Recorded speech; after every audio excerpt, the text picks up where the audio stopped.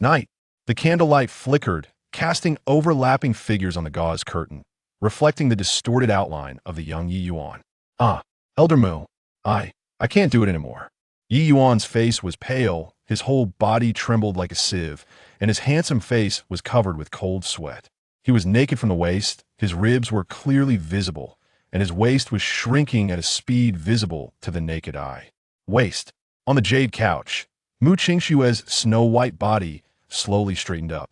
The black hair fell to her waist, her red lips slightly opened, and she exhaled a pink mist.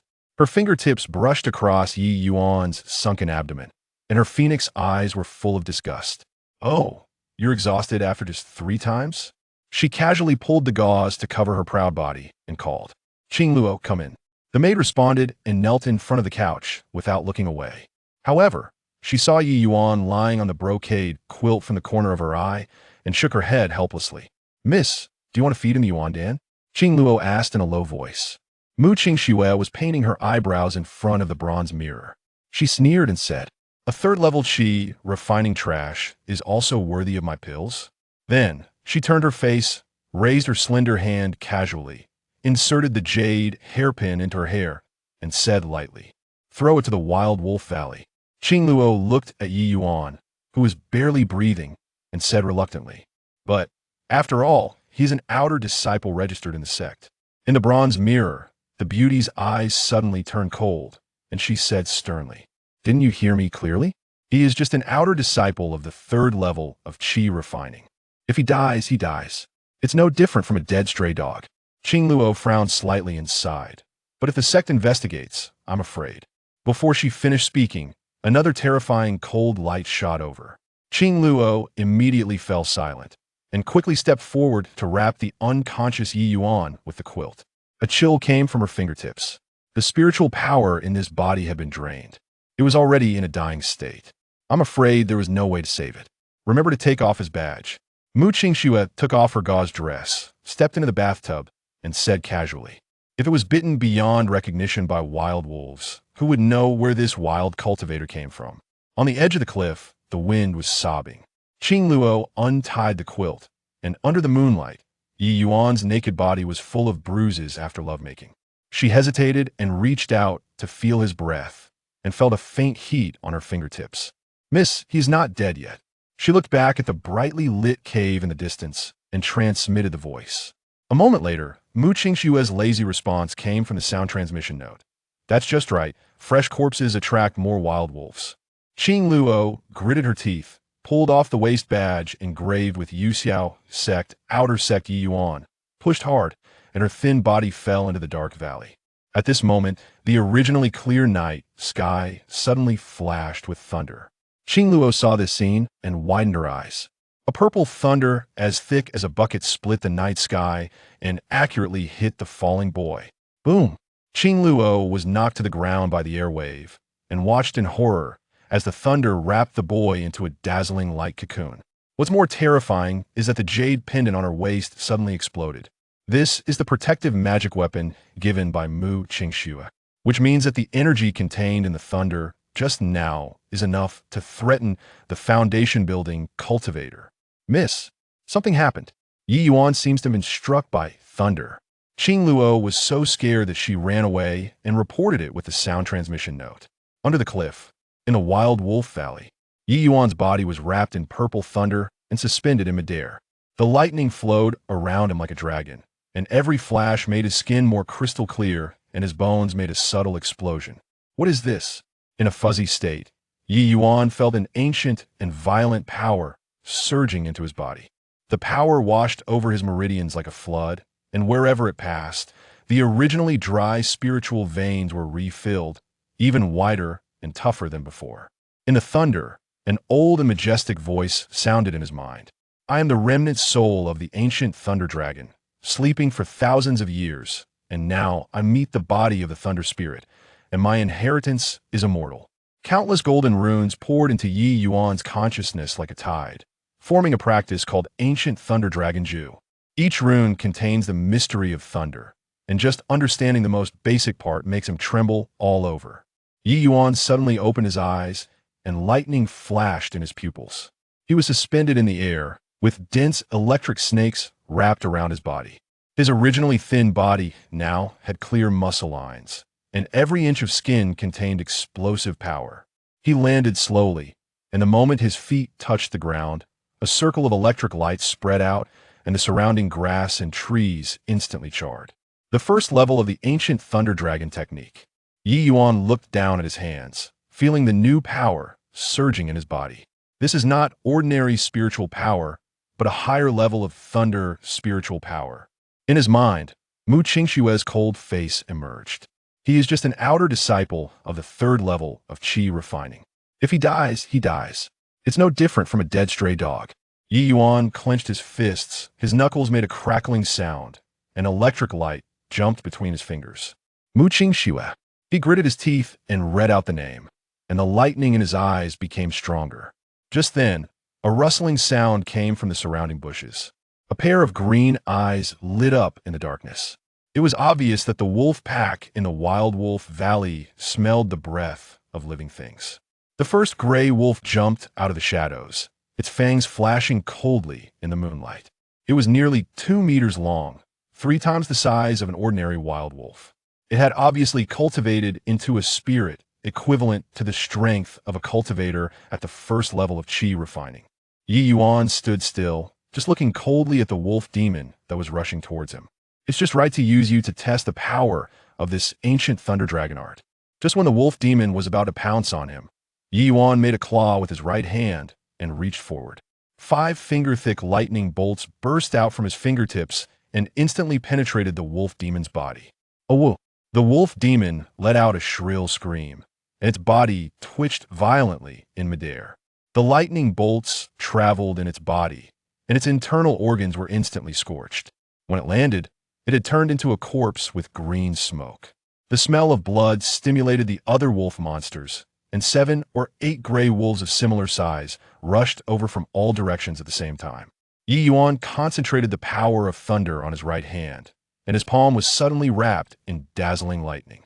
He swung his fist forward, and a lightning as thick as a bowl flew out his hand, piercing through 3 wolf monsters that rushed in a straight line like a spear. The lightning continued to move forward, and a large pit with a diameter of 2 meters was blasted on the rock wall in the distance, and gravel flew. The wolves were shocked by the power, and their offensive was stagnant. "Come on!" Ye Yuan shouted in a low voice, his eyes flashed with lightning, and thunder surged around his body. The wolves saw that the situation was not good, and they actually fled in all directions. This ancient thunder dragon art is indeed extraordinary. "Haha, Mu Qingxue, wait for me to go back," Ye Yuan said coldly. In fact, he was not a person here, but came through and attached to the baby. When he grew up, he was lucky enough to enter the immortal gate, but was forced to become someone else's furnace and had his spiritual power drained away. Huh, what's the matter with this jade pendant?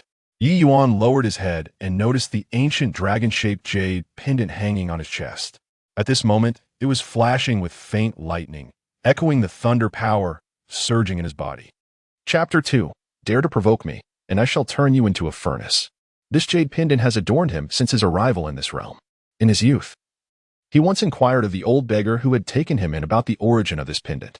The beggar simply shook his head, stating that it had been in his swaddling clothes when he found him, perhaps a token of his lineage. Later, upon entering the Yuxiao sect, Ye Yuan had secretly scoured through ancient texts, yet he could never find any mention of this pendant. Over time, he came to regard it as a mere trinket, not giving it much thought. However, now, under the surge of thunder, the pendant revealed an astonishing phenomenon. Could it be that this pendant is connected to my unexpected cultivation technique? Ye Yuan grasped the pendant in his hand, and instantly, a pure force of thunder surged into his body, seemingly propelling his cultivation towards a breakthrough. He was taken aback, and upon further sensing, discovered a small space within the pendant, where bolts of lightning intertwined, and a dragon-shaped shadow could be faintly discerned swimming within. This small space was incomparably larger than that of an ordinary storage bag. This pendant is certainly not an ordinary item. Ye Yuan's eyes sparkled with brilliance, and he felt an overwhelming joy in his heart. He had initially thought that acquiring the ancient thunder dragon technique was a fortuitous blessing, but he never anticipated that all of it originated from this pendant he had worn since childhood. Clearly, this pendant conceals remarkable secrets. He took a deep breath, suppressing his excitement, and carefully stowed the pendant close to him once more. Subsequently, Ye Yuan calmed his mind and continued his cultivation. A few days later, at the entrance of the sect, "Look, is that Ye Yuan?" a disciple on guard exclaimed. "How is that possible? Having served as Elder Mu's furnace, he has returned alive?" "Shoo, lower your voice. Do you wish to die?" The murmurs buzzed around Ye Yuan like mosquitoes. He paid them no heed, pretending not to hear. Suddenly, a shrill laugh echoed from within the mountain gate. "Oh, isn't this Elder Mu's furnace? How come you returned in such a disheveled state after just a few days?" The crowd parted, revealing a woman clad in a fiery red robe. She had almond-shaped eyes and a delicate complexion, her tall figure accentuated by a shimmering silver whip at her waist. She was none other than the outer sect steward, Lu Fengmei. Despite her cultivation being at the 6th level of qi refinement, she wielded her connections with a certain inner sect elder to bully others in the outer sect. A cold glimmer flashed in Ye Yuan's eyes. Lu Fengmei had previously deducted his monthly stipend multiple times, and once even intentionally spilled his spiritual food to incite competition among the spirit hounds, merely to witness his humiliation as he knelt to pick it up. "Senior Sister Lu," Ye Yuan inclined his body slightly. Lu Fengmei approached and, using the whip as tip, lifted Ye Yuan's chin, her crimson lips curling into a mocking smile. "I heard that when you served Elder Mu, you failed 3 times? Truly a waste." Laughter of a lewd nature erupted around them. Ye Yuan's expression remained unchanged as he calmly replied, "You speak the truth, Senior Sister." Lu Fengmei's demeanor shifted abruptly, and she lashed the whip across Ye Yuan's shoulder, declaring, "Who permitted you to look me in the eye? Kneel and respond." As the tip of the whip made contact with Ye Yuan's body, an imperceptible spark of electricity surged along the length of the whip. Lu Fengmei felt a tingling sensation in her palm, nearly losing her grip on the long whip. Ye Yuan pretended to stagger back as if struck, but in truth, he was secretly harnessing the power of thunder. He coughed softly and said, "Sister Lu, why must you be so angered? I have just returned from the brink of death, and my body is weak." "Weak?" Lu Fengmei scoffed, her voice laced with derision. "You are merely putting on an act. Elder Mu discarded you as if you were refuse. And yet you have the audacity to return?" With that, she struck again with the whip, aiming directly at Ye Yuan's face. In a flash of lightning, Ye Yuan raised his hand to block it. To the onlookers, it appeared he barely managed to deflect the strike. However, he subtly infused a trace of thunderous energy into the whip. "Ah!" Lu Fengmei suddenly screamed, her entire arm feeling as if it had been struck by lightning, causing the whip to fly from her grasp. Ye Yuan inquired, "Sister, are you unhurt?" Lu Fengmei glared at him, her meticulously crafted visage twisting in fury as she exclaimed, You are deceitful." With a sudden surge of spiritual energy, she launched a palm strike towards Ye Yuan's chest, channeling all her strength from the 6th level of qi refinement, capable of sending him reeling with blood. Yet today was unlike any other. Ye Yuan had now reached the 4th level of qi refinement. Instead of evading, he stood firm, bracing himself for the strike while channeling the ancient Thunder Dragon technique to concentrate the thunderous power in his chest. Bang! With a muffled thud, Lu Fengmei's palm barely grazed Ye Yuan's robe before she felt a torrent of violent electricity surge up her arm. Instantly, her entire right arm went numb, and she was hurled backward. The spectators were left astonished, their expressions frozen in disbelief. "Sister, why resort to such heavy-handedness?" Ye Yuan feigned pain, retreating a few steps, having utilized less than 30% of his thunderous power. "You scoundrel, how dare you turn truth into falsehood?" Lu Fengmei, a tempest of rage and indignation, began to form a spell with her left hand. Seizing the opportunity, Ye Yuan conjured a bolt of lightning and struck.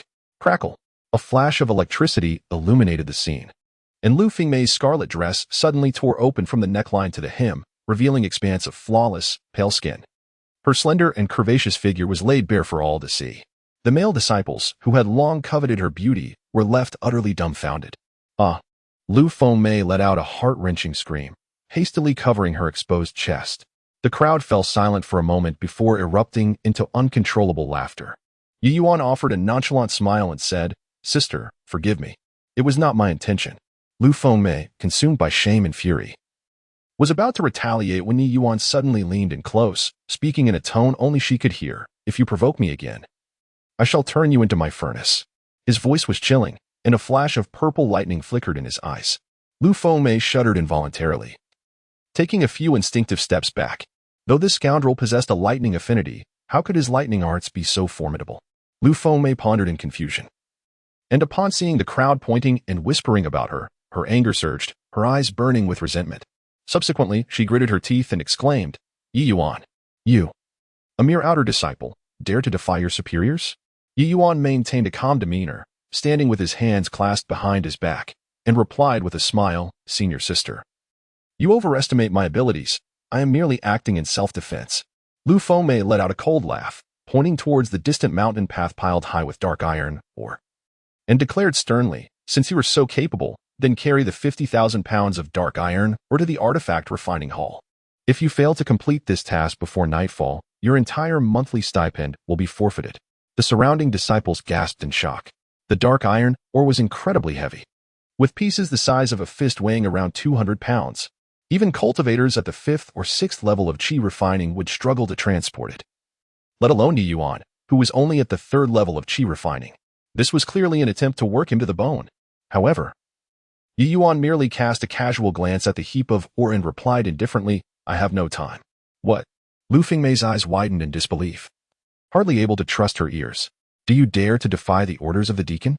Ye Yuan leisurely adjusted his sleeves and replied, if senior sister wishes to move the ore, you may do so yourself.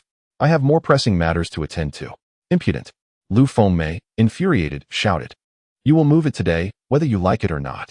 Otherwise, you will face the consequences as per the sect's regulations. Before she could finish her sentence, Ye Yuan suddenly raised his gaze, a flash of lightning sparking in his eyes. Boom. A bolt of thunder struck the ground before Lu Fengmei, instantly scorching the earth and creating a pit as wide as a barrel. Lu Fengmei, terrified, stumbled back several steps, her face drained of color. Ye Yuan advanced slowly, his voice icy, Senior sister, what did you just say? I didn't quite catch that. Lu Fengmei's lips trembled, and she found herself momentarily unable to speak. Ye Yuan let out a cold laugh, turning to leave, leaving behind a chilling remark, if you continue to make noise, the next lightning strike will not merely strike the ground. Silence enveloped the scene. All the disciples stared in astonishment at Ye Yuan's retreating figure, their hearts filled with shock. Was this truly the same Ye Yuan who had been bullied without reprieve? Chapter 3. Striking her insipid face. Ye Yuan returned to his dilapidated courtyard, the wooden door creaking shut behind him. Upon pushing open the door, he was greeted by the simplicity of his abode, a wooden bed and a solitary mat, nothing more. He seated himself cross-legged on the mat, closing his eyes to delve within. Deep in his dantian, the previously thin spiritual energy now surged like a tempestuous storm, coursing through meridians that had expanded severalfold. Each strand of energy shimmered with intricate electric sparks, emanating a disquieting resonance. Having cultivated the ancient Thunder Dragon technique to its first tier, his physical strength now rivaled that of a foundational stage cultivator. However, to ascend to the 2nd tier, he required an infusion of heavenly thunder to temper his body. Ye Yuan furrowed his brow. Heavenly thunder was elusive, attainable only during thunderstorms, and forcibly drawing lightning was too conspicuous, likely to attract the attention of formidable sect members. Thus, he had no choice but to set this endeavor aside for the time being. His newfound confidence in returning to the sect stemmed from his significantly enhanced physique, comparable to that of a foundational stage cultivator. In contrast, Mu Qingshue's cultivation in the magical arts was at the mid-foundational stage. Although physical cultivators had an inherent disadvantage against magical practitioners, he now possessed a modicum of self-preservation capability. Moreover, Mu Qingshue's attempts to eliminate him would not be an effortless task, given that the Yuxiao sect adhered to certain regulations. Within the sect, the gathering spirit formation provided a richness of spiritual energy far superior to that found in the wilderness. After much contemplation, he resolved to return to the sect. For now, elevating his cultivation was paramount. My meridians, having been transformed by thunder, now allow for a vastly improved cultivation speed, Ye Yuan murmured softly to himself. His spiritual root was an exceptionally rare lightning root, albeit of ordinary quality, categorized as a mundane product. This type of lightning root could only cultivate up to the foundational stage, making further advancement nearly impossible. Thus, although he had entered the sect 3 years prior, his ordinary spiritual root had garnered him little attention. After all, the limitations of a mundane spiritual root capped at the foundational stage did not incentivize others to invest resources in him. However, his spiritual root had since undergone transformation, elevating it to a lower-grade root, significantly enhancing his cultivation speed beyond what it once was. Subsequently, he inhaled deeply, focusing his mind and forming hand seals to activate the ancient Thunder Dragon technique. Instantly, electric light flickered in the room, and the ambient spiritual energy surged towards him like a tidal wave. Upon entering his body, this energy was promptly converted into pure thunderous power, flowing into the dantian's thunderpool. Gradually, a layer of pale purple electric light enveloped him, his hair rising unbidden as a faint dragon-esque roar echoed within the confines of the room. Meanwhile, in the core region of the Yuxiao sect, atop a spirit peak shrouded in mist, Mu Qingxue languidly reclined on a white jade couch, her delicate fingers toying with a jade pendant, dressed in sheer gauze. Her alluring figure was tantalizingly obscured, yet the icy glint in her phoenix-like eyes was unmistakable. "Oh, that brat is still alive?" she murmured, her lips parting slightly, her voice laced with a chilling undertone. In the dim light, Qi Luo knelt on the ground and softly replied, "Miss, it is indeed true. Not only did he survive, but he also publicly defeated Lu Fengmei." A charming smile curled at the corners of Mu Qingxue's lips as she urged, "Please elaborate." Qing Luo promptly recounted the entire sequence of events. Upon hearing this, Mu Qingxue chuckled softly and remarked, "How intriguing. He was cast into the Wolf Valley and yet survived, even gaining an opportunity." Rising to her feet, she moved to the window, gazing toward the outer gate, and mused. Could it be that this young man has acquired a formidable technique? Qi Luo nodded and suggested, "It is possible. Should the Mississippi?" Mu Qingxue lightly laughed, licking her delicate lips. "There's no rush. Let those inept disciples at the outer gate investigate first. Since he survived, we shall extract from him once more. This time, I intend to uncover all his secrets." As her words lingered in the air, she directed a pink mist from her fingertips, which coalesced into a talisman that soared toward the outer gate. 3 days later, Ye Yuan was diligently cultivating in his small courtyard. Seated cross-legged, he was enveloped in crackling purple lightning, the tempestuous power of thunder coursing through his veins, cleansing his meridians.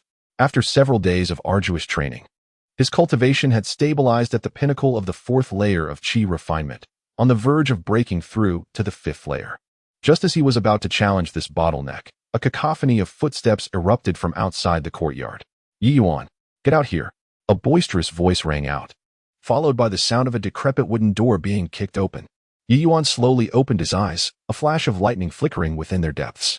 "Seeking death," he muttered, rising to his feet and casting a cold gaze toward the entrance. There, 5 or 6 outer disciples stormed in with imposing demeanor. Leading them was a burly young man with a sinister expression, Zhao Li, a 7th-layer qi refinement cultivator and one of the outer gate's stewards. He was also a loyal lackey of Mu Qingxue, often bullying others under her protection, leaving many disciples at a disadvantage. "Ye Yuan, you have quite the audacity." Zhao Li sneered as he entered the courtyard. "Do you not kneel before your steward?"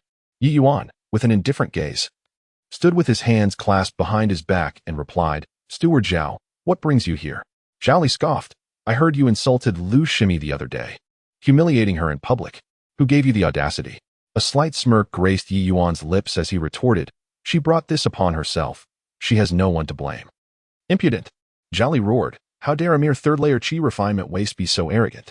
Today, I shall teach you a lesson on behalf of Elder Mu." Before he could finish his sentence, he lunged forward, his right hand transforming into a claw aimed directly at Ye Yuan's throat. This strike was fierce and unyielding, imbued with spiritual power. Any ordinary 4th-layer qi refinement practitioner would scarcely have a chance to react before having their neck snapped. Yet, Ye Yuan remained unmoving, standing his ground. Boom!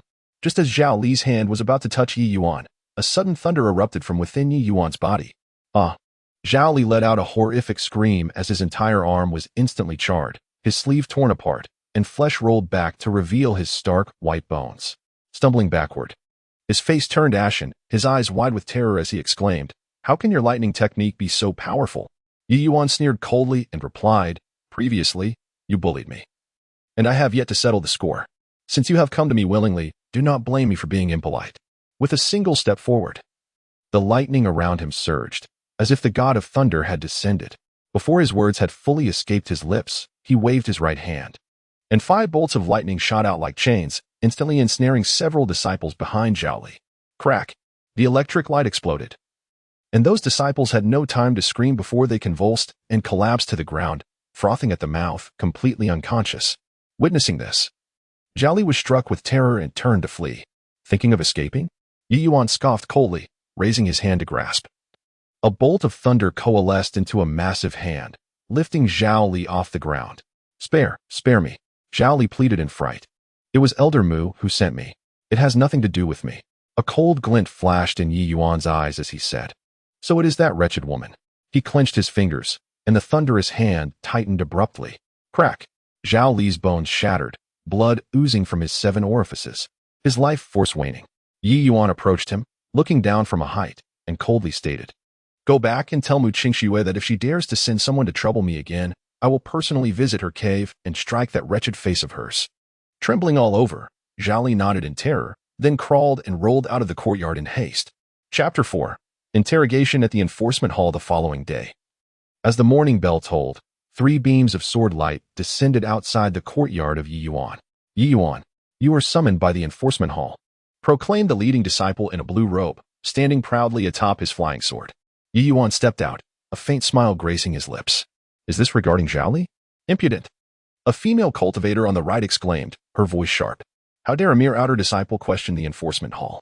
Her waist bore a jade token inscribed with the words enforcement, and the oppressive aura of her 8th layer of chi surged forth. Ye Yuan smirked. The thunder dragon technique within him automatically circulating, rendering her pressure as inconsequential as a cow sinking into the sea. Noticing Ye Yuan's unperturbed demeanor, the female cultivator's expression shifted. "No wonder you could defeat Zhao Li. Your strength is formidable enough to remain unaffected by my aura." She scrutinized Ye Yuan, a cold smile forming on her lips. With a wave of his sleeve, the leading man barked, "Ye Yuan, you have injured Zhao Li, causing damage to his spiritual roots. Elder Qin has ordered me to bring you back to the enforcement hall for interrogation. Accompany us willingly, or I shall be compelled to take action." Ye Yuan nodded, replying, "Very well, I shall accompany you." Inside the enforcement hall, the bronze lanterns cast eerie shadows upon the walls. The figure seated upon the high dais was Elder Qin, the overseer of the enforcement hall.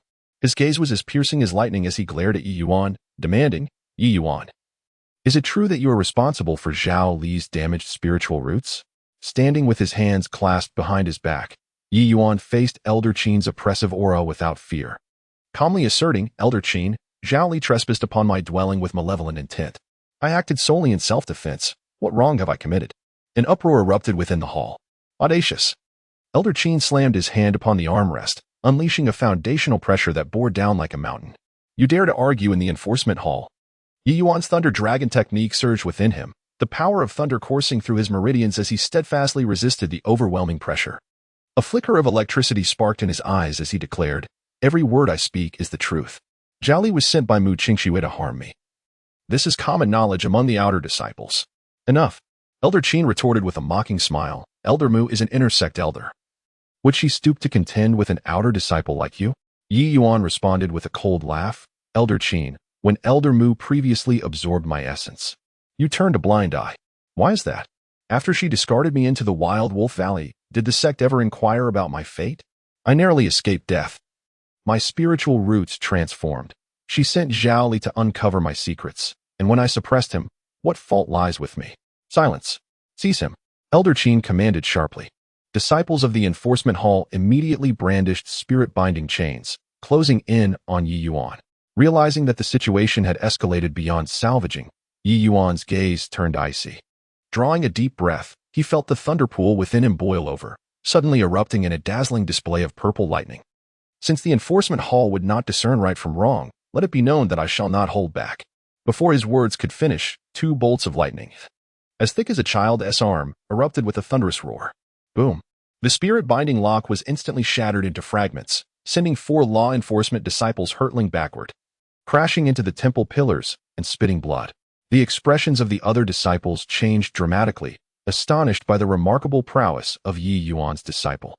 These 4 disciples were all above the 6th level of chi refinement, yet they were injured by his lightning. The strength of Ye Yuan was indeed terrifying. It must be noted that Ye Yuan's cultivation was merely at the 3rd level of chi refinement.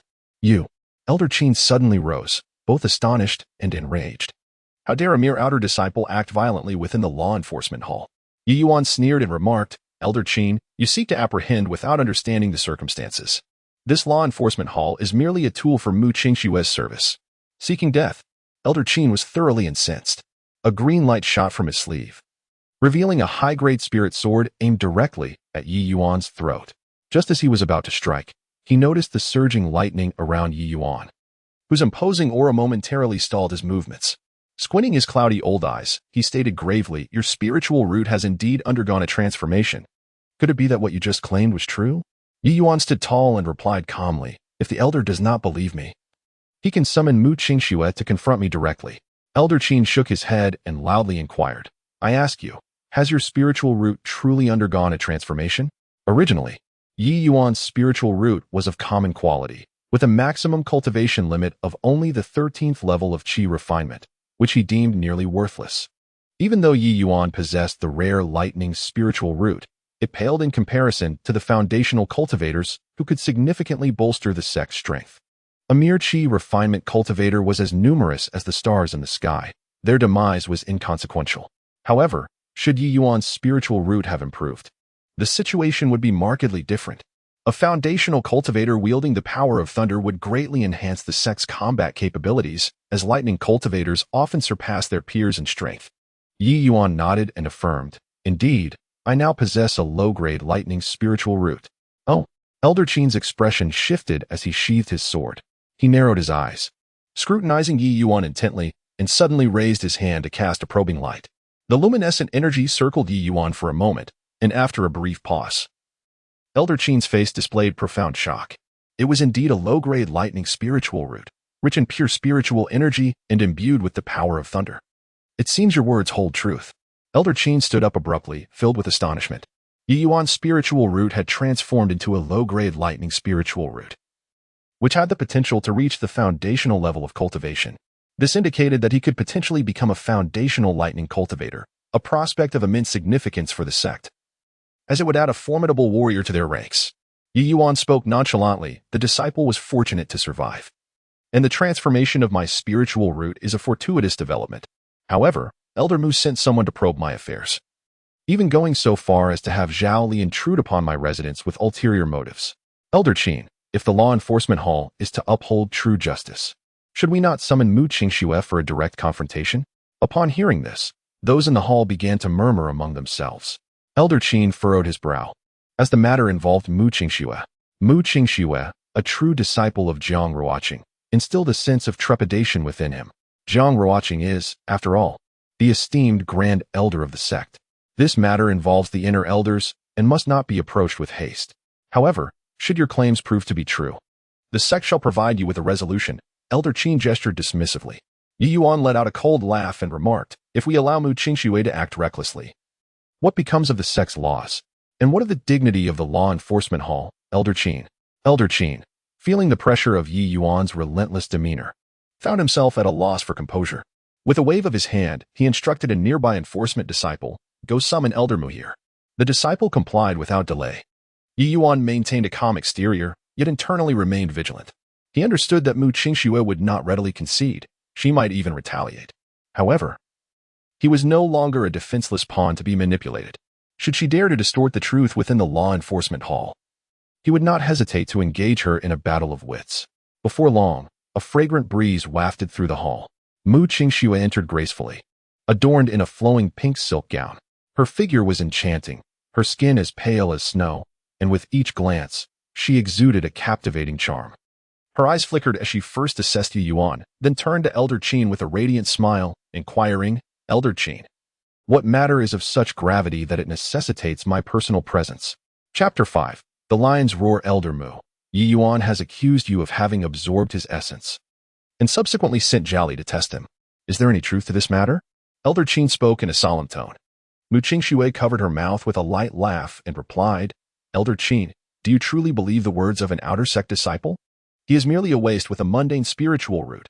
How could I possibly absorb him? Does he even deserve such recognition?" Ye Yuan scoffed coldly, "Elder Mu, you did not speak so when you absorbed me initially." Mu Qingxue's gaze turned icy, her spiritual energy surged, and a formidable pressure equivalent to that of the mid-foundation stage suddenly erupted. "Insolence! A mere outer sect disciple dares to slander this elder?" Ye Yuan showed no fear. The Thunder Dragon technique circulated within him, and faint sparks of electricity flickered around him, allowing him to withstand her pressure resolutely. Elder Qin observed this with increasing astonishment. Ye Yuan's strength had evidently surpassed that of an ordinary qi refinement disciple.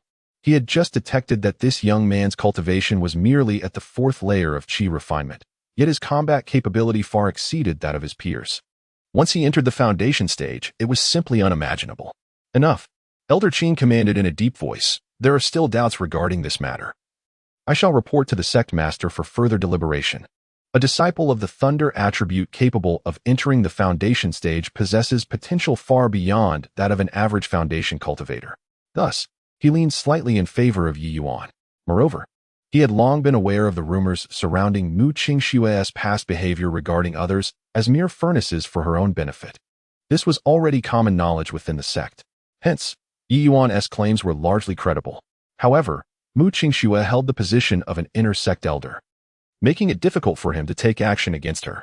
Mu Qingxue snorted coldly, flicking her sleeve. Elder Qin. What punishment does this slander against an inner sect elder warrant according to sect regulations? Elder Qin frowned deeply, about to respond, when a clear and cold voice suddenly echoed from outside the hall. If what he says is true, then it is you, Elder Mu, who should face the consequences.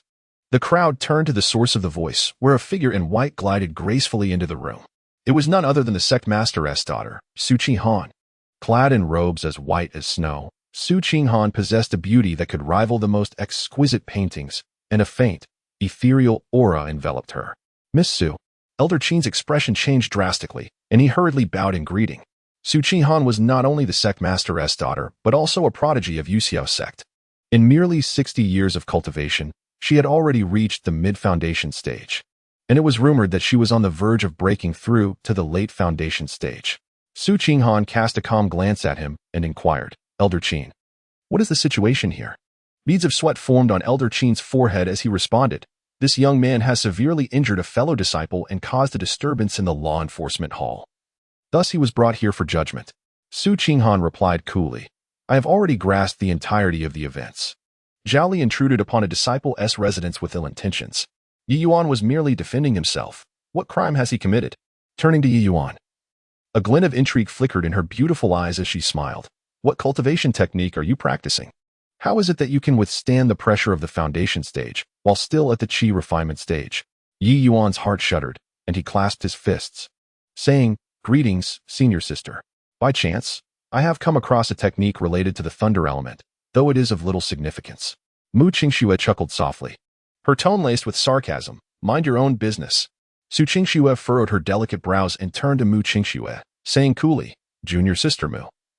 It is against the sect's rules to privately absorb disciples' energy. If what Ye Yuan claims is true, are you aware of your transgression? Mu Qingxue's expression shifted slightly, but she quickly retorted with a cold smile, Senior sister Su, do not be swayed by the ramblings of an outer disciple. He is merely a waste with mediocre spiritual roots.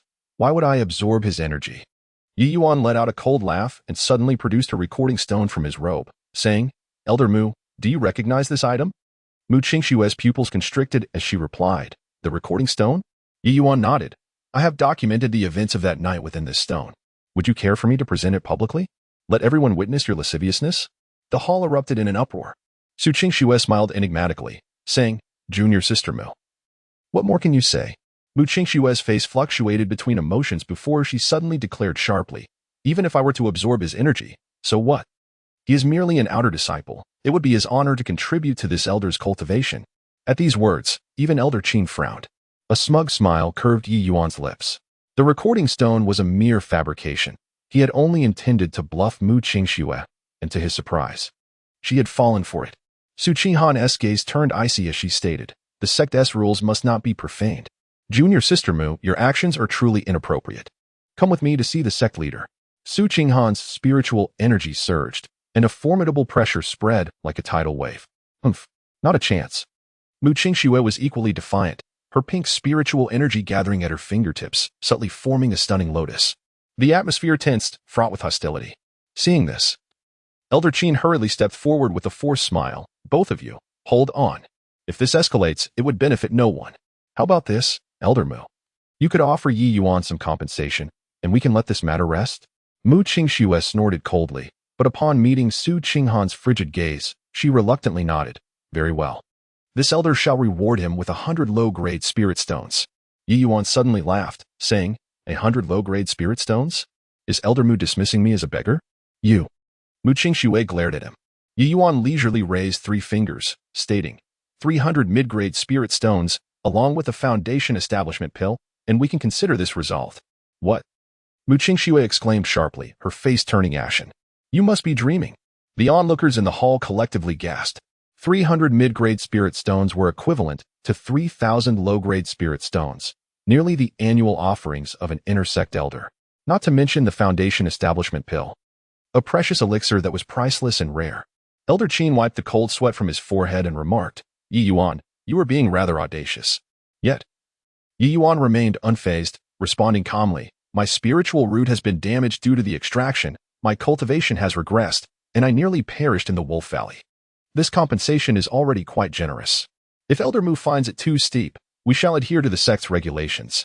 Mu Qingxue was fuming, her gaze fixed on Ye Yuan with a palpable intent to kill. However, upon noticing Su Qinghan's warning glance, she ultimately gritted her teeth and declared, fine, I shall comply. She retrieved a jade box from her storage bag and slammed it onto the table, stating, inside are 300 medium-grade spiritual stones, but there are no foundational pills. Ye Yuan smiled faintly as he accepted the jade box, saying, Elder Mu is indeed straightforward. However, when shall I receive the foundational pills? Mu Qingxue replied with a cold laugh, Ye Yuan, you must be out of your mind. Do you not comprehend the exorbitant value of foundational pills? Elder Qin spoke sternly. Ye Yuan, do not overreach. These 300 medium-grade spiritual stones are more than sufficient to cover your losses. Hearing this, Ye Yuan had no choice but to relent, saying, Then I shall heed Elder Qin's words. Just you wait, you little beast. Mu Qingxue tossed her sleeve dramatically, her alluring figure swaying as she departed. Su Qinghan offered a faint smile, casting a glance at Ye Yuan before preparing to leave as well. Observing this, Ye Yuan hurriedly followed, curious about why Su Qinghan chose to assist him. Chapter 6. The second-order Bihua snake. Ye Yuan caught up with Su Qinghan and respectfully bowed, saying, Sister Su, please hold your steps. Su Qinghan halted, turned to him, and smiled lightly. Oh, junior brother Yi, what is it that you seek? Ye Yuan replied with a grin. I am grateful for your assistance today, sister. However, I am perplexed as to why you chose to help me. Su Qinghan's crimson lips curved into a subtle smile as she explained. You refer to this matter. It was Qin Qingshan who urged me to assist you. He previously aided me in gathering spiritual herbs, and I owe him a favor. Thus, I am repaying him today. Qin Jishur? Ye Yuan's heart jolted, conjuring the image of the ever-smiling middle-aged cultivator. Qin Qingshan had been his guide, the one who welcomed him into the sect and aided him in successfully gathering qi. This kindness had been etched in his heart. Ye Yuan, your lightning technique is remarkably potent, brimming with potential. In half a year, the sect's grand competition will take place. Strive diligently to become an inner disciple as soon as possible. With these words, Su Qinghan gracefully turned and departed. The sect's grand competition? Ye Yuan stood rooted, a smile playing at the corners of his mouth. He resolved to seek out Qin Qingshan to express his gratitude immediately.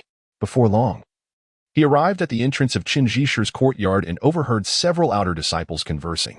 Have you heard? Qin Jishur has been injured. Is that true? But he is at Qi refinement stage 10. How could that be? Absolutely true. It is said he was wounded while suppressing a serpent demon in Foshan town. Ye Yuan's heart sank, and he hurriedly approached, asking, Brothers, where is Qin Jishur now? How serious is his injury? The disciples paused momentarily at the sight of Ye Yuan, before one responded. Qin Jishur has been poisoned by a snake, and his condition is dire. Without waiting for further explanation, Ye Yuan transformed into a fleeting shadow, rushing toward the courtyard. Upon pushing open the door to the back room, a strong scent of medicine assailed him. On the bed, Qin Qingshan appeared pale, his lips darkened, and he had visibly lost weight. A healer was administering acupuncture, beads of sweat forming on his forehead. Uncle Qin. Ye Yuan rushed to the bedside in a few swift strides. Qin Qingshan weakly opened his eyes, managing a faint smile upon seeing Ye Yuan. Xiao Yuan, you've come. Ye Yuan grasped Qin Qingshan's hand, noticing a sinister black line creeping up his wrist. He turned to the healer, asking, Elder, what has happened to Uncle Qin?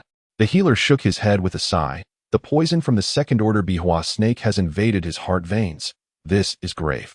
Unless what? Ye Yuan furrowed his brow.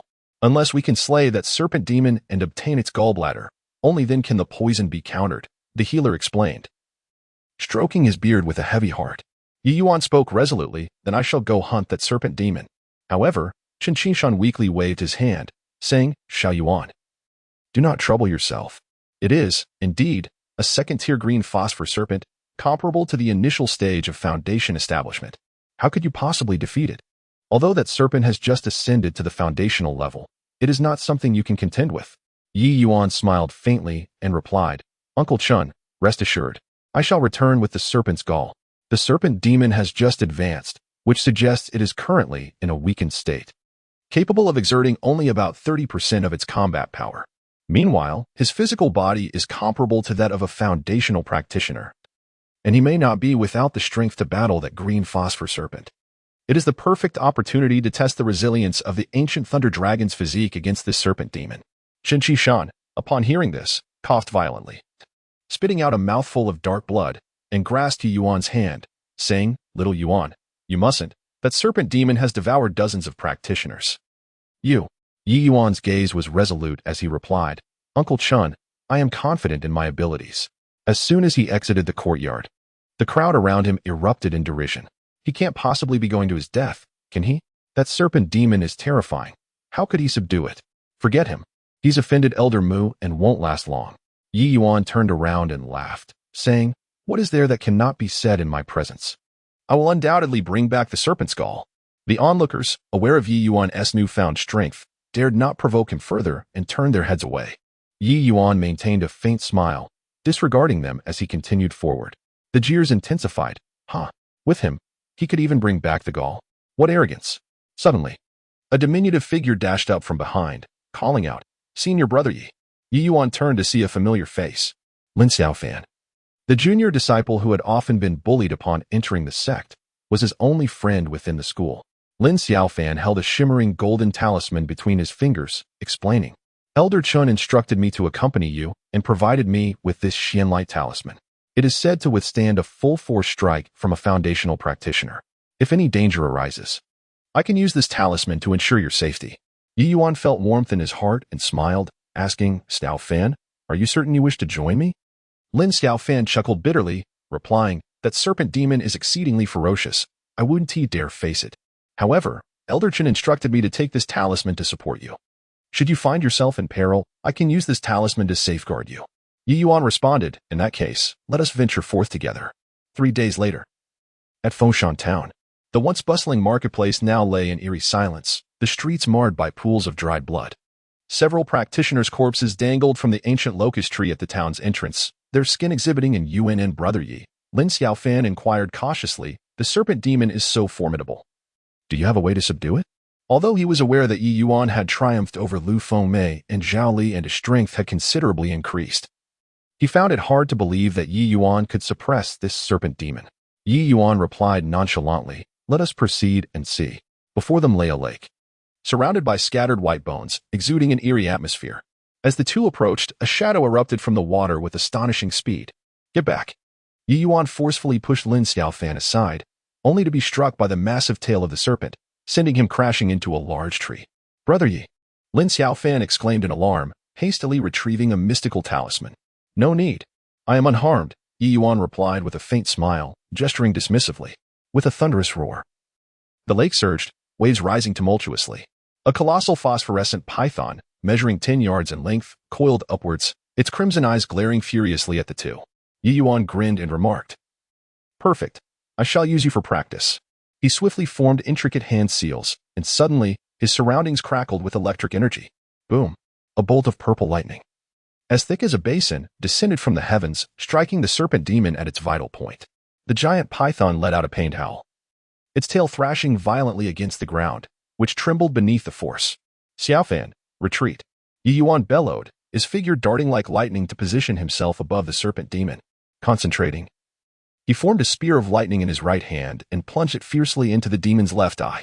With a sickening squelch, foul blood gushed forth, inciting the serpent's wrath. It opened its gaping maw, unleashing a cloud of toxic mist. With fury igniting in his eyes, Ye Yuan's aura surged with vibrant purple electricity. Countless slender bolts of lightning danced across his body, forming an impenetrable barrier of lightning. The toxic mist collided with the electric shield, producing a sharp, corrosive sound. Yet it could not breach the protective layer. Abominable beast, meet your demise. Ye Yuan roared, his legs propelling him forward with explosive force, charging towards the colossal python. His right fist, enveloped in raging lightning, struck with the force of 10,000 pounds aimed directly at the serpent's head. Chapter 7. Can a mere chi refinement practitioner slay a serpent demon? Boom. The punch landed squarely on the serpent demon's head, shattering its emerald scales and causing blood to splatter. The giant python, in agony, let out a thunderous roar, its massive tail sweeping towards him like a steel whip. Come at me. Ye Yuan's muscles bulged, veins protruding as he harnessed the power of thunder, propelling the Tinjiang python into the air with a single blow. Bang! The ground was cratered by the impact, the serpent demon in disarray, dark green blood oozing from its mouth. Seizing the moment, Ye Yuan executed hand seals, his internal thunder pool boiling with energy.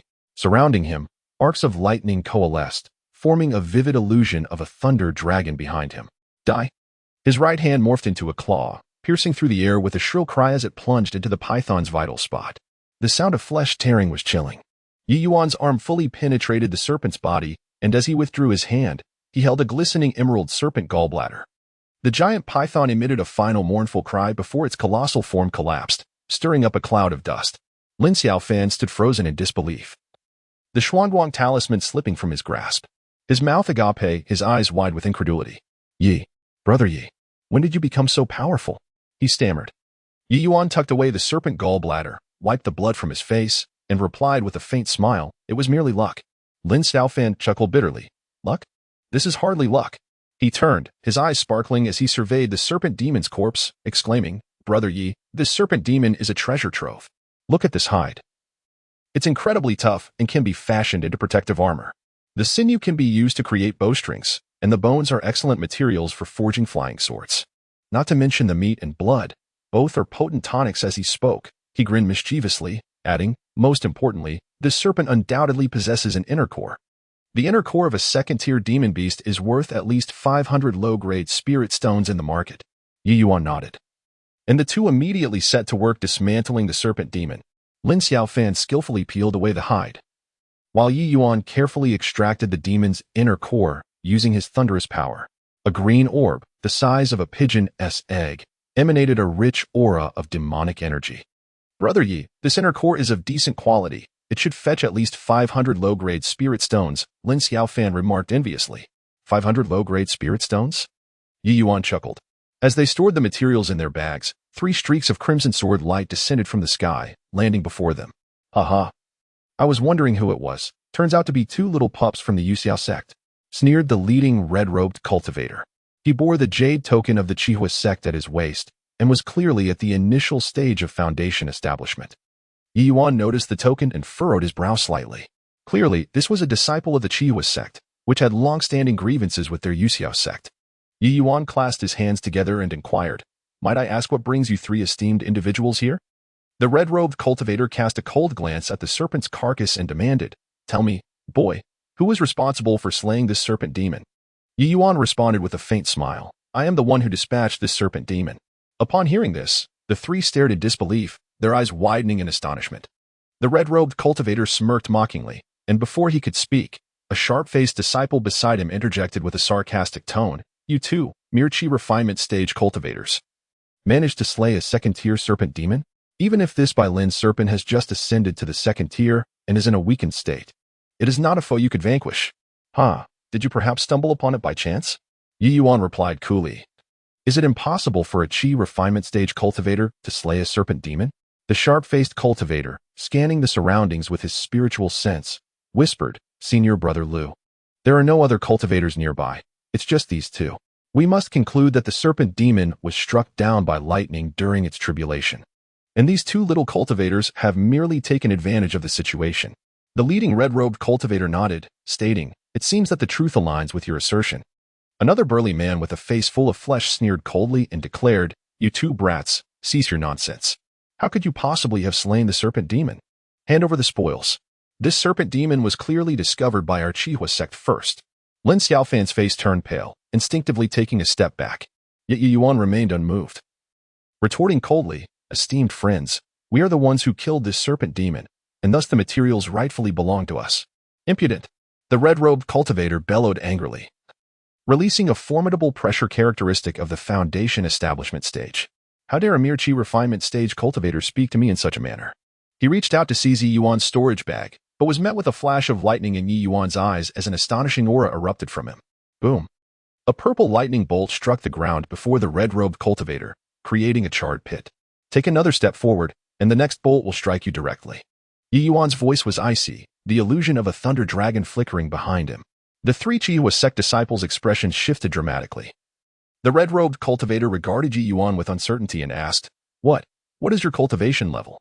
Lin Xiaofan also looked at Ye Yuan in shock, realizing that his senior brother's strength was likely far beyond what it appeared. Leave. Ye Yuan commanded coldly, his eyes blazing with lightning. The red-robed cultivator's expression darkened instantly. You have some nerve. A mere Qi refinement stage cultivator dares to be so arrogant. He abruptly struck his storage bag at his waist, and a crimson flying sword shot forth with a piercing whine, flames dancing along its blade. Crimson flame sword, slay. The flying sword transformed into a fiery rainbow. A scorching wave of heat aimed directly at Ye Yuan's throat. The might of this strike was such that it distorted the surrounding air. Ye Yuan snorted coldly, gathering thunder in his right hand as he reached directly for the flying sword. Seeking death, the red-robed monk grinned malevolently, as if he could already envision the gruesome scene of Ye Yuan's hand being severed. However, with a sharp crack, in the astonished gaze of all present, Ye Yuan's thunderous hand resolutely crushed the crimson flame sword. Fragments scattered, and the flames were instantly extinguished. Gasped. The red-robed monk, his innate artifact destroyed, immediately spat out a mouthful of blood and staggered backward. Senior brother! The other two disciples of the Scarlet Fire sect exclaimed as they rushed forward to support him. Ye Yuan stood with his hands behind his back and coldly declared, Now, surrender your storage bags and be gone. You. The red-robed monk's expression twisted in fury. I am Lu Yin, the personally instructed disciple of the Grand Elder of the Scarlet Fire sect. Do you dare offend my sect? Enough. Ye Yuan raised his hand, unleashing a bolt of thunder that struck the ground beside Lu Yin, creating a pit nearly 10 feet deep. Lu Yin's face turned ashen with fear, and he no longer dared to utter a word, trembling as he unfastened his storage bag and tossed it over. The other two, witnessing this, hurriedly followed suit. Leave. Ye Yuan commanded, collecting the 3 storage bags with a nonchalant air. Lu Yin shot Ye Yuan a venomous glare, retreating in a disheveled state with the help of his companions as they took to the skies on their swords. Lin Xiaofan stood dumbfounded, witnessing the scene unfold before him. Stammering, Ye. Brother Ye, you can easily defeat even a foundation establishment cultivator? Ye Yuan weighed the storage bags in his hands and remarked, Let us see what treasures we have. Upon opening them, he discovered over 500 low-grade spirit stones, several bottles of elixirs, and a handful of low-tier magical artifacts among the 3 bags. The most valuable item was a blazing sun token from Lu Yan's bag, a symbol of the Li Wang secret realm, one of the most renowned secret realms in the lower Xin realm. This token was worth at least 3,000 low-grade spirit stones. Ye Yuan took out 100 low-grade spirit stones and handed them to Lin Xiaofan, saying, A bountiful harvest indeed. Keep these. Lin Xiaofan repeatedly waved his hands, exclaiming, This is too much. Take it, Ye Yuan insisted, pressing the spirit stones into his hands. We must return. Uncle Qin is waiting for the snake gall to cure the poison. Chapter 8, Reverse Harvesting? Ye Yuan and Lin Xiaofan guided their flying swords back to the sect. As they landed before the mountain gate, they were intercepted by the gatekeeping disciples. Halt. The leading disciple scrutinized them with suspicion. I heard you went to Foshan town to hunt a serpent demon? Lin Xiaofan puffed out his chest proudly and declared, Indeed. Senior brother Yi personally slew that second tier by Lin serpent. Laughter erupted among the gatekeeping disciples. Him? A mere outer disciple at the 3rd level of Qi refining? Ye Yuan, uninterested in their mockery, directly produced the emerald serpent gall. As the gall emerged, a potent aura of demonic energy radiated from it, silencing the laughter in an instant. Is this truly the gall of a 2nd-tier serpent demon? The gatekeeping disciple's eyes widened, his voice trembling. The news spread like wildfire throughout the outer sect. By the time Ye Yuan and Lin Xiaofan reached Su Qinghan's residence, a crowd of curious disciples had gathered outside. Make way, Ye Yuan commanded sharply, and the crowd parted instinctively. All eyes were filled with disbelief, whispers swirling around them. I heard he tore the serpent demon apart with his bare hands. Surely that's a fabrication. He must have used some trick. What strength does he possess to subdue a demon comparable to a foundational stage cultivator? I saw that serpent gall with my own eyes. It can't be fake. Ye Yuan paid no heed to the murmurs, hastening into the house. Su Qinghan's condition had deteriorated further since their departure, his entire arm exhibiting an eerie shade of green. Uncle Chen, I'm back. Ye Yuan presented the serpent gall to the apothecary. Quickly, help Uncle Chen with the antidote. The apothecary took the gall, exclaiming, such pure demonic energy. This is indeed the gall of a second-tier serpent demon. He immediately set to work, and soon brewed a bowl of verdant medicinal liquid. After Su Qinghan consumed the potion, his complexion rapidly improved. Weakly, he opened his eyes and grasped Ye Yuan's hand, asking with confusion, Sha Yuan, did you truly slay that serpent demon? Ye Yuan nodded affirmatively. It was a stroke of fortune. Suddenly, Su Qinghan burst into laughter, tears streaming down his face. Excellent, excellent. I, Su Qinghan, did not misjudge you. Ye Yuan smiled. Uncle Chen, please rest well. I have matters to attend to. Upon exiting the room, the gathered disciples outside began to stir restlessly. Ye Yuan retrieved the flesh and essence of the serpent demon from his storage bag and announced, second tier by Lin's serpent flesh and essence, highest bidder wins. The crowd erupted in excitement. I want 3 pounds of serpent flesh. Give me a vial of essence. Brother Yi, I'll pay double the price. Within half an hour, all the materials were snatched up. Ye Yuan weighed his bulging storage bag, a slight smile gracing his lips. For now, I need not worry about cultivation resources. However, my cultivation method still feels somewhat lacking. Although the ancient Thunder Dragon technique is an unparalleled and supreme martial art, it ultimately belongs to the realm of physical cultivation rather than spiritual cultivation. My own spiritual cultivation technique, the Thunder Induction method, is rather commonplace, merely capable of reaching the 13th layer of Qi refinement at most. Moreover, the Thunder-related techniques of the Yuxiao sect are exceedingly rare. To acquire a superior Thunder technique, one can only venture to the marketplace and hope for good fortune. However, there is no immediate need for that. At present, my physical form has undergone a transformation through the ancient Thunder Dragon technique, making it vastly superior to before. My meridians have expanded several-fold, and a thunder pool has formed within me. The cultivation speed of the formerly mundane Thunder Induction method now surpasses that of the past by several times. With such abundant resources at hand, it would be prudent to return and cultivate. Upon returning to my courtyard, I had barely pushed the door open when I was greeted by a rich fragrance of powder. There, I beheld Lu Fengmei leaning against my wooden table, adorned in a red veil-like dress that subtly revealed her form. With a slight parting of her crimson lips, she smiled and said, Junior Brother Yi, you have returned. I furrowed my brow, my gaze sweeping over Lu Fengmei's alluring figure, and replied, Elder Lu, what brings you here? Lu Fengmei swayed her waist as she approached, her fingertips lightly grazing my chest. Your strength has greatly increased, so I have come to offer my congratulations, she said, leaning closer to my ear. Her breath fragrant as orchids, she giggled. I hear, you just defeated a foundation-building serpent demon. Your future achievements are boundless. I let out a cold laugh and took a step back, saying, if Elder Lu seeks materials from the serpent demon, they have all been sold. Oh, who desires such things? Lu Fengmei pouted playfully, inching closer again. Sister truly admires you, junior brother. The previous misunderstandings were merely that. A flash of lightning sparked in my eyes, and a blinding electric glow erupted around me. Lu Fengmei gasped and was thrust back several paces, her carefully styled hair now in disarray. Leave, I commanded, my voice icy, my gaze indifferent. If you dare step into my courtyard again, I shall let you experience true thunderous might. Her complexion shifted through shades of green and white, biting her lip as she replied, I truly regret my actions. If you wish to punish me, feel free. I shall accept it. I scoffed. Flattery without cause is either treachery or theft. Are you not sent by Mu Qingxue to test me? Lu Fengmei shook her head vehemently, asserting, I truly have not. I have come sincerely to apologize. With your strength, you will inevitably ascend to an inner sect disciple. My intention is merely to curry favor in advance. I reached out and lifted her chin, smiling. Ah. A true apology must show sincerity.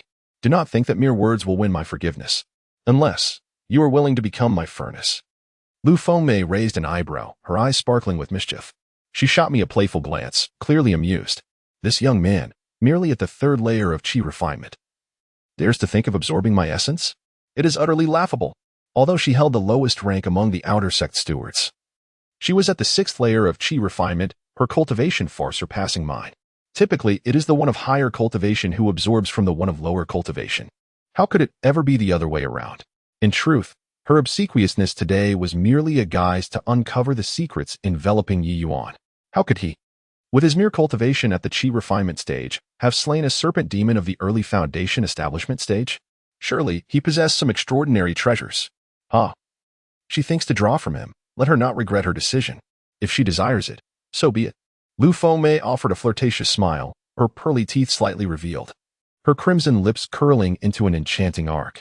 Upon finishing her words, Lu Fengmei delicately loosened her silk gown, revealing her fair, lustrous figure. Her complexion, a delicate shade of pink, showcased exquisite curves, exuding an alluring fragrance. Ye Yuan's heart harbored a cold sneer. Was he unaware of her ulterior motives? Since she presented herself so willingly, there was no reason to turn her away. With the domineering nature of the ancient thunder dragon physique, how could she hope to exploit him in return? A flicker of thought crossed Ye Yuan's mind, yet his expression remained inscrutable as he approached.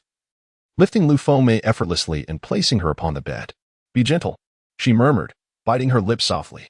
At dawn, Lu Fengmei, draped in a red gown and disheveled, fled from Ye Yuan's chamber, her eyes wide with terror. After a night of fierce struggle, her cultivation had plummeted from the 6th layer of Qi refinement to the 5th. She had been unexpectedly drained by Ye Yuan. Despite her cultivation being significantly superior to his, she had been reversed. This was utterly preposterous. Witnessing Lu Fengmei's panicked escape, Ye Yuan's eyes crackled with lightning, and he chuckled. You, seeking to uncover my secrets? Truly overestimating yourself. Yet, he was taken aback to discover that this woman was still a maiden. It was indeed hard to fathom, given her notorious reputation within the sect. Subsequently, a surge of lightning enveloped him, emanating a terrifying aura. At this moment, he had ascended to the 5th layer of Qi refinement. Chapter 9. He cannot escape my grasp. Lu Fengmei stumbled into Mu Qingshue's abode, her hair disheveled, attire askew, and her cheeks still flushed with an unvanished blush. She knelt on the ground, her voice trembling. Elder Mu, the Ye Yuan, he. Mu Qingxue languidly reclined on her jade couch, raising an eyebrow at the sight. Oh, what has befallen you? Have you uncovered his secrets? Lu Fengmei lifted her head, eyes brimming with terror. I have been depleted by him. My cultivation has plummeted a whole tier. What? Mu Qingxue sat up abruptly, her jade hand striking the table, causing the teacups to clink, her voice low and grave. You, at the 6th level of Qi refinement, were actually depleted by a mere 3rd level pup? He has already ascended to the 5th level. Lu Fengmei's voice dwindled. A flicker of shock crossed Mu Qingxue's beautiful eyes. What a remarkable Ye Yuan. Previously, when I depleted him, he was merely at the 3rd level, yet now he stands at the 5th. He must have obtained an exceedingly extraordinary treasure or divine object in the Wild Wolf Valley. Otherwise, how could he have slain a foundational stage Bailin snake with his meager cultivation of merely 4 levels? Though the Bailin snake had just broken through and was in a weakened state, it was still beyond his capability to slay. He must have relied on the treasures he possesses to achieve such a feat. Pausing, she rose and paced, her crimson silk gown trailing on the jade floor, continuing, moreover. The ability to deplete someone of a higher level signifies that his cultivation method is certainly not simple. It must be at least of the Xian tier. No. It is highly likely to be of the Earth tier. The cultivation methods are categorized into 4 tiers: Heaven, Earth, Xian, and Yellow, each of which is further divided into upper, middle, and lower grades. Ye Yuan's thunder induction technique does not even rank among the tiers. It is merely a common method. Lu Fengmei practices the middle grade Su Qinghan technique of the yellow tier. Her method is naturally superior to Ye Yuan's. How could she be depleted in return? Thus, Ye Yuan's cultivation method must far surpass Lu Fengmei's. Even with his inferior cultivation, he is still capable of depleting her. Hearing this, Lu Fengmei bit her jade teeth, her expression filled with reluctance. Elder Mu, having been depleted by him, my essence is gravely injured, and I am truly unwilling. Why not fabricate a reason to detain that boy directly and extract the secrets from him? Mu Qingxue let out a cold laugh. Do you think I do not wish to? Just days ago, I confronted him in the law enforcement hall. Now that he has gained the protection of Su Qinghan, I must tread carefully. Moreover, his ability to slay a serpent demon while in the Qi refinement stage will undoubtedly attract the attention of the sect. How can I move against him now? Lu Fengmei sighed in resignation. Then, what shall we do? Mu Qingxue gently caressed her cascading hair, the corners of her lips curving into a smile. Why the haste? We can only observe the changes and await our opportunity. She called out, Qing Luo, bring me a vial of vitality-restoring pills. The maid, Qing Luo, soon entered, holding a white jade bottle. which she presented to Lu Fengmei. Mu Qingxue lazily waved her hand and said, "Take it, and take good care of your injuries. Remember, today's events must not be disclosed." Lu Fengmei accepted the elixir with a resigned sigh and lowered her head as she exited. Once she was gone, Ji Luo could not help but inquire, "Miss, what shall we do now?" Mu Qingxue's crimson lips curved slightly as she toyed with the jade hairpin in her hand and replied with a smile, "What is the hurry? We shall wait patiently. Since he is my prey, can he truly escape? He cannot elude my grasp." Half a month later, at the guest hall of the Yuxiao sect, Elder Hong of the Qihua sect slammed his hand on the table, exclaiming, "Su disciple, today you must provide me with an explanation. How dare you seize the storage bag of my direct disciple?" The Yuxiao sect is quite audacious. The pressure emanating from the late-stage Foundation establishment elder caused the candles in the hall to flicker. Beside him, Lu Yin wore a sullen expression, glaring coldly at the members of the Yuxiao sect. Su Qinghan, seated at the head of the table, was taken aback by his words. She calmly set down her teacup and said nonchalantly, "Elder Hong, please remain calm. If this matter is indeed as junior brother Lu stated, our sect will certainly provide an explanation." Elder Hong snorted coldly and retorted, "Our two sects have always maintained a good relationship. How can we allow a mere mouse dropping to tarnish our harmony? If we do not punish this individual today, it would be detrimental to our rapport." Su Qinghan nodded in agreement and said, "Precisely, however." She tilted her head slightly, her exquisite face breaking into a faint smile as she remarked, "I truly cannot comprehend. I heard that junior brother Lu broke through to the Foundation establishment stage 6 months ago.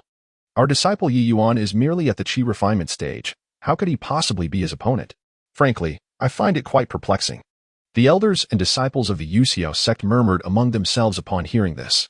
Even if Ye Yuan had some abilities, he could not possibly contend with the Foundation establishment cultivator. Yet, did he not recently slay the Bailin snake? That certainly attests to his strength. Perhaps he possesses some treasure to rely upon. Nonetheless, I suspect the Foundation establishment stage is rather inflated. Upon hearing this, Lu Yan's face flushed crimson with rage, the veins on his forehead bulging. Elder Hong's gaze was sharp as lightning, his aura surging as he bellowed, "What are you all waiting for? Hurry and summon this person." Su Qinghan furrowed her delicate brows and turned to Elder Qin Faming of the Law Enforcement Hall, saying, "Elder Qin, please dispatch someone to fetch Ye Yuan immediately." Elder Qin nodded, responding, "As you command." At this moment, Ye Yuan was immersed in cultivation within a small courtyard. Sitting cross-legged on a mat, he was surrounded by piles of spirit stones. As he operated the thunder induction technique, the spiritual energy within the stones was drawn forth, transforming into wisps of spirit mist that surged into his body. Boom! The thunder pool within him roiled, purple lightning intertwining. The once tranquil thunder pool now resembled a tempestuous sea, tumultuous and agitated. After absorbing all the spiritual energy, the thunder pool began to expand continuously. His cultivation had subtly reached the pinnacle of the 5th layer of Qi refinement. Suddenly, an urgent knocking resonated from outside the courtyard. "Brother Yi, open the door quickly. Something terrible has happened." Ye Yuan furrowed his brow and gradually withdrew his energy. The surrounding lightning gradually faded, and the spirit stones had turned to ash and rubble. He opened the courtyard door to find a law enforcement disciple, drenched in sweat, who exclaimed, "Brother Yi, Elder Hong from the Qihua sect has come with Lu Yin, claiming you stole their storage bag. Sister Su and Elder Qin demand your immediate presence." A smirk crept across Ye Yuan's lips as he coldly replied, "They dare to come knocking." He adjusted his robe and led the way. Inside the reception hall, the atmosphere was thick with tension. Why haven't they arrived yet? Are they perhaps feeling guilty? Elder Hong impatiently tapped the armrest. At that moment, the hall doors swung open with a resounding crash. A tall figure strode in, surrounded by a faint aura of lightning. All eyes were fixed upon Ye Yuan. "Disciple Ye Yuan pays his respects to the esteemed elders," he stated, bowing respectfully, his voice neither submissive nor arrogant. Lu Yin abruptly stood, pointing at him and declaring fiercely, "It is he. Not only did he steal my storage bag, but he also destroyed my life-bound flying sword. You insolent brat, how dare you bully my direct disciple?" Elder Hong narrowed his eyes and abruptly rose, unleashing the oppressive force of late-stage Foundation establishment like an avalanche upon Ye Yuan. The air in the grand hall trembled violently, causing a palpable surge of tension. The crowd turned pale with fear. Su Qinghan attempted to intervene but was too late.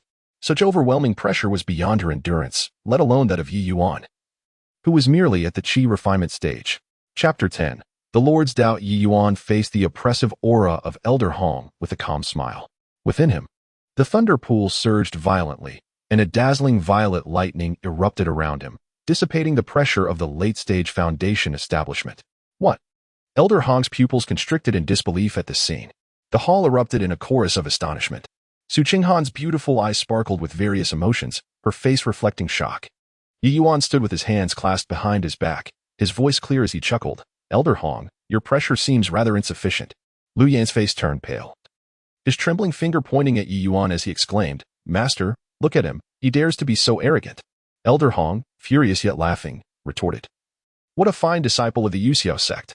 Haha, this is the excellent disciple your Yuxiao sect has raised. Allow me to teach him a proper lesson. He formed hand seals, and a crimson fire serpent burst forth from his sleeve, instantly transforming into a 30-foot giant python, lunging towards Ye Yuan. Stop. Su Qinghan finally reacted, preparing to intervene, and condensed a sword chi to sever the fiery python. However, the serpent's head still darted toward Ye Yuan. Although its power was significantly reduced, it was still beyond Ye Yuan's capacity to withstand. Quick, dodge. Su Qinghan shouted sharply. Yet, Ye Yuan appeared impervious to her warning. Rather than retreating, he advanced, his right fist coalescing with thunder, striking towards the fire serpent. Boom. The collision of thunder and fire erupted in a deafening roar.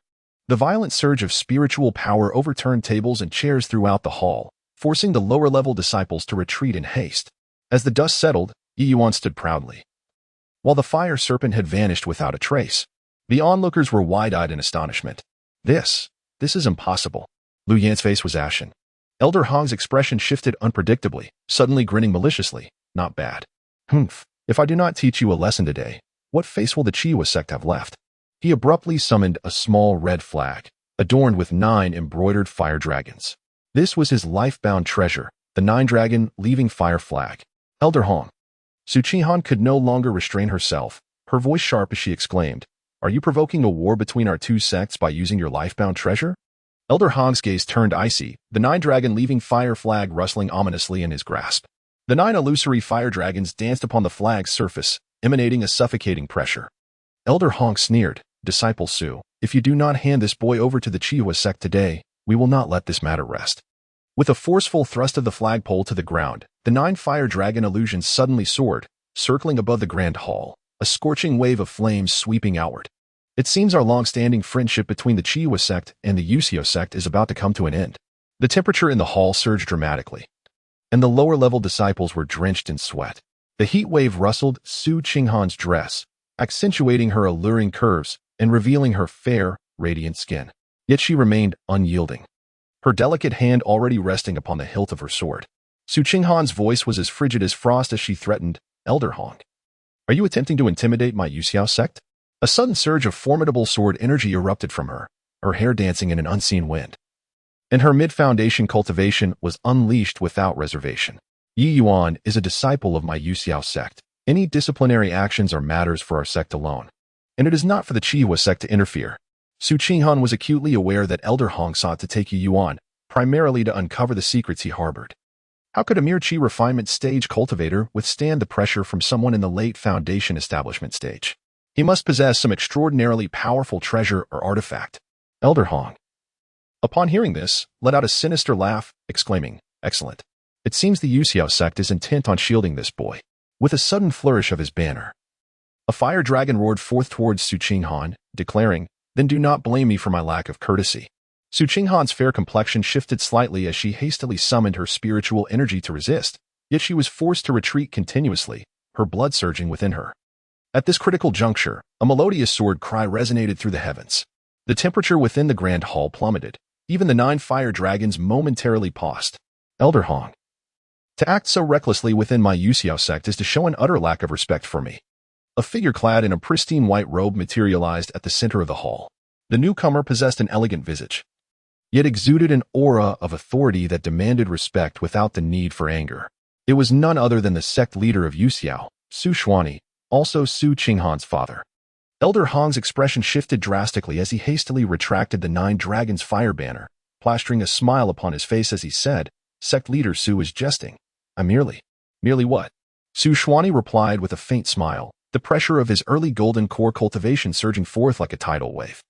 Are you here to wreak havoc in my sect, or do you intend to take my disciple away? That seemingly gentle smile belied an oppressive force that was suffocating. Beads of perspiration formed on Elder Hong's forehead as he repeatedly insisted, "A misunderstanding. It is all a misunderstanding. However, my disciple's token for the Liyang secret realm was taken by him, and surely that must be returned to us. Enough. Take your people and leave Yuxiao sect at once." Su Xuani's voice turned icy, and with a flick of his sleeve, the pressure intensified dramatically. Elder Hong's countenance changed as he felt the weight of countless mountains bearing down upon him. He struggled to maintain his composure under the terrifying force, knowing that he would gain no advantage today. For Su Xuani, this old specter was already approaching the mid-golden core stage. Even with the sect leader present, he would find no favor. It seemed that today's affair must come to an end. Yes, I shall take my leave," Elder Hong muttered reluctantly, bowing repeatedly before turning to depart. Suddenly, Su Xuani spoke, his voice grave. "Return and inform your friend, Qian, that should there be a next time." With a flick of his fingertip, a blade of sword energy sliced through the air, cleaving a towering stone outside the hall in two. This stone served as a clear warning. Elder Hong's face turned ashen as he hastily pulled Lu Yen away, abandoning any semblance of his earlier bravado. Once they had departed, Su Xuani turned to face Ye Yuan, a flicker of astonishment glimmering in his eyes as he smiled and remarked, "So you are Ye Yuan? To withstand a strike from a late-stage foundation establishment practitioner with your qi refinement cultivation is quite commendable." Ye Yuan bowed respectfully, replying, "Disciple pays respects to the sect master." Su Xuani nodded and addressed Su Qinghan, saying, "Qinghan, take him to the scripture pavilion to select an appropriate cultivation technique. This young man possesses exceptional talent and should be nurtured with care." Su Qinghan's eyes sparkled with excitement as she responded, "Yes, father." Ye Yuan felt a surge of joy in his heart, astonished that misfortune had turned into fortune, granting him the sect master's favor.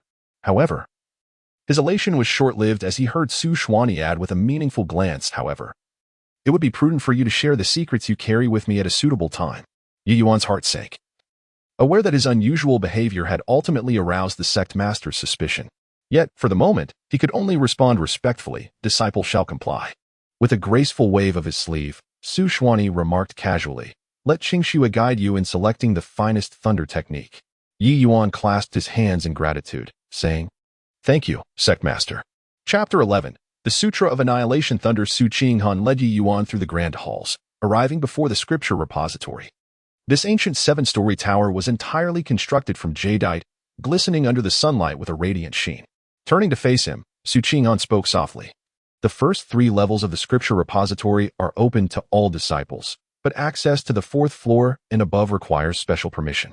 Since my father has spoken, you may ascend directly to the 5th floor to select your techniques." Ye Yuan felt a surge of joy within, though he maintained a composed demeanor as he replied, "Thank you, senior sister." Upon noticing Su Qinghan's presence, the elder in charge of the repository quickly rose to pay his respects. After confirming Ye Yuan's identity, he respectfully handed him a jade slip, saying, "This is the catalog of all thunder-related techniques on the 5th floor. Please have a look."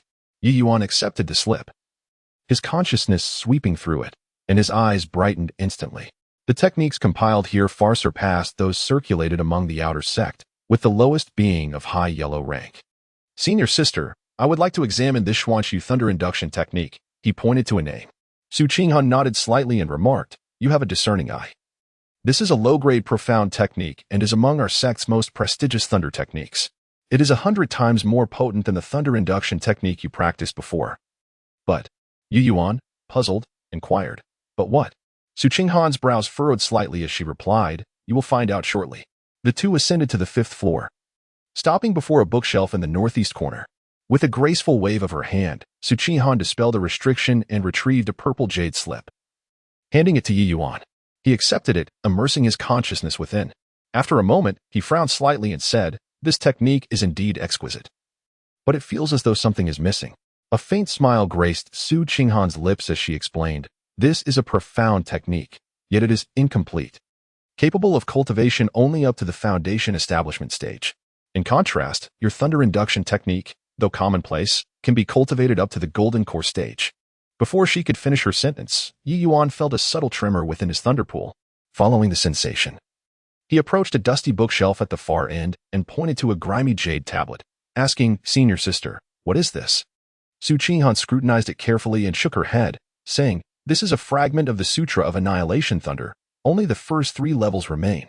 Although it is of mid-earth rank, it is incomplete, with a legible script, and has remained uncultivated for a century. I advise you to practice the Xianxiao Thunder Induction technique first, and switch to another technique after establishing your foundation. I want this one, Ye Yuan interjected firmly, not allowing her to finish. The thunder pool within him was now exceptionally vibrant, resonating with the jade tablet. Su Qinghan hesitated for a moment before finally nodding in agreement. Very well. However, if you encounter difficulties in your cultivation, you may return to exchange it. After completing the borrowing procedures, just as they exited the scripture repository, they unexpectedly bumped into the hurried Mu Qingxue. Oh, is that not Ye Yuan? Mu Qingxue exclaimed, her smile radiant as she appraised him from head to toe, her red lips curving into a playful arc. She cast a fleeting glance at the jade token in Ye Yuan's hand, her pupils narrowing sharply as she mocked. The Annihilation Thunder Scripture? I heard the sect master allowed you to choose a technique, and yet you selected this? Ye Yuan, maintaining his composure, tucked the jade token away. Retorting, humph, that is of no concern to you. Mu Qingxue smiled lightly and said, Sister Su, I would like to have a word with Ye Yuan. I hope you might grant us some privacy. Just as Su Qinghan was about to refuse, Ye Yuan suddenly interjected with a smile, very well. A glint of coldness flickered in Su Qinghan's eyes as she cast a glance at Mu Qingxue, her skirt fluttering slightly as she turned to leave. Once Su Qinghan had distanced herself, Mu Qingxue's smile instantly turned frigid. Ye Yuan, do you truly believe that gaining the sect master's favor means you can rest easy? Ye Yuan stood with his hands clasped behind his back, meeting her gaze directly. Elder Mu, if you have something to say, please speak plainly. A trace of coldness flashed across Mu Qingxue's charming face as she declared, surrender the items you acquired in the Wolf Valley, or else. Ye Yuan sneered. Or else what? Will you toss me to the wolves again as you did last time? Mu Qingxue's lips pressed together, her eyes glinting with malice. You seek death. With a wave of her delicate hand, a pink mist silently surged towards Ye Yuan. However, Ye Yuan had anticipated this. The thunder pool within him surged, unleashing violet lightning that dissipated the mist entirely. Suddenly, Ye Yuan seized Mu Qingxue's alabaster wrist, no longer concealing his intentions. In an instant, the full weight of his foundational cultivation pressure was unleashed, his gaze chilling as he stated, Mu Qingxue, our debts will eventually be settled. Mu Qingxue's expression shifted, her wrist gripped by an overwhelming force that felt as though it might snap at any moment. A tremor coursed through her, yet she managed a ghostly smile, lightly tapping Ye Yuan's chest with her left hand. What is the meaning of this? One night as husband and wife brings 100 nights of affection. We have shared a fleeting intimacy, after all. I was merely jesting. I am interested in proposing a dual cultivation. How do you perceive that? A flicker of coldness crossed Ye Yuan's face as he replied, I have no interest in you. Did he not understand Mu Qingxue's true intentions? The proposition of dual cultivation was merely a guise, her real aim to pry into the secrets he harbored.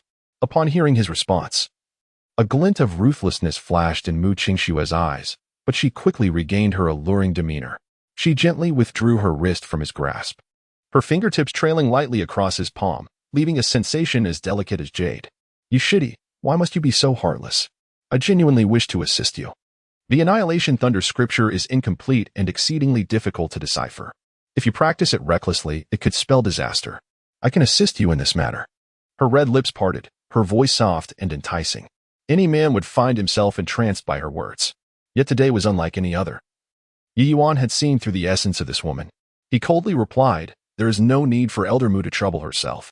Mu Qingxue suddenly leaned closer, her breath fragrant, and said, do you truly believe that Su Qinghan can protect you? Although her father is the sect master, she does not hold sway in the sect. Ye Yuan's gaze remained indifferent as he waved her away, coldly retorting, do not feign concern. With that, he turned and strode away. Humph, such an ungrateful wretch. Mu Qingxue's sleeves swirled as her profile turned cold. Not long after Ye Yuan departed, he heard Su Qinghan's voice emanating from around the corner. That enchantress did not trouble you, did she? Ye Yuan glanced at Su Qinghan, shook his head, and replied with a smile, no. Su Qinghan offered a gentle smile and inquired, what did Mu Qingxue say to you? Ye Yuan pondered for a moment before responding.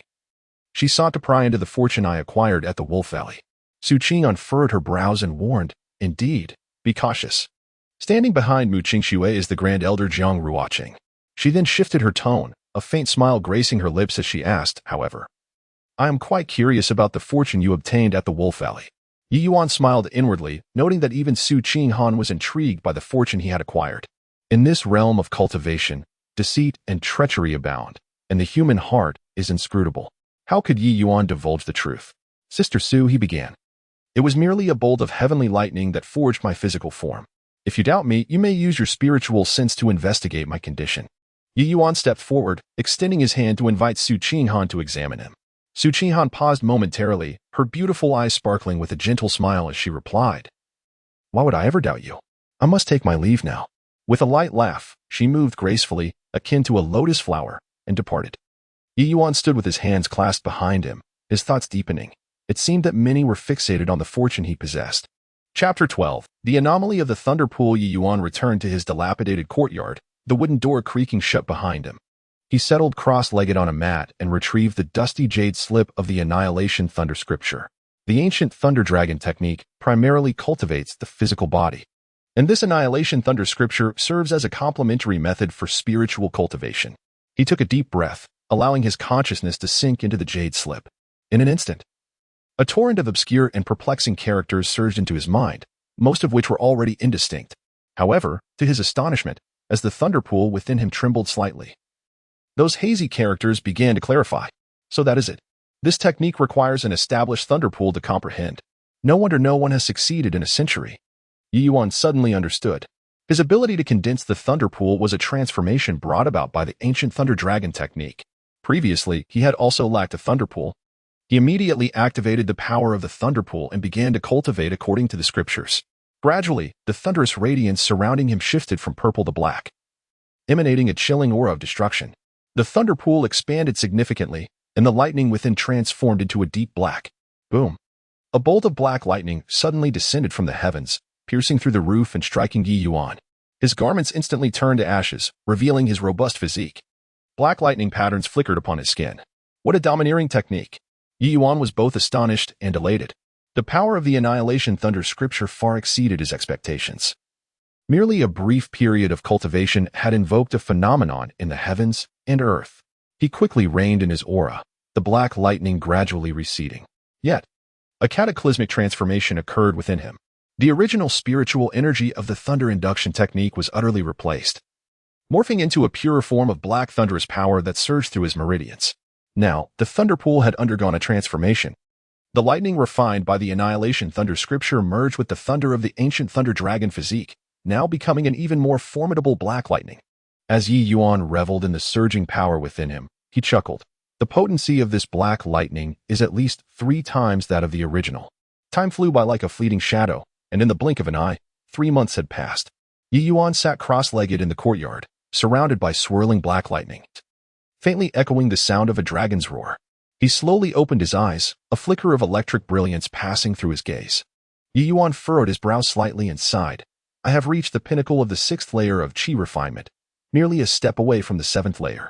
However, relying solely on meditation for cultivation has made it increasingly difficult to break through this bottleneck. He had reached the pinnacle of the 6th layer half a month prior. Yet his cultivation had not progressed further. He rose and approached the window, gazing toward the mist-covered mountains in the distance. There lay one of the forbidden grounds of the Yuxiao sect, the Beast Valley. The valley was teeming with ferocious beasts and fraught with peril, yet it also harbored countless opportunities. It was time to undertake some practical training. Moreover, I shall first visit the mission hall to see what tasks are available. A spark of battle intent ignited in Ye Yuan's eyes. After packing a simple bag, he made his way to the sect's mission hall. The deacon in charge of registration immediately greeted him with a smile, saying, "Junior brother Yi, have you come to accept a task?"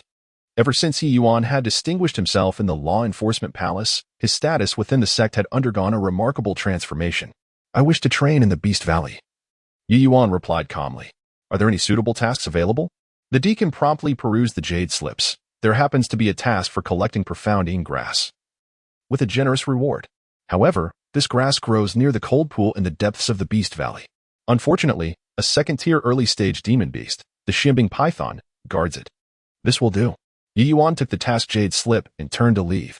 The deacon watched his retreating figure, murmuring to himself, he truly is a madman. One disciple nodded, mockingly stating, indeed, that Xianbing python is comparable to a foundational stage cultivator. Another disciple interjected, but one cannot say that. Didn't Ye Yuan slay a second tier Bailin snake last time? They are not the same. The Bailin snake had just advanced and was in a weakened state, unable to exert its full foundational power.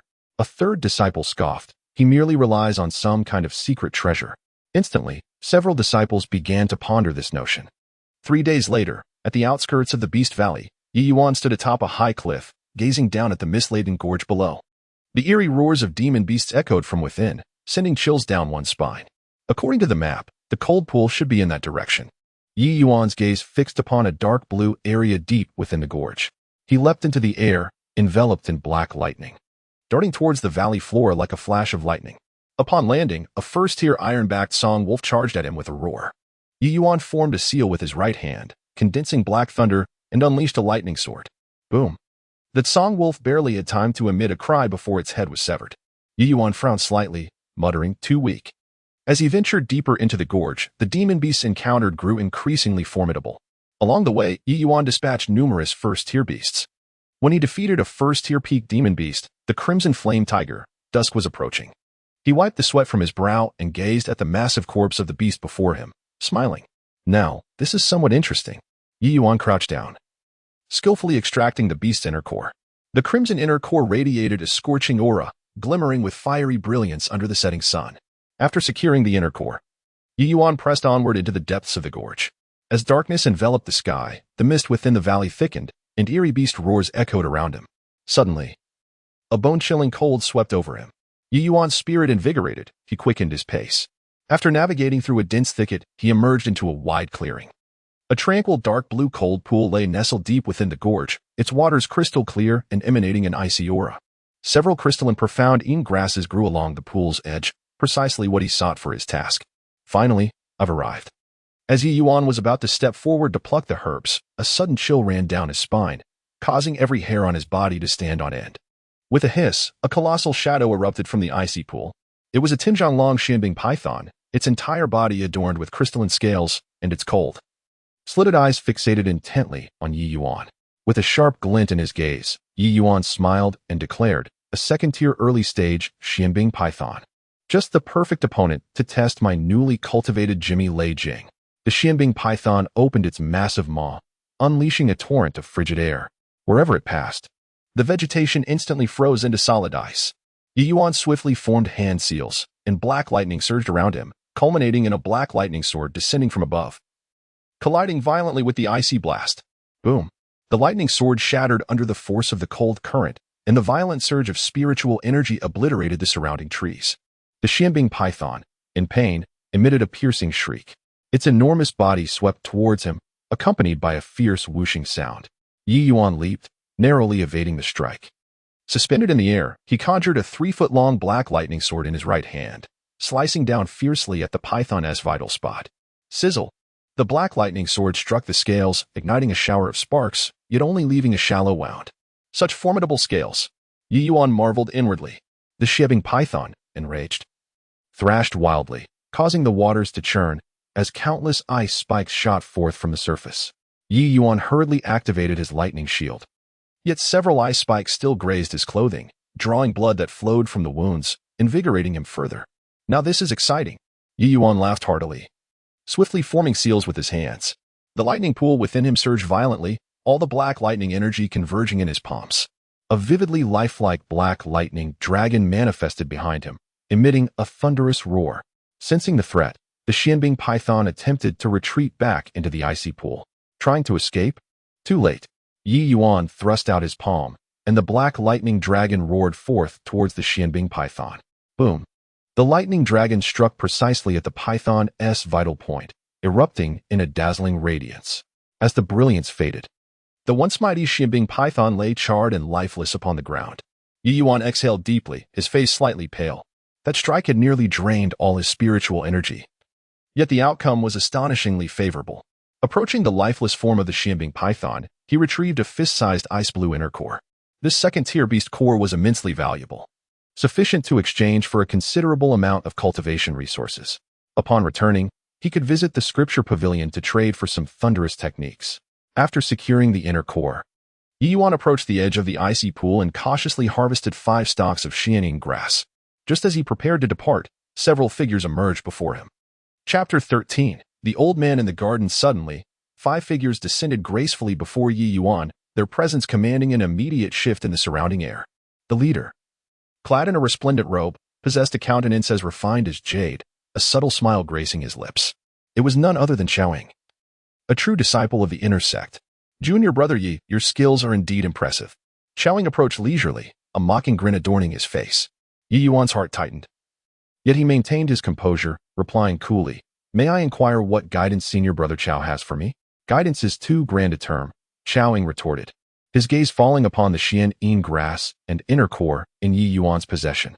"I merely heard that junior brother Ye undertook the task of collecting Xian grass, and I came to take a look. I did not expect you to single-handedly slay a second-tier beast. Truly commendable." He deliberately elongated his tone, glancing at the corpse of the ice crystal python lying on the ground.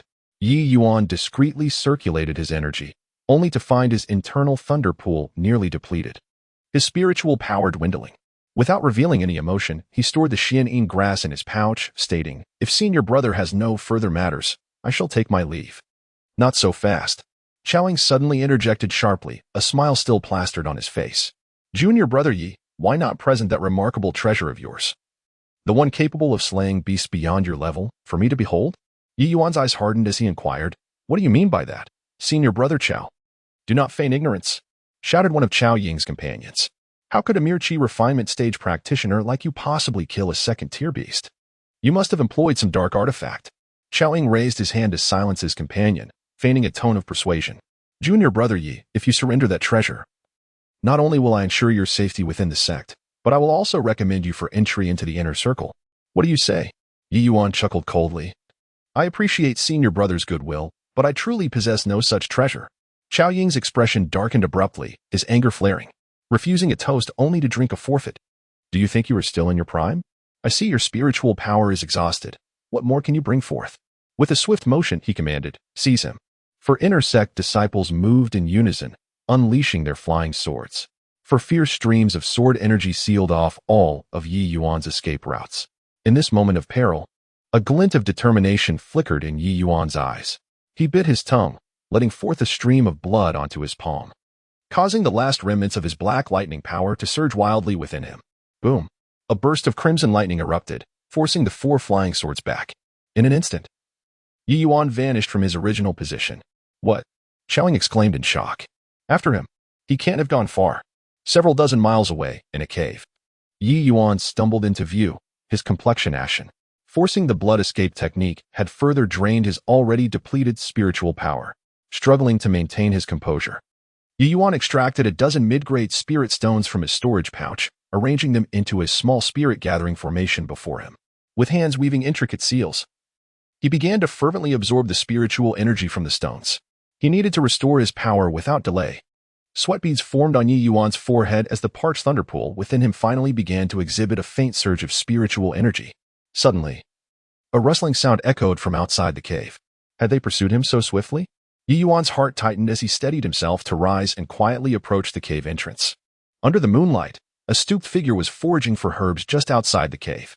The individual wore coarse linen clothing and had hair that was predominantly gray. It was none other than the mute elder from the Spiritual Herb Institute. The Spiritual Herb Institute had seen better days, only capable of cultivating low-tier medicinal plants. Ye Yuan had spent several months there in the past, establishing a decent rapport with the mute elder. In the institute, few regarded the elder, dismissing the speechless old man devoid of spiritual power. However, Ye Yuan's amiable disposition allowed him to engage in conversation with the elder. Ahem. Ye Yuan cleared his throat softly. The elder abruptly turned, a glimmer of caution flashing in his murky eyes. Upon recognizing Ye Yuan, the elder's wrinkled visage relaxed into a smile, and he inquired through sign language, "Young one, how did you get injured?" Ye Yuan let out a sigh of relief and replied with a wry smile, "Elder, it's a long story." The elder hurried forward, supporting Ye Yuan as they returned to the cave. He produced a cloth pouch from his robe, revealing several herbs that emanated a faint spiritual glow, as well as a green fruit, gesturing for Ye Yuan to take it. "Ah, this century-old Qingling fruit can rapidly restore spiritual energy." Ye Yuan gazed at the elder in astonishment, exclaiming, "Elder, how did you come by such a precious spiritual herb?" The elder waved his hand, urging him to consume it without delay. After swallowing the Qingling fruit, A refreshing wave of spiritual energy coursed through Ye Yuan's body. His injuries visibly healed at an astonishing rate, and the thunder pool within him began to recondense spiritual energy. However, a complete recovery would still take some time. Thank you, Elder. Ye Yuan expressed his gratitude. The elder grinned, revealing a few missing teeth, and asked through sign language how Ye Yuan found himself in such a predicament. Ye Yuan briefly recounted the tale of being pursued by Chowing. After listening, a sharp glint flickered in the elder's cloudy eyes.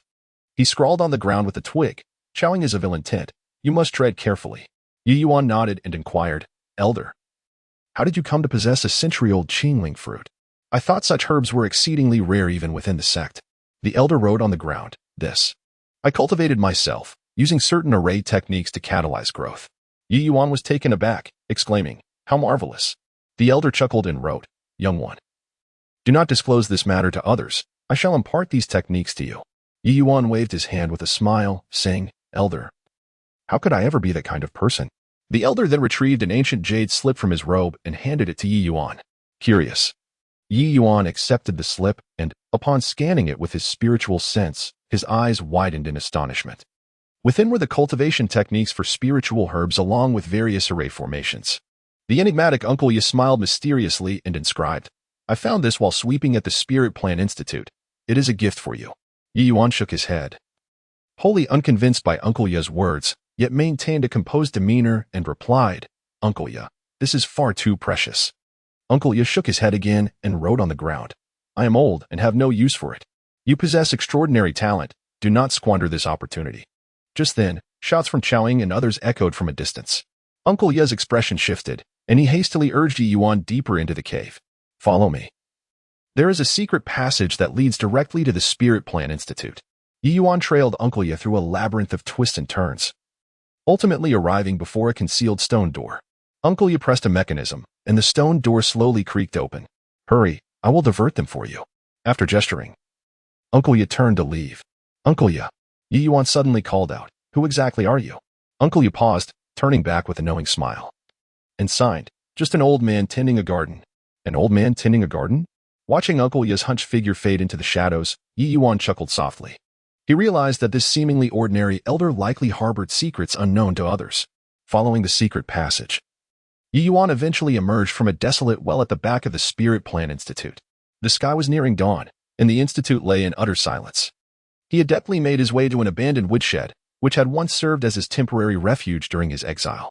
Sitting cross-legged, Ye Yuan took out the jade slip given by Uncle Ye and studied it meticulously. To his astonishment, the cultivation techniques inscribed within were remarkably intricate, particularly the spirit-gathering incubation array, which was utterly unprecedented. Following the instructions in the jade slip, he attempted to concentrate spiritual energy in his palm and constructed a rudimentary array on the ground, which astonishingly generated a wisp of pale green vitality. Ye Yuan was inwardly astonished, exclaiming, This is no ordinary technique. Who exactly is Uncle Ye?" Chapter 14. I challenge you. As dawn broke, Ye Yuan's spiritual power had recovered to about 70 to 80%. He donned a fresh set of garments, carefully stowed away the jade slip, and made his way to the task hall. The task hall was sparsely populated in the early morning, but as soon as Ye Yuan entered, the previously bustling hall fell into an immediate hush. All eyes turned towards him, filled with a mixture of reverence, envy, and, predominantly, curiosity. "Ye Shidi, your arrival is most timely. You have been to the Beast Valley for quite some time. Were you able to complete the task regarding the Xian Ingress?" The task hall steward managed to force a smile.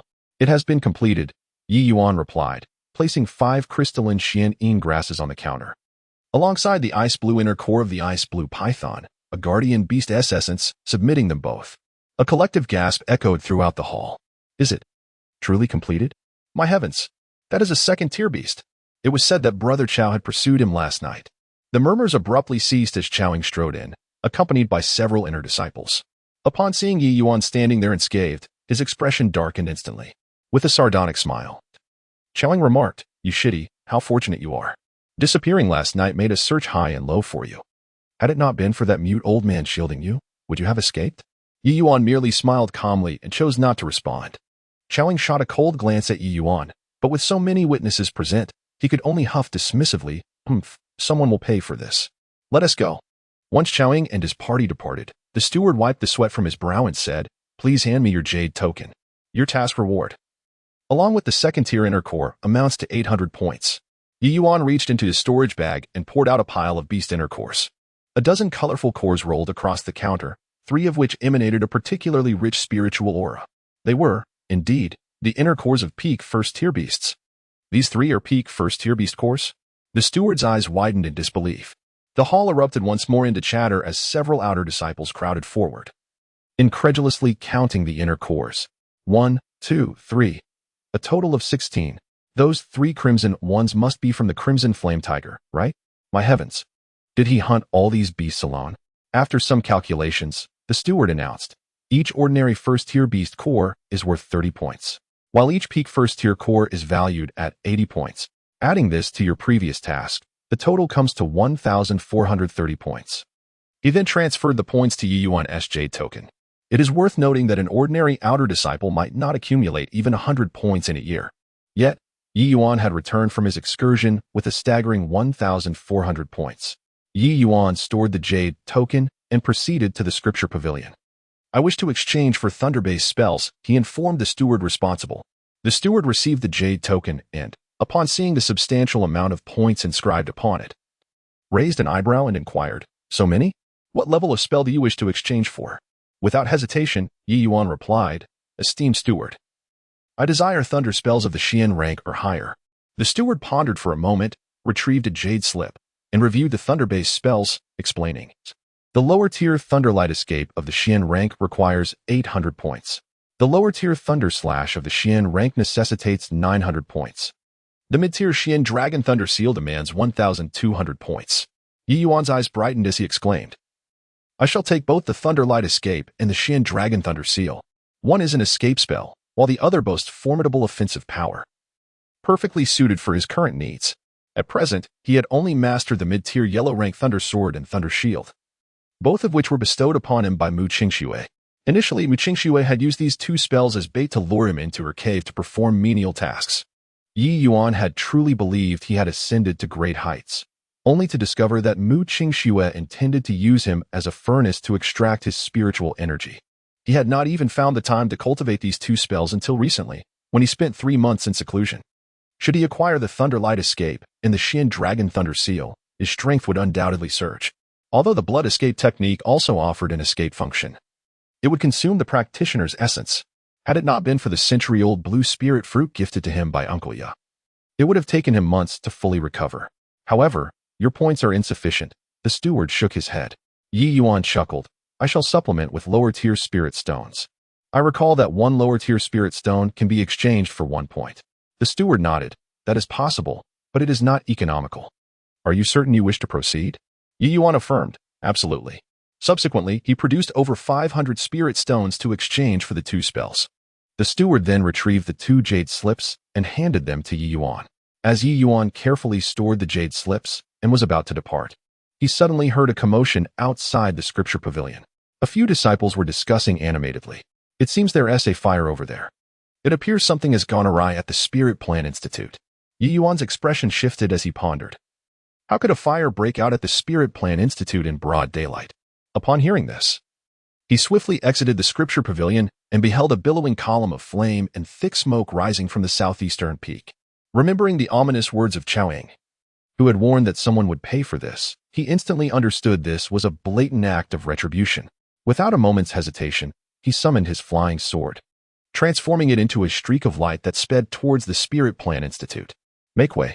Ye Yuan landed before the blazing hall, the scorching waves of heat hitting him like a wall. A few errant disciples were frantically carrying water buckets, yet they dared not approach the inferno. Brother Ye, one of the errant disciples lamented, the fire is too fierce. Uncle Ye is still inside. Another disciple sighed. We do not possess water or ice spells and are simply too afraid to enter. Ye Yuan's gaze sharpened, and a surge of lightning enveloped him as he charged directly into the inferno. Brother Ye, no, the crowd exclaimed in horror. The searing flames licked at Ye Yuan's robes. Yet he paid little heed, desperately searching for Uncle Ye amidst the thick smoke. Suddenly, his pupils constricted. There sat Uncle Ye, languidly in a corner of the grand hall, a wine gourd in hand, leisurely sipping. What was even more astonishing was the azure light barrier that surrounded him, no matter how fiercely the flames raged. They could not encroach upon him in the slightest. "Uncle Ye, are you unharmed?" Ye Yuan exclaimed, both startled and relieved. Uncle Ye glanced at Ye Yuan, a glimmer of brilliance flashing in his murky eyes. Slowly, he gestured, "This little fire cannot harm this old man." With a casual wave, the azure barrier expanded abruptly, enveloping Ye Yuan within it. In an instant, the surrounding flames seemed to encounter their nemesis, retreating in every direction. Ye Yuan stared in astonishment at Uncle Ye and asked, "Uncle Ye, who exactly are you?" Uncle Ye grinned, yet remained silent, gesturing for Ye Yuan to assist him in exiting. Thus, Ye Yuan stepped forward, supporting Uncle Ye as they exited the grand hall. Upon stepping outside, they encountered Chao Ying, flanked by several disciples, rage etched upon their faces. "This old fool is still alive." Chao Ying glared at the unscathed Uncle Ye. Ye Yuan's eyes crackled with lightning, and he stepped forward, declaring, "Chao Ying, how dare you set fire within the sect?" Chao Ying merely smiled dismissively, waving his hand. "Brother Ye, temper your words. Without evidence, how can one hurl such accusations?" Seeing Chao Ying's nonchalance ignited a burning fury within Ye Yuan. This scoundrel attempted to burn a man alive and acted as if nothing were amiss. "You scoundrel! I challenge you to a duel." Ye Yuan's eyes swirled with lightning, his form radiating electric brilliance. Chapter 15. We shall meet on the death platform in 3 days. Upon hearing this, Chao Ying was momentarily taken aback, then burst into uproarious laughter, exclaiming, "Ha ha ha! A mere outer disciple dares to challenge me?" The inner disciples behind him joined in the mockery. Is this lad out of his mind? Brother Chao is a master at the 13th level of Qi refinement, on the cusp of foundation establishment. How can a mere outer disciple at the 6th level of Qi refinement dare to boast of a duel? The onlookers shook their heads in disbelief, whispering among themselves. Has Ye Yuan lost his senses? After slaying a few beasts, he thinks he is invincible. Brother Chao is a true inner disciple, his strength immeasurable.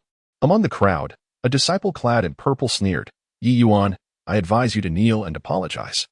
Brother Chao could crush you with a single finger." Chao Ying, brimming with self-satisfaction, adjusted his sleeves and looked down at Ye Yuan with disdain. "Did you hear that? Kneel and bow 3 times, and I might spare your life." Ye Yuan stood with his hands clasped behind his back, his demeanor calm. "Bow? Haha. If you were too afraid to accept my challenge, just say so. Simply admit you are a turtle hiding its head, and I shall withdraw my challenge." At this declaration, the crowd gasped in astonishment. Chao Ying's expression shifted between anger and amusement, then he grinned wickedly. "Very well. If you seek death, I shall oblige. Do you dare to face me in 3 days? If you do, we shall meet on the death platform." The spectators erupted in a commotion. The death platform? This was a matter of life and death. Brother Chao intends to eliminate him. Ye Yuan is finished. Ye Yuan's gaze hardened as he stared directly at Chao Ying. "It is settled then. We shall meet on the death platform in 3 days. With a cold snort, Chao Ying turned and departed with his followers. Once they left, Uncle Ye tugged at Ye Yuan's sleeve, using sign language to convey, "You are too impulsive. Chao Ying's strength is formidable, and he has the resources of the inner sect. How can you possibly contend with him?" Ye Yuan smiled faintly and replied, "Do not worry, Uncle Ye. I know my limits. However, you should also reveal your true identity to me." After a moment of silence, Uncle Ye straightened his stooped back, and his aura suddenly transformed.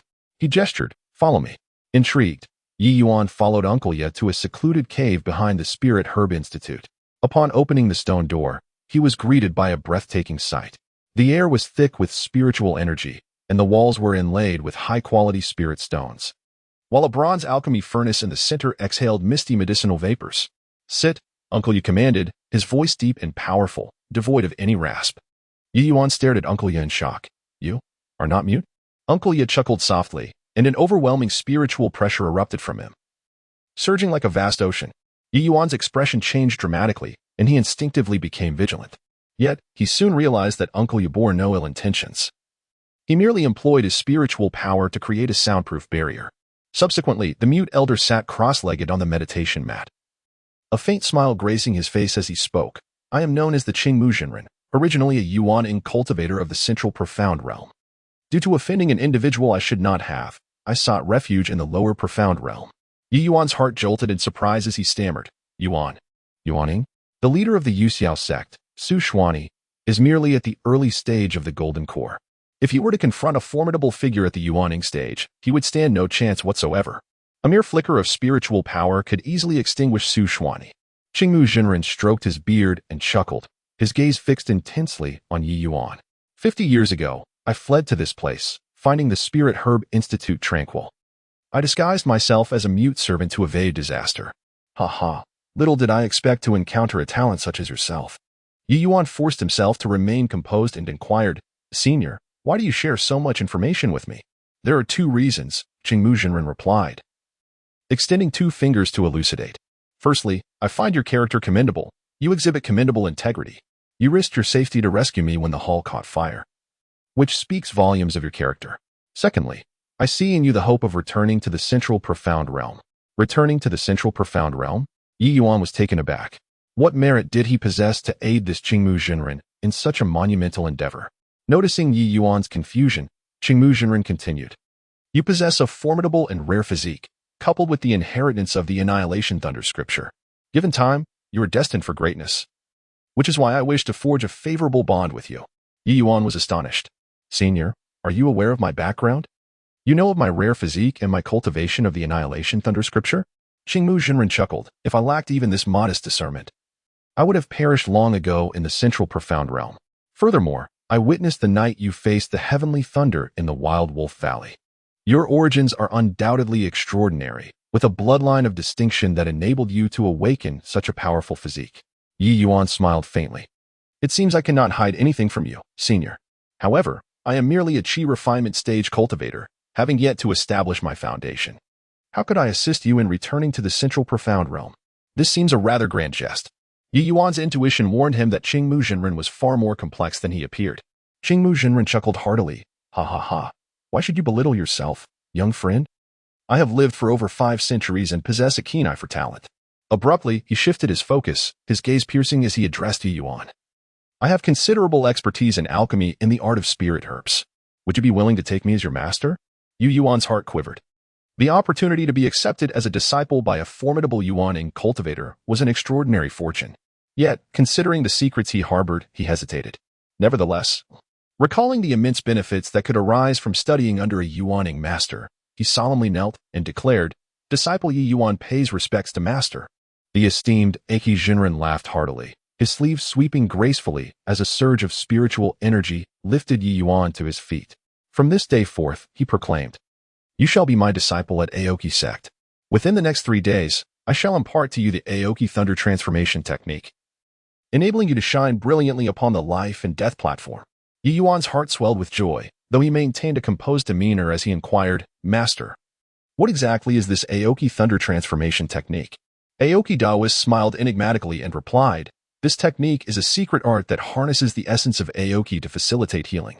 Given your current injuries, practicing this art will allow you to fully recover within 3 days. Upon hearing this, Ye Yuan's spirit soared, and he clasped his hands in gratitude, saying, Thank you, Master. Aoki Taoist raised his hand, casting a beam of azure light that penetrated Ye Yuan's brow. This is a secret method, a token of our first meeting. Once the matter of the life and death platform is resolved, I shall further impart to you my lifelong insights into alchemy and spiritual botany. Ye Yuan felt an influx of profound knowledge flood his mind and hurriedly expressed his thanks, declaring, I am deeply grateful, Master. Aoki Zhenren smiled knowingly, gesturing with a wave of his hand. You may return to your healing now. In 3 days. Do not disappoint me. Ye Yuan nodded, affirming, I shall heed your command.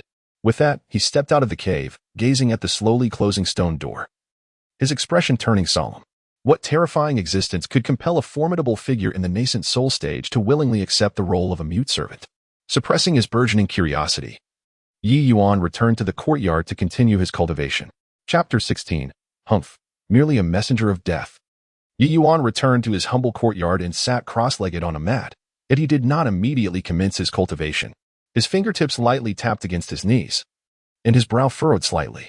The appearance of the esteemed Qingmu Zhenren, a practitioner at the nascent soul stage, was rather perplexing. Ye Yuan closed his eyes, meticulously recalling every detail of his encounter with Qingmu Zhenren. He discerned that certain elements seemed rather contrived. For instance, the sudden emergence of the Taoist in the Beast Valley. He opened his eyes, a glint of coldness flashing within them. A powerful nascent soul adept could easily dominate the lower Xian realm. Why masquerade as a mute servant for 50 years? What formidable force lay behind this terrifying presence? Ye Yuan stroked his chin, suddenly reminded of the fervor that flickered in Qingmu Zhenren's eyes when he mentioned returning to the Middle Xian realm. It seemed this master harbored significant ambitions. Nevertheless, he decided to focus on cultivating the Qingmu transformation thunder technique. This art harnessed the essence of Qingmu, merging it with the might of thunder, capable of both healing wounds and amplifying the potency of thunderous spells. Qingmu transformation thunder, an endless cycle. Ye Yuan formed hand seals, channeling his spiritual energy in accordance with the techniques within his consciousness. In an instant, strands of Qingmu essence sprouted from his dantian, flowing through his meridians like a gentle spring breeze. Where it traveled, the spiritual energy, previously hindered by injuries, began to recover at an astonishing pace. What remarkable healing efficacy! Ye Yuan marveled internally. The Qingmu essence intertwined with his internal thunderous energy, transforming into arcs of azure lightning that coursed through his entire being. The meridians, once damaged by the blood escape technique, began to mend at a visibly rapid rate. In just half a day, his injuries had healed substantially, and even his spiritual energy had become more refined than before. At this rate, he would be fully recovered by tomorrow. A surge of joy filled Ye Yuan's heart. Yet he did not cease his cultivation. With his injuries no longer a concern, he turned his attention to the other two secret techniques, Lightning Shadow Escape and Profound Dragon Thunder Seal. Lightning Shadow Escape was an incredibly swift movement technique. When mastered, one could transform into lightning, traversing 100 feet in an instant, as fast as a flash. Ye Yuan took a deep breath, and the thunderous energy within him erupted. Threads of lightning shimmered around him. Following the incantation, he stamped his feet forcefully. Boom. In an instant, his figure vanished, only to reappear 10 zhang away from the courtyard. How swift! Ye Yuan was astounded. Although he had only grasped the fundamentals, this speed already surpassed that of ordinary qi refining practitioners, if fully mastered. Even foundation establishment cultivators would struggle to capture his form. Once more, he continued to experiment, his figure flickering throughout the courtyard, lightning sparking around him, elusive like a ghost. After perfecting Lightning Shadow Escape, Ye Yuan's expression grew solemn as he began to comprehend the Profound Dragon Thunder Seal. This technique condensed the power of thunder into a dragon form. Once unleashed, its might could shatter mountains and split the earth. The Profound Dragon Thunder Seal required the condensation of thunderous energy into a dragon shape, which could only unleash its true power under the control of one's consciousness. Ye Yuan formed a seal with both hands, and the lightning essence within him surged wildly, radiating blinding arcs of thunder from his palms. A dark bolt of lightning slowly coalesced, gradually transforming into the ethereal silhouette of a slender thunder dragon. Coalesce, he commanded in a low voice. And the dragon's image suddenly solidified, its scales vividly lifelike, with flickering lightning in its eyes, resembling a living creature. Go! Ye Yuan thrust his palm forward, and the thunder dragon roared forth, instantly striking a massive boulder outside the courtyard. Boom! The deafening explosion shattered the boulder into fragments, creating a crater several feet deep in the ground, with lightning scattering in all directions, the residual force lingering for a long while. Hiss! Ye Yuan inhaled sharply. The power of this attack was already on par with the full strength of a foundational stage cultivator. If unleashed on the life and death platform, Xiaoying would likely be unable to withstand even a single strike. However, this move had completely exhausted his spiritual energy. 3 days later, on the life and death platform of the Yuxiao sect, as dawn broke, the area surrounding the platform was already teeming with disciples. The noise of voices rose to a deafening clamor. That outer sect disciple Ye Yuan actually dared to challenge Brother Chao. Ha ha ha, truly a foolhardy endeavor. Brother Chao is a half-step foundational stage cultivator, an inner sect true successor. How could he, a mere outer sect cultivator at the 6th layer of qi refinement, be his match? I've heard that he had slain several low-tier demonic beasts a few days prior and has since become arrogant, truly believing himself to be a genius.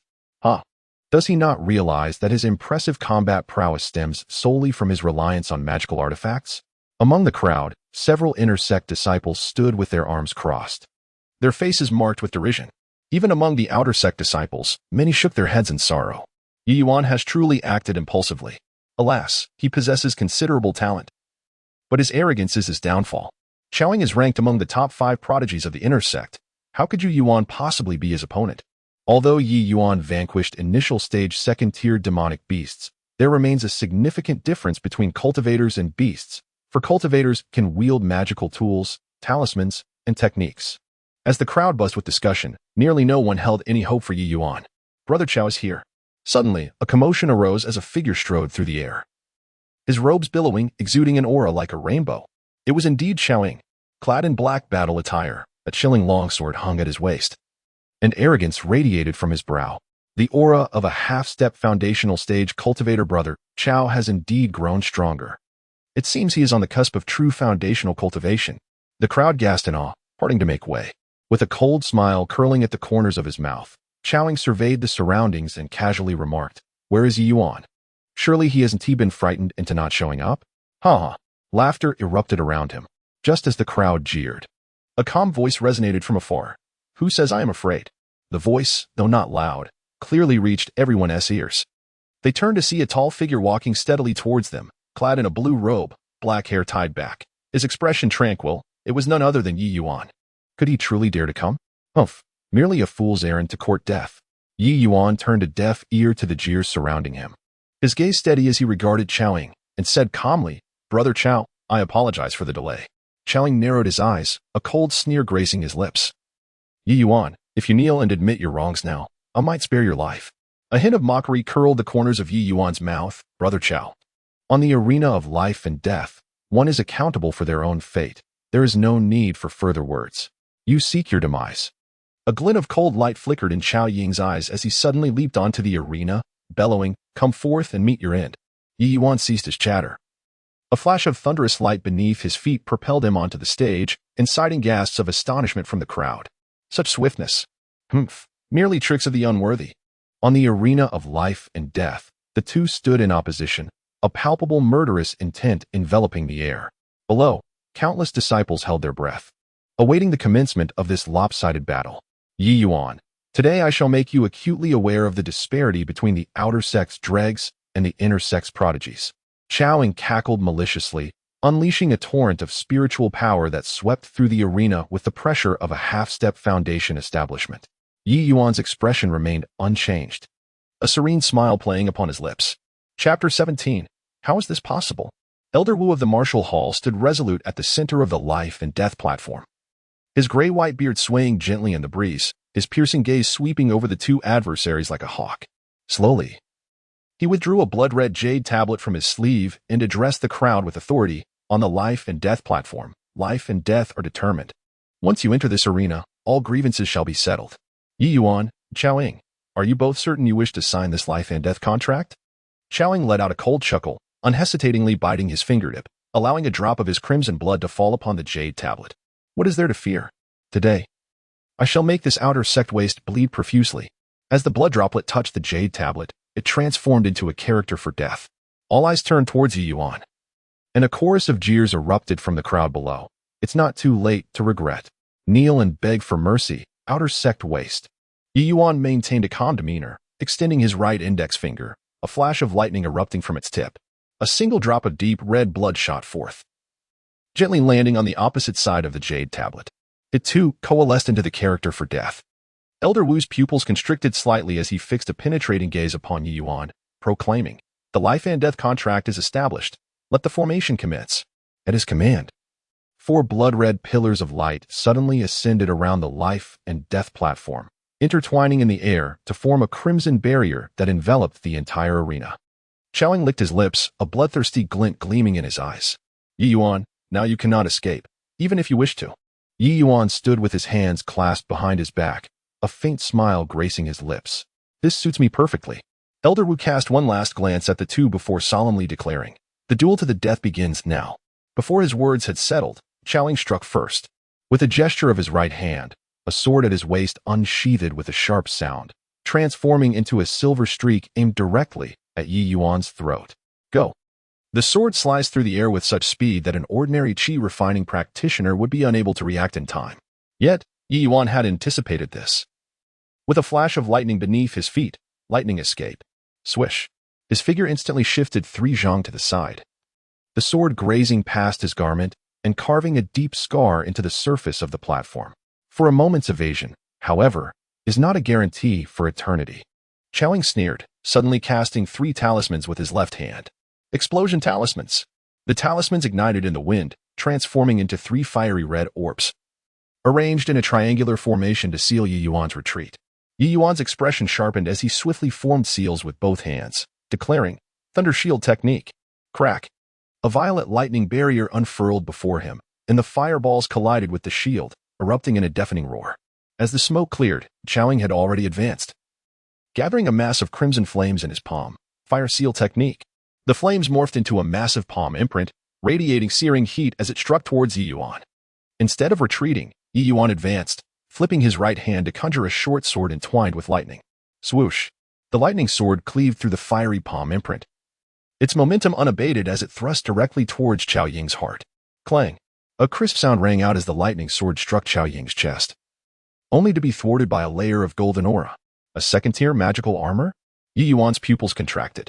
The thunder sword in his hand wielded immense power, easily surpassing the defenses of a mere first-tier treasure armor. Qiaoying grinned maliciously and said, Didn't he expect this, did you? This is the protective armor bestowed by my master. As he spoke, he formed a hand seal with his right hand, and the flying sword traced an arc in the air, launching an attack from behind at Ye Yuan. At this critical moment, Ye Yuan's internal thunder spirit energy surged wildly, and his figure instantly split into 3 afterimages. Thunder Escape. Whoosh. The flying sword pierced through one of the afterimages, revealing it to be merely an illusion. Suddenly, the sword returned sharply, cutting through the air like a streak of lightning, descending upon Ye Yuan's true form. With no time to evade, Ye Yuan braced for impact. He let out a mighty roar, and the Thunder Dragon's body erupted with radiant lightning, blocking the flying sword and producing a crisp, resonant clang. Ding! The metallic reverberation echoed throughout the arena. The onlookers gasped in astonishment, their eyes wide with disbelief at Ye Yuan's formidable physical strength, capable of withstanding the full force of the flying sword. Trivial skills. 8 Desolate Fire Talisman Array. After failing to land a hit, Qiaoying bellowed in anger, rapidly forming hand seals. The spiritual energy of his half-step foundation establishment surged violently, conjuring 8 fire talismans that rotated in a regulated manner, emanating intense heat.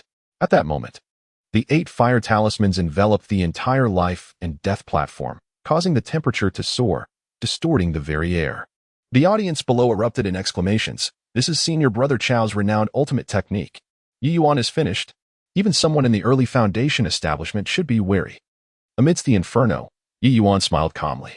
He took a deep breath, channeling all his spiritual energy, and began to form a complex hand seal.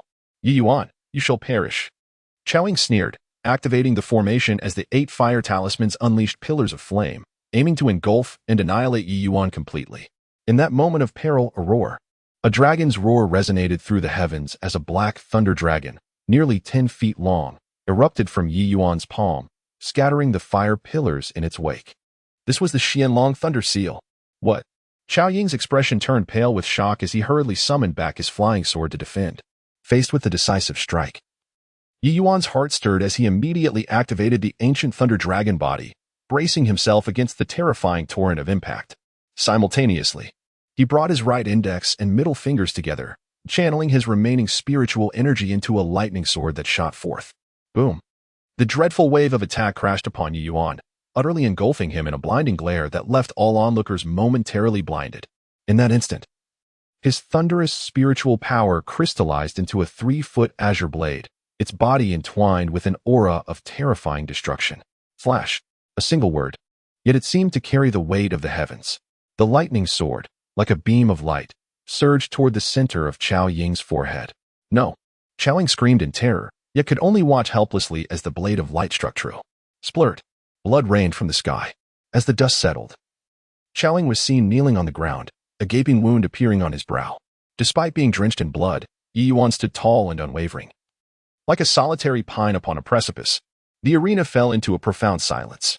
All present were rendered speechless by the spectacle before them. Ye Yuan had emerged victorious. How? How could this be possible? After a considerable pause, Elder Wu finally managed to announce, this battle. Ye Yuan wins. Dare to kill my disciple. You wretched fool, you seek death. Suddenly, a furious voice erupted in the air like thunder. Chapter 18, Descendant of the Ancient Thunder Emperor? That voice resonated like thunder from the heavens, causing the entire life and death platform to tremble. A terrifying force descended from above, as if the very fabric of the universe were on the verge of collapse. With a resounding crash, a crimson figure tore through the void, appearing instantaneously above the life and death platform.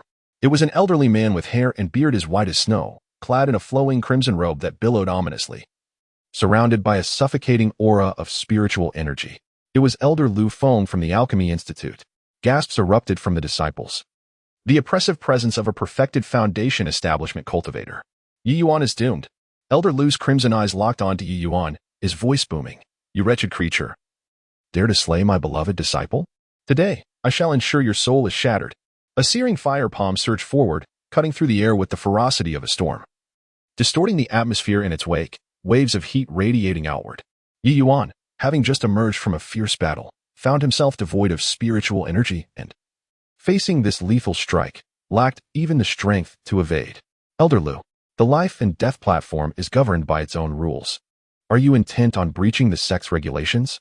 A thunderous shout rang out as Elder Wu of the Martial Hall appeared in front of Ye Yuan in a flash. With a wave of his sleeve, a golden barrier materialized out of thin air. Boom! The fire palm collided with the barrier, unleashing a deafening roar. The shockwave cascaded outward, toppling the surrounding disciples. Elder Wu. Elder Lu landed, his eyes aflame. This child has slain my beloved disciple. I shall take his life today. Elder Wu's expression darkened. These two have signed a life and death contract. Chowing was outmatched and perished on the life and death platform. He has no one to blame but himself. Should you insist on attacking, do not expect me to show mercy. You old scoundrel, how dare you obstruct me? Why did you not save my disciple earlier? Lu Feng sneered, his spiritual energy surging, his voice thunderous. Elder Wu wore a bitter smile. Even a disciple like Chowing was considered a genius within the sect, and immense resources had been expended to nurture him. Even as he took to the life and death platform, he could not simply stand by and watch Chowing be slain. However, the events unfolded so swiftly that no one could have anticipated Ye Yuan enduring Chao Ying's terrifying onslaught and striking back to claim victory. All of this was beyond expectation, rendering him unable to intervene in time. Humph! My disciple shall not die in vain, Lu Feng declared, slapping his storage bag, causing a crimson fire seal to float before him, emanating a dreadful pressure as he bellowed. Even if the sect master were to arrive today, I would still slay this child. Just as tensions reached a breaking point, a cool voice interjected. Elder Lu, what a grand display of power. The crowd turned to see a woman in white descending gracefully, her garments fluttering like those of an ethereal being. It was Su Qinghan. As the daughter of the sect master, Lu Feng's expression shifted at the sight of her. Su Shizi, this matter does not concern you. Su Qinghan settled beside Ye Yuan and spoke softly. Junior brother Yi is my friend. His affairs are my own. As she spoke, she produced a jade slip and continued. This is a decree from my father. Today's events cease here. Elder Lu, should you have any objections, feel free to seek my father for discourse. Now, I wish to take Ye Yuan to meet my father. Do you have any objections? Upon finishing her words, Su Qinghan flicked her finger, sending the jade slip forth, which emitted a golden light. Within it resounded the voice of Su Qianyi, quickly bring Ye Yuan to see me. There must be no mistakes. Elder Lu, upon hearing this, exhibited a fluctuating demeanor, ultimately casting a fierce glare at Ye Yuan and uttering, You little wretch, consider yourself fortunate today. We shall see what the future holds. With that, he enveloped Chao Ying's corpse and transformed into a streak of red light, departing. Once Elder Lu had left, Elder Wu exhaled a sigh of relief and turned to Ye Yuan, stating, Young man, you have stirred up quite the trouble. Elder Lu is one who bears grudges, and he will undoubtedly seek retribution. Ye Yuan managed a respectful salute, replying, Thank you for your rescue, Elder. Elder Wu waved his sleeve, his expression impassive, and replied, No need for thanks. I merely fulfilled my duty. He then departed without further ado. Su Qinghan turned back, producing a vial of elixir and handing it to him with a smile, saying, This is a recovery pill. It will aid in your healing. Ye Yuan accepted the pill and remarked, Sister Su, your arrival was most timely. Otherwise, I would have been in great peril. By the way, does the sect master truly wish to see me? Su Qinghan smiled faintly and affirmed, Indeed. With a graceful wave of her sleeve, she added, Follow me.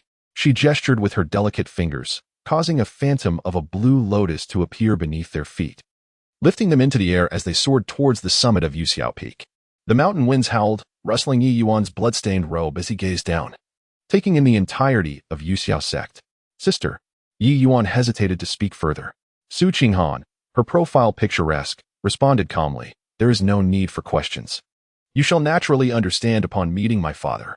As they passed through the clouds, a grand hall materialized before them. Upon landing, Su Qinghan retracted the blue lotus and softly stated, "Father awaits you within the hall," pushing open the heavy doors. Ye Yuan was immediately enveloped by an overwhelming pressure akin to an ocean's depth. Deep within the hall stood a middle-aged man clad in a white Taoist robe, hands clasped behind his back. Disciple Ye Yuan pays respects to the sect master. Ye Yuan stepped forward and bowed respectfully. Su Qinghan slowly turned, his appearance seemingly ordinary, yet exuding an unfathomable aura. His gaze pierced through Ye Yuan, and he remarked, "The ancient thunder dragon body. Indeed remarkable." Ye Yuan's heart jolted. Astonished that his secret had been discerned by Su Qinghan, the latter raised a hand, gesturing for him to rise, and with a faint smile, said, "There is no need to be anxious. It is no wonder your strength is so formidable." Ye Yuan looked up at Su Qinghan and inquired, "Sect master, you are able to recognize my extraordinary physique?" Su Qinghan replied with a gentle smile, "I too have delved into countless tomes to uncover this truth. Otherwise, I would remain oblivious to your serendipitous awakening of such a constitution. It appears that your lineage is rather extraordinary. For the awakening of this particular physique necessitates a specific bloodline. I wonder how much you truly understand about your own origins?" Ye Yuan gently shook his head and replied, "I have been an orphan since childhood and possess no knowledge of my heritage. The sect maintains records regarding my admission, which the sect leader may review." Su Qinghan nodded and strolled to the window, gazing out at the sea of clouds, saying, "You need not worry about Lu Feng. I have already communicated with him, prohibiting any trouble from his end. Furthermore, from this day forth, you shall enter the inner sect and become an inner disciple." Ye Yuan felt a stir within his heart and immediately clasped his hands in gratitude, saying, "Thank you, sect leader." Originally, one must attain at least the 8th level of qi refinement to enter the inner sect, yet he had been granted early admission. This meant he would have access to greater cultivation resources. Su Qinghan waved his hand and smiled, saying, "Do take care of yourself. In the upcoming martial arts tournament of the various sects in the lower Xian realm, your prowess will undoubtedly shine brilliantly." Ye Yuan nodded in understanding. Subsequently, Su Qinghan gestured for him to leave. After Ye Yuan departed, Su Qinghan gazed at his retreating figure, his expression darkening as he murmured, "Could it be that this lad is a descendant of the ancient Thunder Emperor? If he were not, how could he awaken the ancient Thunder Dragon physique?" Chapter 19. The Dark Side of the Immortal Realm. Upon returning to the outer gate courtyard, Ye Yuan was met with a throng of people gathered around. The once desolate courtyard was now bustling with activity. Dozens of outer disciples eagerly awaited his arrival, and as his figure emerged, a wave of excitement rippled through the crowd. "Senior brother Yi has returned." A sharp-eyed, diminutive disciple was the first to exclaim, prompting the crowd to surge forward like a tide. Ye Yuan furrowed his brow. Those who had previously ignored him now wore obsequious smiles, their gazes filled with an unsettling eagerness. "Senior brother Yi is magnificent. That Xiaoying who often oppressed us outer disciples has finally met his comeuppance." A pockmarked disciple squeezed to the front, holding out a brocade box, and saying, "This is a small token of appreciation from a junior. Make way, make way." A burly man rudely shoved his way through the crowd, grinning as he approached. "Senior brother Yi, I am Wang Taiju from the adjacent courtyard. I have long recognized that you are no ordinary person. This is a century-old spiritual mushroom passed down in my family. Please accept it." Ye Yuan cast a cold glance over the familiar yet foreign faces before him. Just 3 months prior, these individuals had whispered behind his back, branding him as worthless, yet now they were bending over backwards to ingratiate themselves. "Everyone, I need to rest. Please take your gifts back." Ye Yuan raised his hand to quell the clamor. Their offerings were merely attempts to curry favor, hoping to secure his protection. Should they encounter trouble, they would inevitably seek his assistance. These gifts held little value for him, as he was not in need of spirit stones at present. The crowd fell silent, and a few disciples who had intended to draw closer awkwardly stepped back. At that moment, a clear voice rang out from behind. "Everyone, step aside. Senior brother Yu requires peace and quiet." Turning to look, the crowd beheld a girl with an oval face standing with her hands on her hips. Her skin was as smooth as jade, her bright eyes and white teeth complemented by a charming smile. It was none other than Chen Xiaowan, the daughter of the outer gate steward, Chen Qingshan. With a radiant smile, Chen Xiaowan said, "Brother Yi, I heard you were heading to the inner gate?" Gasps of astonishment echoed around them. To enter the inner gate, outer disciples needed to reach at least the 8th level of qi refinement and pass rigorous trials. Yet, Ye Yuan had not yet attained that level and was already granted entry into the inner gate. How could one not be envious? Ye Yuan chuckled softly and replied, "Xiaowan, have you returned from your travels?" By the way, how did you learn of my entry into the inner gate? Qin Shaoan smiled sweetly and explained. The sect leader just sent word to my father. He asked me to bring you a bottle of recovery pills to aid in your healing. Ye Yuan nodded, accepting the elixir, and remarked, please convey my gratitude to your father. Qin Shaoan waved her hand with a smile, saying, no need for such formality. If it weren't for your assistance to my father, he would have been in peril. You need to focus on your recovery. I shall visit you another day. Ye Yuan nodded in acknowledgement. Subsequently, Qin Shaoan smiled at Ye Yuan and turned to leave. The moment he closed the courtyard gate, Ye Yuan let out a long breath, suddenly sensing the presence of another in the room. Who? His eyes flickered with a flash of lightning. It is I. The figure of Uncle Ye, hunched and frail, emerged from the shadows, a smile gracing his lips. My dear disciple, your performance today was commendable. Ye Yuan's pupils constricted, and his internal spiritual energy surged instantaneously. For he distinctly observed that beneath Uncle Ye's feet, there was no shadow. Ye Yuan glanced at the ground beneath him and inquired, Master, why is there no shadow beneath your feet? The Qingmu Taoist chuckled lightly, his frail form appearing particularly ethereal in the sunlight. Silly disciple, this is merely a technique of the astral projection of the primordial spirit. Once a practitioner reaches the infant soul stage, they can separate their spirit from their body for a limited distance, provided they do not stray too far from their physical form. Feeling the tension in his nerves ease slightly, Ye Yuan exhaled deeply and replied with a smile, I thought I had encountered a ghost in broad daylight. However, his brow furrowed once again as he curiously asked, but I have read in the scriptures at the library that the primordial spirit of an infant soul practitioner is exceedingly fragile and cannot manifest in sunlight. What about you? The Qingmu Taoist smiled nonchalantly. Indeed, that is true for ordinary infant soul practitioners. However, my primordial spirit has undergone special refinement, rendering it significantly more powerful than that of typical cultivators. By the way, I have come to inform you that I must leave for a while. Ye Yuan's heart stirred, and he asked, Master, where are you going? Why the sudden departure? The Qingmu Taoist waved his hand dismissively. Do not inquire further. I shall be away for a period ranging from 1.5 years to 2 or 3 years, but rest assured, I will return. He paused and then raised his hand, saying, before I depart, I shall impart to you the entirety of my knowledge on alchemy and spiritual herb cultivation. Before his words had fully settled, the ethereal tip of the Qingmu Taoist's finger suddenly glimmered with a blue light, swiftly pointing towards Ye Yuan's forehead. Ye Yuan had no time to react before he felt a chill at his brow, and an overwhelming torrent of information surged into his consciousness like a flood breaking through a dam. In an instant, countless alchemical secrets, the characteristics of spiritual herbs, and the principles of the mutual generation and restraint of medicinal properties exploded within his mind.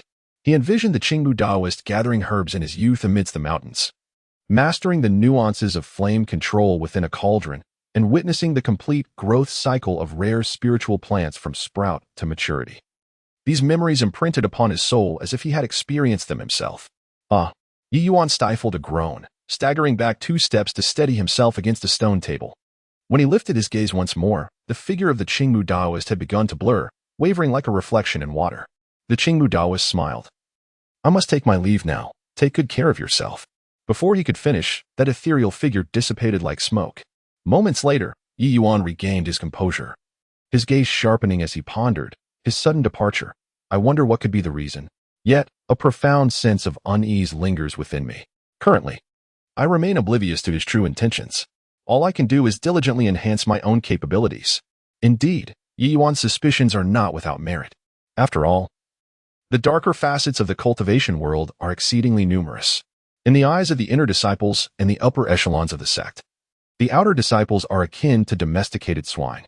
Each year, dozens of outer disciples mysteriously vanish. In truth, most of these disciples fall prey to the machinations of the inner circle or the higher-ups. Some are utilized as cauldrons, others subjected to drug trials, while some are transformed into corpse puppets or have their spiritual roots extracted. The list is extensive and varied. He himself was once deceived by Su Qinghan, believing he had found a protector, only to be treated as a mere cauldron. In this realm, it is only the presence of a powerful ally that evokes caution. This was also the reason for Ye Yuan's previous allegiance to Su Qinghan. Naturally, even inner disciples have faced dire fates. During their dual cultivation, Su Qinghan revealed that 50 years ago, a peerless prodigy emerged from the Yuxiao sect, only to be usurped by the sect's elder. Thus, Ye Yuan must remain vigilant. Chapter 20. the thunderbolt dragon-patterned halberd. Subsequently, Ye Yuan turned and entered the room, sitting cross-legged with a composed demeanor. He retrieved the recovery pill sent by Qin Shaowan from his storage bag. As the jade vial opened, an enchanting fragrance of medicine wafted through the air. Inside, 3 perfectly round pills glimmered with a lustrous sheen, their surfaces subtly adorned with flowing spiritual patterns.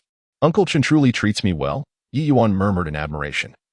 Taking one pill and consuming it, the pill dissolved instantly upon contact, transforming into a torrent of spiritual energy that coursed through his meridians, reaching every extremity of his body. He promptly initiated the Silence Thunder Sutra, guiding this influx of energy to circulate within him. As his technique unfolded, the thunderous spiritual energy within his dantian began to boil. Tendrils of electric light flickering across his skin. Suddenly, a muffled explosion resonated within him, as if his previously parched meridians were savoring the long-awaited nourishment of the medicinal power. Ye Yuan distinctly sensed his depleted spiritual energy being restored at an astonishing pace, even more refined and robust than before the battle.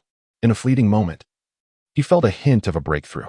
At this juncture, the spiritual energy within him surged like a torrential flood, incessantly rushing through his meridians. The medicinal potency of the recovery pill intertwined with the thunderous energy, flowing into the thunder pool. A rumble echoed within the pool, heralding a cacophony of thunder. "I am on the verge of a breakthrough." Ye Yuan's heart raced, and he swiftly focused his mind, exerting all his efforts into his technique. With his hands forming intricate seals, the lightning around him intensified, illuminating the entire room. "Consolidate," Ye Yuan exclaimed softly, channeling all his spiritual energy towards the thunder pool. At that moment, the thunder pool expanded further. Boom! A deafening clap of thunder erupted from within Ye Yuan, sending the furniture in the room tumbling in a tempestuous wave. 7th layer of qi refinement. Accomplished. Ye Yuan gradually opened his eyes, his pupils swirling with electric light, and his entire demeanor underwent a subtle transformation. He gently clenched his fist, and faint arcs of electricity crackled in the air. Savoring the surging spiritual energy within him, Ye Yuan beamed with satisfaction. He realized that his total spiritual energy had increased by over 30% and had become more concentrated and pure. Suddenly, his expression shifted as he discovered that the Silence Thunder Sutra had unlocked new content following his breakthrough, the thunderbolt dragon-patterned halberd. This was the method to refine his innate treasure. Ye Yuan felt a surge of joy in his heart and chuckled. "Oh, an innate treasure?" He immediately immersed his consciousness into the newly unlocked content of the Silence Thunder Sutra. As information flooded in, his expression gradually turned grave. According to the information, the innate treasure, the thunderbolt dragon-patterned halberd, was no ordinary artifact. This item, when nurtured within the body over time, could significantly accelerate cultivation speed, temper the physical form, and serve as an additional trump card. However, the thunderbolt dragon-patterned halberd required a handle made from a millennium-old thunderstruck wood, a blade forged from profound thunder gold, and the infusion of a strand of innate thunder. Ye Yuan murmured to himself, his brow furrowing deeper, and he sighed. None of these materials are easily obtainable. He rose and approached the bookshelf, extracting a weathered tome titled Records of Cultivation Materials from the bottom shelf, and began to swiftly peruse its contents. His fingers glided over the pages of the book, murmuring, "The 1,000-year lightning strike must endure the heavenly thunder without succumbing. The essence of thunderous gold can only be nurtured deep within veins rich in thunder attributes. Furthermore, the innate thunder can only emerge from regions beset by perennial thunderstorms." With a sharp clap, he closed the book, plunging into contemplation. Such materials were virtually unseen in the outer sect, and even within the inner sect. They were rare treasures. To procure them in the marketplace would require a substantial amount of spirit stones. Yet, his current reserves were barely sufficient for his own cultivation. It seemed he would need to devise a long-term strategy. He sighed softly, yet his gaze grew resolute, knowing the path ahead was far better than cultivating blindly. Suddenly, he recalled that the teachings of the Qingmu Taoist had mentioned methods for cultivating lightning strike wood. He promptly closed his eyes in recollection and indeed found pertinent memories within his consciousness. Abruptly, he opened his eyes and spoke earnestly. It is indeed possible to utilize a lightning attraction array to assist spirit wood in transcending tribulations, thereby artificially creating lightning strike wood. However, this requires locating the 1,000-year spirit wood, which can only be sought in the Tranquil Mountains. Yet, the Tranquil Mountains are fraught with peril, inhabited by 3rd and 4th-tier demon beasts. Nevertheless, this revelation invigorated his spirit. Although other materials remained elusive, at least he had a clear objective. Perhaps it would be best to wait until he entered the inner sect. He silently contemplated, closing his eyes once more to continue his cultivation. 3 days later. On a crisp morning, Ye Yuan was practicing his thunder techniques in the courtyard when he suddenly sensed a powerful aura approaching from afar. He ceased his movements and gazed towards the horizon. A streak of azure light pierced through the clouds, swiftly landing before his courtyard. As the brilliance dissipated, a striking young woman clad in a moon-white gown emerged. Appearing to be in her mid-20s, her features were exquisite, and her countenance bore an inherent authority that commanded respect. At her waist hung a jade token inscribed with the characters for inner sect steward. "Are you Ye Yuan, junior disciple?" The woman's voice was cool, and her gaze lingered momentarily on him, seemingly detecting the surging thunderous spiritual energy within him. Ye Yuan clasped his hands in greeting. "Indeed, I am the disciple. May I inquire your name, senior sister?" She offered a faint smile. "I am Su Qinghan, steward of the inner sect. By order of the sect master, I have come to escort you into the inner sect. Please gather your belongings and accompany me." A flicker of excitement stirred within Ye Yuan. He had heard of Su Qinghan, renowned for her icy demeanor as the steward of the inner sect. Now in the mid-stage of foundational establishment, she lacked any influential backing within the sect, hindering her promotion to elder. Unlike Mu Qingxue, who, due to her connections with Elder Jiang Ruoqing and her prominent family background, had been elevated to elder of the Talisman Academy despite being merely in the early stage of foundational establishment. Su Qinghan, in contrast, although she had reached mid-stage foundational establishment a decade prior, remained merely a steward. The disparity in status between a steward and an elder was vast, not to mention the differences in treatment. For instance, elders are permitted to cultivate within the sect's secret realm for over 3 months each year, whereas the stewards are limited to merely 1 month. Nevertheless, Su Qinghan possesses extraordinary prowess. It is said that she will inevitably break through to the Golden Core stage. Her personal arrival to welcome him signifies the sect master's considerable regard for him. "Please wait a moment, senior sister Lu." Ye Yuan turned and entered the house, swiftly preparing a modest bundle. Before departing, he cast a final glance around the humble dwelling he had inhabited for 3 years, his heart brimming with emotion. Upon seeing him emerge, Su Qinghan gave a slight nod and said, "Let us depart." With a graceful wave of her sleeve, a cloud of azure mist coalesced beneath them, lifting them into the air. As Ye Yuan stepped onto the cloud, he felt a lightness beneath his feet, and in an instant, he was soaring alongside Su Qinghan. The scenery below shrank rapidly, the figures of the outer disciples gazing upward, gradually fading into obscurity. During their flight, Su Qinghan suddenly spoke, saying, "It is indeed remarkable that you, junior brother Yi, were able to slay Chaoying at the 6th level of Qi refinement. However, the inner sect differs greatly from the outer. It is a gathering of prodigies, and the competition is far more fierce. As you enter the inner sect, you must exercise caution and prudence." Ye Yuan discerned the underlying advice in her words and replied earnestly, "Thank you for your guidance, senior sister." Su Qinghan offered no further words, skillfully navigating through layers of clouds. Soon, a magnificent range of towering mountains came into view, with palatial structures atop their peaks. The spiritual energy so dense it verged on the tangible. Between the 9 peaks, rainbow bridges arched gracefully, and ethereal birds circled above, presenting a scene of celestial grandeur. In stark contrast to the simplicity of the outer sect, it was as if they had entered an entirely different realm. Suddenly, a voice, alluring and captivating, echoed in Ye Yuan's ear. Chapter 21, Invitation to the Battle Institute. "This is a message from Mu Qingxue." "Ah, Ye Yuan, you've arrived at the inner sect. Hee. Let us see how you can escape from my grasp in the future." "Enchantress," Ye Yuan retorted coldly. "Humph, just you wait. I will make you pay dearly." Mu Qingxue responded with a languid sneer. "Brother Yi, what troubles you?" Noticing Ye Yuan's gloomy expression, Su Qinghan turned to him with curiosity. Ye Yuan shook his head, saying, "It's nothing." Su Qinghan smiled knowingly and pointed towards the tallest peak, explaining, "That is where the inner sect resides, Yuxiao 9 Peaks. The main peak, Yuxiao Peak, serves as the cultivation space for the sect master and the elders. Your residence is arranged at Luai's Peak, where the abundant thunder spiritual energy is ideal for your cultivation." Ye Yuan nodded in acknowledgement. "Here we are." Moments later, Su Qinghan descended from the clouds, landing before a courtyard of azure stones. The entrance bore the 3 characters Ting Lei Xian elegantly inscribed, faintly shimmering with the essence of thunder. "This is your residence. Remember to go to the duty hall tomorrow at dawn to complete your formal registration," Su Qinghan instructed before turning to leave. Suddenly, she paused and added, After entering the inner sect, you may choose to join an institute. You can opt for the Spirit Herb Institute, Alchemy Institute, Spirit Talisman Institute, or the Artifact Refining Institute, among others. However, the Spirit Herb Institute is now abandoned, and your relations with the elders of the Alchemy and Spirit Talisman Institutes are strained, leaving you with limited options.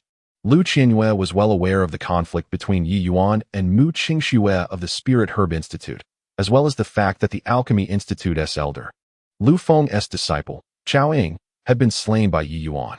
Thus, joining either of those institutes was out of the question. And the Spirit Herb Institute offered little promise due to its dilapidated state. Just as Ye Yuan was about to speak, a resounding voice interrupted. I wonder if, brother, you would be interested in joining my battle institute? A tall, robust young man strode forward, causing the ground to tremble slightly with each step. He bore a massive black iron sword on his back, the blade nearly his height, yet he wielded it effortlessly. With a resolute face, sword-like eyebrows, and piercing eyes, his black attire accentuated his impressive aura. The newcomer was none other than Dong Hai, the steward of the Battle Institute. Lu Qingyue smiled and said, Brother Dong? What brings you here? Dong Hai grinned broadly and clasped his fists. I heard there's a newcomer in the inner sect today, so I came to take a look. His gaze fixed intently on Ye Yuan, he continued. I witnessed your performance on the life and death platform, Brother Yi. To slay a half-step foundation establishment cultivator at the 6th layer of Qi refinement, such combat prowess is perfectly suited for my Battle Institute. Ye Yuan's heart stirred. The Battle Institute held a unique position within the Yuxiao sect, specializing in martial combat. Although its disciples were few, each one was a formidable character capable of battling above their level. Ye Yuan smiled and replied, Brother Dong, you flatter me. But I've heard that training in the Battle Institute is exceedingly rigorous, with life and death trials every month. I fear I might not have enough time for cultivation. Dong Hai laughed heartily, his voice booming. Precisely because of this, our Battle Institute's disciples can dominate their peers within the same tier. In the Battle Academy, there lies a valley known as Thunder Prison, where thunder rumbles incessantly, potentially benefiting your cultivation of thunder techniques. Ye Yuan's pupils constricted slightly. Thunder Prison? Is this not an exceptional location for seeking innate thunder? Lu Qingyue cleared her throat and said, Brother Dong, since Yushidi has just entered the inner sect, it would be best for him to explore other academies first. Dong Hai waved his hand, smiling. Dong Hai, never force anyone against their will. If Yushidi has the interest, he is always welcome to visit the Battle Academy. As he spoke, he produced a bronze token from his robe and tossed it to Ye Yuan. Ye Yuan caught the token, feeling its weight in his hand. It bore the character for battle, exuding a subtle aura of intimidation. Ye Yuan solemnly accepted the token, saying, Thank you, Brother Dong. If I have the leisure, I will certainly come to observe. Dong Hai nodded in satisfaction and turned to Lu Qingyue. Sister Lu, the sect master summons you to Yuxiao Peak for a meeting immediately.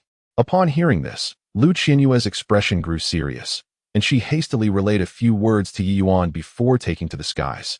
After her departure, Dong Hai suddenly spoke. Yushidi, there is something I must remind you of. Chao Ying has an elder brother named Chao Su at Wang Hai Pavilion. If he learns that Chao Ying was slain by you, he will likely seek retribution. Ye Yuan's brow furrowed as he asked in a low voice, What level of cultivation does this Chao Su possess? Dong Hai's expression turned grave as he replied, He is at the peak of the initial stage of foundation establishment, ranking among the top 20 on the intersex combat ranking list at Wang Hai Pavilion. Ye Yuan's eyes turned icy as he remarked, Wang Hai Pavilion is indeed formidable?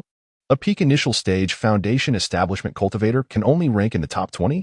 It is worth noting that Chao Ying, at the cusp of foundation establishment, could rank in the top 5 within our Yuxiao sect. Dong Hai chuckled. Wang Hai Pavilion is ranked 3rd in the lower Xin realm, possessing immense strength. Be cautious when encountering members of Wang Hai Pavilion in the future. Ye Yuan nodded and said, Thank you for your guidance, brother. Dong Hai smiled. If you can join our Battle Academy, you will also have the opportunity to practice our unique technique, the Battle Soul Technique. Ye Yuan inquired, What is the Battle Soul Technique? Dong Hai explained, This technique is a method for cultivating the primordial spirit, and it is exclusive to our Battle Academy. Moreover, the top 3 disciples of the inner sect are all in our academy. Future exchanges and sparring among us will enhance our combat prowess. At that moment, Ye Yuan felt a stirring in his heart, stating, Once I have settled in, I shall visit the Battle Academy. Dong Hai displayed a satisfied smile and reminded him before leaving, If you need anything, feel free to contact me. With that, He tossed Ye Yuan a communication talisman. Once Dong Hai departed, Ye Yuan stood before the listening thunder pavilion, a slight smile gracing his lips as he mused, "The Battle Academy seems to be a splendid choice." He then pushed open the courtyard door and stepped inside. The courtyard was elegantly simple in design, complete with a main hall, a quiet room, and an alchemy chamber. Most strikingly, a grove of thunder bamboo was planted within the courtyard. As the wind swept through, the bamboo swayed, producing a rustling sound, and amidst the leaves, tiny flashes of lightning flickered, infusing the entire courtyard with an aura of thunderous spirit. "What a remarkable place for cultivation," Ye Yuan exclaimed. 3 days later, at dawn, Ye Yuan pushed open the door of the listening thunder pavilion and inhaled deeply, basking in the morning sun. After several days of recuperation and practice, he had solidified his cultivation at the 7th level of Qi refinement. It was time to visit the Battle Academy. Ye Yuan retrieved the bronze token given to him by Dong Hai and followed the engraved map towards the academy. Crossing several rainbow bridges, a uniquely shaped peak appeared ahead. This peak was not as elegant as the other inner sect mountains. Rather, it was rugged and steep, resembling a sword unsheathed, piercing the heavens.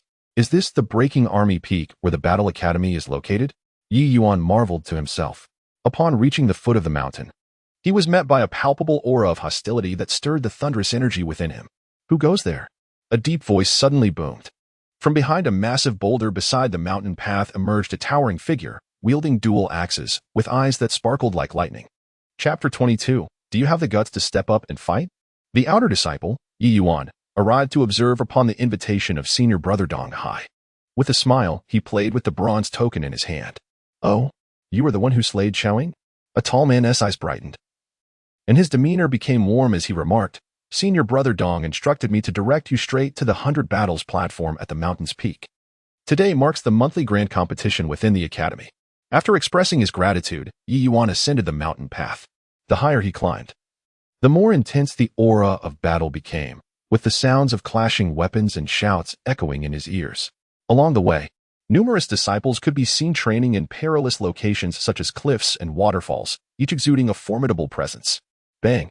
A tremendous sound erupted from the summit, causing the mountain path to tremble slightly. Ye Yuan quickened his pace and soon arrived at an expansive platform. There, he beheld 10 fighting arenas, each surrounded by throngs of spectators. In the central and largest arena, 2 figures were engaged in a fierce confrontation. "Junior brother Yi, over here." Following the voice, Ye Yuan spotted Dong Hai waving to him from a nearby elevated platform. He hurried over and noticed an elderly man with a profound aura seated beside Dong Hai. This man was undoubtedly Elder Hong of the Battle Academy. Typically, a faction consists of 1 elder and 2 stewards. With a smile, Dong Hai pointed toward the central arena and introduced, "Currently competing are Zhao Sun, ranked 3rd in our Battle Academy, and Sun Lai, ranked 4th. Both are at the initial stage of foundation establishment." Ye Yuan focused his attention on the stage, observing the 2 combatants executing fierce techniques, each strike accompanied by the sound of slicing air. Zhao Sun wielded a flying sword, unleashing a flurry of sword lights, with terrifying sword energy enveloping the entire arena. Sun Lai, on the other hand, swung a massive hammer with tremendous force, exuding an imposing aura. The clash of their energies created turbulent waves, compelling even the spectators below to channel their own energy for protection. Such formidable power! Ye Yuan marveled inwardly. The combat prowess displayed here far exceeded that of ordinary cultivators at the initial stage of foundation establishment. The fluctuations of spiritual energy unleashed by these 2 were substantially more robust than typical early-stage practitioners. Dong Hai stood with his hands clasped behind his back, smiling faintly. This is the power of the battle soul technique, which enhances one's spiritual consciousness beyond the ordinary, allowing for more exquisite control over spiritual energy. Thus, our disciples often fight beyond their rank. Ye Yuan inquired, "If such a marvelous method exists, why does the sect not allow disciples from other factions to practice it?" Dong Hai chuckled heartily. "This is a secret of our academy. How could I divulge it to others?" Just then, the battle concluded. Zhao Sun sent Sun Lai's massive hammer flying and held his sword's tip against the latter's throat. "Brother Zhao wins," the referee announced loudly. Cheers erupted from the audience. Zhao Sun sheathed his sword and suddenly cast his gaze toward the elevated platform, locking eyes with Ye Yuan. A slight smile graced Zhao Sun's lips as he said, "You must be the new junior brother Yi. I've heard you defeated Xiaoying, who was at the threshold of foundation establishment, with mere qi refining." Although Chowing secured a position among the top 5 in the previous sect competition, it was merely a victory won through cunning, and his true strength barely places him within the top 10 among the inner disciples. Do not assume that defeating Chowing makes one invincible. Do you dare to ascend the stage for a duel? The attention of the entire assembly instantly converged upon Ye Yuan, whose demeanor was met with expressions of arrogance and pride from the onlookers. After all, the disciples of the Battle Academy have always held themselves in high regard. Dong Hai murmured cautiously, "Be wary. Zhao Sun shares a profound camaraderie with Qin Su." Ye Yuan understood the implication. Zhao Sun clearly intended to assert his dominance. With a calm smile, he clasped his hands in respect and responded, "If senior brother Zhao calls, I shall gladly oblige. However, as a novice in the inner sect, my cultivation is limited. I hope senior brother will show some leniency." With that, he leaped gracefully, transforming into a streak of lightning as he landed upon the platform. His technique of lightning evasion evoked gasps of admiration. Zhao Sun's eyes glimmered with intensity as he chuckled, "Excellent technique. However, a contest on the stage relies on genuine skill." As his words faded, he flicked his finger, unleashing 12 beams of sword light that erupted with terrifying sword aura. The fierce energy sliced through the air with a shrill whistle. Even before the sword tips reached him, the oppressive aura had already carved deep furrows into the arena's surface. Ye Yuan remained unfazed, advancing rather than retreating. With a subtle motion of his right hand, a short sword forged from lightning materialized before him, charging directly into the torrent of sword energy. Clang! The clash of metal rang out as the lightning sword met the flying swords, sparking a dazzling display of light. Ye Yuan felt a tremendous force reverberate through him, causing his grip to numb as he staggered back 3 steps before regaining his footing. "Is that all you have?" Zhao Sun sneered, altering his sword technique as the 12 beams of light converged into a single colossal sword shadow, which he swung down towards Ye Yuan with lethal intent. In that critical moment, Ye Yuan's internal lightning energy surged wildly. He formed hand seals, conjuring a radiant lightning shield that enveloped him, emitting blinding flashes of light. Boom! The sword shadow struck the lightning shield, creating a web of cracks, yet it did not shatter. Zhao Sun's expression shifted. He had not anticipated that Ye Yuan's lightning shield would be so robust, successfully withstanding his strike. Just as Zhao Sun prepared to unleash his next move, "Senior brother, I apologize for the offense." Ye Yuan's lips curled into a slight smile as his right hand erupted with brilliant lightning. Clawing his fingers, he forcefully crushed the giant sword shadow. Subsequently, a bolt of lightning shot towards Zhao Sun. Bang! Taken by surprise, Zhao Sun was propelled back 7 steps, almost teetering off the platform. He barely steadied himself, yet his robe bore several singed holes, rendering him quite disheveled. The crowd erupted in astonishment. Zhao Sun had been forced back? Ye Yuan was indeed remarkable. It was merely a stroke of luck. Zhao Sun's face darkened, veins throbbing on his forehead. As a peak foundation establishment cultivator and the 3rd-ranked disciple in the Battle Academy, he had been publicly repelled by a mere chi refinement disciple. This was an utter humiliation. Very well. Excellent. It seems that merely relying on superficial abilities is no longer sufficient. Zhao Sun, filled with rage, ironically smiled as an immense surge of spiritual power coursed through him, emanating an overwhelming aura. Enough. A commanding rebuke interrupted his words. Elder Hong, having appeared on the arena at an unknown moment, waved his sleeve, unleashing a formidable force that separated the 2 combatants.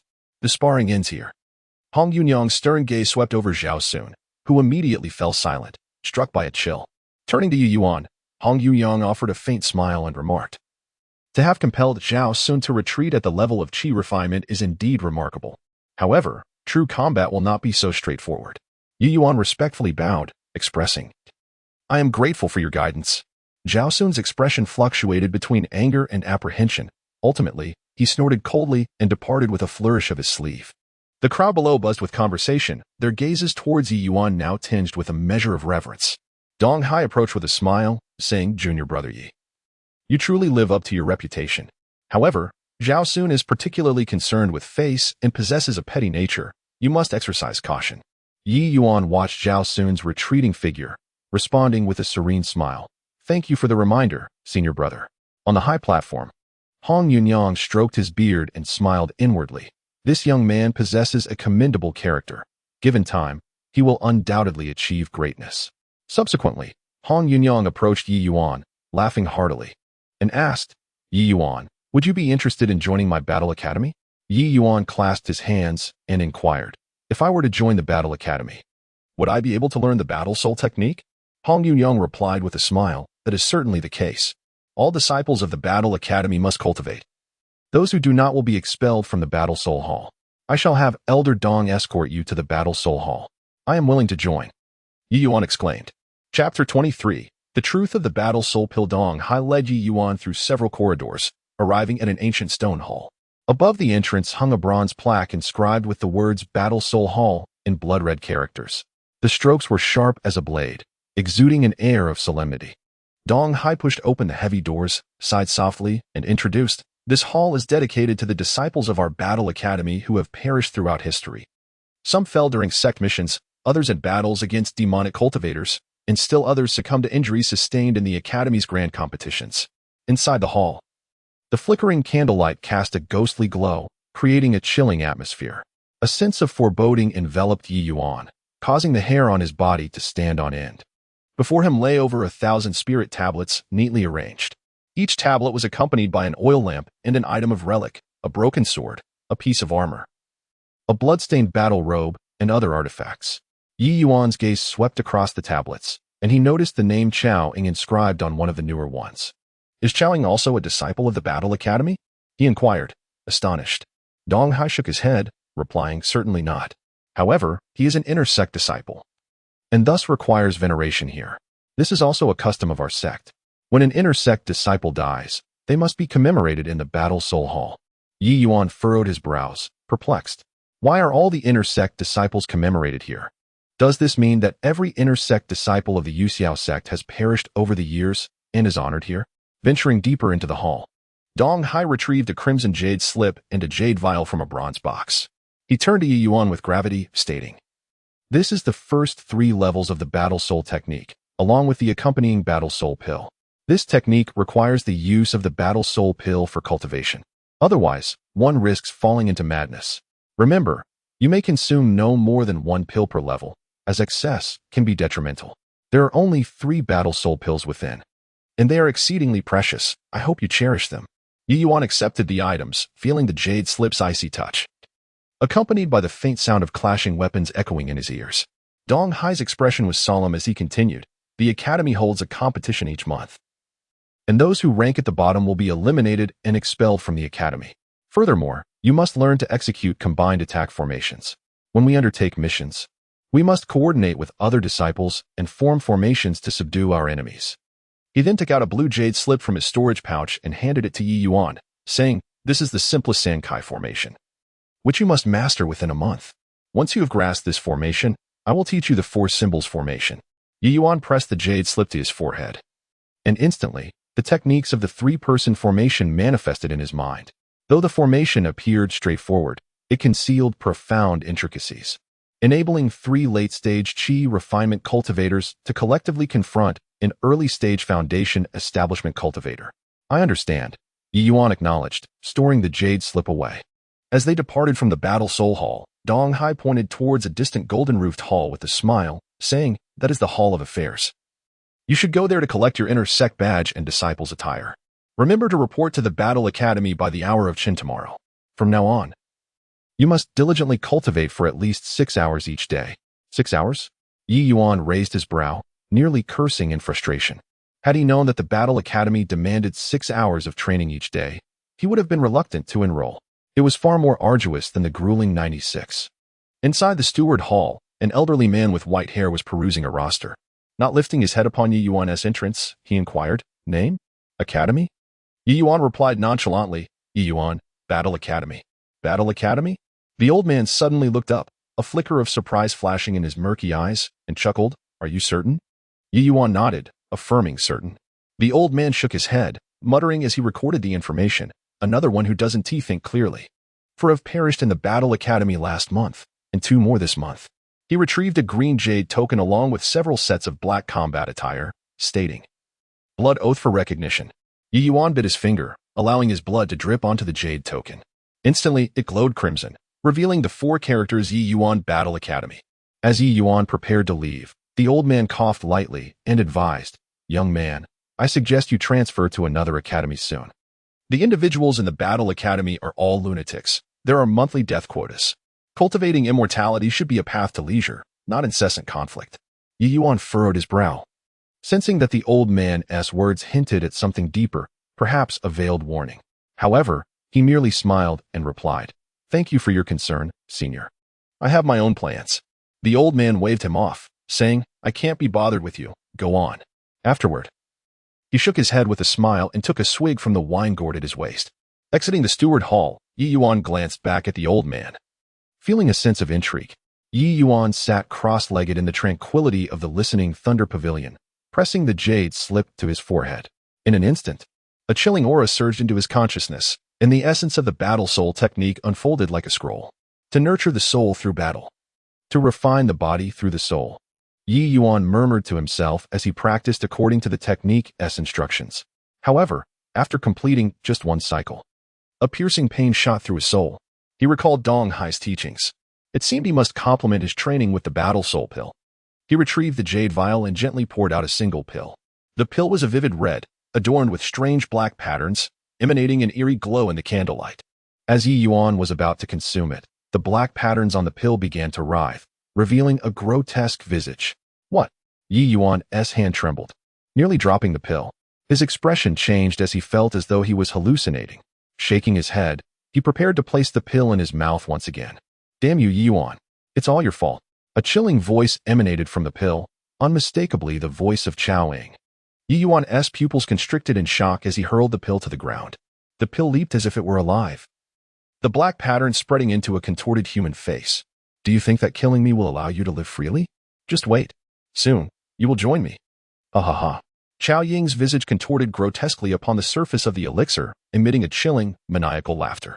The eerie sound reverberated in the silent chamber, sending shivers down Ye Yuan's spine. "What on earth is happening?" Ye Yuan inquired. "Ha. Do you truly believe these battle spirit pills originated from nowhere? They are forged from the souls of us inner disciples after our demise. This has long been an open secret within the inner sect. Now that you are aware, it is not too late. The sect will spare no effort to seize any valuable entity, even if it is merely a deceased individual. They intend to convert the souls of us departed into battle spirit pills. I was transformed into a battle spirit pill by the very hands of my master." Chao-Ing sneered, her voice laced with a hint of madness. Upon grasping this horrifying truth, Ye Yuan felt a chill creep up his spine, a wave of cold washing over him. Suddenly, he recalled those disciples expelled from the battle academy. Could they also have been slain and rendered into battle spirit pills? Observing Ye Yuan's silence, Chao-Ing burst into laughter, saying, "Ye Yuan, should you consume it now, your soul will be fortified. However, I shall haunt you like a nightmare for eternity. Otherwise, you must extinguish me, granting me release." Ye Yuan fixed his gaze upon the distorted elixir on the ground, a surge of murderous intent rising within him. "Chao-Ing, having become a pill, how is it that you still retain consciousness?" He suppressed his murderous intent and asked in a deep voice. The ghostly visage upon the elixir twisted even further, proclaiming, "Ha ha ha. Do you think this is mere alchemy? This is a malevolent art of soul extraction. I endure the torment of being burned by the furnace's flames every moment. How could I ever forget? Moreover, I was personally transformed by my master." Chapter 24, the first layer of the battle soul technique. Ye Yuan furrowed his brow, recalling the thousands of spirit tablets within the battle soul hall. It appeared that the souls of those inner disciples, upon their demise, had been collected and refined into battle soul pills. He had assumed that the outer disciples were the only ones subjected to exploitation, akin to livestock. Yet he was astonished to discover that the inner disciples faced a similar fate. Even in death, they were transformed into battle soul pills. Truly, a remarkable example of resourcefulness and waste utilization.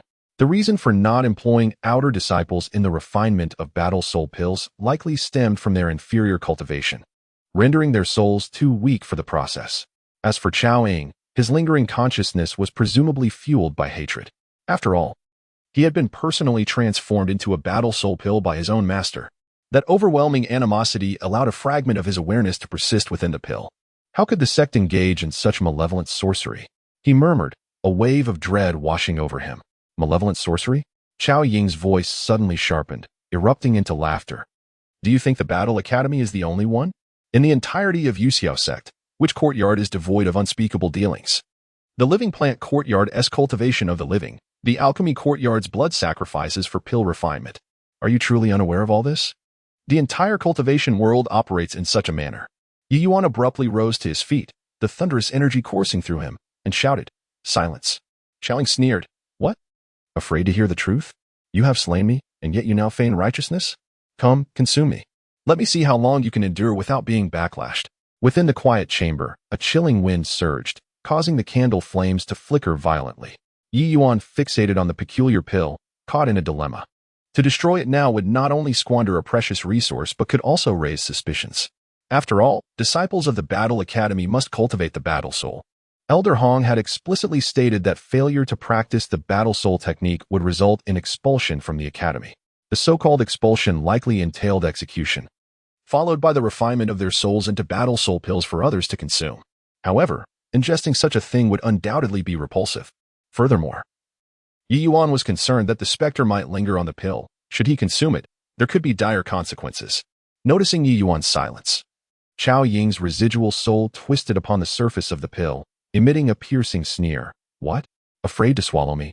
Ye Yuan, are you now too cowardly to consume a mere pill?" Amidst the flickering candlelight, Ye Yuan suddenly smiled. "Aren't you merely wishing for me to extinguish your lingering soul, granting you complete liberation?" The ghastly visage on the pill abruptly froze. After a moment of silence, Chowing barked, "And if that is the case, I shall send you on your way now."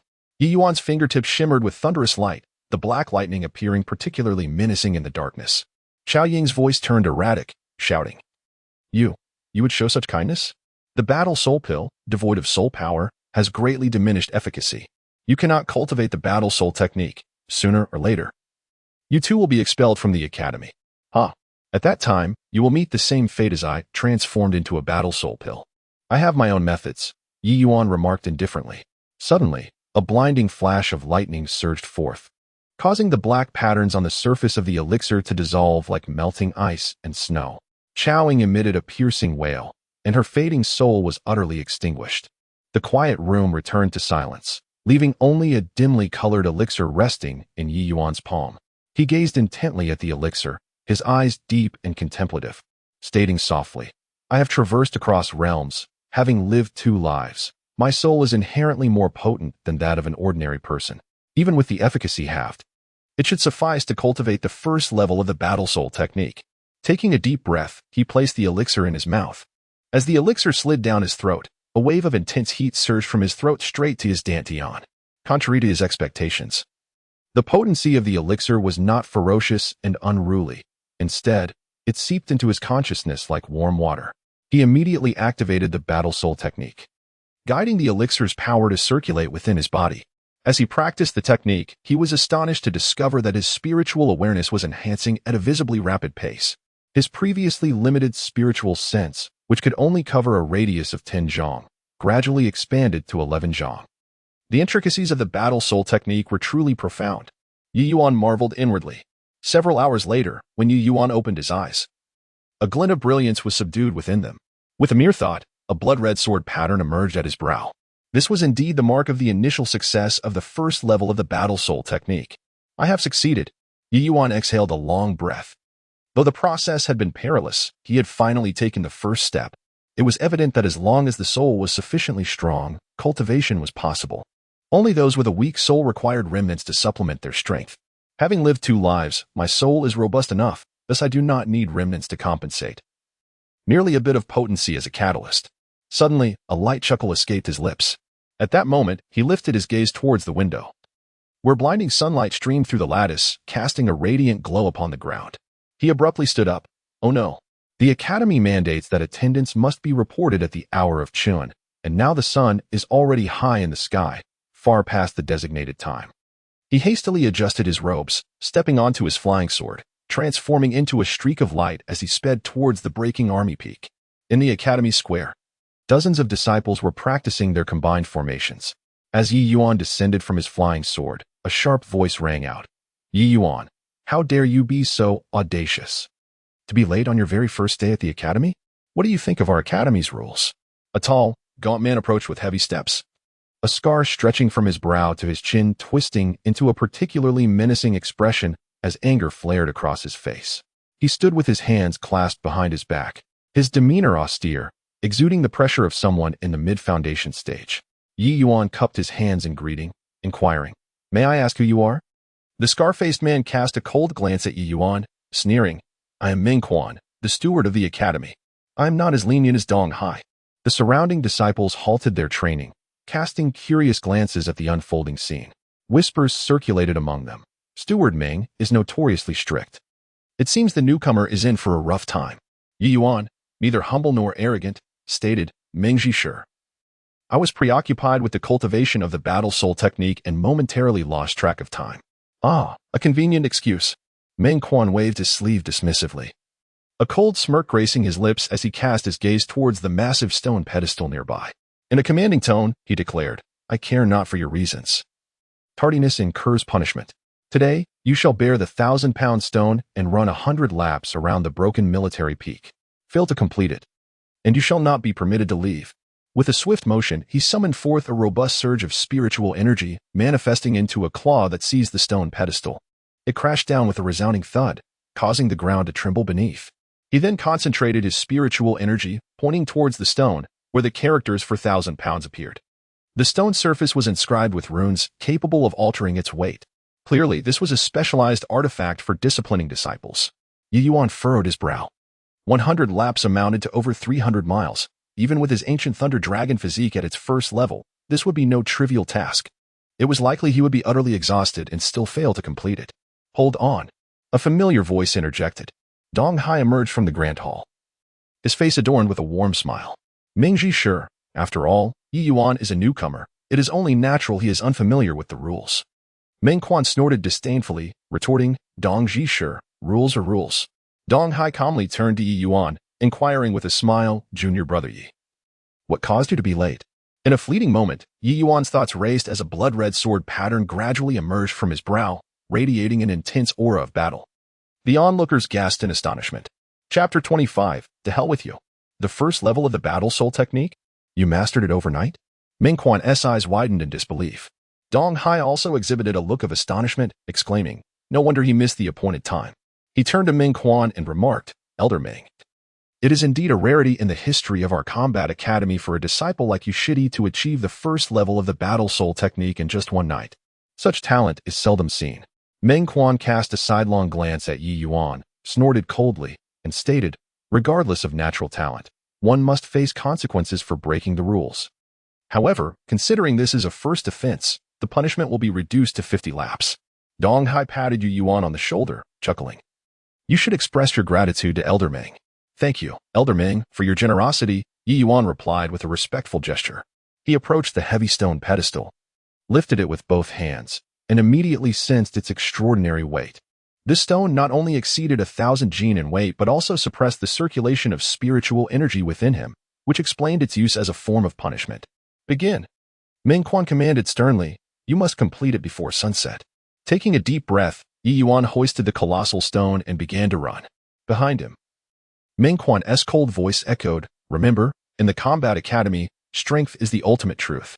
No matter how high your talent, a dead genius is nothing but a memory." Under the blazing sun, on the path of Broken Army Peak, Ye Yuan trudged forward with the burden of the 1,000-jin stone, each step a laborious effort. Sweat had thoroughly soaked his black training attire, leaving a long trail of moisture behind him. With every stride, the runes on the stone pedestal flickered, suppressing the flow of spiritual energy within him, forcing him to rely solely on his physical strength. The 30-second lap, Ye Yuan silently counted in his mind. His throat parched as if ignited by fire. The ancient thunder dragon physique that granted him exceptional resilience was now at its limit, and his legs felt as heavy as lead. Gritting his teeth, Ye Yuan thought, "There is something peculiar about this stone. Not only does it suppress spiritual energy, but it also seems to increase in weight over time. It must now exceed 1,500 jin. Elder Ming is undoubtedly up to some trickery." On either side of the mountain path, a few disciples from the academy stood or sat, pointing and whispering about Ye Yuan. "Look at the newcomer. He is still holding on. Humph, he is merely a spent force. The punishment stone from Elder Ming is no easy burden to bear. I wager you won't last beyond 40 laps." The mocking voices reached Ye Yuan's ears, yet he remained unfazed. His entire focus devoted to maintaining his breathing rhythm. Inhale for 3 steps, exhale for 2. This technique had been ingrained in him during his training in the special forces of his past life. By the 35th lap, Ye Yuan's legs began to tremble uncontrollably. A sharp stone pierced the sole of his foot, blood seeping out, leaving dark red footprints behind him. Suddenly, he stumbled and fell to one knee. The stone pedestal crashing heavily to the ground, sending up a cloud of dust. Ha ha ha. See? What did I tell you? The newcomer has finally succumbed. Laughed a burly disciple, his face a mask of derision. Ye Yuan propped himself up with both hands, sweat cascading onto the searing stone surface, evaporating instantaneously. Darkness flickered before his eyes, and a buzzing resonated in his ears. Was he to surrender like this? To meet the same fate as in his past life? Succumbing to exhaustion during his final mission? Ye Yuan gritted his teeth fiercely, abruptly raising his head, his gaze sharpening as he took a deep breath. The long-dormant thunder elemental energy within him stirred restlessly. On a distant high platform, a young man clad in a dark red robe uttered a soft exclamation. Smiling as he remarked, "Intriguing." The young man's countenance was stern, a golden battle mark shimmering between his brows. Beside him, Dong Hai respectfully inquired, "Senior brother Shao, what have you disowned?" Shao Yi, the foremost disciple of the Battle Academy, stood at the pinnacle of Foundation establishment. His prowess ranked first among the inner disciples. Even Dong Hai, a serving elder, showed utmost deference. A slight smile graced Shao Yi's lips as he replied nonchalantly, "This newcomer is quite remarkable. Despite the suppression of the chastisement stone, he can still channel spiritual energy. Though it is but a trace, it is no small feat." Dong Hai nodded in agreement, stating, "This individual possesses immense potential. It is unfortunate that he has only a low-grade spiritual root, leaving him with no hope for golden core cultivation. However, he could certainly bolster our academy's strength." Shao Yi narrowed his eyes and smiled faintly, saying, "In a month's time, I intend to deal with those demonic cultivators in Black Cloud Mountain. Inform Ye Yuan to join me in this campaign." Dong Hai chuckled, "Senior brother Shao, it seems you are inclined to nurture this individual." Shao Yi replied calmly, "Oh, should he wish to become my disciple, I would not mind providing him with resources." Unbeknownst to Ye Yuan, he was being observed. His entire focus was immersed in introspection. Within the thunder pool of his dantian, strands of lightning elemental energy were released. Thin as a hair, this lightning energy, unimpeded by the runes, coursed through his body's unique meridians. Wherever it traveled, fatigued muscles revived as if quenched by long-awaited rain. "Rise." Ye Yuan bellowed, his arm muscles coiling with strength as he hoisted the stone pedestal once more. This time, his steps were markedly more stable. How could this be? Had he not just been utterly exhausted? The onlooking disciples widened their eyes in astonishment. By the 40th lap, Ye Yuan's condition appeared even better than before. The lightning energy cycled within him, alleviating fatigue and subtly reinforcing his physique. The chastisement stone suppressed conventional spiritual energy, yet it could not restrain the lightning energy within the pool. This was an excellent opportunity for body tempering. Ye Yuan understood this in his heart. He deliberately slowed his pace, allowing the lightning energy to circulate within him for a longer duration. With every breath, he felt his muscles tighten and his bones grow sturdier. He was enveloped in a peculiar state. His body was utterly exhausted, yet his mind remained exceptionally clear. Where the lightning energy flowed, it seemed as though he could hear the jubilant cries of his cells. However, during the 45th lap, an unexpected occurrence arose. As Ye Yuan traversed a steep incline, the rocks beneath his feet suddenly shifted. He stumbled, and with a sudden lurch, both he and the stone began to slide perilously toward the cliff's edge. "Be careful." A clear, melodious voice rang out. In the blink of an eye, a figure clad in azure darted forth, wielding a long whip that coiled around the stone like a serpent, deftly halting its descent. Seizing the opportunity, Ye Yuan steadied himself and looked up at his savior. Before him stood a girl of about 17 or 18, with almond-shaped eyes and cherry lips, her features exquisitely beautiful. Yet, her attire, a battle uniform, seemed at odds with her delicate visage, accentuating her striking figure. Even when compared to Mu Qingxue, she was equally impressive. "Thank you for your rescue." "Senior sister," Ye Yuan gasped in gratitude. The girl retracted her whip, a playful smile gracing her lips. "You seem quite resilient. Most would have succumbed after 30 laps. Moreover, it's evident that Elder Ming is putting you through a tough time. That stone is growing heavier by the moment. How many laps do you have left?" Ye Yuan forced a smile and replied, 5 more laps." Lin Yeyu inquired with a playful tone, "Hey, do you possess some sort of special physique? I've been observing you for a while, and under the weight of the punishment stone, no one should be able to endure for so long." Ye Yuan felt a pang of anxiety, ready to deflect the question, but Lin Yeyu continued, "Don't be nervous. I'm not interested in your secret. I merely wanted to remind you that someone is watching. With that, she pointed toward the mountain's summit. Following her gaze, Ye Yuan faintly discerned a shadow in a dark crimson hue. Who is that? Ye Yuan inquired. Lin Yeyu replied with a smile, the chief disciple of the Battle Academy. Xiaoyi, he rarely takes an interest in new disciples. You may want to watch yourself. After casting a meaningful glance at Ye Yuan, she leapt gracefully and disappeared into the forest. By the way, I forgot to ask your name, Ye Yuan called after her. Lin Yeyu, came her cool voice. Echoing in the woods, Ye Yuan pondered for a moment, then resumed his burden of the stone. In the final 5 laps, he deliberately feigned greater exertion, choosing not to reveal the unusual nature of his thunder spirit power. As the sun dipped below the horizon, Ye Yuan finally completed his 50th lap. He was drenched in sweat, his arms trembling as he returned the stone to its place. Well done. Meng Quan appeared behind him at some point, a rare glimmer of satisfaction breaking through his typically stern demeanor. Those who can complete the punishment have the right to remain in the academy. From now on, you will run 30 laps with the stone before your training each day. With a cold remark, Meng Quan turned and departed. Damn it. Ye Yuan raised his middle finger at the retreating figure, unable to suppress his frustration. Chapter 26. Under surveillance 1 month later, at the peak of Breaking Army. The morning mist enveloped the mountain path. Ye Yuan, with 2,000 pounds of punishment stones upon his back, ran steadily along the rugged terrain. The stone steps that had once impeded his progress a month ago now felt like an ordinary burden. 98, 99, 100. With a light exclamation, Ye Yuan completed 100 lifting exercises, placing the stones securely at the edge of the training ground. His black training attire was thoroughly soaked with sweat, accentuating his muscular physique. The high-intensity training over the past month had further defined his muscle lines, and every inch of skin beneath his robe harbored explosive strength. The ancient thunder dragon body was indeed extraordinary. Feeling the surge of thunderous energy within him, Ye Yuan's lips curled into a slight smile. Over the past month, he had consistently arrived an hour earlier than others. While they came at the hour of Qin, he arrived at the hour of Yin. He could not afford to be complacent. Now that he had entered the inner sect, he had come to realize that the world of cultivation was, in fact, a realm of fierce competition. There were others who were even more diligent than he.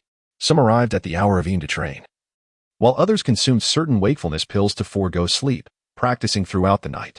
Moreover, this was a dark and brutal world. The last ranked would be eliminated, their bodies and souls rendered to waste. Just days ago, he had witnessed a disciple from the Combat Academy perish during training. After death, owing to his unique bloodline, the elder from the Artifact Academy had taken his body for ritualistic crafting. Ye Yuan had even transported the corpse himself. It turned out that those like Mu Qingxue, who merely harvested, were fortunate. At least their bodies and souls were spared from being squandered. Throughout the month, aside from enduring Meng Quan's arduous punishment training, he had diligently practiced the battle soul technique and the combined strike formation, leaving him with scarcely any time for rest. Yet, effort always yields reward. His battle soul technique had reached the 2nd realm, and the crimson sword mark on his forehead had become even more solidified. He had also mastered the 3 talents formation proficiently.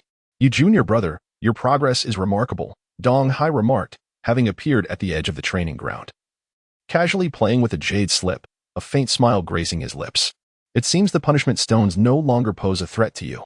Ye Yuan clasped his fists in salute, replying, I am grateful for senior brother Dong's guidance. Over the past month, Dong Hai had provided him with considerable assistance, both overtly and covertly, including techniques for evading the energy suppression of the punishment stones and insights into the cultivation of the battle soul technique. Although Ye Yuan was acutely aware that Dong Hai likely had ulterior motives, such kindness was a rarity in the predatory environment of the Combat Academy. Dong Hai tossed the jade slip to Ye Yuan, saying, Senior brother, Xiao asked me to pass this on. In 3 days, you will join the demon hunting team to venture to Black Cloud Mountain. Your name has been called. Ye Yuan received the jade slip, his heart jolting. Black Cloud Mountain was a stronghold of demonic cultivators, fraught with peril, yet it also represented an excellent opportunity to acquire points and resources. He inquired, Senior brother Dong, may I ask when I can go to Thunder Prison Valley? Dong Hai chuckled softly, replying, to venture to Thunder Prison Valley, you will need to expend 1,000 battle merits. Battle merits? Aside from points, does the sect also have military merit? Ye Yuan inquired with a hint of confusion. Dong Hai chuckled and elucidated, points can only be exchanged for ordinary items in the mission hall. whereas military merit can be redeemed for far more precious goods in the Battle Academy. Military merit is unique to our academy. You cannot enjoy such privileges in other sections. During your expedition with senior brother Xiao, even if you do not slay a single demonic cultivator, you will still earn 500 military merits. Should you manage to slay a Qi refinement stage demon, you will receive 500 military merits and 1,000 points. If you vanquish a foundation establishment stage demon, you will be awarded 2,000 military merits and 5,000 points. The Thunder Prison Valley is perpetually shrouded in thunder, serving as a place to temper the body. Each entry requires 1,000 military merits. Should you wish to enter, you must first acquire military merits. Ye Yuan nodded, understanding the implications. Dong Hai continued.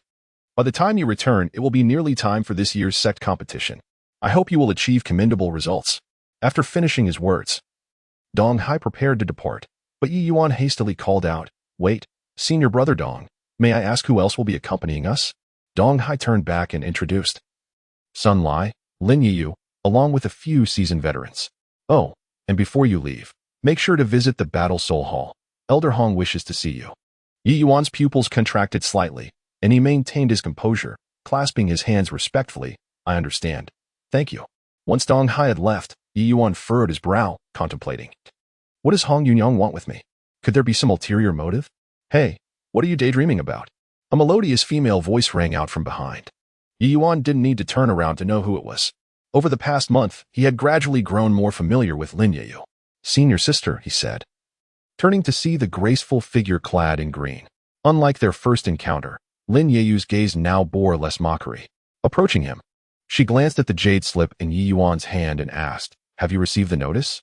Ye Yuan nodded, responding, We depart in 3 days. I knew Xiao would choose you, Lin Yiyu remarked, pouting slightly with a cold laugh. He enjoys nurturing promising newcomers, especially those with unique constitutions. Ye Yuan's heart skipped a beat, yet he maintained a composed exterior, asking, Senior sister, what do you mean by that? Instead of answering directly, Lin Yiyu suddenly grasped his wrist. Ye Yuan felt a cool, spiritual energy surge into his body, heading straight for his dantian. Instinctively, he wanted to resist. But Lin Yiyu commanded, Don't move. The spiritual energy circled around the periphery of the thunder pool before retreating. Lin Yiyu released his wrist, her expression grave as she exclaimed, Good heavens! You actually have opened a thunder pool within your dantian. No wonder your thunder's spiritual energy exceeds that of ordinary individuals. This is beyond what a typical special constitution can achieve. Ye Yuan's gaze turned frosty as he asked, Senior sister, are you investigating me? Fool! Lin Yiyu glared, her foot stamping in frustration as she said, I am merely trying to warn you. Xiao Yi harbors ill intentions. Of the 5 newcomers he took out last time, only 1 returned. Ye Yuan squinted, inquiring, Senior sister, why are you divulging this to me? Lin Yiyu bit her lip, leaning close to Ye Yuan's ear. Because I have heard a rumor that Xiao Yi possesses an ancient Taodai constitution, enabling him to siphon the vitality of others to augment his own. Those with special constitutions who catches I find it exceedingly difficult to escape his grasp. What? Ye Yuan's heart jolted. Yet his expression remained composed as he replied with a faint smile, Senior sister, how could such a thing be possible? Surely, the sect would not stand idly by. He found it hard to believe that such a person could exist within their ranks. Lin Yiyu's demeanor turned grave as she fixed her gaze upon Ye Yuan, biting her delicate teeth. Do you think I jest? You should investigate Xiao Yi's background. He is a descendant of the Grand Elder. Within the sect, who would dare to offend him? He is the appointed next leader of Yuxiao sect, while our current leader is merely a puppet. Ye Yuan's heart stirred. Could it be that Lin Yiyu spoke the truth? It seemed prudent to consult Su Qinghan later. Suddenly, Ye Yuan chuckled. Senior sister, your sudden revelations may imply ulterior motives. After all, he has now set his sights on me. After a moment of silence, Lin Yiyu bit her lip fiercely, her clear eyes ablaze with palpable fury. Chapter 27. Temptation at hand? Oh. Ye Yuan raised an eyebrow. This is not a place for conversation. Follow me. Lin Yiyu quickly took Ye Yuan away from the training ground, winding through several turns until they arrived at a hidden cave. Once she confirmed they were not being followed, she released his hand. Inside the cave, the light was dim, with only a few rays of sunlight filtering through the crevices. Lin Yiyu leaned against the stone wall, her chest rising and falling dramatically, accentuating her alluring curves. Ye Yuan lingered for a moment before averting his gaze, maintaining an expression of indifference. Lin Yiyu bit her silver teeth, her face filled with resentment as she said, Xiaoyi has taken an interest in my Xianyin spirit body. 3 days ago, he proposed that we cultivate together. Humph. He clearly intends to use me as a furnace to absorb my vitality. How could I possibly agree? I decisively rejected him. He acted out of anger, and I narrowly escaped. Lin Ye tugged at her collar, revealing her delicate, fair collarbone. Below it was a gruesome wound, exuding a sinister black aura. Had it not been for the family heirloom, the heart-protecting mirror, I would have already become his nourishment. Ye Yuan's pupils constricted. The wound was deep. Without the heart-protecting mirror, she would likely have been fatally pierced. He inquired, if that is the case, why do you not report this to the enforcement hall? Lin Yu scoffed. Do you think the enforcement hall would dare to intervene? Remember when you were captured by them? If it weren't for Su Qinghan's assistance, would Mu Qingshui have backed down? Moreover, Xiaoyi is not someone the enforcement hall would dare to provoke. Ye Yuan nodded and then asked, Senior sister, why do you trust me? We have only known each other for a little over a month. Lin Yu smiled faintly and replied, You have previously slain Xiaoying and have the strength to withstand Zhao Sun. Your abilities are formidable. Therefore, I wish to join forces with you to eliminate Xiaoyi. Eliminate him? Ye Yuan felt a sinking sensation in his heart and said nonchalantly, What kind of joke is this? With our combined strength, how could we possibly defeat him? Furthermore, he is a descendant of the Grand Elder. What would we do about the aftermath if we killed him? Lin Yu gritted her teeth and stated, We can simply shift the blame for his death onto those demonic cultivators. Ye Yuan chuckled inwardly. This matter was not so simple. However, if Xiaoyi indeed possessed an ancient Taotai constitution, he would eventually target her. This was indeed a troublesome situation. After a moment of silence, Ye Yuan suddenly asked, What is so special about your Xianyin spirit body? Lin Yu hesitated for a moment before confessing. The Xianyin spirit body is innately attuned to attribute spiritual power, and at advanced levels, it can communicate with the underworld. Most importantly, she bit her lip, her ears slightly reddening as she whispered, The blood essence of a virgin Xianyin spirit body can temporarily suppress backlash. Since Xiaoyi has long been devouring the vitality of others, his own essence is chaotic, making him susceptible to backlash.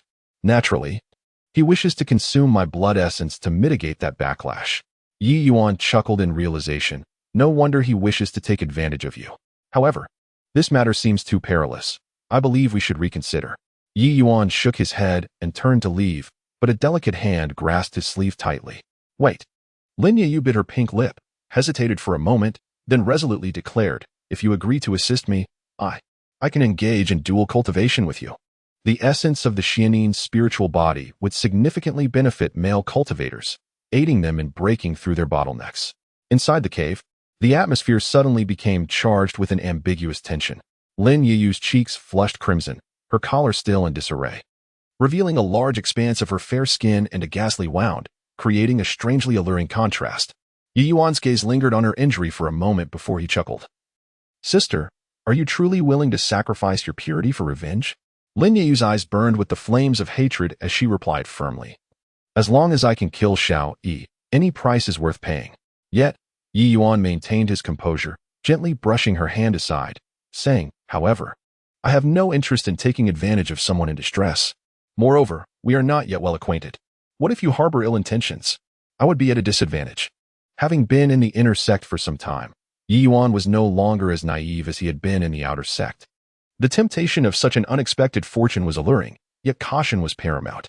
What do you mean? Lin Yu's expression stiffened. Ye Yuan smiled lightly and replied, I cannot trust you at this moment, so I must decline.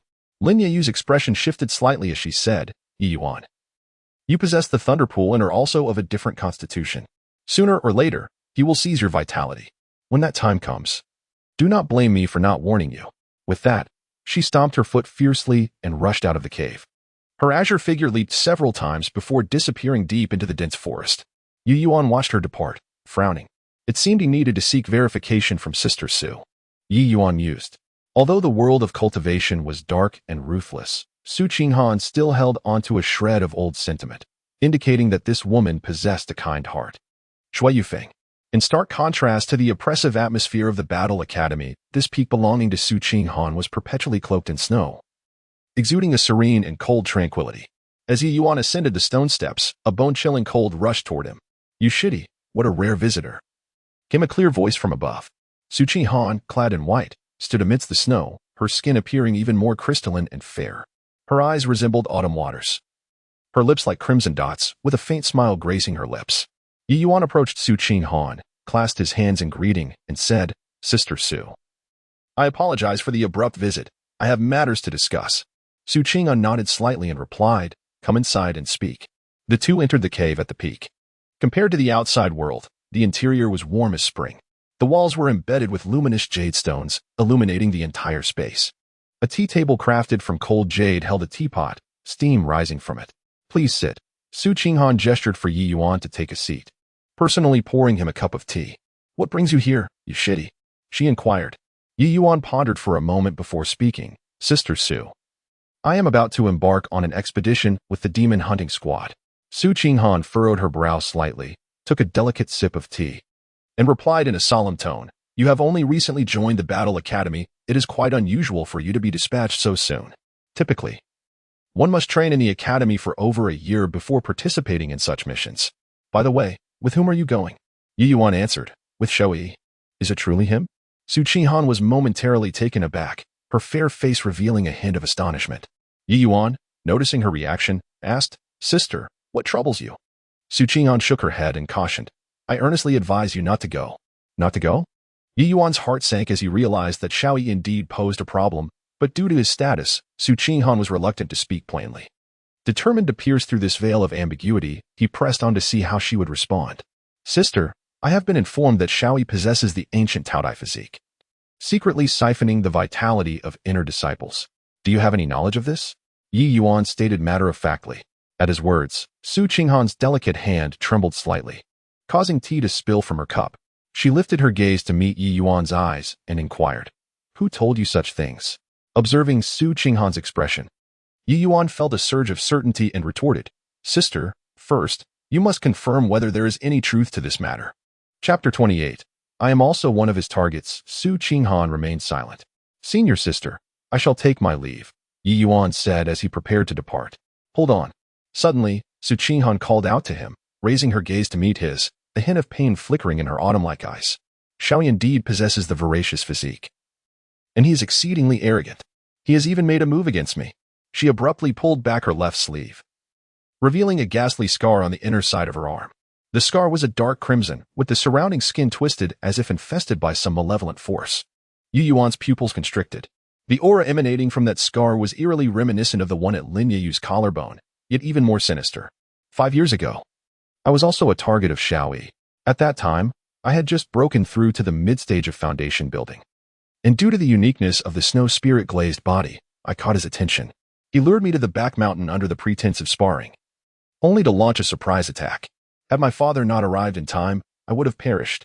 Su Qinghan's voice was calm, yet it was laced with boundless murderous intent.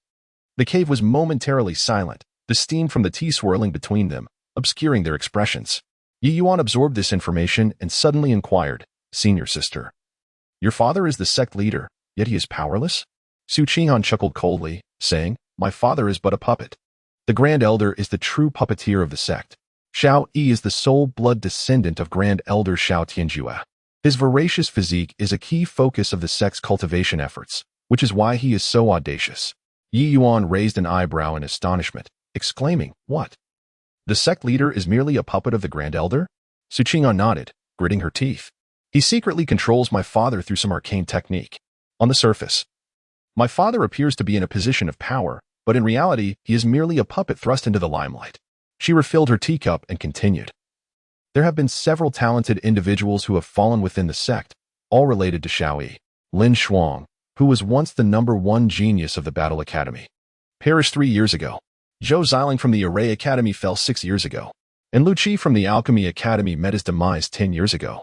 A long list of names poured forth from Su Qinghan's lips. Each name represented a genius disciple consumed by tragedy. At least 7 or 8 prodigies had been slain. Ye Yuan felt a chill run down his spine as realization dawned upon him. "I heard that Lin Shuai was the top genius of the inner sect. Even I, a disciple of the outer sect, knew of him. However, I had only recently joined the sect when I learned he died at the hands of a demon cultivator. Who could have imagined he was murdered? Does the sect truly allow him to harm his fellow disciples unimpeded?" Su Qinghan sighed slightly, stating, "If my father dares not intervene, who else would? Most of the higher-ups in the sect are minions of the Grand Elder. In their eyes, a perfect voracious physique is worth 10 ordinary geniuses. Thus, the deaths of those prodigies matter little to them. Ye Yuan's heart sank as understanding washed over him. No wonder Lin Ye sought to join forces with him. It turns out that, in the eyes of the sect's higher-ups, individuals like them, who lack backing and are born with extraordinary bodies, are merely fodder for Xiaoyi. Ye Yuan remarked, so this demon-hunting expedition is a trap. Su Qinghan directly pointed out, Xiaoyi specifically requested your presence. Undoubtedly due to his interest in your constitution. He may not be in a hurry to devour you. Rather, he is observing you. Should you reach the foundation establishment stage, your vitality will be even more potent, making it possible for him to consume your essence. Ye Yuan nodded and then briefly relayed the conversation in the cave, omitting only the part where Lin Ye proposed mutual cultivation. After hearing this, Su Qinghan sneered and said, she is quite clever to seek you as an ally. However, I advise you to steer clear of this murky water. Behind Xiao Yi stands the Grand Elder. Ye Yuan furrowed his brow and inquired, what realm does the Grand Elder occupy? Upon hearing this, Su Qinghan rose, retrieved a bamboo scroll from the jade rack, and unfurled it to reveal a portrait. The figure depicted was clad in a purple-gold Taoist robe, with a face marked by deep wrinkles and a sinister countenance. This was an image from 50 years ago. Xiao Tianjue, a late-stage golden core cultivator and the true master of the Yuxiao sect. Xiaoyi is his only blood descendant. Should you kill Xiaoyi, you would be declaring war against him, Su Qinghan stated. Ye Yuan gazed at the portrait and suddenly asked, Sister, I heard that 50 years ago, a peerless genius of the sect was usurped by him? This statement fell like a bucket of cold water. Su Qinghan trembled violently, biting her lip. Her eyes slightly reddening as she replied, that was my brother Qin Xian. Each time he returned from his travels, he would bring me gifts. 50 years ago. On that fateful night, he entered the Grand Elder's chamber and never returned. Ye Yuan was astonished. 50 years prior, Su Qinghan must have still been a little girl. It was clear that Qin Xian had treated her very well, explaining her agitation. After a moment of silence, Ye Yuan suddenly smiled and asked, Sister, what do you think I should do? Abandon this mission, Su Qinghan replied decisively. I can help you find an excuse to enter closed-door cultivation and avoid this demon-hunting expedition. As for what comes next, we shall take it one step at a time. Ye Yuan shook his head, his gaze sharpening. You can evade the initial danger, but not the inevitable. Since Xiaoyi has set his sights on me, he will eventually make his move. Su Qinghan furrowed her delicate brows and asked, what do you intend to do? Do you truly plan to turn the tables on him in Black Cloud Mountain? Just a hypothetical, Ye Yuan smiled, yet his eyes sparkled with a tempestuous light. Su Qinghan regarded him for a long while, then sighed, you are indeed extraordinary. She produced an ice crystal pendant from her bosom and handed it to Ye Yuan, saying, take this. It may save your life at a crucial moment. Ye Yuan accepted the pendant, feeling its icy chill seep into his bones, with faint snowflake-like patterns swirling within. What is this? Ye Yuan inquired. Su Qinghan elucidated, the Shanbing Heart Protector Amulet can withstand a full-force strike from a cultivator in the early stage of the Golden Core. Remember, you have only one opportunity. Ye Yuan solemnly accepted it, saying, thank you, senior sister. Su Qinghan shook her head and sighed. Do not be too quick to express your gratitude. My assistance is not without ulterior motives. If you can indeed eliminate the menace that is Xiao Yi, it would not be detrimental to our sect. However, ensure that no one knows it was I who provided the Heart Protector Amulet. Ye Yuan understood her intent and rose to take his leave. As he reached the entrance of the cave, he suddenly turned back and asked, senior sister, one last question. If Xiao Yi's gluttonous physique spirals out of control, posing a threat to the sect, will the Grand Elder still protect him? Su Qinghan pondered for a moment before inquiring. What do you mean? Just a casual question, Ye Yuan replied with an innocent smile. After a brief reflection, Su Qinghan shook her head and said, no matter how much the Grand Elder dotes on Xiao Yi, he would not tolerate a potential monster that could endanger the sect. Ye Yuan clasped his hands in acknowledgement. Understood. Take care, senior sister. As he departed from Shuiyu Peak, darkness enveloped the sky. Ye Yuan walked under the moonlight, his mind swirling with thoughts. Su Qinghan's words corroborated Lin Yeyu's assertions and illuminated his predicament. This hunting expedition against demons, on the surface a mission to eradicate demonic cultivators, was, in truth, a meticulously crafted trap by Xiaoyi. It was likely aimed at Lin Yeyu, but it could also be targeting himself. Chapter 29. Heart-eating pill in the depths of the night at Tinglei Pavilion. The flickering candlelight elongated Ye Yuan's silhouette, casting it against the stone wall. Seated on a mat, he closed his eyes slightly, recalling the various alchemical formulas imparted by the esteemed Qingmu real person. The heart-eating pill. Ye Yuan suddenly opened his eyes, a glimmer of brilliance flashing within, and remarked with a smile, using blood spirit Ganoderma as the primary ingredient, combined with 7 other medicinal herbs for refinement. Consuming it will trigger a backlash of one's own vital energy. This is indeed an exceptional weapon against the devouring physique of the Tao Dai. For Xiaoyi, who had long been consuming the vitality of others, an abundance of foreign energy must have accumulated within him. If he were to ingest the heart-eating pill, the backlash of his own vitality would surely ensue. It appears I must seek her assistance. With a gentle sigh, Ye Yuan pushed open the door and set out to find Lin Yu to discuss this matter. After all, the concoction of the heart-eating pill requires numerous materials, which cannot be solely provided by him.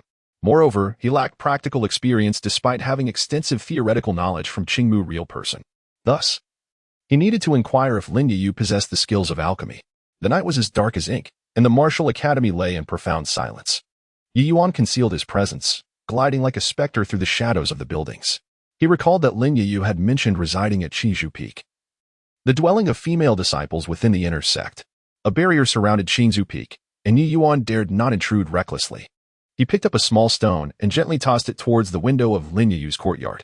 With a soft thud, the window quietly opened after a moment. Lin Yu peeked out, her hair cascading down, her makeup removed, yet she remained strikingly elegant, her skin as smooth as jade. Upon recognizing the visitor, her almond-shaped eyes widened in surprise. Ye Yuan? What on earth are you up to, you rascal? Hush, Ye Yuan gestured for silence, beckoning her. Come out. I have something to discuss. After a moment of hesitation, Lin Yu nodded slightly. She climbed out of the window and gracefully landed before Ye Yuan, bathed in moonlight. She wore only a thin outer garment, the outline of her fitted undergarment faintly visible beneath it, distinctly accentuating her figure. What are you staring at? Lin Yu noticed Ye Yuan's gaze, her cheeks flushing slightly as she tightened her clothing, admonishing him, What exactly do you want in the dead of night? Ye Yuan averted his gaze and stated earnestly, I have come to a conclusion. We can collaborate. Furthermore, I already possess a solution. Lin Yu's eyes brightened. What do you intend to do about Xiaoyi? The heart-eating pill, Ye Yuan replied. Lin Yu, intrigued, inquired, What kind of pill is that? Ye Yuan chuckled. This pill can cause a detonation of Xiaoyi's internal vitality. If you have a better plan, I am all ears. However, to refine the heart-eating pill, I will require certain medicinal materials. Lin Yu bit her lip, pondering for a moment before responding. Show me the formula. Ye Yuan had already etched the formula onto a jade slip, which he subsequently handed to Lin Yu. She sensed the spiritual aura emanating from the jade slip and spoke. I possess 5 of the required medicinal herbs, but 2 are lacking. Ye Yuan was taken aback and inquired, Is that truly the case? Lin Yu produced the 5 herbs from her storage bag, releasing a faint spiritual energy. Ye Yuan, momentarily stunned, asked, How do you have so many herbs? With a light laugh, Lin Yu explained, My family runs a herbal medicine shop, so I always keep some herbs on hand. However, the 2 that I lack must be procured from the market. Ye Yuan nodded, asserting, We must not delay. Let us set off at once. Tomorrow marks the bi-monthly rest day. We shall go to the market. Let us go. Lin Yu called out softly, and her flying sword responded, hovering in the air. She gracefully leaped onto the sword, her hair dancing in the night breeze, casting a glance at Ye Yuan and smiling, Keep up. Ye Yuan shook his head with a chuckle, infusing the sword with thunderous energy, causing purple lightning to coil around it. He leaped, the sword carrying him forward like an arrow released from a bow. 2 streaks of light traversed the sky, one following the other, as Lin Yu wielded her sword. Her figure was enchanting. She glanced back, her eyes glinting with a hint of challenge. Ye Yuan focused his thoughts, the thunder pool within him surged, and his speed suddenly increased, allowing him to match her pace. Your sword technique does not appear to be from the Combat Academy. You've actually caught up to my swift wind escape. Lin Yu's beautiful eyes widened in surprise. I taught myself, Ye Yuan replied. This thunder flight technique was a unique creation, merging his past knowledge of physics with the characteristics of thunder spiritual energy, its speed far surpassing ordinary sword techniques. Lin Yu regarded him thoughtfully, refraining from further inquiries. The 2 of them ascended in unison, skillfully avoiding the patrolling disciples of their sect. 3 hours later, a cluster of buildings appeared on the horizon, shimmering with golden light beneath the rising sun. They had arrived at Qingyan Market. The 2 descended outside the bustling market. On the towering archway, the 4 gilded characters spelling Qingyan Market glimmered in the sunlight as cultivators streamed in and out. Let us head to Baichao Pavilion first. They have the most comprehensive selection of herbs, and the owner is an acquaintance of my father. Lin Yu expertly guided Ye Yuan through the throngs of people. Inside the market, the streets were crisscrossed, lined with shops on either side. The sounds of vendors calling out and bargaining filled the air. Finest talisman paper, handcrafted by a foundational stage master. Freshly harvested spiritual herbs from the secret realm, selling cheaply. Inherited alchemy jade slips, available for exchange only. Ye Yuan scanned the stalls, suddenly stopping before an inconspicuous little stand. The vendor was an elderly man, his face lined with wrinkles, displaying only a few unremarkable herbs and a piece of charred wood. Are you interested in this thunderstruck wood, my friend? The old man squinted and asked. Ye Yuan crouched down, picking up the 6-foot-long piece of charred wood. It was perfectly suited for crafting the shaft of a purple lightning dragon spear. Though it appeared ordinary, he felt a subtle tremor in his thunderpool, indicating its extraordinary nature. How much for this? Ye Yuan inquired. 200 medium-grade spirit stones. The old man chuckled. Upon hearing this, Ye Yuan gasped in surprise. A wave of hesitation washing over him. He was uncertain whether this piece of thunderstruck wood was indeed a millennium old, based on the memories of the Qingmu Taoist. It seemed plausible, though he still held some doubts. If it were truly a 1,000-year-old specimen, it could serve as one of the materials for forging the purple lightning dragon pattern halberd. If not, it would hold little value. Originally, Ye Yuan intended to venture to Qingyu Mountain, but given his current strength, that was not a feasible option. The mountain harbored 3rd and 4th-tier beasts, akin to human cultivators at the Jinan and Yuanying stages.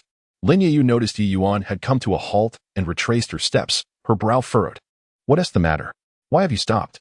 Turning her head, she caught sight of the old man's face and paused in surprise, smiling as she greeted, Greetings, Elder Mo. The old man scrutinized Lin Yu for a moment, then exclaimed, Ah, it's the little girl from the Lin family. So, you know this young friend? Lin Yu nodded, replying, He is my junior brother. Elder Mo's gaze flitted between the two, a grin spreading across his face. You two truly make a handsome pair. Lin Yu's cheeks flushed slightly as she shot Ye Yuan a sidelong glance. Elder Mo, please don't misunderstand. We don't have any such relationship. She turned to Ye Yuan and inquired, Are you interested in this piece of thunderstruck wood? Ye Yuan affirmed, Indeed, I am unsure if this wood is a millennium old.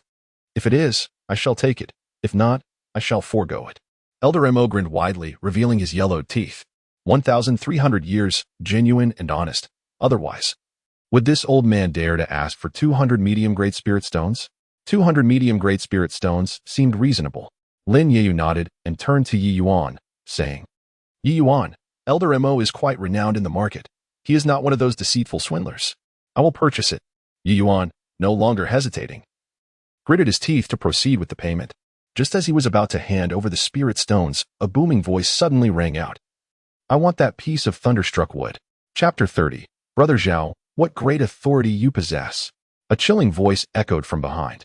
Ye Yuan turned around to see a young man clad in a brocade robe, standing with his hands behind his back and a cold smile on his face. It was Zhao Sun. Brother Zhao. Lin Yu's face turned ashen, instinctively taking a step back. Zhao Sun did not spare Lin Yu a glance. His sinister gaze fixated on Ye Yuan, declaring, A mere outer sect waste, do you think you are worthy of such spiritual materials?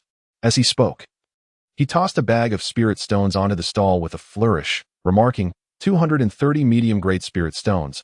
I shall take this piece of wood. Old Mo narrowed his eyes and replied, Young master, one must adhere to the principle of first come, first served. Old fool. Zhao Sun grinned, releasing the oppressive aura of a peak foundation establishment cultivator, and shouted, Do you know who I am? The market fell into a sudden silence. Surrounding cultivators hastily retreated, and several stall owners began to frantically pack up their goods. Brother Zhao, you wield quite the influence. Ye Yuan suddenly chuckled. Zhao Sun smiled indifferently and replied, The highest bidder wins. Do you have any objections? Are you prepared to act here, Brother Zhao? The market's rules dictate first come, first served. Ye Yuan felt a surge of thunderous energy within him, arcs of electricity flickering around his body, emanating an astonishing pressure. Old Mo noticed the lightning crackling around Ye Yuan and squinted, revealing a hint of intrigue. Rules? Zhao Sun sneered, suddenly striking down towards the thunderstrike wood on the stall, exclaiming, I am the rule. This item, you shall not have. With a resounding thud, just as the wind from his palm was about to reach the thunderstrike wood, Old Mo's withered hand effortlessly blocked it. A chilling sound of bones cracking filled the air. Zhao Sun's wrist twisted at an unnatural angle. Young lad. When I set up this stall, your grandfather had yet to be born. Old Imo leisurely sipped his tea, smiling faintly. Zhao Sun, drenched in cold sweat from the pain, shouted angrily, "You old fool, do you dare to harm me? Are you not afraid that I will summon the enforcement team to apprehend you? I'm friends with Captain Lu of the enforcement team here. Get lost." Old Mo waved his sleeve, unleashing a torrent of potent spiritual energy. Zhao Sun was unable to withstand it, his vitality surging, forcing him to retreat a few steps, his eyes filled with resentment. He snorted coldly, stating, "Old man, you dare to lay hands on me." Old Mo calmly stroked his beard and said, "This thunderstrike would contains the power of heavenly thunder. Only a lightning cultivator can control it. By forcefully purchasing it, you would only bring harm upon yourself." Zhao Sun's expression shifted between fury and uncertainty as he glared at Ye Yuan with malice before leaving in haste. Once Zhao Sun had departed, Lin Yeyu let out a sigh of relief. She feared being targeted by Zhao Sun, aware of their hidden schemes. Old Mo regarded Ye Yuan with keen interest, saying, "Young man, you possess quite the courage. For one at the mere chi refinement stage, your strength is impressive." Ye Yuan smiled and retrieved 200 medium-grade spirit stones, asking, "Old Mo, what do you think of this price for the thunderstrike wood?" Suddenly, Elder Mo tossed the thunderstrike wood to Ye Yuan, chuckling, "This item is free of charge. But I require a favor from you." Ye Yuan understood well that what appeared to be free often came with a hidden cost. Noticing Ye Yuan's hesitation, Elder Mo reassured him with a smile, "It is not too troublesome. In the future, should you venture into the depths of the Thunder Prison Valley, please retrieve a piece of Thunder Source crystal for me." Ye Yuan's heart stirred, and he replied with a smile, "So, you desire something from our sect's Thunder Prison Valley?" Elder Mo shook his head, stating that Thunder Prison Valley was never originally yours. However, centuries ago, your sect discovered the body-refining properties of the thunder there and subsequently claimed the area. Consequently, we wandering cultivators have been barred from entering. Now, to obtain anything from within, we must purchase it from you. Unfortunately, the Thunder Source Stone lies deep within the valley, and few can enter, save for those who are thunder cultivators. Yet, such individuals are exceedingly rare, and I did not expect you to be one. Ye Yuan chuckled in realization, saying, "I see. Then I shall certainly bring you a piece of Thunder Source Stone in the future." Elder Mo replied with a smile, "You were brought here by Lin Girl, so I trust you. You must have other matters to attend to in the market, correct?" Indeed, Ye Yuan stored the thunderstrike wood in his storage pouch and bowed, saying, "Then I shall take my leave." The two then departed. Ye Yuan mused, "Why does this elder trust me so readily?" Lin Yu laughed, explaining, "Elder Mo holds considerable renown among wandering cultivators. Should you offend him, acquiring good items in the market will become exceedingly difficult. Thus, if you have the opportunity to enter the Thunder Prison Valley, it would be wise to assist him in finding that item." Ye Yuan nodded. Observing how effortlessly Elder Mo had repelled Zhao Sun, this person must possess formidable strength. As they traversed several bustling streets, a 3-story vermilion pavilion came into view. The signboard bore the 3 gilded characters by Zhao Xian, their strokes vigorous and imbued with a hint of Taoist essence. Lin Yeyu leaned closer to Ye Yuan, lowering her voice to instruct, "This is my father's old friend, Uncle Zhou's shop. Please refrain from speaking. I will handle the negotiations." Ye Yuan nodded in agreement. Upon entering Bai Chao Xian, a rich aroma of medicinal herbs enveloped them. Various herbs were meticulously displayed on rosewood shelves, ranging from common ginseng and reishi mushrooms to rare spiritual grasses and exotic fruits. A few cultivators were haggling at the counter, where the shopkeeper, a round-faced middle-aged man, greeted them with a warm smile. "Uncle Zhou," Lin Yeyu called out cheerfully. The shopkeeper looked up, his eyes brightening. "Little you? What a rare visitor." He hurried over, glancing around before saying, "Come, let us speak in the back." The 3 proceeded to a private room in the back hall. The shopkeeper brewed a pot of spiritual tea and cheerfully inquired, "Girl, how has your father been? It has been 2 years since he last visited the market." Lin Yeyu's hand trembled slightly as she held the teacup, forcing a bitter smile. "My father has been in seclusion for 6 months, striving to reach the foundation establishment stage, and has yet to emerge." Ye Yuan sensed something amiss in Lin Yeyu's expression, as if there were hidden truths. It seemed that Master Zhou also noticed but chose not to confront it, merely sighing, "The path of cultivation is fraught with peril and uncertainty." After exchanging pleasantries, Lin Yeyu got straight to the point, saying, "Uncle Zhou, we require corrupted bone flower and soul-severing grass." Zhou's expression shifted, his demeanor grave. "Those 2 herbs are poisonous. What do you intend to do with them?" Lin Yeyu feigned calmness, smiling as she replied, "I merely wish to concoct some poison for defense against demonic beasts. I plan to venture into the Beast Valley for some training. Zhou scrutinized Lin Yeyu for a moment before speaking in a serious tone. You aren't deceiving me, are you? Lin Yeyu flashed a radiant smile. Why would I deceive you? This is my junior brother. I intend to bring him along for the journey. Zhou, reassured, nodded. Very well.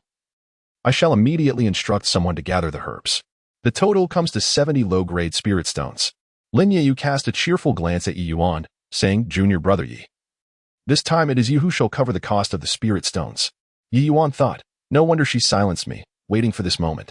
However, since she had provided 5 herbs, including the most precious blood spirit mushroom, he let it slide. After paying the spirit stones and obtaining the herbs, the two departed from Betrayal Pavilion. Ye Yuan felt a stirring in his heart and tentatively asked, Sister, now that we have gathered the herbs, we should find someone to refine the elixir. Lin Yeyu shot him a glare. Have you lost your mind? If we seek another, they will uncover our intentions. I possess some alchemical knowledge and know of a secluded fire vein. Just follow me. Once outside the market, the two mounted their flying swords and departed. Behind them, a pair of sinister eyes watched their retreating figures. Chapter 31. Astonishing Alchemical Techniques. 2 beams of sword light pierced the heavens, racing towards the northwest. Lin Yeyu glanced at Ye Yuan and conveyed through thought, we will arrive in another 30 miles. This fire vein was discovered by my father in his early years, unknown even to the sect. Just as Ye Yuan was about to respond, his brow furrowed suddenly. After cultivating the ancient thunder dragon body, his senses had become acutely sharp, and he faintly detected subtle fluctuations of spiritual energy behind him. They were being followed, at least 3 individuals, likely sent by Zhao Sun. Lin Yeyu's expression shifted. What should we do? If they learn of our alchemical endeavors, Zhao Sun will surely suspect us of conspiracy. He is but a sycophant to Xiaoyi, obedient to his every word. If he were to report us, the consequences would be dire. A glint of murderous intent flickered in Ye Yuan's eyes. What if we eliminate these 3? Lin Yeyu shook her head. These 3 are disciples of the Battle Academy. If we were to kill them, an investigation would undoubtedly ensue. We would not escape unscathed. Ye Yuan's gaze swept across the sprawling mountains and forests below, and suddenly a plan formed in his mind. I have a solution, follow me. He dove down sharply, plunging into the dense ancient woods. Lin Yeyu understood and swiftly followed suit. The two dashed through the forest, branches and leaves striking their faces, yet they paid no heed to the pain. Ye Yuan gazed at the river ahead and turned to Lin Yeyu. There is a river up ahead. On the count of 3, we shall submerge together. The rushing river was icy and biting. The two submerged beneath the surface, letting the current carry them downstream. A quarter of an hour later, they emerged on the banks 10 miles downstream. Ye Yuan shook off the droplets of water clinging to him, channeling his thunderous spiritual power to dry his clothes. We should have evaded them, he remarked, surveying their surroundings. Before he could finish, Lin Yeyu suddenly lunged forward, covering his mouth. They pressed tightly against a massive rock, hidden from view. Whoosh, whoosh, whoosh. 3 beams of sword light swept overhead. It was indeed their pursuers. Once the sword light had faded, Ye Yuan noticed their somewhat intimate position. Lin Yeyu was nearly pressed against him, her damp attire outlining her graceful curves as she leaned against his solid chest. He felt a softness and fullness against him. Realizing this, she hastily retreated, her ears flushing with embarrassment. Lin Yeyu turned her face away and said, Let us go. The fire vein lies just beyond this valley. As they traversed a canyon, the landscape suddenly opened up. A semicircular cave appeared on the mountainside, steam rising from its entrance, with a faint red glow flickering within. Lin Yeyu let out a sigh of relief. This is it. My father set up a concealment formation here. Outsiders find it difficult to detect. However, this is merely a small fire vein, capable of producing only ordinary elixirs. Yet, it should suffice for crafting the heart-devouring pill. Upon entering the cave, the temperature surged dramatically. Deep within, a pool of crimson earth fire burned quietly, and luminescent red crystal stones embedded in the surrounding walls illuminated the entire space, casting it in the likeness of an internal furnace. Lin Yeyu skillfully approached a stone platform, retrieving a compact alchemical furnace from her storage bag. This is the Qingling Ding, a gift from my father, which enhances the success rate of pill refinement by 10%. She deftly arranged the furnace and commenced the preparation of the medicinal herbs. Meanwhile, Ye Yuan stood guard at the cave's entrance, observing attentively. Lin Yeyu's technique in alchemy was fluid and graceful, evidently honed under the tutelage of esteemed masters. Is your father an alchemist? Ye Yuan couldn't refrain from inquiring. Without pausing her movements, Lin Yeyu replied with a smile, Yes, he is a second-tier alchemist. Had it not been for that unfortunate incident, he would have reached the third tier by now, making a name for himself throughout the lower Shin realm. Her voice trailed off, and she fell silent. Ye Yuan, picking up on the nuance, chose not to press further and redirected his attention to the cave's surroundings. Though the fire vein was modest in size, its quality was exceptional. With pure and stable ground fire, making it an ideal location for alchemy. The stone walls bore ancient runes, remnants left by predecessors. As Ye Yuan observed his surroundings, Lin Yeyu had already placed the meticulously prepared herbs into the alchemical furnace. After casting the fire incantation and invoking the fire vein, a searing flame enveloped the furnace in an instant. An hour later, a muffled explosion erupted from within the furnace, followed by the acrid scent of charred material. Lin Yeyu hastily lifted the lid, revealing a mass of blackened residue, devoid of any trace of the elixir. Another failure. She despondently sank to the ground, beads of sweat trickling down her cheeks as she bitterly mused, why is the heart-eating pill so difficult to refine? Ye Yuan approached to inspect the remnants, his brow furrowing. This was the second failure, and their supply of materials was dwindling. He pointed to several charred spots among the dregs and remarked, the timing for changing the heat was incorrect. When merging the blood spirit mushroom with the corrupted bone flower, you should transition from gentle to fierce heat. You understand alchemy? Lin Yeyu's eyes widened in disbelief as she stared at him. Ye Yuan did not respond immediately. Instead, he carefully cleaned the interior of the furnace, casually stating, a senior once imparted some knowledge to me. Biting her lip, Lin Yeyu glanced at the remaining ingredients and sighed. We have only one chance left. If we fail again, it may be too late to gather the necessary materials. Let me give it a try, Ye Yuan suddenly suggested. You? Lin Yeyu's eyes widened, her voice involuntarily rising. This is a second-tier elixir. Even my father, a second-tier alchemist, has a success rate below 50%. Are you certain? This is no jest. Ye Yuan smiled reassuringly. I am not joking. I have some understanding. Why not allow me to attempt it? He had observed the process for half an hour and felt confident he knew how to proceed. Lin Yeyu gazed at the last batch of herbs, uncertainty gnawing at her. Yet she eventually nodded in agreement, saying, very well, but I shall guide you from the side. Ye Yuan responded with a calm smile, as you wish. He then settled into a meditative position before the alchemical furnace. He inhaled deeply, recalling the alchemical techniques of Aoki Masaru. Unlike Lin Yeyu's fluid and graceful method, his movements appeared somewhat awkward yet remarkably precise, as if he were measuring each degree of heat with a ruler. It is time to add the corpse flower. Lin Yeyu could not help but remind him. Wait for 3 breaths. Ye Yuan's gaze was intense as he replied calmly. The negative energy in the flower stamen has yet to be fully released. Indeed, after 3 breaths, the corpse flower unexpectedly oozed several drops of pitch-black juice. With swift reflexes, Ye Yuan tossed it into the furnace. Lin Yeyu was astonished to discover the depth of Ye Yuan's understanding of the properties of medicinal herbs. This was a realm far beyond mere superficial knowledge. The subsequent scene left her even more astounded. When processing the soul-severing grass, Ye Yuan did not remove the roots as is customary. Instead, he gently stimulated a specific part of the stem with his lightning energy. Instantly, the entire spirit herb emitted an eerie red glow, and the fragrance of the medicine intensified severfold. Lin Yeyu widened her eyes and exclaimed, you are aware of this detail as well? Ye Yuan did not respond, wholly absorbed in regulating the heat. As the ground fire shifted to a bluish-white hue, he unhesitatingly placed the blood spirit mushroom into the furnace. Too quick.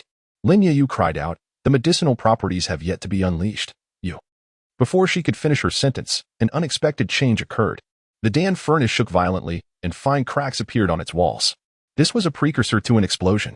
Just as Lin Yeyu feared another failure, Ye Yuan suddenly struck the furnace wall with his palm.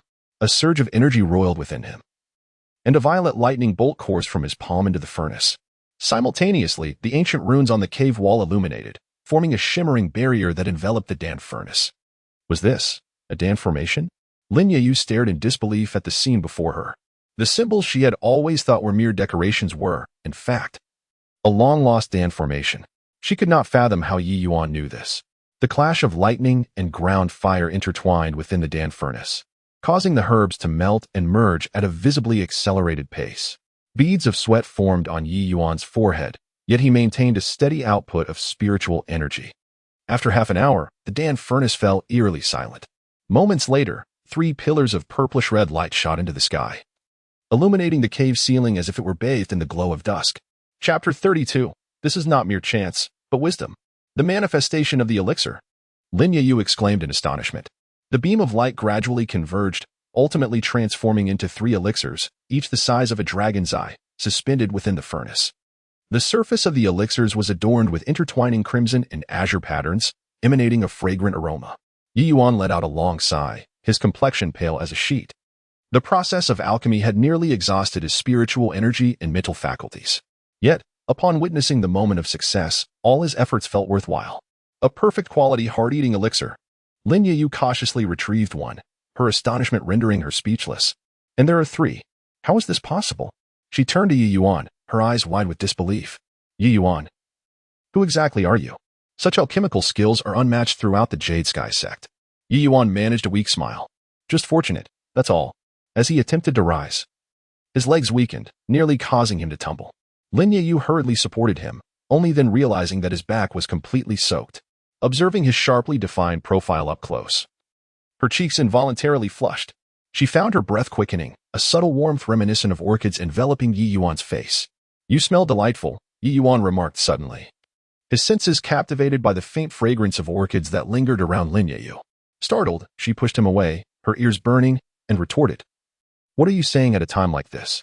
Flustered, she adjusted her clothing, carefully securing the elixir, and added, "Now that the elixirs are ready, we just need to find an opportunity to have Shaoi consume one, and it will cause his vital energy to backlash, transforming him into a monster." Ye Yuan leaned against the rock wall, gradually regaining his internal energy.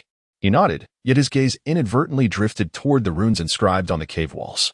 Suddenly, Lin Ye recalled something and looked at Ye Yuan with intense curiosity. "By the way, how did you know these runes are part of an alchemical formation? Even my father didn't notice. I read about it in a book," Ye Yuan replied casually, intentionally omitting that it was the teachings of Master Qingmu that guided him. Lin Ye appeared skeptical. "So, this place might have once belonged to an alchemical master?" "Very likely," Ye Yuan pondered thoughtfully before asking, "Did your father discover any other remnants?" Lin Ye shook her head. "My father found nothing, believing this to be an ordinary fire vein." Before she could finish her sentence, Ye Yuan suddenly strode toward the edge of the fire vein. He gazed intently at the swirling magma, his brow furrowed. "I sense that something within the fire vein is responding to these runes. Perhaps we must venture into the fire vein to uncover the truth." Lin Ye's expression turned to one of shock. "Ye Yuan, are you insane? That is hellfire. Even a foundation-building body-refining practitioner would struggle to endure it." Splash! Before she could finish, Ye Yuan had already leaped into the fiery abyss. "Ye Yuan!"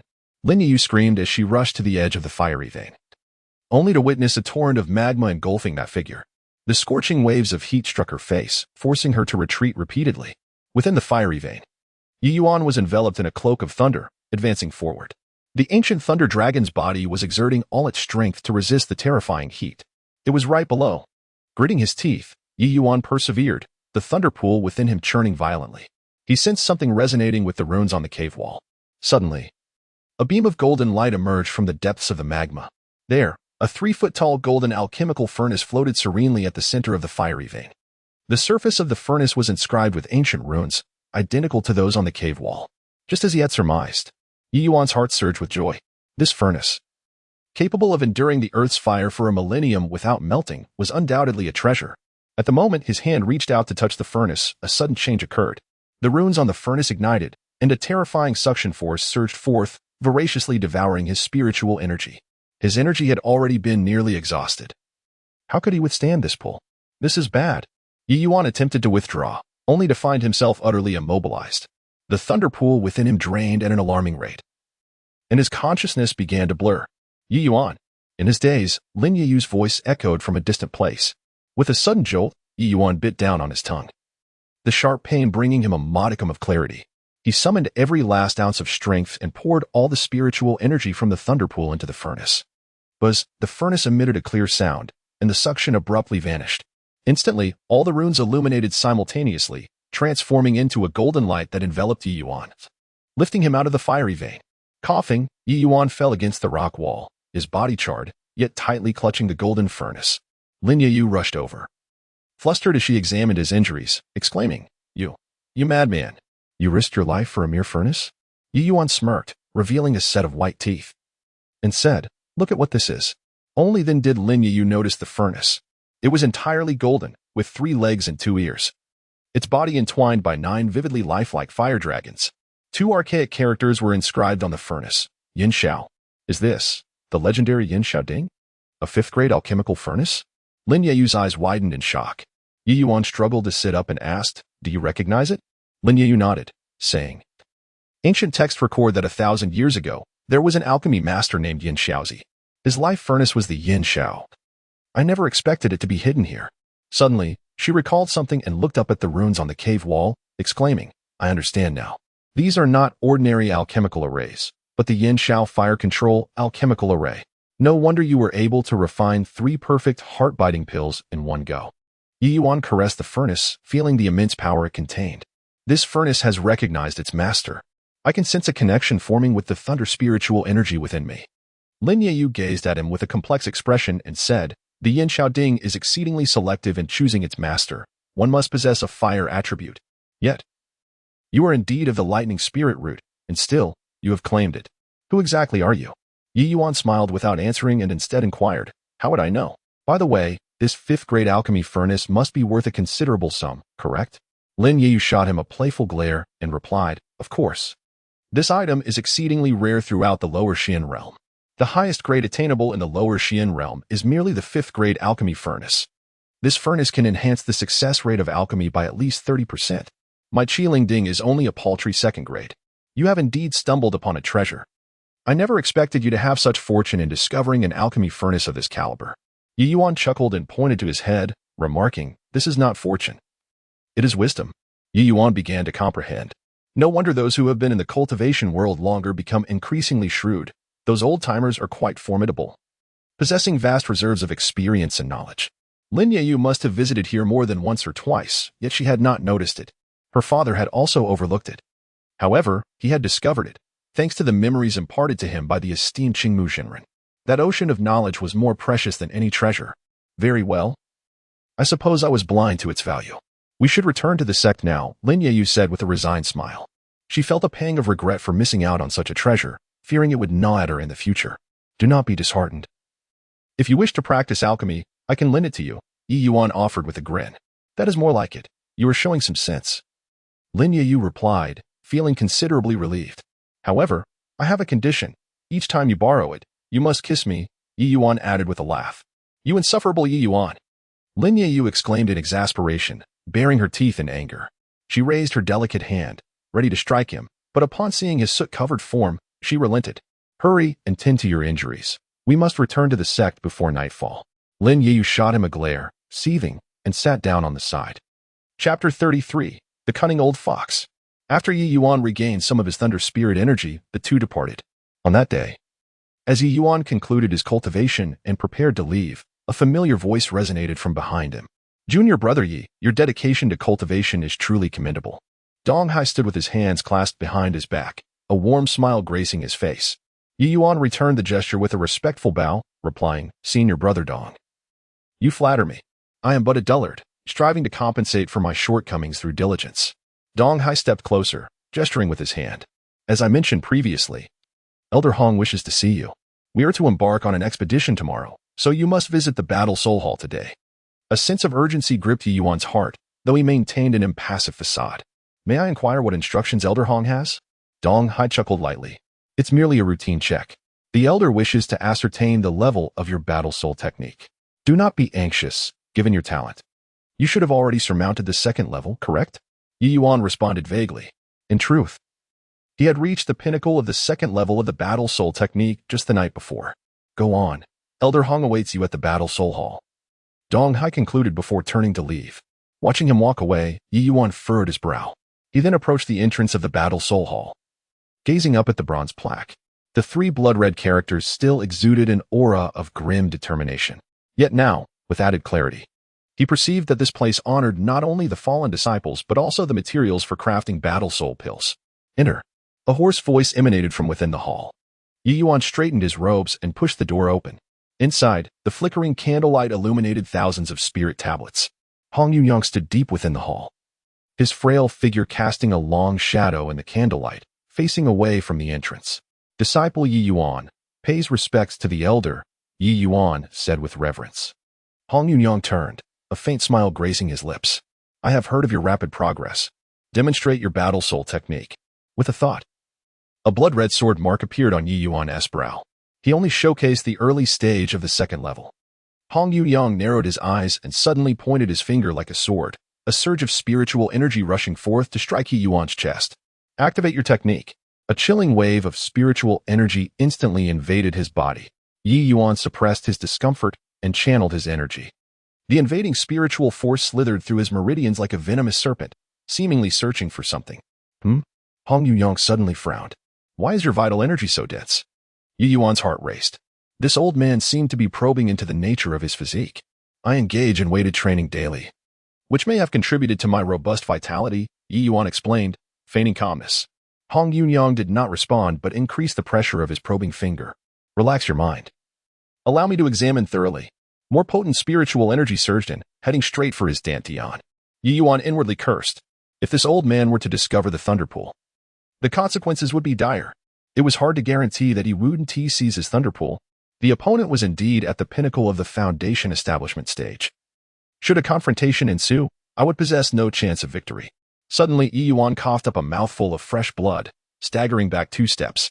The crimson stain splattered against the stone floor, appearing exceptionally vivid in the dim candlelight. What has happened to you? Yong inquired, his brow furrowing as he withdrew his hand, a look of skepticism crossing his face. Ye Yuan clutched his chest, wiping the blood from the corner of his mouth, and replied, Disciple has recently overexerted during cultivation, resulting in damage to my meridians. Thus, I could not withstand the elder's spiritual probing. He deliberately coughed up a few strands of blood as he spoke. Yong's murky gaze swept back and forth over Ye Yuan, seemingly assessing the veracity of his claims. After a prolonged silence, he finally waved his hand, conceding, Very well, you may return to rest. We must embark on our expedition tomorrow. Do not delay our important matters. Thank you for your understanding, Elder. Ye Yuan bowed deeply, retreating unsteadily from the grand hall.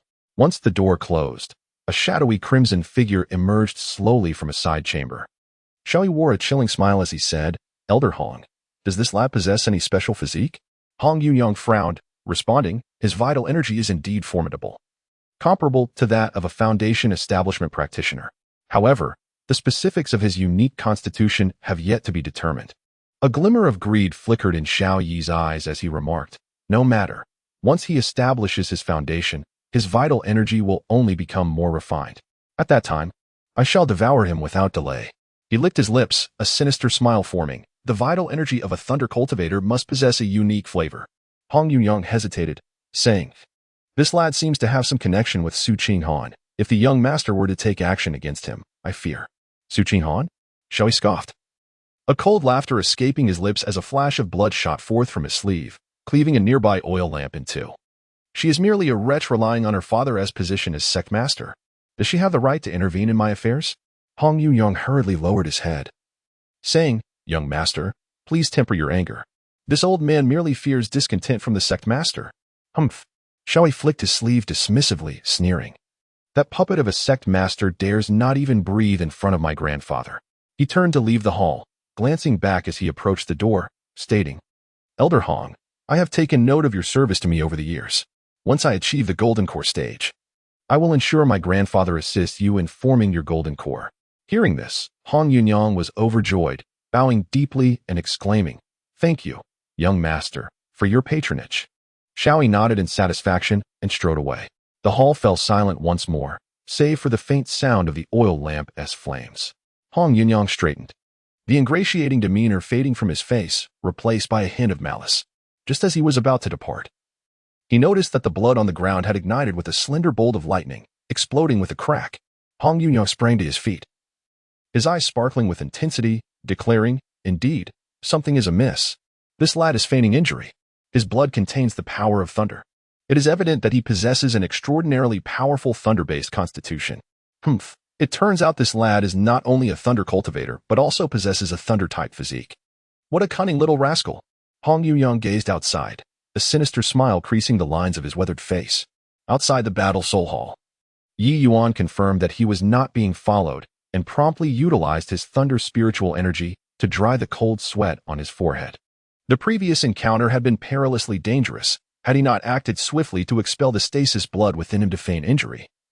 The secret of the thunder pool would have surely been compromised. Furthermore, the secret of his ancient thunder dragon physique would have been unveiled. Currently, only Qingmu Zhenren and Su Qinghan were privy to this secret. Lin Ye was aware of his thunder pool but was oblivious to the fact that he was an ancient thunder dragon. That old fox. Ye Yuan's gaze turned icy. As he pondered, the nearby bushes suddenly rustled. Lin Ye stealthily emerged, her face etched with concern. What is the situation? That old fool didn't uncover anything, did he? Ye Yuan shook his head and briefly recounted the events. Lin Ye gasped, her voice laced with indignation. If he were to discover that you possess a thunder pool, he would surely attempt to seize it from you. Such a thunder pool is invaluable. If sold on the black market, it could fetch an astronomical price.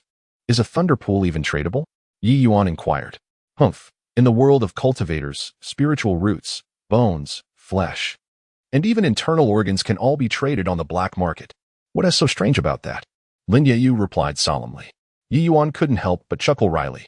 This world of cultivation is indeed profoundly dark. Chapter 34. The Demon Suppression Division of the Great Zhou Dynasty at Dawn. A black flying vessel hovered above the broken army peak. Measuring approximately 30 zheng in length, its body was forged entirely from mysterious iron. With ethereal wings unfurled on either side, glistening with a cold sheen in the morning light. When Ye Yuan arrived at the launch pad, the others had already assembled. Xiao Yi, clad in a dark red battle robe, stood with his hands clasped behind him at the bow of the vessel. Sun Lai and several disciples from the Battle Academy had already boarded. Lin Ye, however, stood alone in a corner, and upon noticing his arrival, she subtly nodded her head. Junior brother Yi has arrived. We have been awaiting you, Xiao Yi remarked, casting a glance at Ye Yuan with a warm smile. Ye Yuan returned the gesture with a respectful bow, stating, I apologize for keeping you waiting, senior brother. It is of no consequence. Xiao Yi waved his sleeve, chuckling. Let us board. This journey will take approximately 3 days. Ye Yuan sat cross-legged in a corner of the flying vessel's deck. His eyes slightly closed while he discreetly observed his surroundings. Lin Ye approached silently and took a seat beside him. I have not found the opportunity to strike. It is better to wait until we enter the Black Cloud Mountain, she conveyed through thought. Ye Yuan subtly nodded in response. The vessel soared through clouds and mist.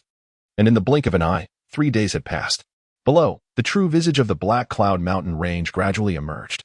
The entire mountain range was shrouded in swirling black fog, obscuring the sky and sun. Occasionally, crimson lightning would pierce through the haze, illuminating the gnarled, twisted trees that resembled ghostly claws. Prepare for descent. Xiao Yi's voice rang out. The vessel gently descended onto a flat expanse at the outskirts of the Black Cloud Mountain. At that moment, a sudden roar erupted from the horizon. A fiery red flying vessel tore through the skies. Its body was inscribed with blazing flame patterns, emanating a searing heat. Is it the Crimson Fire sect? Sun Lai furrowed his brow. The crimson vessel touched down, and a young man stepped forth with vigorous strides. Clad in a robe of red flames, a fiery pattern glimmered between his brows, exuding the unmistakable pressure of someone in the mid-foundation stage. Lo Ming, even you have come? Xiao Yi's gaze turned icy, his tone frosty. Lo Ming, a prodigy of the Crimson Fire sect, was renowned as a peer to Xiao Yi. Rumor had it that the two had developed enmity during a previous contest in a secret realm. Xiao Daoyu, it is good to see you, Lo Ming replied, his tone lacking in reverence. We have been commissioned by the Great Zhou Dynasty to hunt down the demon, the Nine-Nether-Old Demon. Upon hearing this name, the expressions of several Battle Academy disciples shifted noticeably. The Nine-Nether-Old Demon, a mid-foundation stage demon cultivator, had notoriously slaughtered 3 cities in a single night, earning a fearsome reputation. Xiao Yi sneered, what a coincidence. We are also here to eradicate this demon. Initially, their mission was to eliminate other demon cultivators. But they had received a last-minute invitation from the Great Zhou's Demon Suppression Division and had no choice but to comply.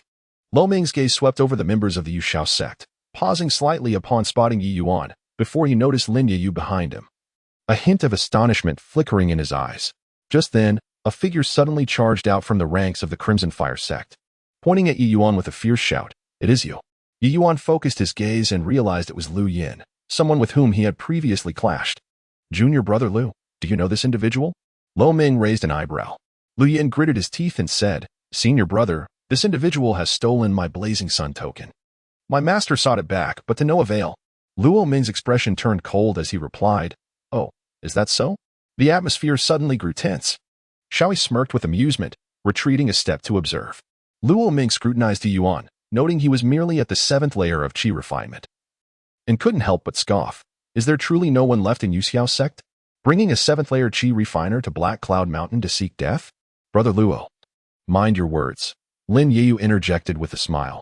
Though Yi Shidi is at the 7th layer of Qi refinement, his strength is not inferior to that of a foundation establishment cultivator. Seeing Lin Yeyu defend Ye Yuan, jealousy flared in Luo Ming's eyes as he said, in that case, why not have a spar? Allow me to witness the prowess of your esteemed sect's disciple. However, Xiaoyi wore a peculiar smile and remarked, we are here to exterminate demons, not to engage in internal strife. Yet, since Brother Luo is keen on providing guidance, Yi Shidi might as well accept a few pointers. This was clearly an attempt to use another's strength to gauge his own capabilities or to establish dominance by striking when he anticipated Ye Yuan's defeat, thereby winning favor. Ye Yuan understood the underlying intentions but felt no fear, replying, I humbly request you to instruct me, Brother Luo. The two moved to the center of the clearing. Luo Ming stood with his hands clasped behind his back, proudly declaring, I shall allow you 3 moves. Ye Yuan did not respond, silently channeling the thunder pool within him. First move. Ye Yuan's figure shot forward like lightning, delivering a punch aimed directly at the center of Luo Ming's chest. Initially dismissive, Luo Ming's expression changed drastically as the force of the punch approached. This was no ordinary strength for a 7th-layer Qi refiner. Bang! Caught off guard. Luo Ming was forced to retreat 3 steps, his sleeve scorched black. He was both astonished and enraged, fiery patterns igniting on his brow as he proclaimed, Heavenly Flame Palm. A massive crimson flame transformed into a giant hand, descending with such heat that the onlookers were compelled to step back. Ye Yuan concentrated, forming a lightning sword at his fingertips, the thunderous light erupting with a crackle as it shot forth to cleave through the fiery palm. Boom! The clash of lightning and fire erupted with a deafening roar. The shockwave swept through the area, raising a cloud of dust. Luo Ming stumbled back. Disbelief etched on his face as he exclaimed, Ye lad possess some merit. The crowd erupted in astonishment. A 7th-layer Qi refiner had actually forced back a mid-foundation establishment cultivator? This was nothing short of extraordinary. Xiao Yi's eyes sparkled with intrigue, his interest in Ye Yuan intensifying. Meanwhile, the members of the Red Fire sect appeared as if facing a formidable foe, hastily brandishing their magical artifacts. Cease at once. A commanding voice descended from the heavens. The crowd looked up to see a golden streak of light racing toward them, landing to reveal a golden-armored cultivator adorned with the emblem of the Great Zhou dynasty. Lin Yeyu conveyed to Ye Yuan through a thought, this is a powerful figure from the Great Zhou Demon Subjugation Division. Ye Yuan nodded in acknowledgement. The Great Zhou dynasty was an immensely powerful regime within the lower Xin realm. The golden-armored cultivator surveyed the assembly and declared loudly, You have been summoned by the Demon Subjugation Division to partake in the eradication of demons. Gentlemen, I implore you to promptly venture into the mountains to exterminate the demons. Do not engage in private duels. The ancient demon of the 9 hells has fled deep into the Black Cloud Mountain. Should you delay any longer, it may jeopardize our mission. In the face of such a formidable foe, even the likes of Xiaoyi and Luo Ming dare not retort. Luo Ming shot a fierce glare at Ye Yuan, remarking, Consider yourself fortunate. With that, he hastily departed with the members of the Crimson Fire sect. Xiaoyi also concealed his playful demeanor, solemnly stating, Let us depart. The group set forth towards Black Cloud Mountain. Ye Yuan suddenly comprehended that they had all been summoned by the Great Zhou dynasty to hunt demons. The party soared upon their flying swords, gliding low through the dense forest surrounding Black Cloud Mountain. The swords sliced through the air, producing a sharp whistle, as beams of light traced through the shadowy woods. Ye Yuan, guiding his sword with finesse, harnessed the power of thunder beneath his feet, propelling his speed to outstrip that of his companions. Ahead, Xiao led the charge, his dark red battle robe billowing in the wind. The oppressive aura emanating from him, a pinnacle of mid-stage foundation establishment, was unmistakable and served to intimidate the lurking beast around them. The disciples of the Battle Academy, including Shenlai, fanned out in a defensive formation, vigilantly scanning their surroundings. Their magical artifacts glimmering ominously, ever ready to confront unforeseen dangers. Within the depths of Black Cloud Mountain, the mist swirled and toxic vapors pervaded the air, obstructing visibility even at low altitudes. Occasionally, the distant roar of beasts echoed, heightening their tension. Ye Yuan's gaze was sharp, his spiritual consciousness extending outward to sense the slightest disturbance in the environment. Suddenly, the mist ahead roiled violently, and a shadow darted forth like an arrow, targeting the side of their formation. Be cautious, Ye Yuan exclaimed, as lightning surged from his fingertips, conjuring a thunderous sword that cleaved the shadow in two. As they focused, they discovered it to be a completely black venomous python, as thick as an arm, with menacing fangs. Even after being severed, it writhed and thrashed on the ground. It is a black-scaled venomous python, known for its potent toxicity. Do not let its blood touch you, Lin Yu cautioned. The group's expressions turned grave as they heightened their vigilance. Xiaoyi snorted disdainfully, sweeping his sleeve to unleash a crimson sword aura that cleaved a path through the mist ahead. Increase your speed. Do not squander time on these insignificant creatures, he commanded coldly. The team surged forward once more, the sound of their flying swords carving through the air resonating continuously. Chapter 35, The Ancient Demon of the Netherworld. Suddenly, a chilling scream echoed from the dense forest ahead. It is the people of the Red Fire sect. Everyone, be cautious, Sun Lai exclaimed. The group turned their gaze towards the sound, only to see towering flames erupting from within the forest, the remnants of a crimson flying vessel smoldering amidst the fire. A heavy stench of blood wafted through the air, inducing nausea. Xiaoyi furrowed his brow and raised his hand to signal the group to halt, stating, "The situation is dire. The ancient demon of the netherworld may be nearby." At that moment, the ground trembled violently. Boom! A colossal skeletal hand erupted from the earth, as large as a house, exuding a putrid aura as it lunged towards the group. Scatter quickly. Ye Yuan reacted swiftly, seizing Lin Yu and retreating rapidly. Infused with lightning energy, he darted forward like a flash, covering dozens of feet in an instant. Bang! The ground where they had stood was smashed into a deep pit by the skeletal hand. Two disciples from the combat academy, unable to evade, were instantly reduced to mere pulp. Destruction! Xiaoyi bellowed, a surge of blood energy radiating from him, as a blood-red longsword materialized in the air, cleaving towards the skeletal hand. Boom!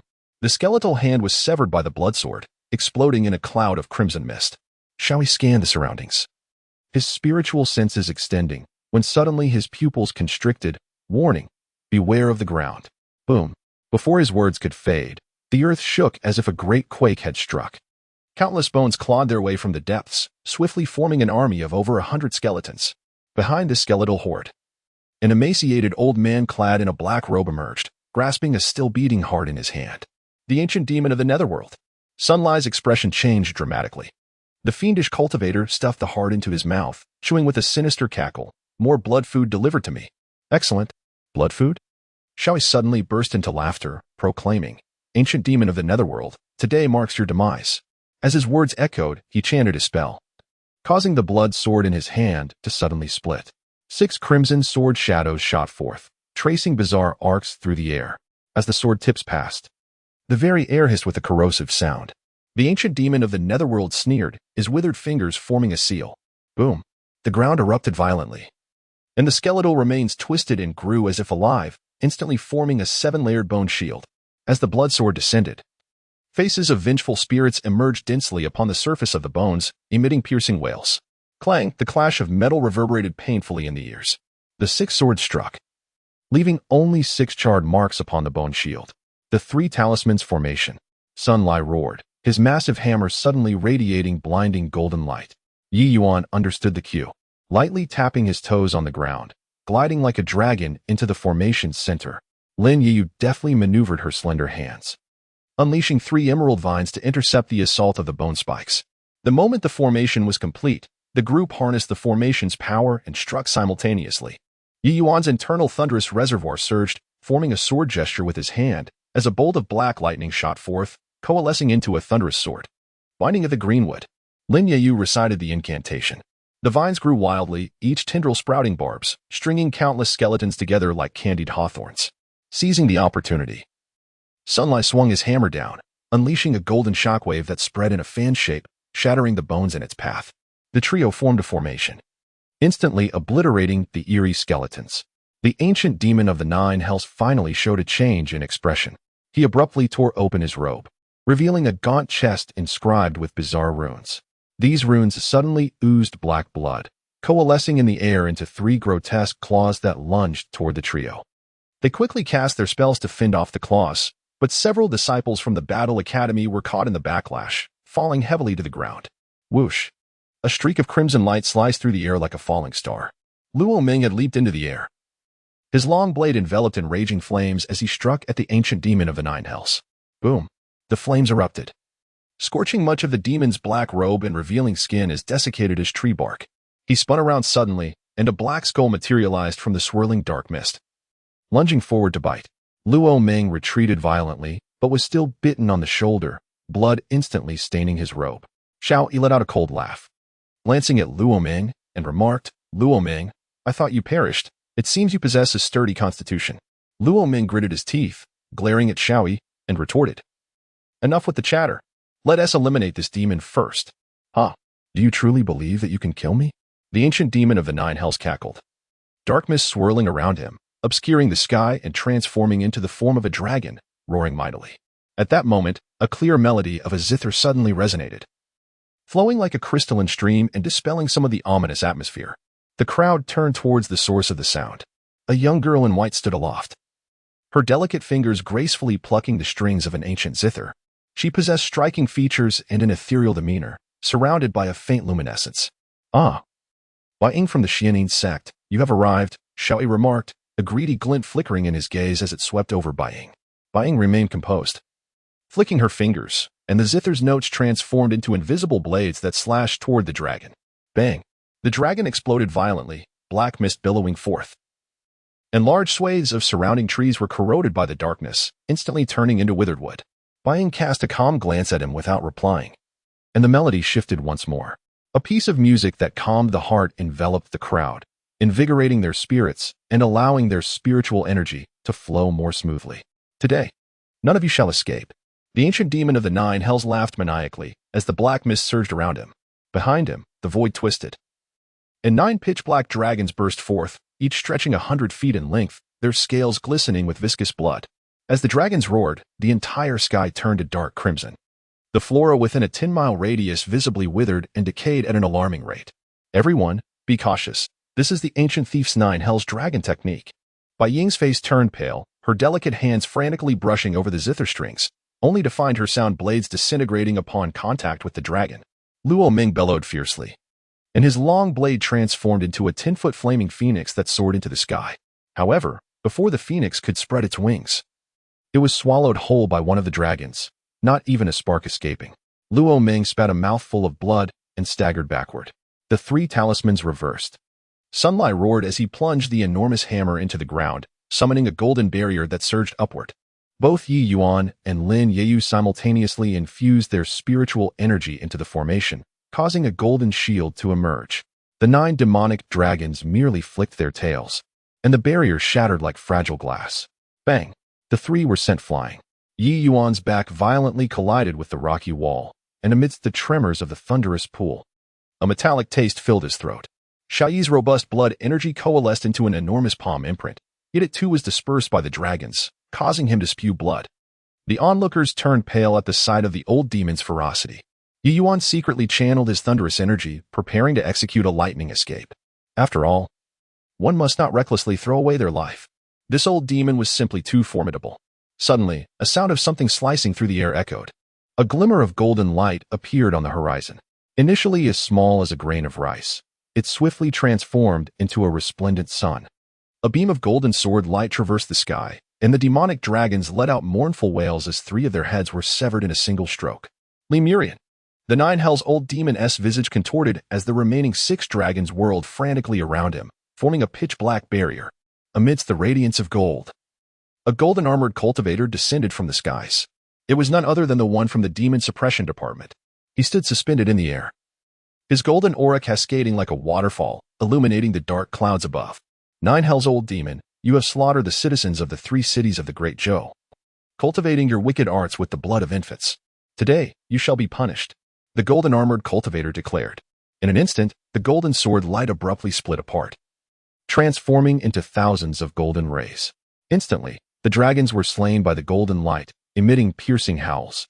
"Lemurian, you cannot kill me," screamed the nine hells' old demon, as a burst of blood mist erupted around him. When the golden sword descended, only a tattered black robe remained, and the figure had vanished without a trace. Chapter 36, Little Mouse, are you satisfied? The group lay sprawled on the ground, their faces pale. They gazed in the direction where the 9 nether-old demon had vanished, still haunted by the encounter. Lin Yeyu clutched her chest, gasping for breath, her dark hair soaked with sweat, clinging to her cheeks. Luo Ming knelt on one knee, leaning on his long blade, blood seeping from the wound on his shoulder. Ye Yuan leaned against a stone, his eyes slightly closed, secretly regulating his breath. In truth, He had not expended much of his thunder spirit power during the battle. He had primarily taken a back seat. Xiaoyi rose and approached, cupping his hands in gratitude. Thank you, Lord Li, for saving our lives. Had it not been for your timely arrival, we would have faced peril. Li Yuan, descending gracefully on golden lotuses, felt the runes on his armor gradually fade. He nodded slightly, stating, the 9-nether-old demon has been struck by my golden light sword chi. He must now be at the end of his tether. This is the Qingling recovery pill, a secret concoction of the great Zhou royal family. Consuming it will rapidly restore your spirit power. With a swift motion, Li Yuan sent several pills soaring into the air, hovering before the group. Luo Ming seized one of the floating pills, his eyes ablaze with anger, exclaiming, Lord Li, we of the Qihua sect have lost 7 elite disciples. Li Yuan acknowledged with a nod, the losses of the Qihua sect will be compensated by the Demon Suppression Department. However, this is contingent upon the extermination of the 9-nether-old demon. Xiaoyi accepted a pill but did not consume it immediately, instead remarking, our Yuxiao sect has also lost 2 disciples, with 3 more gravely injured. Bai Ying was about to speak, but Li Yuan raised his hand to silence her. His tone grave, the losses of the 3 major sects will be compensated by the Demon Suppression Department. Had it not been for the substantial losses incurred by the department while besieging the old demon in Qingzhou City, they would not have requested the assistance of the 3 major sections. Xiaoyi's lips curled slightly in a smirk. Lord Li, the Demon Suppression Department's relentless pursuit of this old demon, could it be that he harbors some secret? I have heard whispers that a certain treasure of the great Zhou royal family, which was stolen, is linked to him. Li Yuan cast a sidelong glance at Xiaoyi. Replying coolly, young Master Xiao, such rumors are unreliable. It would be prudent for you to refrain from idle inquiries. Xiaoyi snorted softly but fell silent. Closing his eyes to meditate, Ye Yuan exchanged a glance with Lin Yeyu. Understanding his cue, Lin Yeyu unfastened her water pouch from her waist and gracefully approached Xiaoyi. Smiling, Brother Xiao, have some water. Earlier, Lin Yeyu had placed the heart-eating pill into the water pouch. This pill was colorless and tasteless, dissolving upon contact with water. Xiaoyi eyed the pouch with slight suspicion and said, you drink first. Lin Yeyu's expression shifted slightly. Ye Yuan felt a surge of caution. Nonetheless, Lin Yeyu merely smiled, tilted her head back, and took a sip. Observing her drink, Xiaoyi pressed his lips together and took a sip from the pouch as well. Seeing that Lin Yeyu had consumed it, Ye Yuan felt less concerned. The heart-eating pill would only invigorate the blood. Those exhibiting signs of backlash would encounter trouble. And Lin Yeyu was unlikely to be in such a predicament. Now, they awaited the effects of the heart-eating pill to manifest. 2 hours later, the group consumed the pills, and their spirit power gradually began to recover. Li Yuan stood with his hands clasped behind his back, the golden armor glimmering faintly in the dimming twilight. His gaze unwaveringly fixed upon the distant surging blood clouds. Suddenly, he spoke, behold those blood clouds. That ancient demon is channeling the blood sacrifice array to mend his injuries. If we allow him to recover, capturing him will become an even greater challenge. Xiaoyi rose to his feet, stretching his limbs with a smile. Thanks to Lord Li's elixirs, we have regained 70% of our strength. Li Yuan nodded. Since you have recovered, let us depart at once. Subsequently, the group activated their flying swords and continued their journey. The deeper they ventured into the Black Cloud Mountain, the denser the black mist became. Within 10 paces, they could scarcely discern one another's figures. After an indeterminate duration, a cacophony of wails erupted from the depths of the black fog, the ground trembling violently. Boom! The ominous black mist surged forth from the earth, swiftly enveloping the entire sky. The anguished cries of the souls within the mist became increasingly piercing, sending chills down their spines. This is the soul-devouring array set by the ancient demon. Be cautious. Li Yuan unsheathed his golden sword, its resonant clang echoing through the heavens and the earth. Before his words had fully escaped his lips, countless pitch-black ghostly hands emerged from the ground. Luo Ming was caught off guard, his ankle seized, his complexion turning ashen. The ghostly hands were siphoning his vitality. Bai Ying hastily plucked the strings of her zither, the clear notes shattering the ghostly hands. Yet, an overwhelming number of ghostly hands continued to surge from all directions. Li Yuan's gaze sharpened, and with a sweeping motion of his golden sword, he severed several approaching hands, commanding fiercely, flee. This array possesses considerable power. Scatter at once. Do not become trapped here. Before his words had faded, a brilliant golden light erupted around him, forcefully tearing a rift through the black mist as he transformed into a streak of light, soaring into the sky. Ye Yuan had anticipated this, unleashing the thunderous energy from his dantian, his body enveloped in crackling lightning. resembling a coiling dragon. He stood upon his flying sword, the sword's edge radiating with lightning as he cleaved through the encroaching black mist, darting like lightning deeper into the black cloud mountain. He paused beneath a cliff, sitting cross-legged to recuperate. Suddenly, a heavy stench of blood wafted toward him. Ye Yuan followed the scent, parting the underbrush. And his pupils constricted in shock. A massive python, as thick as a water barrel, lay motionless on the ground, its body withered like dry wood. Its two venomous fangs glimmering ominously. Ye Yuan's heart raced, contemplating. Had it been drained of its essence? It must have perished not long ago. This implies that the ancient demon should be nearby, healing his wounds. He immediately held his breath, concealing his presence, and stealthily advanced along the rock face. Turning a bend in the mountain path, the sight before him made him pause in astonishment. The 9-nether-old demon was seated in the center of a blood pool. The blood surged like boiling water, countless distorted faces floating within the crimson waves, emitting silent wails. The old demon was encircled by 9 blood-red chains, each tethered to the depths of the blood pool, drawing in vitality to mend his injuries. A gaping wound, the size of a bowl, marred his chest, inflicted by Ye Yuan's sword light. Yet, it was visibly healing at an alarming rate. Ye Yuan's heart sank in silent dread as he carefully retreated. Suddenly, the ancient devil of the 9 hells opened his eyes wide, his murky gaze fixated on the hiding place of Ye Yuan, a cold smile curling on his lips.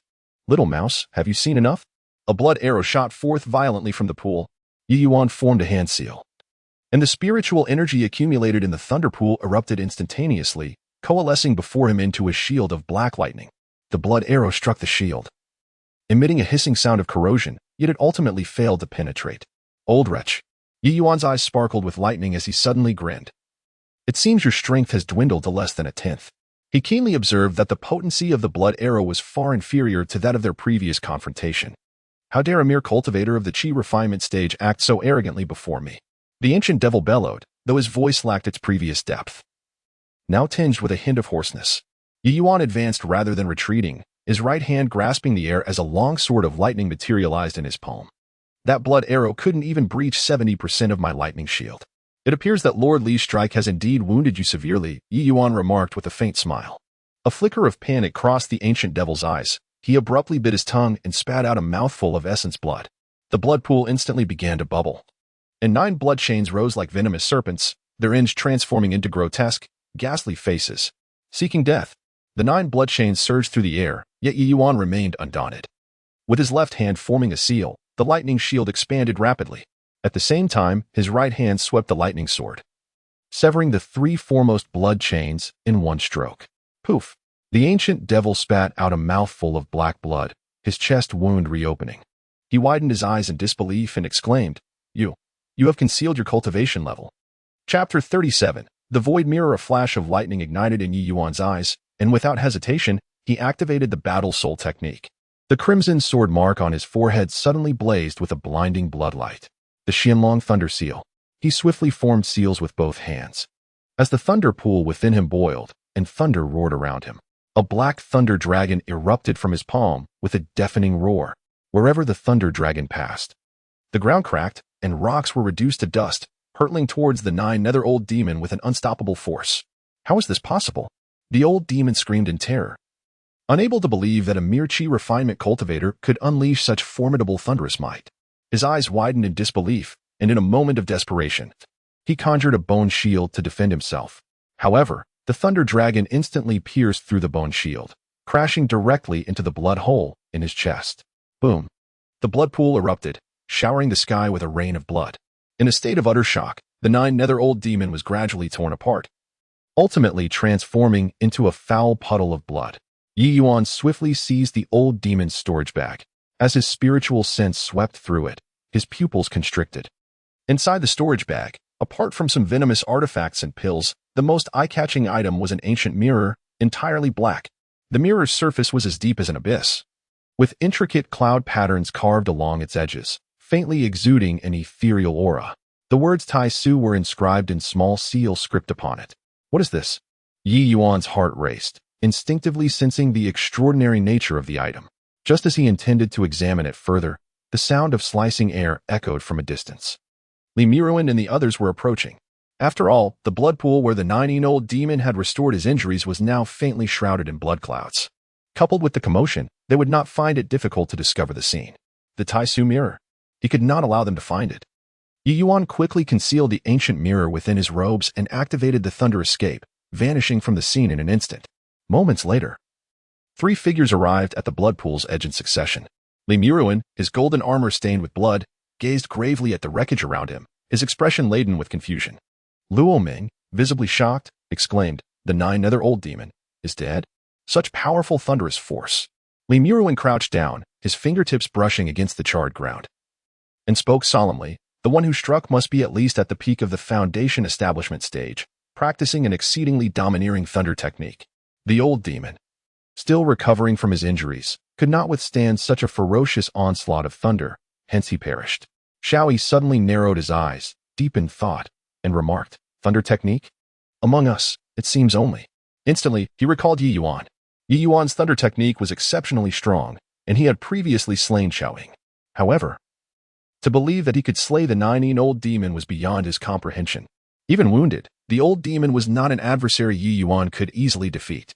Shortly thereafter, Lin Yeyu, Bai Ying, Sun Lai, and the others descended one after another. Upon witnessing the puddle of blood, they were left in shock. Bai Ying approached Li Yuan and inquired, "Lord Li, could it be that this 9-old demon was slain by you?" Li Yuan furrowed his brows, shaking his head as he replied, "This demon was not slain by us. When we arrived, he had already met his end at the hands of another. Behold the surroundings, where the vines and foliage harbor remnants of residual lightning energy. This suggests that a formidable being imbued with such power has slain this individual." Suddenly, Bai Ying recalled something and exclaimed, "Lightning energy? The only one among us capable of such a feat would be that Qi refinement disciple from the Yuxiao sect. However, could he truly possess the strength to vanquish the old demon?" Luo Ming let out a derisive laugh, stating, "Though this person is merely at the Qi refinement stage, he has managed to exchange blows with me. Moreover, junior brother Lu Yin mentioned that he was the one who seized his storage bag. Junior brother Lu Yin has only recently advanced to the early foundation establishment stage.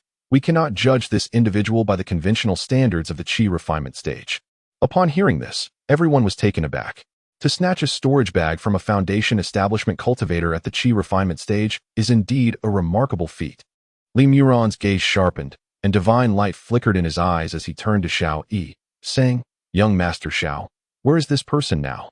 I implore you to use a communication talisman to reach out to him.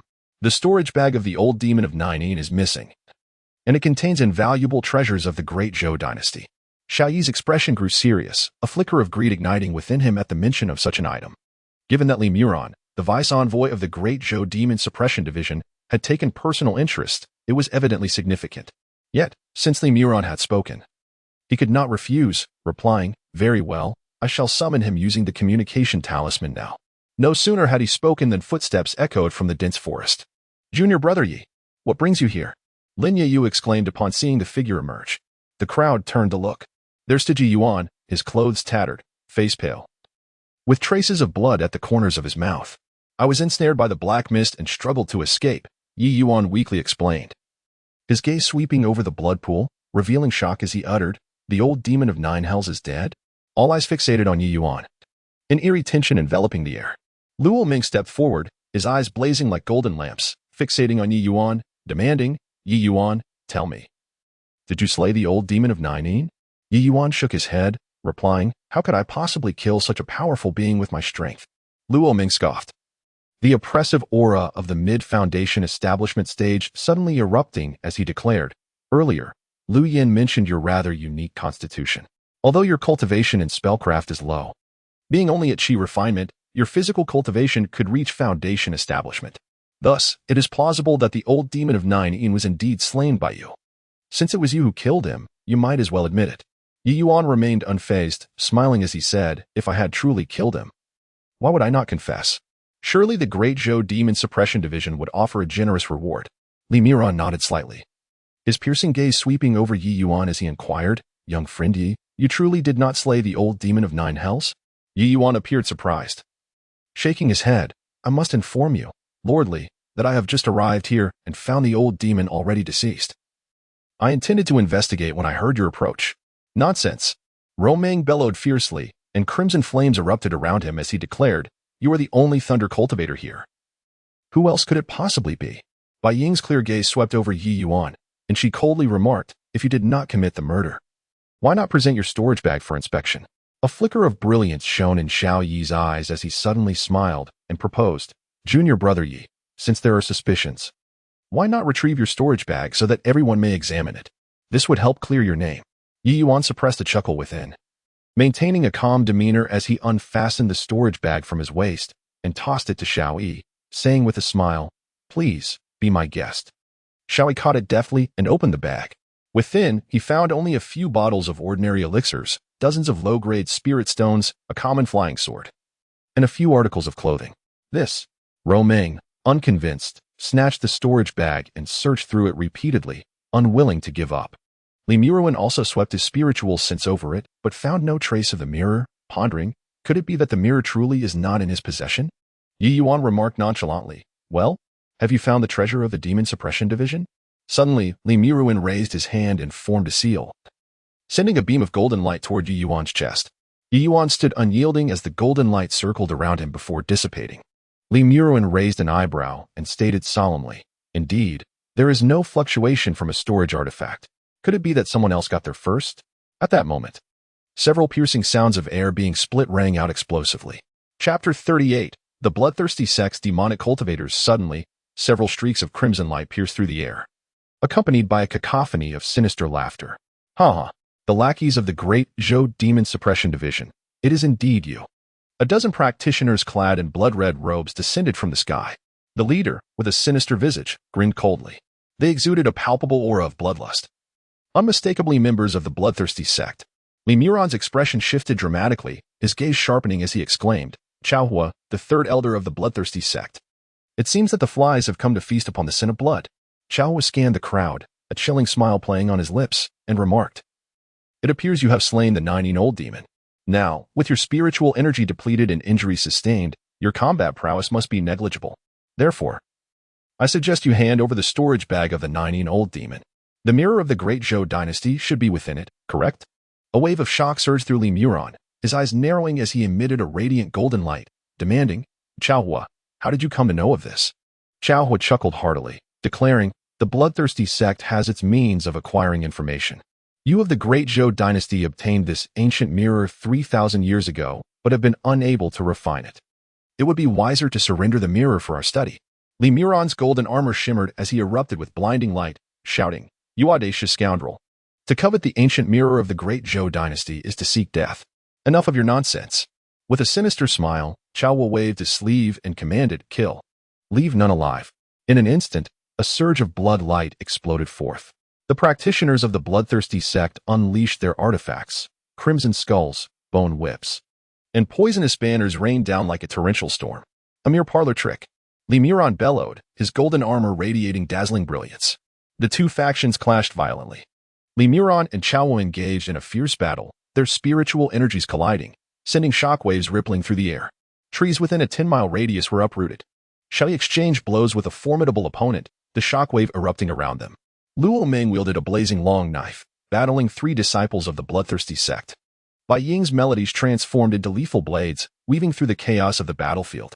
Amidst the turmoil, Ye Yuan's lips curled into a faint smile. This was indeed the perfect moment to escape.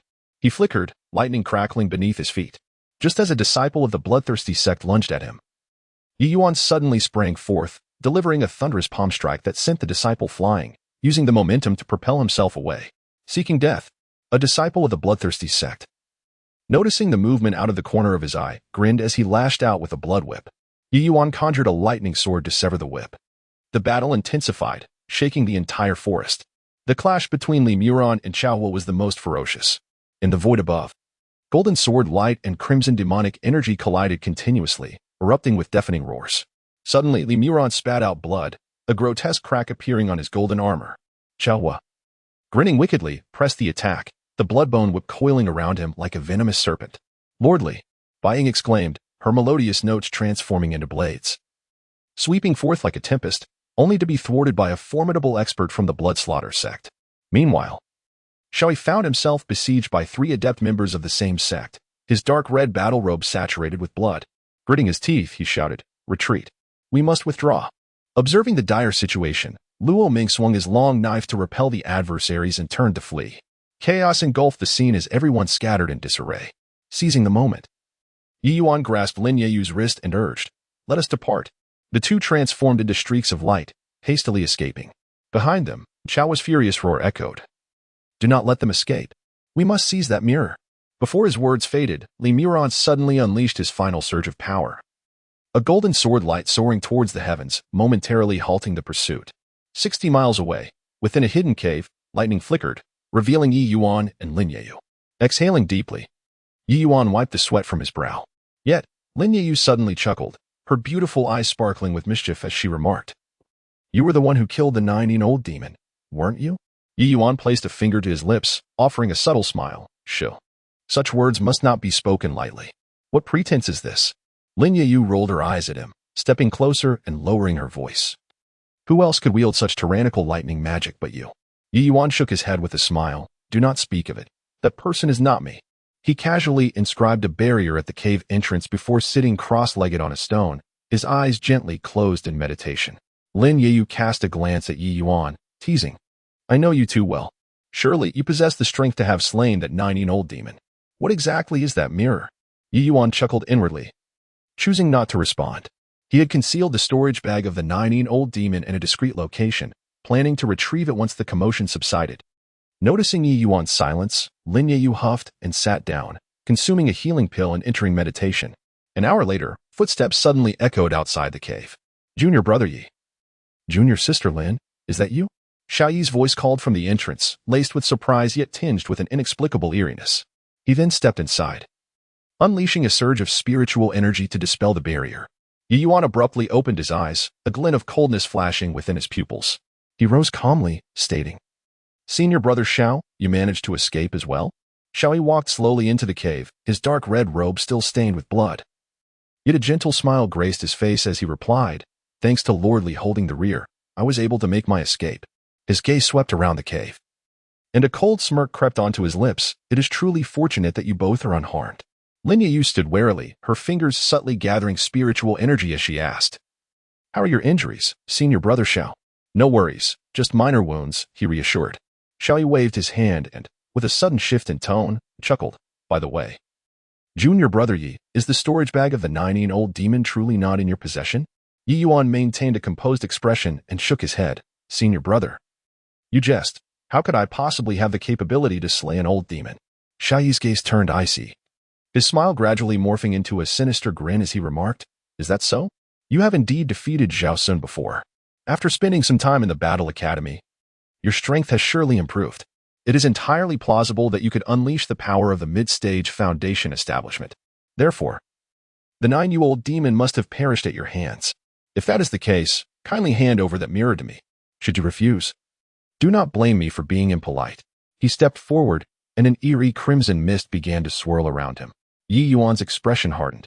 The thunderous energy within him started to boil as he inquired, "Senior brother Xiao, what do you mean by this?" Lin Yeyu interjected, shaking her head, "Senior brother Xiao, why must you force him?" Suddenly, Xiao Yi burst into laughter, coldly declaring, "Cease your pretense. That mirror is undoubtedly on you." No sooner had he spoken than a menacing phantom of a gluttonous beast began to materialize behind him, its gaping maw lunging toward Ye Yuan with ferocity.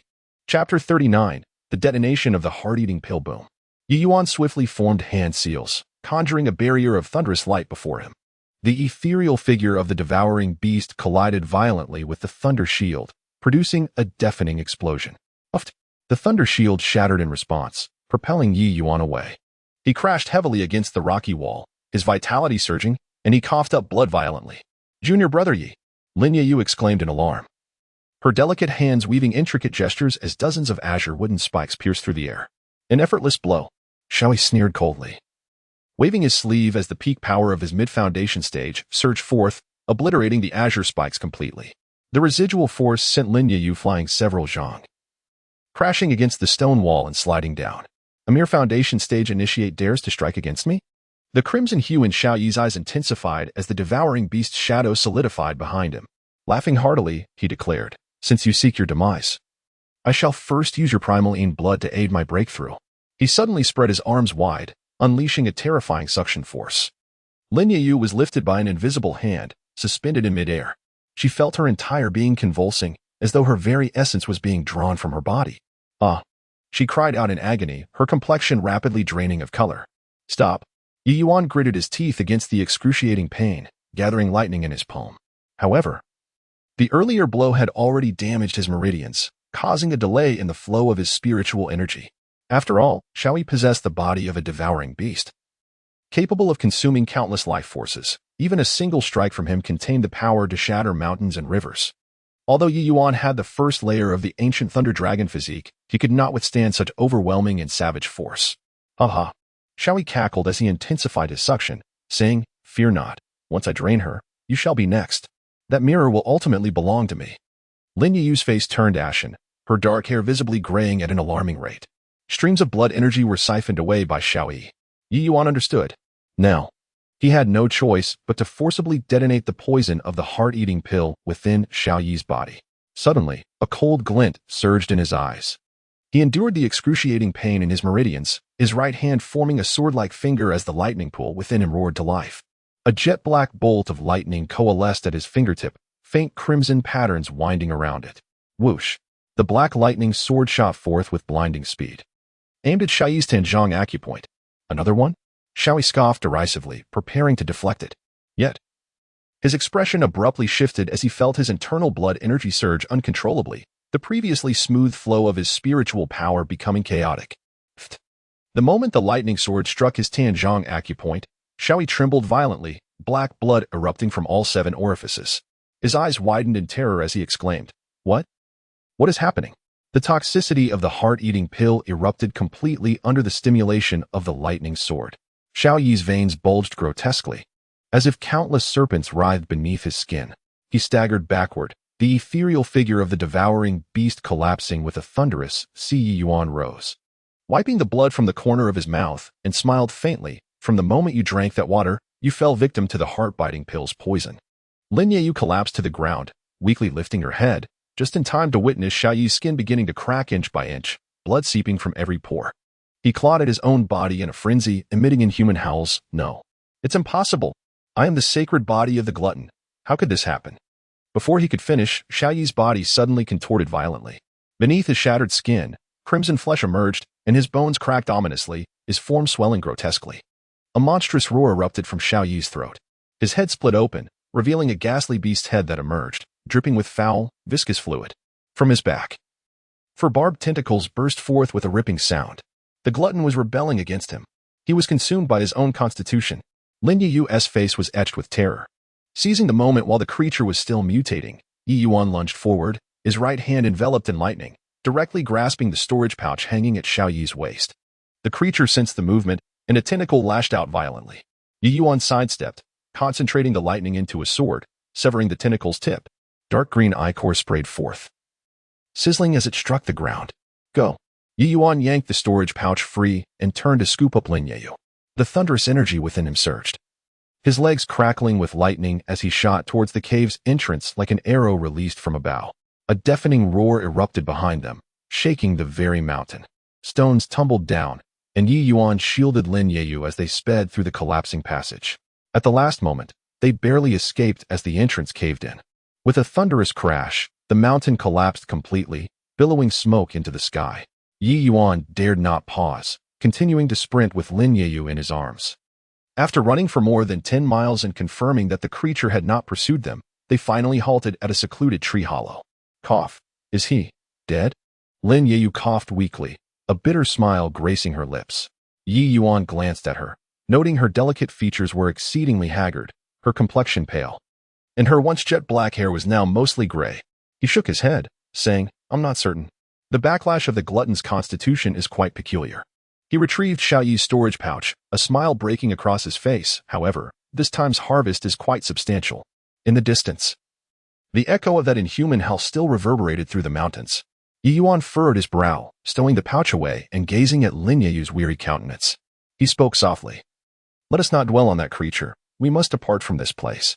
Lin Yeyu nodded weakly, her ashen hair cascading down, accentuating her pallor. "Bear with it."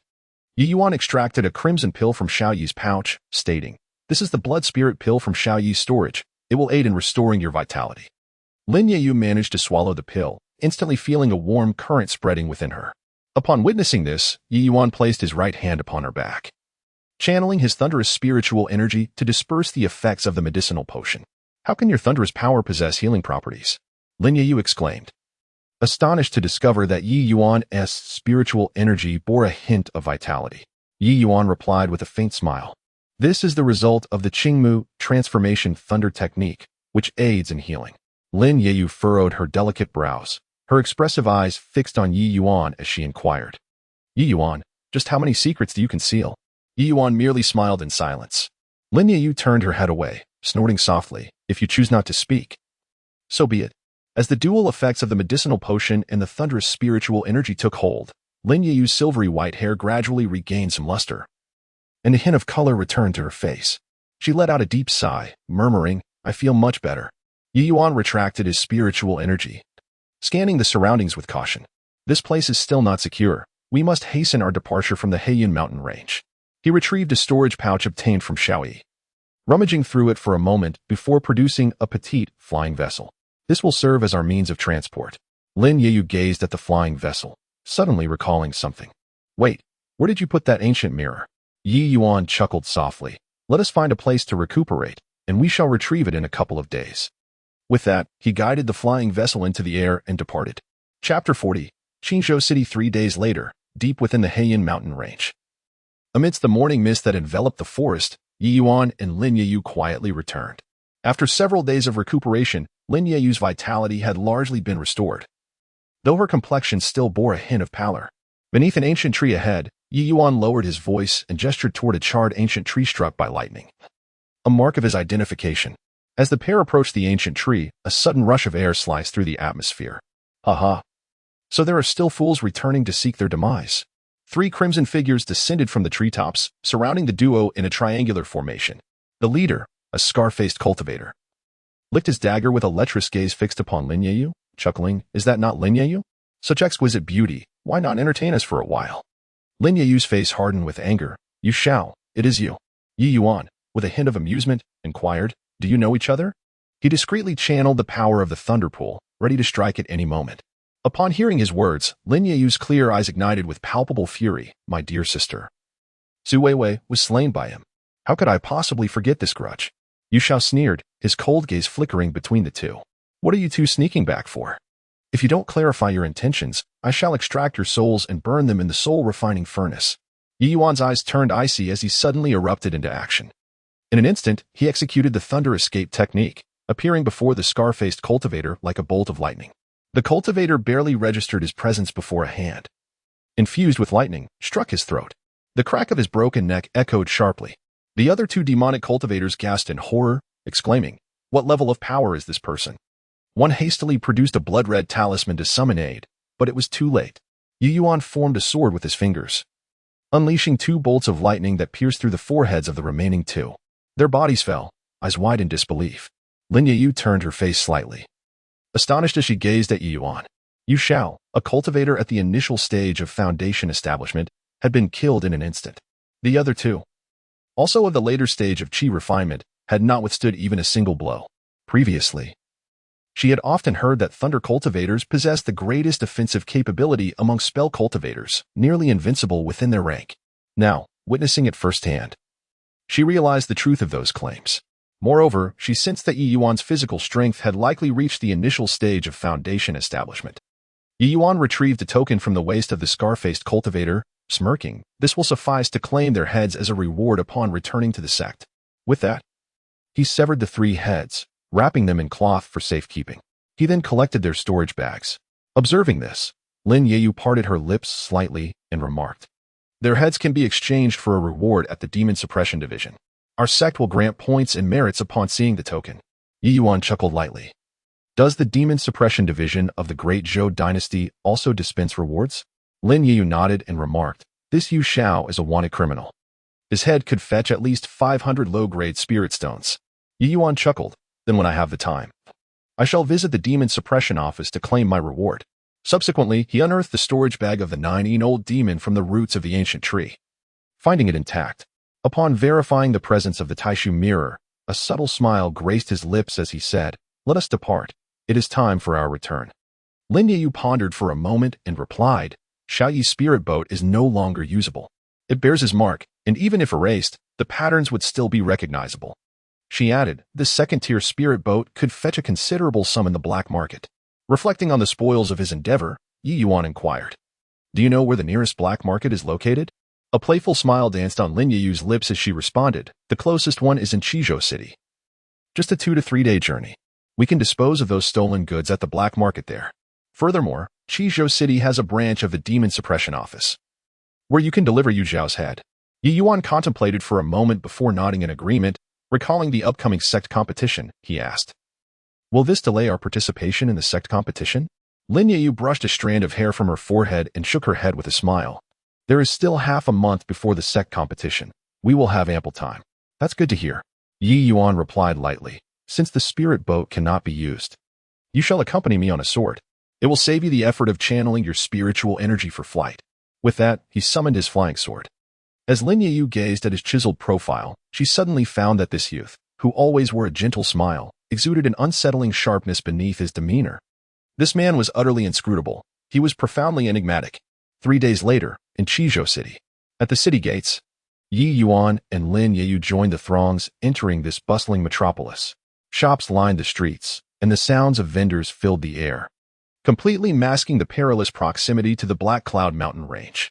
Let us first inquire about the black market, Ye Yuan whispered as he led Lin Yu into a tea house. After half a tea time, the two emerged from the establishment. Lin Yu spoke softly, 3 days hence, at the witching hour. In the abandoned city god temple to the south of the city. Ye Yuan nodded in acknowledgement. Let us find an inn to rest. They sought a secluded inn in the western part of the city and requested 2 adjacent upper rooms. The innkeeper, a shrewd middle-aged man, noted their distinguished demeanor and specifically instructed the attendant to provide hot water and delicacies. As night fell, Ye Yuan sat cross-legged on the bed and retrieved the spirit stones acquired from Xiao Yi's storage bag. Indeed, Xiao Yi was quite affluent, possessing thousands of low-grade spirit stones, hundreds of middle-grade spirit stones, and even the rare high-grade spirit stones. In the lower Xian realm, high-grade spirit stones were a scarce commodity. The spiritual stones were sufficient for him to cultivate to the peak of the 13th level of qi refinement. However, to transcend the foundation establishment stage, he needed to procure foundation establishment pills. Nevertheless, Ye Yuan had heard that the rewards of the upcoming sect competition included these very pills. Thus, he felt compelled to return and participate in the sect competition. After a series of intense battles in recent days, he had sensed the imminent breakthrough of the Silent Destruction Thunder Sutra. Tonight was the night. He arranged the spiritual stones into his spirit-gathering formation, his hands weaving intricate seals as the thunderpool within began to churn violently. The dark, thunderous energy surged through his meridians, each cycle inflicting excruciating pain. Beads of sweat broke out on Ye Yuan's forehead, yet he remained steadfast. Outside the window, dark clouds began to gather ominously. The residents of Qizhou City were astonished to hear the sudden rumble of thunder that night. Boom! A flash of lightning cleaved through the night sky, striking the lightning rod atop the inn. The overwhelming thunderous energy coursed through the building, continuously flowing into Ye Yuan's body. Break! Ye Yuan shouted, and a brilliant light of thunder enveloped him. A subtle crack echoed within him, as if some shackles had been shattered. The thunder pool instantly doubled in size, the dark thunder liquid becoming even more viscous. 8th level of qi refinement. He opened his eyes, the light of thunder swirling within his pupils. Lifting his hand, a slender arc of black lightning danced at his fingertips, its power doubled compared to before. In the adjacent room, Lin Yu opened the window, gazing thoughtfully at the dissipating thunderclouds, pondering, has this fellow broken through again? Chapter 41. The Ghost Market 2 days later, once Ye Yuan had solidified his realm, he arrived at the stronghold of the Demon Subduing Division. Adjusting his robe, he stepped inside. Halt! A guard clad in silver armor blocked his path with a halberd and declared, this is the sacred ground of the Demon Subduing Division. No trespassers allowed. Unperturbed, Ye Yuan produced a token and replied, I am a disciple of the Yuxiao sect, here to claim a bounty. The guard glanced at the token, his expression shifting slightly, and said, follow me.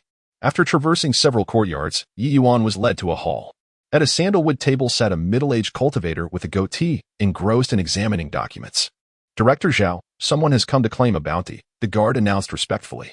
Director Zhao lifted his gaze, squinting as he scrutinized Ye Yuan. Who are you? Ye Yuan replied calmly, I am a disciple of the Yuxiao sect, and have slain the blood evil sect Yu Xiao and 2 other cultivators to claim the reward. Zhao's narrowed eyes reflected skepticism as he surveyed Ye Yuan. After taking a sip of tea, he let out a cold laugh, saying, "You, a mere qi refining cultivator, dare to claim you have killed Yu Xiao?" Ye Yuan affirmed, "Indeed." Zhao scoffed, "Youngster, do not jest with me. Yu Xiao is in the early stages of foundation establishment and has taken countless lives. How could a mere qi refining cultivator achieve such a feat?" Without further ado, Ye Yuan placed his bundle on the table and untied the strings. The grotesque scarred face of Yu Xiao emerged, his eyes wide open as if in eternal disbelief. Additionally, 2 more severed heads were laid out on the table. Zhao abruptly stood, his teacup shattering on the floor. He stared intently at the 3 heads, especially at Yu Xiao's horrific visage, his eyes filled with incredulity. A mere qi refining cultivator could slay a foundation establishment cultivator? This is impossible. Suddenly, he raised his hand, unleashing the oppressive force of his 13th layer of qi refinement upon Ye Yuan like a mountain. The candles in the hall flickered violently, and the documents on the table rustled chaotically. Ye Yuan remained unmoved, a flash of lightning flickering in his eyes. The thunder pool within him trembled slightly, and a more formidable aura surged forth in retaliation. Poof! Zhao unexpectedly coughed up a mouthful of blood and staggered back, colliding against a bookshelf. He gazed at Ye Yuan in terror, his face ashen. Zhao has been disrespectful. He hastily wiped the blood from the corner of his mouth, replacing it with a fawning smile. Truly, a remarkable disciple of the Yu Xiao sect. Ye Yuan coldly stated, "Enough with the pleasantries. How many spirit stones can these fetch?" Wiping the cold sweat from his forehead, Zhao replied with a forced smile, "According to the bounty list, Yu Xiao is worth 500 spirit stones, while the other 2 disciples of the blood evil sect are valued at 150 each. In total, 800 low-grade spirit stones." He quickly retrieved a pouch of spirit stones from his storage bag and added, "Moreover, this is the bronze guest token of the demon subduing division. Should you achieve further merits in the future, you may use this token to claim rewards directly without the need for verification." Ye Yuan took the spirit stones and the token, uttering a simple thank you. As he turned to leave, he overheard Elder Zhao muttering, "Strange. When did the Yu Xiao sect produce such a prodigy? Such strength at the qi refinement stage?" Upon exiting the demon suppression division, Lin Yu emerged from around the corner and asked, "How did it go?" Ye Yuan tossed the heavy pouch of spirit stones into the air, replying, 800 spirit stones. Plus this. He presented the bronze token to Lin Yu with a smile, adding, "Quite an unexpected gain." Lin Yu examined the token with delight, saying, "This item is no trivial matter. Only early-stage cultivators can obtain it." She glanced at Ye Yuan with envy.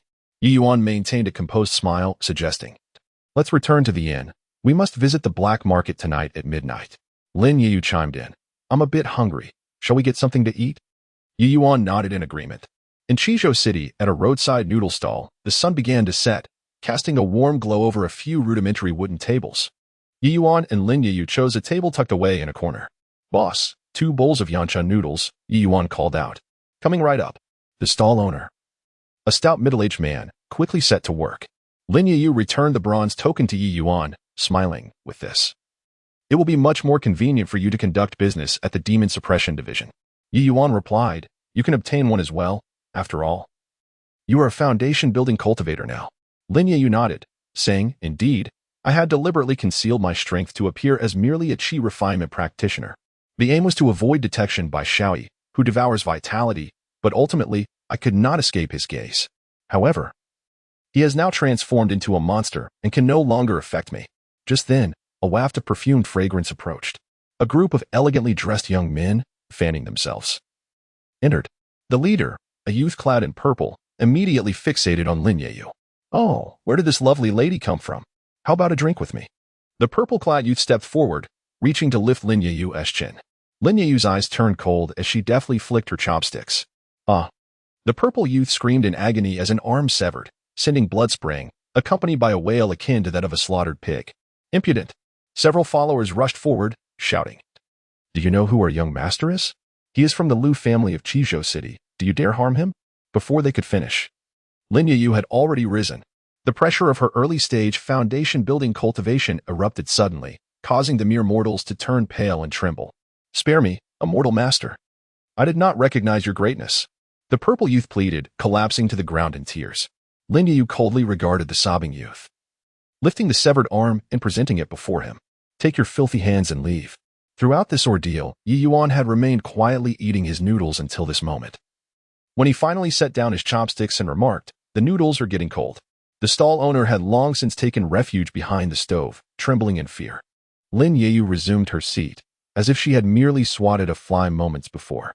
Elegantly, she lifted a morsel of noodles with her chopsticks and softly advised Ye Yuan, "Do not harbor any kindness towards these mortals. In the eyes of us cultivators, they are but ants." Meanwhile, her several attendants hurriedly gathered the severed limb, hastily carrying the unconscious young master away. Passers-by on the street quickly sidestepped, their gazes towards the stall infused with reverence. Ye Yuan smiled inwardly. He did not respond verbally. Instead, he leisurely savored the last sip of noodle broth, placed a few copper coins down, and remarked, "Let us prepare for tonight's affairs." At the stroke of midnight, in the southern part of Qingzhou City, stood the dilapidated city god temple. The night was as dark as ink, the waning moon obscured by ominous clouds. Clad in black cloaks and wearing bronze masks, Ye Yuan and Lin Yeyu stealthily approached the abandoned temple. The crumbling temple doors creaked in the night breeze, revealing two faded images of guardian deities. Halt! A guard, donning a bronze mask, emerged from the shadows and stated, "Should you wish to enter the black market, a fee of 10 low-grade spirit stones is required." Ye Yuan waved his hand and tossed out 20 low-grade spirit stones. The guard accepted the stones with a nod, stepping aside to allow them passage. "Please enter. But remember the rules. Do not inquire about origins, do not probe into realities." As they crossed the crooked temple entrance, the scene before them transformed dramatically. The once desolate temple was now alive with the clamor of voices.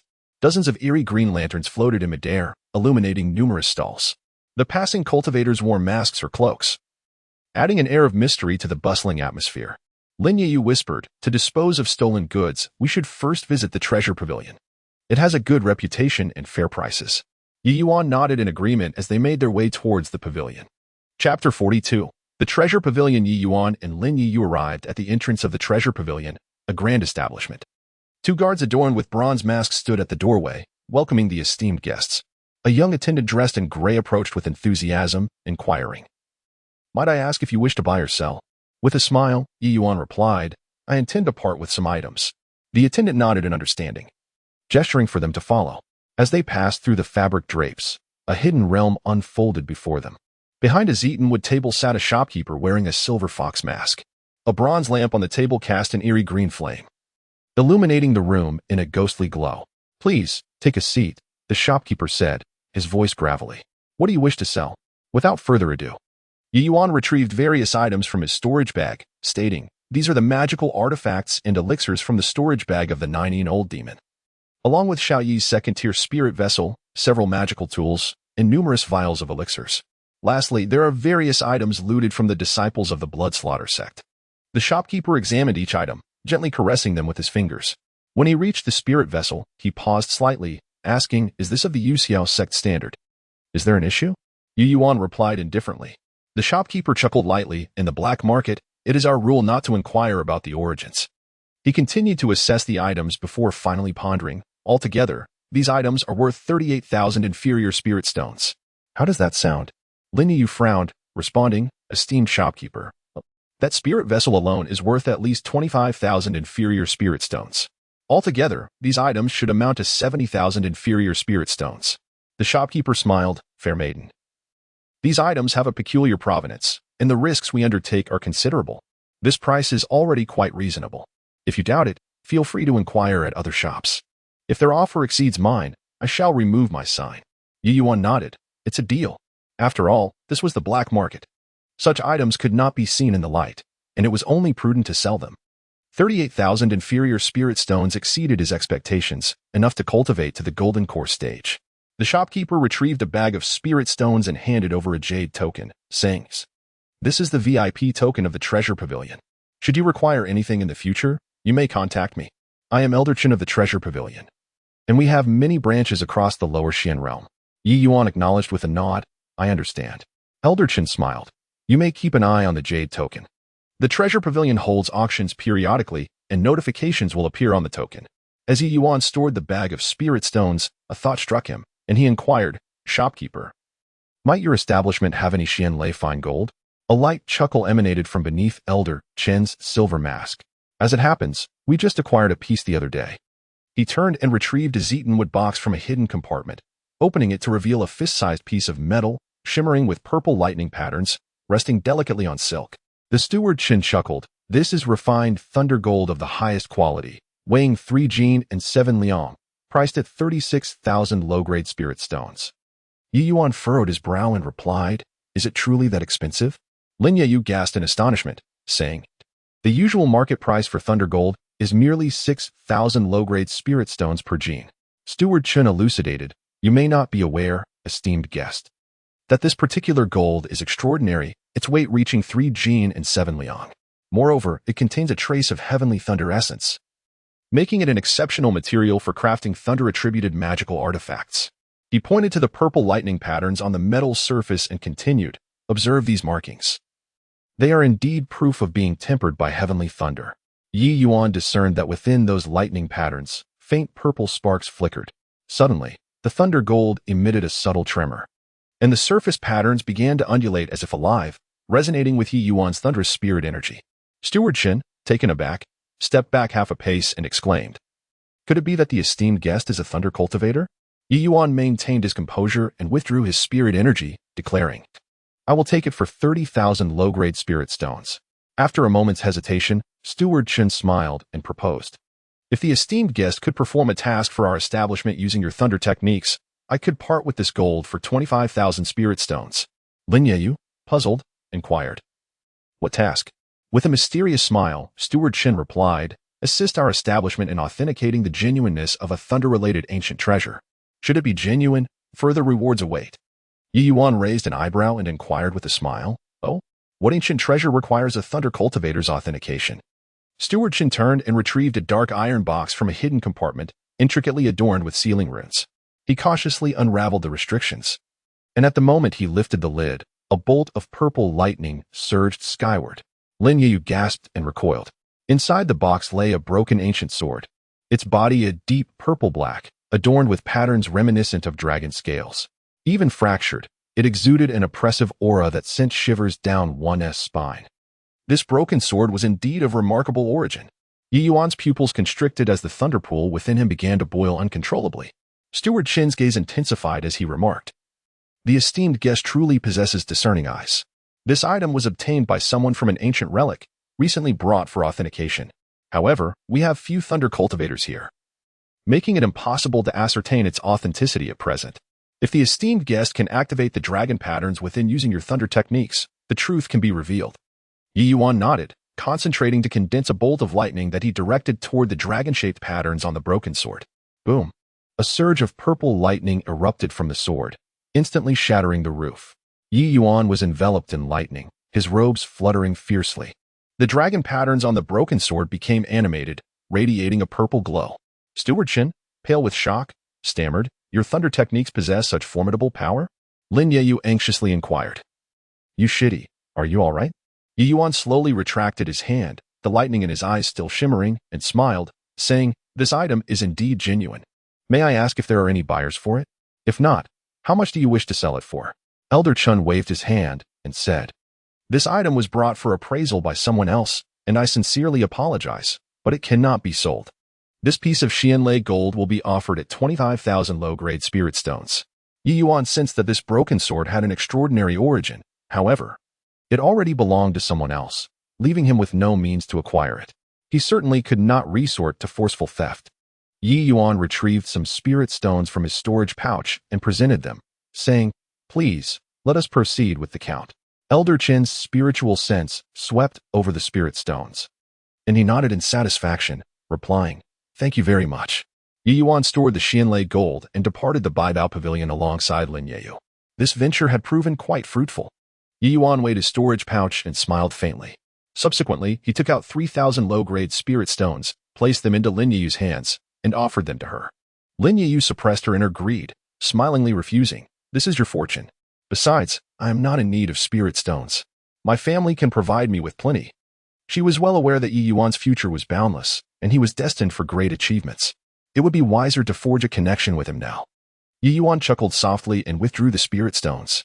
3,000 low-grade spirit stones would tempt even the elders of the sect, yet Lin Yeyu had declined them. Clearly, she wished to cultivate a good relationship with him. They then strolled through the streets. Ye Yuan surveyed his surroundings when suddenly he noticed a stall displaying organs such as hearts, livers, spleens, lungs, and kidneys, emanating a faint spiritual glow while exuding a foul odor. As Ye Yuan was about to approach, Lin Yeyu pulled him back, exclaiming, "Do not look. Those are the internal organs of cultivators." Ye Yuan frowned, a chill creeping down his spine. Lin Yeyu tucked a strand of hair behind her ear and warned solemnly, "Do not engage with these people. It could bring misfortune. The grand competition of the sect is just a few days away, and we must hurry back." Upon hearing this, Ye Yuan nodded and promptly summoned his flying sword, declaring, "Let us go." The two soared through the night sky on their swords, leaving trails of light behind them. Lin Yeyu's long hair flowed in the wind as she turned her head to Ye Yuan, inquiring, "Do you feel confident about this competition? I have heard that among the rewards, there is a top-grade foundation establishment pill." Ye Yuan's lips curled into a slight smile as he replied, "That reward is indeed to my liking." Chapter 43, The Mysterious Girl as the Sun Sank in the West. The stone steps of the Usio sect were adorned with a golden hue. Upon their return to the combat academy, Ye Yuan and Lin Yeyu were greeted by a swift gray shadow approaching from the side hall. "At last, you have returned," Dong Hai exclaimed, his voluminous sleeves billowing in the mountain breeze, beads of sweat glistening on his forehead. He quickly inquired, "Have you seen Xiaoyi?" A pang of anxiety struck Lin Yeyu as she contemplated how to respond, but Ye Yuan stepped forward, smiling as he replied, "We became separated from senior brother Xiao at Heiyan Mountain. I am uncertain if anyone else has returned alongside us. They should have reported the events to you." Dong Hai's brow furrowed in concern as he managed a wry smile. "Aside from you two, Sun Lai, Wang Yu, and Li Xiao returned the day before yesterday and briefed me on the situation. I am greatly relieved to see you back. However, where is senior brother Xiao? His communication jade talisman has gone unanswered for 3 days."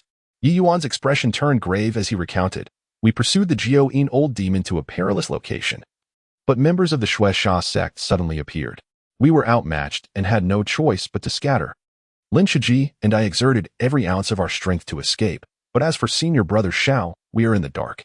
Dong Hai sighed, pacing back and forth with his hands clasped behind his back, muttering, "What shall we do now?" A chilling mountain breeze swept through the trio, carrying with it fallen leaves. Ye Yuan's heart harbored a cold disdain. He would never return. Even if he did, he would be a mere shadow of his former self. Suddenly, a thought struck him, and he produced 3 blood-red tokens from his robe. "The Shui Sha sect pursued us under Yu Zhao's command, only to be outwitted and slain by our disciple." "What?" Dong Hai seized the tokens, confirming they were indeed Yu Zhao's. His gaze shot up, eyes gleaming with intensity. "You managed to slay Yu Zhao?" Lin Yeyu interjected with a light laugh. "We were escaping when these 3 pursued us. Thanks to Yushidi's masterful lightning technique, we would have perished otherwise." Dong Hai's gaze flitted between the two before suddenly resting a hand on Ye Yuan's shoulder. As a probing spiritual force attempted to permeate his veins, it was instinctively repelled by the electric energy within. He recoiled, astonished, and exclaimed, "Your cultivation has reached the 8th level of qi refinement? It was merely a fortunate breakthrough." Ye Yuan replied nonchalantly, deftly shifting the conversation. "Dong Shizhi, might I inquire if senior brother Zhao's soul lamp still burns?" Dong Hai nodded, saying, "The flame remains lit. Yet we are unable to establish contact, which is indeed perplexing. Did you truly not witness anything unusual?" Maintaining his composure, Ye Yuan shook his head, stating, "When the Shui Sha sect attacked, we scattered in haste. Perhaps senior brother Xiao is ensnared somewhere?" After scrutinizing him for a moment, Dong Hai finally sighed heavily. "Very well. Tomorrow marks the sect's grand competition. You both should rest and recuperate." As his figure vanished around the corner, Lin Yeyu cast a meaningful smile towards Ye Yuan and remarked, "It seems we are in the clear." Ye Yuan, maintaining his composure, replied, "We must still exercise caution." Lin Yeyu acknowledged with a nod, her slender waist twisting as she turned to leave. Ye Yuan's deep gaze traced the delicate, alluring curve of her form, a subtle smile gracing his lips as he said, "Sister Lin, you once mentioned that after the matter is settled, you would be willing to cultivate together with me. I wonder if that was sincere?" Lin Yeyu halted, her body trembling slightly, and as she turned back, her fair and innocent face flushed with a rosy hue. "How dare you still dwell on this matter?" She glared at Ye Yuan, her cheeks tinged with frost. "Do not misunderstand. I harbor no intentions towards you, merely seeking to enhance my strength." Ye Yuan, as tranquil as an ancient well, replied nonchalantly. His words, rather than calming her, ignited Lin Yeyu's ire. "What do you mean by that?" Ye Yuan, maintaining his indifferent demeanor, smiled and said, "It means nothing. Let us discuss it further after the sect competition concludes. I will wait for you. With that, Ye Yuan's upright figure faded from Lin Yeyu's sight. This scoundrel is truly despicable. She fumed, biting her jade teeth in frustration. Upon returning to the listening thunder pavilion, the crescent moon hung high in the sky. After Ye Yuan pushed open the wooden door, he channeled his spiritual energy to set a restriction before retrieving the Taishu mirror. This ancient mirror, possessed by the Great Zhou dynasty for 3 millennia, remained unrefined. Ye Yuan reached out to touch its edge, where obscure runes adorned its surface. The mirror, marred by rust, appeared uneven and pitted. Yet, Ye Yuan sensed a formidable aura emanating from within this ancient artifact, an energy residue of a higher order than spiritual power, likely from a superior plane. For the moment, Ye Yuan could not decipher the nature of this energy. He gazed intently at the unresponsive Taishu mirror, his brows furrowing.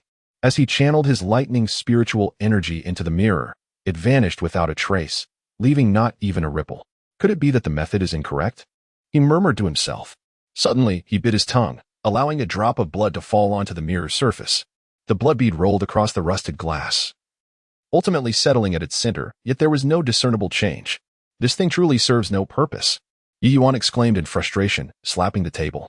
Just as he prepared to stow away the ancient mirror, the droplet of blood was unexpectedly absorbed by the surface. The rust receded at a visible pace, and the mirror's surface rippled like water. A brilliant surge of spiritual light erupted, illuminating the room as if it were daylight. Ye Yuan's eyes widened in astonishment, momentarily paralyzed by the spectacle. Gradually, the brilliance began to fade. "Brother, is that you?" A melodious, youthful voice emerged from the mirror, tinged with a hint of sobbing. "At last, I have reached you. You have been gone for 3,000 years." The voice was as clear as a spring nightingale, ringing with a delicate clarity. Ye Yuan trembled violently, nearly dropping the mirror in his grasp. Within its reflective surface appeared the visage of a young girl. Though her features were somewhat indistinct and hazy, her beauty was unmistakable. She appeared to be around 15 or 16 years of age, her brows resembling distant mountains, her skin as delicate as congealed cream, strikingly exquisite. A purple lightning mark grazed her brow, standing out prominently. Her eyes were rimmed with red, and she was dabbing at her tears with her sleeve. "Who are you?" Ye Yuan pressed down his astonishment and inquired in a low voice. The mysterious girl was extraordinarily beautiful, surpassing any woman he had ever encountered. Yet she emanated an aura of danger. Suddenly, the girl lifted her head, her large, glistening eyes wide with disbelief. "You are not my brother." "Who are you? How did my brother's Taishu mirror end up in your possession?" After pondering for a moment, Ye Yuan responded, "I found this mirror." The girl furrowed her delicate brows. "Found it? Where did you find it? And where are you located?" Ye Yuan wished to inform her of his whereabouts, but it was evident that she was no ordinary being. She was likely a practitioner from a higher realm. After all, she mentioned that her brother had been missing for 3,000 years, which indicated he must have been a practitioner in the integration phase. Only those in the integration phase could possess a lifespan exceeding 3,000 years. Thus, despite her youthful appearance, she might very well be an ancient entity who had lived for millennia. Ye Yuan shook his head and replied, "I do not know where this is. It seems to be a relatively low-level realm." The girl blinked her clear, spring-like eyes, tilting her head as she gazed at Ye Yuan. "Have you seen my brother?" Chapter 44. The sect competition. Ye Yuan pondered for a moment and decided to candidly share his situation with the young girl. He began to explain, "To be honest, this mirror was discovered 3,000 years ago in the Great Zhou dynasty, where I reside. I am but a mere cultivator in the Qi refinement stage. How could I possibly have encountered figures from 3 millennia past?" Upon hearing this, the girl displayed a look of astonishment, remaining silent for a considerable time before inquiring. "Can you tell me the name of the world you currently inhabit?" Ye Yuan cautiously replied, "This place is known as the Lower Xian Realm, the Yuxiao sect." "Lower Xian Realm? What kind of place is that?" The girl softly echoed. After all, there were indeed countless inferior realms, as numerous as the sands of the river. A statement that could hardly be considered an exaggeration when describing the billions that existed. Noticing the girl's expression, Ye Yuan felt a sense of certainty. It seemed that such lowly realms were far too abundant, to the point that she had no knowledge of the whereabouts of this Lower Xian realm. At that moment, the mirror began to tremble violently, and the girl's image started to distort. Her expression shifted slightly as she exclaimed, "This is bad. It's a temporal turbulence. I will contact you again at a later date." Before she could finish her sentence, the girl's ethereal form vanished from the mirror. Ye Yuan gazed at the now calm Taishu mirror, chuckling to himself, What exactly is the origin of this girl? Yet within his heart, a tempest of thoughts surged. A mysterious girl from a higher realm, searching for her missing brother. And a precious ancient mirror cherished by the great Zhou dynasty for 3,000 years. What secrets could possibly lie within? It seemed that the circumstances surrounding this matter were far from simple. This enigmatic girl from a higher realm possessed remarkable strength. If he could glean some cultivation techniques or secret arts from her, it would undoubtedly prove invaluable. However, he would have to wait until their next encounter to explore that possibility. Carefully storing the Tai Su mirror, Ye Yuan settled himself into a meditative position and began to circulate the Jimmy Lei Jing. Within him, the thunder pool began to rotate slowly. The dark thunder liquid coursing through his meridians. The following day, the resounding chimes of bells echoed throughout the Yuxiao sect. 9 tolls marking the official commencement of the sect competition. Ye Yuan adjusted his robes and stepped outside. In the distance, the martial arena was alive with a cacophony of voices, vibrant flags flapping in the morning breeze. As he walked partway, Lin Yiyu suddenly emerged from the bamboo grove. Clad in a gown as white as snow, a jade belt cinching her slender waist. She cast a glance at Ye Yuan, snorted coldly, yet uttered not a word. Ye Yuan paid her no mind, his demeanor unfazed. He had anticipated she might have something to say, yet he did not even glance in her direction. Upon arriving at the sect's martial arena, he observed that the plaza was adorned with countless arenas, with several hundred participants gathered in the central open space. Following the sound, he noticed a girl with an oval face in a yellow dress energetically waving at him from among the crowd. Her bright eyes and radiant smile revealed her delight as she called out, "Brother Ye Yuan." Ye Yuan strode forward, astonished. "Are you also participating in the sect competition?" Chen Xiaowan proudly lifted her chest, smiling. "Although our outer sect cannot compare to the inner sect, we are still eligible to participate. Just a few days ago, I secured a place in the top 10 of the outer sect competition." Suddenly, she leaned closer, grinning. "Brother Ye, you mustn't lose to me." Ye Yuan could not help but chuckle. Just as he was about to respond, he felt a scorching gaze upon him. Looking up, he saw Elder Mu Qingxue from the Talisman Academy, clad in red, gazing at him with a bemused expression. A soft voice echoed in his ear, "Little one, I am quite curious to see how much you've progressed during this time." The voice was intoxicatingly sweet, sending a tingling sensation through Ye Yuan's ears. Mu Qingxue's red lips curled slightly, her delicate fingers lightly tapping her own lips before pointing at him, her meaning unmistakable. Ye Yuan's expression turned cold. He could hardly be bothered to glance at her again. This woman was certainly in need of a lesson, and he would eventually settle the score with her. "Silence. Contestants, please step forward to draw lots." The resounding voice of Elder Hong echoed throughout the arena. With a wave of his sleeve, hundreds of jade slips floated in the air. Subsequently, everyone approached to draw their lots. Ye Yuan reached out to take one of the floating jade slips, upon which spiritual light flickered, revealing the number 82. The 82nd arena, he murmured to himself as he made his way to the corresponding platform. As he stepped onto the platform paved with blue stones, he noticed a frail outer sect disciple opposite him, already pale with fear. The boy, possessing merely a 5th level of chi refinement, widened his eyes in terror upon seeing Ye Yuan, his legs trembling. I concede," he stammered, before the referee could announce the start. The boy hastily leaped off the platform and vanished into the crowd. Laughter erupted from the spectators below. "Brother Yi from the Combat Academy truly has a fearsome reputation. That kid ran away faster than a rabbit. Indeed, have you heard? That bloodthirsty sect Yu Shao was slain by Brother Yi." Ye Yuan shook his head in resignation and slowly descended from the platform. He had anticipated such an outcome, ever since the tale of slaying Qiaoying spread. There were few low-level disciples within the sect brave enough to confront him directly. The martial arts arena was abuzz with excitement. Various spells illuminating the surroundings in a dazzling display. Ye Yuan casually approached the platform where Chen Xiaowan was engaged in a fierce battle with a burly man wielding a blade. Xiaowan's swordsmanship had evidently improved. Ye Yuan nodded to himself. Chen Xiaowan moved as gracefully as a butterfly, her sword tip blossoming like winter plums, forcing the burly man to retreat step by step. "Brother Yi, I won."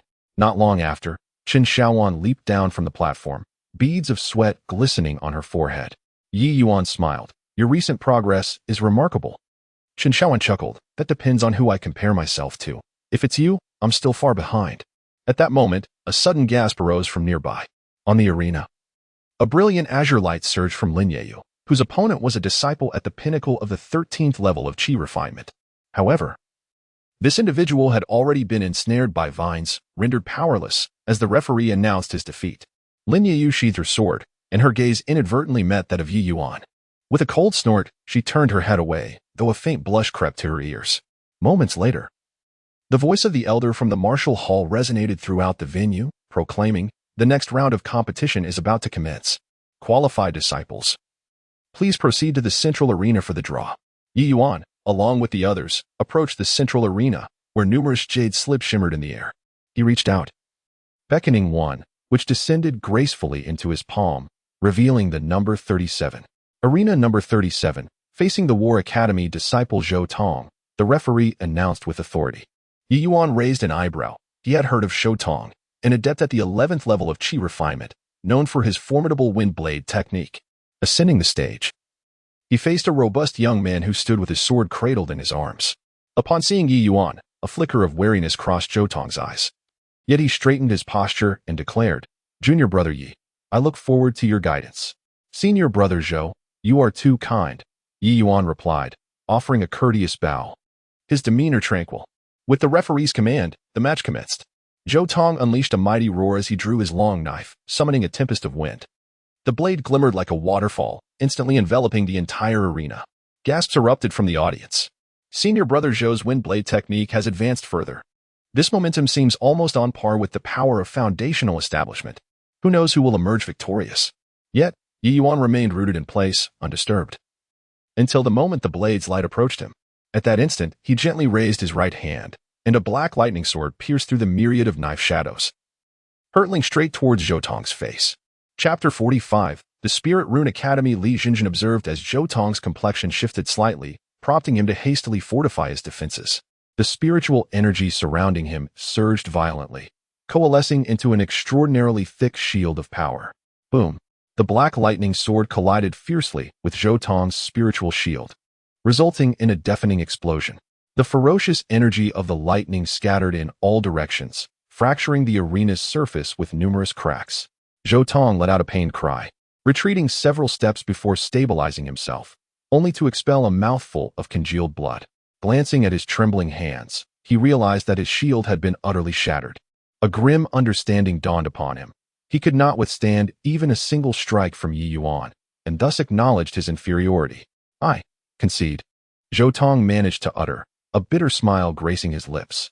An immediate hush fell over the crowd, all eyes widening in disbelief. One move, merely one move. This was Brother Zhou, a formidable practitioner of the 11th layer of Qi refinement. Ye Yuan's prowess is truly terrifying. On the observation platform, Mu Qingshue's lips parted slightly, and the jade fan in her hand snapped shut with a resounding clap. A glint of intrigue flickered in her beautiful eyes as she transmitted her thoughts. "Little one, you have indeed surprised me." Ye Yuan, maintaining his composure, clasped his hands in gratitude, saying, "Thank you, Brother Zhou." Zhou Tong shook his head with a wry smile, replying, "Brother Ye's lightning techniques are nothing short of tyrannical. I accept my defeat with full conviction." As Ye Yuan descended from the stage, he spotted Chen Xiaowan bounding towards him. "Brother Yi, you were incredible." Zhou Tong is quite the expert in the Battle Academy. Ye Yuan chuckled as he affectionately ruffled Chen Xiaowan's hair. "How did you exit the stage so quickly?" Pouting, she murmured, "I encountered Sunlight from your academy. I stood no chance against him. Hence, I conceded right away." With wide, innocent eyes, she added softly, "But Brother Yi, you must teach him a lesson for me." Ye Yuan smiled in response, "I shall do my utmost." A moment later, the voice of the elder from the martial hall resonated once more. "The next round of drawing lots is about to commence." Ye Yuan received the jade slip, revealing the number 63. 63rd Arena, facing Yin Chu from the Refining Academy. Ascending the stage, he found himself opposite a slender young man, who bore a small crimson gourd at his waist. Yin Chu clasped his hands in greeting, saying, "Brother Yi, I look forward to your guidance." "Please, Brother Yin." Ye Yuan returned the gesture. The match commenced. Yin Chu swiftly removed the gourd stopper, unleashing a torrent of crimson flames that coalesced into 3 fiery seals, advancing toward Ye Yuan in a triangular formation. The 3 talents fire seal. "This is a supreme technique of the Refining Academy," gasped someone from the audience. Ye Yuan responded with a calm smile, his right hand lifting gracefully as a black lightning arc surged forth like a serpent, effortlessly piercing through the 3 fire seals. As the lightning and flames clashed, a dazzling brilliance erupted. Yin Chu's expression shifted dramatically as he hurriedly activated the gourd, releasing an even greater torrent of flames. However, Ye Yuan executed the lightning escape technique, closing in swiftly, and with a gentle touch of his left hand, he struck Yin Chu's wrist. Crack! The gourd fell to the ground with a resounding thud. Yin Chu was jolted by a thunderous force, feeling an overwhelming numbness coursing through his body. As if his bones were shattering, Ye Yuan spoke calmly, "You have lost." Yin Chu, with a wry smile, cupped his hands in respect and replied, "Senior brother Ye's mastery of thunder techniques is exquisite, I concede." A murmur of astonishment rippled through the audience once more. An elder from the Artifact Refinement Academy shook his head with a sigh, remarking, "Though Yin Chu possesses the 12th level of Qi refinement, his fire seal could momentarily restrain even those at the initial stage of foundation establishment. Ye Yuan is truly formidable." The other elders and stewards nodded in agreement. However, the assembly of stewards and elders present was scant, as the true spectacle was set for the following day. As Ye Yuan stepped down from the arena, his attention was drawn to a nearby contest. He observed Lin Yeyu engaged in a fierce battle with Zhao Sun from the Combat Academy. Zhao Sun's flying sword unleashed 12 sharp beams of light, forcing Lin Yeyu to retreat steadily. "Vine bind!" Lin Yeyu cried, and numerous tendrils burst forth from the earth. "Break!" Zhao Sun sneered, altering his sword technique. The 12 beams converged into a singular, resplendent streak of light, swiftly severing all the vines. Subsequently, the colossal sword surged toward Lin Yeyu. In haste, Lin Yeyu summoned a mirror of azure light, solidifying a protective shield to withstand the massive sword. With a thunderous impact, the terrifying sword energy shattered the azure shield, sending Lin Yeyu sprawling several feet back, crashing heavily against the edge of the stage. With such meager skills, you dare to partake in the grand competition? Zhao Sun stood with his sword sheathed, mocking. The judge proclaimed loudly, "Zhao Sun wins." At that moment, Zhao Sun, brimming with arrogance, caught sight of Ye Yuan amidst the crowd. He cast a disdainful glance and transmitted a message. "Humph, you shall be next." Ye Yuan remained indifferent. As if he were invisible, Lin Yeyu, clutching her chest, rose to her feet, a trickle of blood seeping from the corner of her mouth. Ye Yuan approached her, inquiring, "Are you all right?" Lin Yeyu shook her head, stating, "I'm fine, but this guy is relentless when he gains the upper hand." "Humph. I will certainly teach him a lesson soon." Ye Yuan smiled faintly. "You might want to reconsider. Given your current strength, you are still far from his level." Lin Yeyu pouted defiantly at Ye Yuan. At that moment, a sudden gasp arose from a distance. On another arena, Sunlight knelt on one knee, a talisman burning slowly on his chest. Opposite him stood a woman clad in plain garments, holding a shimmering gold talisman. Sunlight had actually been defeated. It was Sister Li Jinjin from the Spirit Talisman Academy. Hadn't she gone to the Central Continent for travels? Why had she returned so suddenly? The audience erupted in discussions. An elder lamented, "Li Jinjin's golden light dispelling talisman has reached great perfection. Sunlight's defeat is not unjust." Someone nearby chimed in with a laugh. "What a pity Xiaoyi is not here. Otherwise, we could witness another clash between these old rivals." Ye Yuan squinted his eyes, focusing on the woman in plain attire. She appeared to be around 25 or 26 years old, tall and elegantly curved, with skin whiter than snow, exuding an aura that demanded reverence and respect. Create a captivating beauty akin to an iceberg. Li Jinjin, the foremost disciple of the Spirit Rune Academy, stands at the pinnacle of the foundation establishment stage.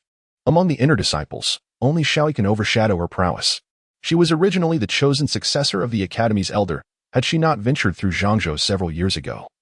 Mu Qingxue would not have seized the opportunity. Presently, it is likely that Li Jinjin has ascended to the mid-foundation establishment stage. Her cultivation level comparable to that of Mu Qingxue. It is rather intriguing that the chief disciple of an academy shares the same cultivation realm as an elder. However, ascension to higher ranks relies not only on cultivation but also on one's connections and background.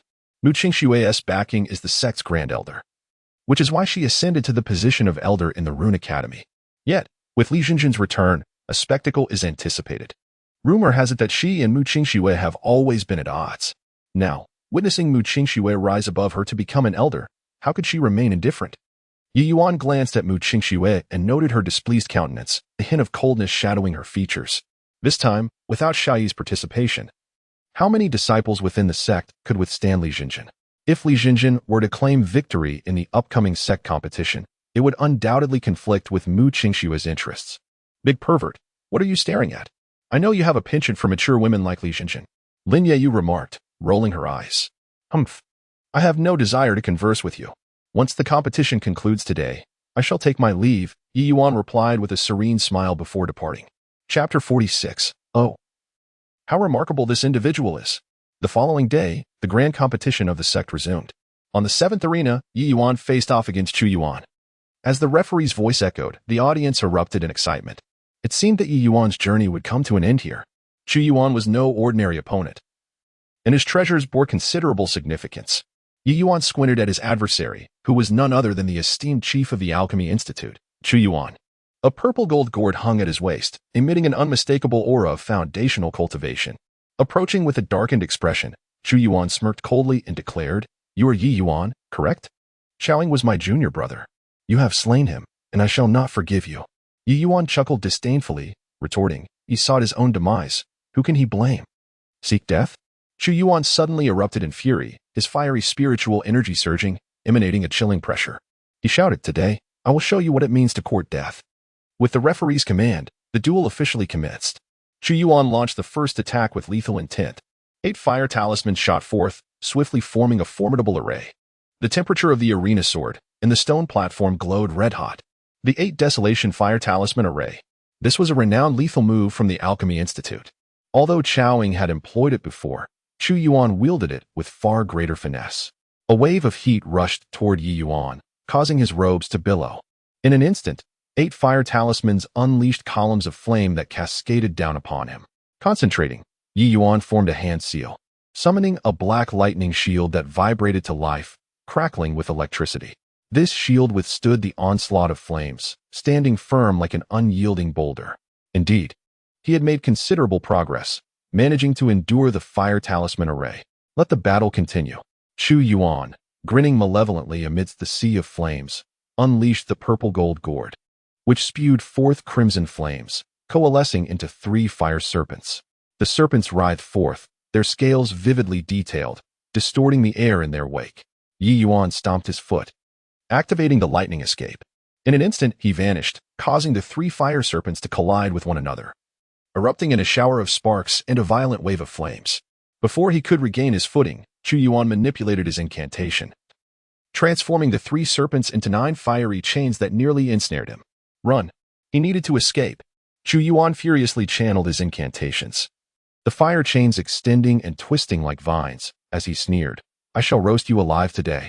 As the chains, imbued with searing heat, swept toward him, Ye Yuan concentrated, causing the lightning shield to shatter, unleashing a torrent of violent lightning energy that obliterated the fire chains. The spectators gasped in astonishment at this spectacle. "Ah!" An elder from the observation platform exclaimed in surprise, "I never anticipated such an application of the lightning shield technique. This young man's creativity is truly boundless." The elders present nodded in agreement. The seemingly insignificant thunder shield technique, under Ye Yuan's command, unleashed tremendous power. Just then, seizing the opportunity, Ye Yuan concentrated and shot forth a lightning sword. A flash of lightning cleaved through the void, aiming directly for Chu Yuan's throat like a magnificent rainbow. Firewall technique. Chu Yuan swiftly formed seals with his hands, erecting a formidable wall of flames. However, to his astonishment, the lightning sword split into 3, with 2 of them circumventing the firewall to launch a surprise attack from behind. Chu Yuan's complexion changed drastically. He hastily activated the purple gold gourd, unleashing a torrent of fiery spiritual energy to barely defend himself. In that moment of distraction, Ye Yuan capitalized on the opening, moving in an instant to appear before him. Boom! Ye Yuan summoned the thunderous energy within, concentrating it in his right fist, which erupted with brilliant lightning as he struck towards his opponent's face. Bang! Unable to withstand the blow, Chu Yuan was struck in the chest and sent flying by the overwhelming force, crashing heavily to the ground with a resounding thud, stirring up a cloud of dust. As the dust settled, Ye Yuan anticipated Chu Yuan's fall, but to his surprise, he rose again, spitting out a mouthful of blood. He sneered, "Interesting, but this is not enough to see." He tore open his collar, revealing 8 fiery patterns that shimmered with a radiant crimson glow. Blood-burning secret technique? The elders in the observation platform suddenly stood up. Everyone instinctively turned their gaze towards Elder Lu Feng of the Alchemy Institute. It was common knowledge that his disciple had been slain by Ye Yuan. Little did they expect him to pass this forbidden technique to Chu Yuan for revenge. This blood-burning secret technique could significantly enhance the user's strength, but it came with severe repercussions, often leading to a potential drop in cultivation. Typically, Such techniques were rarely employed in sect competitions unless one faced a life-or-death crisis. Before their eyes, the 8 fiery patterns on Su Yuan's chest ignited simultaneously, causing fine droplets of blood to seep from his skin, evaporating into a mist in the air. His aura surged, swiftly breaking through to the mid-stage of Foundation establishment. Ye Yuan. Su Yuan's eyes glowed a fierce red, his voice raspy and inhuman. I shall make you accompany Chowing in death. 9 blood flames soared into the sky, transforming into a menacing fire dragon. 9 dragons burning heaven. This brat has actually mastered it. Elder Lu Feng of the Alchemy Institute clenched his fist in excitement. The crowd exchanged incredulous smiles, realizing that Ye Yuan was destined to be defeated. The disciples below expressed their regrets. Sensing the surge in Su Yuan's energy, Ye Yuan understood that he must utilize the mystic dragon thunder seal to have any chance of victory. Instantly, he formed seals with his hands. As brilliant lightning manifested in his palms, accompanied by the faint sound of a dragon's roar. Gradually, the thunder seal took shape, revealing a dragon-like phantom. Die.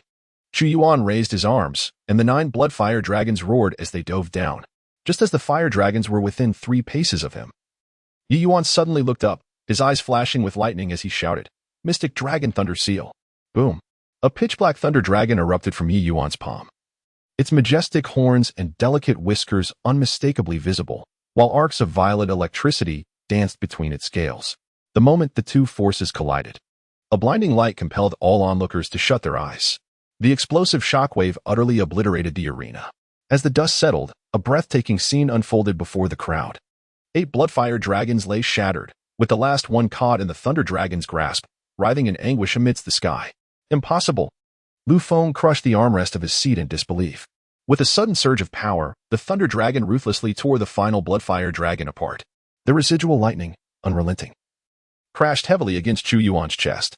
With a cough, Su Yuan expelled a mist of blood that traced an arc in the air. He fell heavily onto the arena. His chest charred and the 8 fiery patterns shattered. An eerie silence enveloped the venue. Ye Yuan slowly approached Su Yuan, the chief of the Alchemy Institute, whose eyes had rolled back, blood frothing from his lips, clearly unconscious. The victor is Ye Yuan. The judge's voice trembled slightly. You little beast! Lu Feng suddenly erupted, his late-stage Foundation establishment aura enveloping the arena as he bellowed. How dare you employ such treacherous methods? Ye Yuan wiped the blood from the corner of his mouth, retorting coldly, why did you not call for a halt when he used the blood-burning secret technique? You. Lu Feng raised his hand to cast a spell, but was intercepted by a streak of white light. Su Qinghan, having appeared at the edge of the arena unbeknownst to anyone, remarked placidly, Elder Lu, are you truly intent on disrupting the sect's grand competition? In the observation platform, the Grand Elder Jiang Ruoqing suddenly coughed. Lu Feng, his face ashen, retracted his hand and hastily carried the unconscious Su Yuan away. At that moment, a cacophony of astonished whispers erupted from the crowd below. Su Yuan, our senior brother, has been defeated? Ye Yuan is astonishingly powerful. He possesses the strength to claim victory. Oh, this individual is truly extraordinary. At that instant, Li Jinjin's beautiful eyes flickered with a hint of intrigue, a smile gracing her lips as she gazed at Ye Yuan. Chapter 47, The Deal with Lin Yeyu the Opponent. Nearly at the 8th level of Qi refinement, yet possessing such astonishing combat prowess, is truly preposterous. Ye Yuan also noticed Li Jinjin's gaze. Their eyes met, and a subtle tension filled the air. Li Jinjin smiled lightly and nonchalantly withdrew her gaze. Ye Yuan remained unfazed, as calm as an ancient well. This Li Jinjin's strength is far from ordinary. She had just effortlessly defeated Zhao Sun. He approached Su Qinghan and said with a smile, Thank you, Senior Sister Su. Su Qinghan returned the smile, saying, No need for thanks, just focus on the competition. If you win the next round, you will advance to the finals. Ye Yuan nodded, replying, Understood. As soon as he spoke, Su Qinghan gracefully departed. However, as she left, her eyelashes fluttered, and a flicker of cold light passed through her eyes. Currently, Xiaoyi has not returned. Could his unusual circumstances be related to Ye Yuan? Should Xiaoyi truly be dead, she would find satisfaction in it. Yet, the wrath of the elder would be unbearable for anyone. At present, Xiaoyi's soul lamp remains lit, indicating he is not dead, merely missing. The elder has already ordered a search party to Black Cloud Mountain to locate Xiaoyi. Regardless of whether he is alive or dead, he must be brought back. Ye Yuan descended from the arena and made his way to the resting area, consuming a recovery pill and closing his eyes to secretly regulate his breath. Having forcibly activated the Xianlong Thunder Seal had left his meridians feeling as if they were ablaze with pain. A portion of the flames had entered his meridians, scorching his body. Had he not possessed the ancient Thunder Dragon physique, he might not have endured it. One cannot help but marvel at the might of the ancient Thunder Dragon physique. Lin Yeyu approached Ye Yuan, hands clasped behind her back, tiptoeing lightly. Sensing the familiar fragrance emanating from her, Ye Yuan slightly opened his eyes and remarked, "What are you scheming in such a sneaky manner?" Lin Yeyu's peach blossom-like face broke into a smile as she replied, "You are truly impressive. You've now entered the top 4. Your strength must astonish many." Just yesterday, Lin Yeyu had been somewhat distant, evidently displeased about the earlier mention of their dual cultivation. Yet now, she wore a different expression, her bright smile laced with a hint of flattery. After all, he is now among the top 4. The status and resources available to him have changed drastically. Should he advance further into the finals, his standing and privileges would elevate even more. In the realm of cultivation, strength reigns supreme. This strength encompasses not only one's own cultivation level, but also connections, background, and resources. Most importantly, it is defined by combat prowess. Even a lower cultivation level poses no issue, provided the combat strength is formidable enough. Although Lin Yeyu has also reached the early stage of foundation establishment, her actual combat ability is lacking, failing to even break into the top 10. Yet, Ye Yuan, at merely the 8th level of Qi refinement, has managed to secure a place among the top 4, which is sufficient to make Lin Yeyu notably attentive. Ye Yuan smiled faintly, saying, "It's just passable. I wonder who I will draw in the next round. I hope it isn't Li Jinjin. I am not her match." Ye Yuan possessed a clear understanding of his own capabilities, recognizing that he was no match for Li Jinjin, unless he could ascend to the 9th layer of Qi refinement. There remained only a slim glimmer of hope. However, having just entered the 8th layer, it was improbable for him to reach the 9th in the near future. Lin Yeyu gazed at Li Jinjin, who was seated cross-legged in meditation, as if she had resolved to make a momentous decision. Her cheeks flushed with a rosy hue as she whispered, "If you can make it to the finals and your opponent is Li Jinjin, I am willing to engage in dual cultivation with you, allowing you to absorb my essence to enhance your strength. However, this is contingent upon your victory over Li Jinjin, in which case I shall claim half of the champion's reward." She had heard a rumor that a previous outer sect steward, Lu Fomei, experienced a significant elevation in her realm after a single session with Ye Yuan. Clearly, Ye Yuan's physique was exceptional, capable of gaining advancement through dual cultivation. Setting aside Ye Yuan's unique constitution, her profound Yin spirit would undoubtedly bestow immense benefits upon him. Thus, for the sake of the champion's reward, she was determined to take a chance. The champion's reward allowed for the selection of 2 treasures from the treasury, and she aspired to obtain the Qingmuling, a rare growth-type artifact, albeit one that demanded an exorbitant number of points for exchange, one that she doubted she could amass even over a century. Ye Yuan felt a stir of interest within him. Before he could voice his thoughts, Lin Yeyu elaborated, "This time, the champion's reward permits the selection of 2 items from the treasury. You may take the premium foundation establishment pill, and I shall take the Qingmuling." "How does that sound?" Ye Yuan smiled gently and replied, "Let us discuss it further once I reach the finals. Should I draw Li Jinjin early? The arrangement would be void." Lin Yeyu nodded in agreement. In the afternoon, the sect competition resumed. Ye Yuan from the Combat Academy faced Zhou Rong from the Refining Academy. As the referee's voice fell, the spectator stands erupted with excitement. Zhou Rong? The foremost of the Refining Academy? This fellow's colossal hammer was no trifling matter. With a single strike, even a mid-foundation establishment practitioner would have to retreat. Although Ye Yuan was formidable, he was still merely at the 8th layer of Qi refinement. Could he withstand such might? Ye Yuan exhaled a sigh of relief, grateful not to have encountered Li Jinjin. Standing upon the arena, he regarded his opponent with a calm gaze. Zhou Rong, towering and muscular, stood nearly 2 zhang tall, his physique robust and formidable. He bore a pitch-black giant hammer on his back, its head inscribed with runes that faintly glimmered with a crimson light. He beamed widely, revealing a set of pearly white teeth, and boomed, "Junior brother Yi, I have long admired your reputation. I've heard you even defeated Chu Yuan. Impressive." Ye Yuan nodded mildly, responding, "Senior brother Zhou, you flatter me."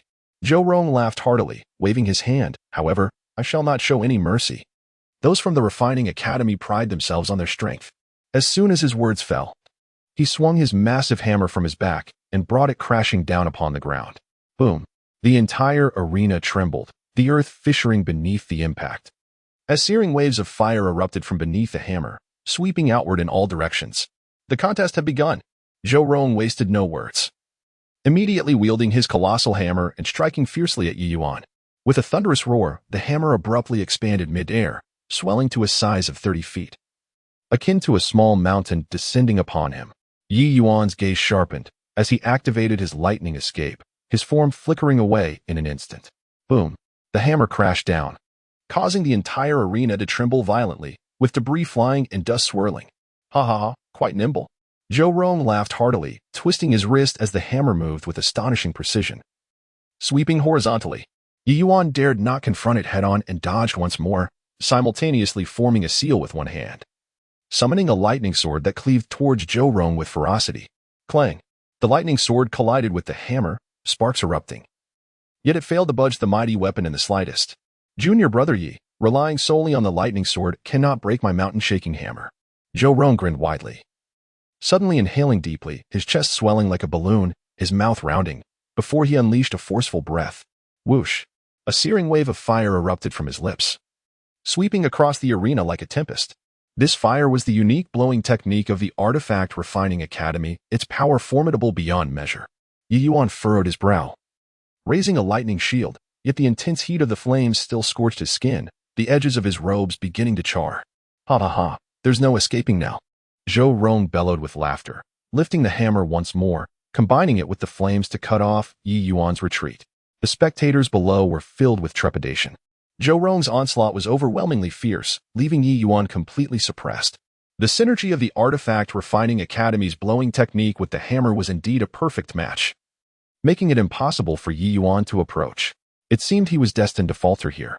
However, just as everyone believed Ye Yuan was trapped in a dire predicament, a faint smile began to curl at the corners of his mouth.